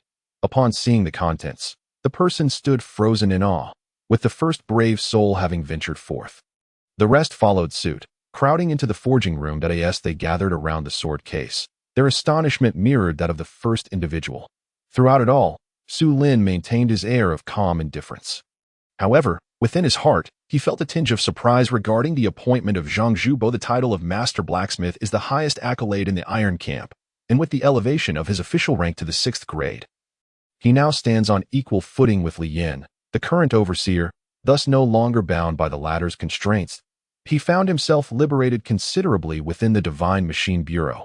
Contemplating this, he could not help but curl his lips into a smile. Su Lin, you are truly remarkable, and no wonder you dare to take on this task. You have caused us to fret for nothing. How ungrateful of you. As soon as Wang Luma uttered these words, he was playfully pushed by Zhang Denyo standing nearby. Su Lin is now our Iron Camp's master blacksmith. on par with Li Zhu Shi. You, old fellow, should refrain from such nonsensical talk. Upon hearing this, Wang Luma's expression shifted slightly as he glanced at Su Lin, momentarily at a loss. Observing this, Su Lin waved his hand and promptly said, Master Zhang, please do not regard me as anything extraordinary.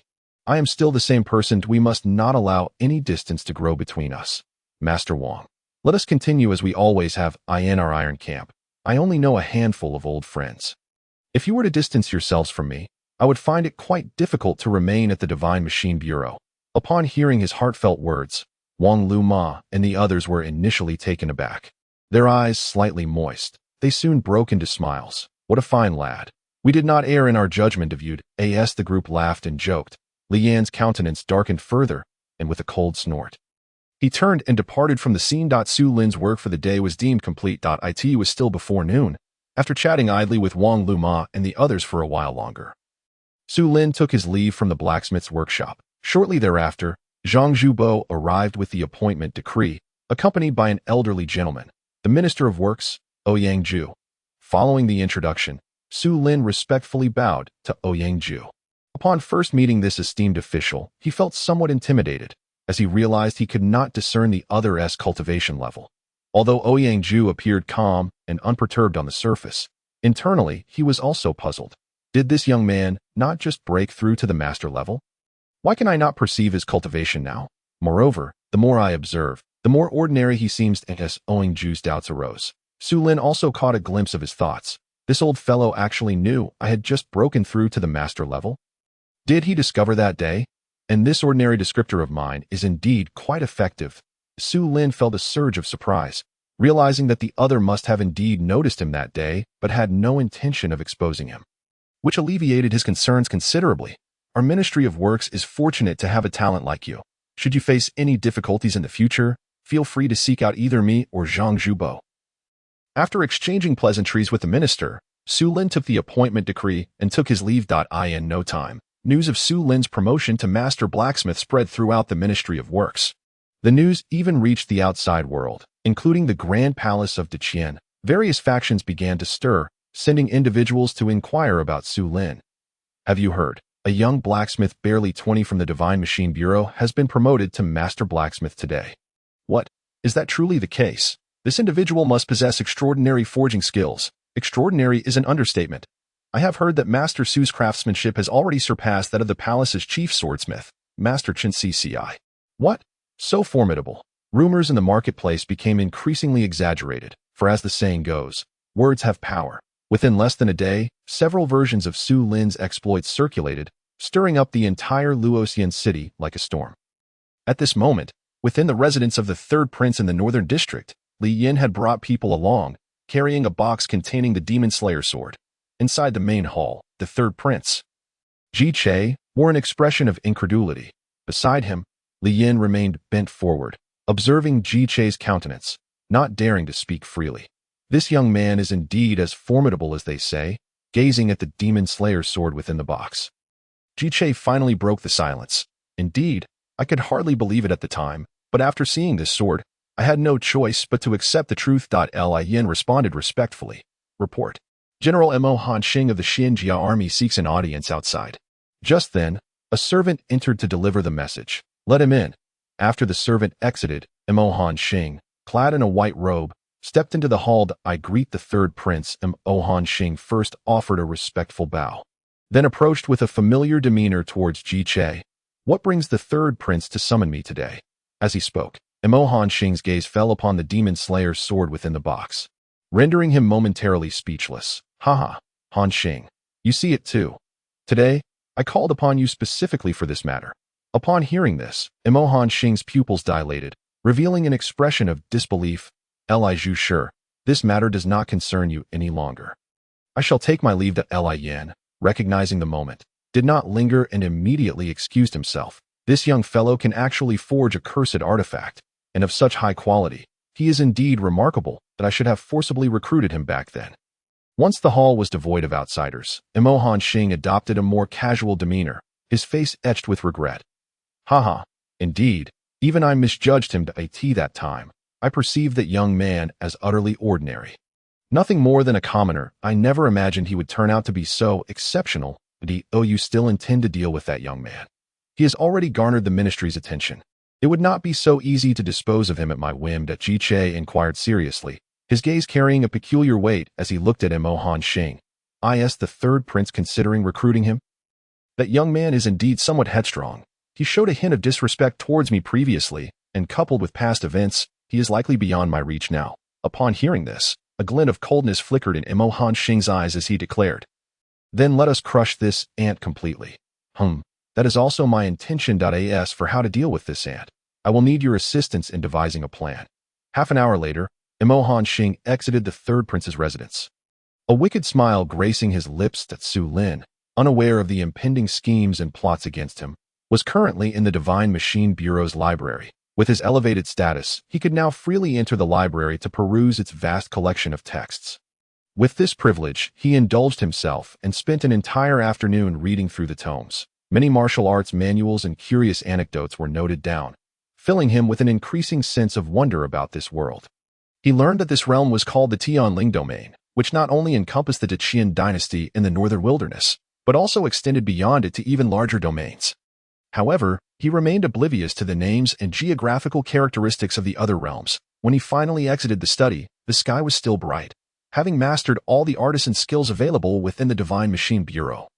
He found little else to learn, prompting him to leave the ministry early and return to his residence by the river in the city. As he passed by the gate of his neighbor's yard, a spark of curiosity flickered in Su Lin's eyes as he recalled that this house had previously been vacant, with no one residing there. To his surprise, the neighbor had returned today. Peering through the open door, he spotted a lovely young woman washing clothes, with two children playing joyfully nearby. Witnessing this cheerful scene filled Su Lin with warmth, prompting him to linger for a moment longer. However, he was soon noticed by the woman. Upon seeing a man peering in from outside, she was momentarily taken aback, then shyly covered her slightly exposed bosom. Sensing her reaction, Su Lin felt a wave of embarrassment wash over him, hastily departing without further delay. Who might this young man be? The young woman pondered, rising to step outside in pursuit. Chapter 61. Purple Descriptor, 5-Element Spiritual Root. After the charming young woman exited the yard, she gazed in the direction Su Lin had departed. But he had vanished from sight, leaving her even more intrigued. Her gaze was fixed on the end of the alley, where only one house stood, the very one Su Lin had purchased not long ago.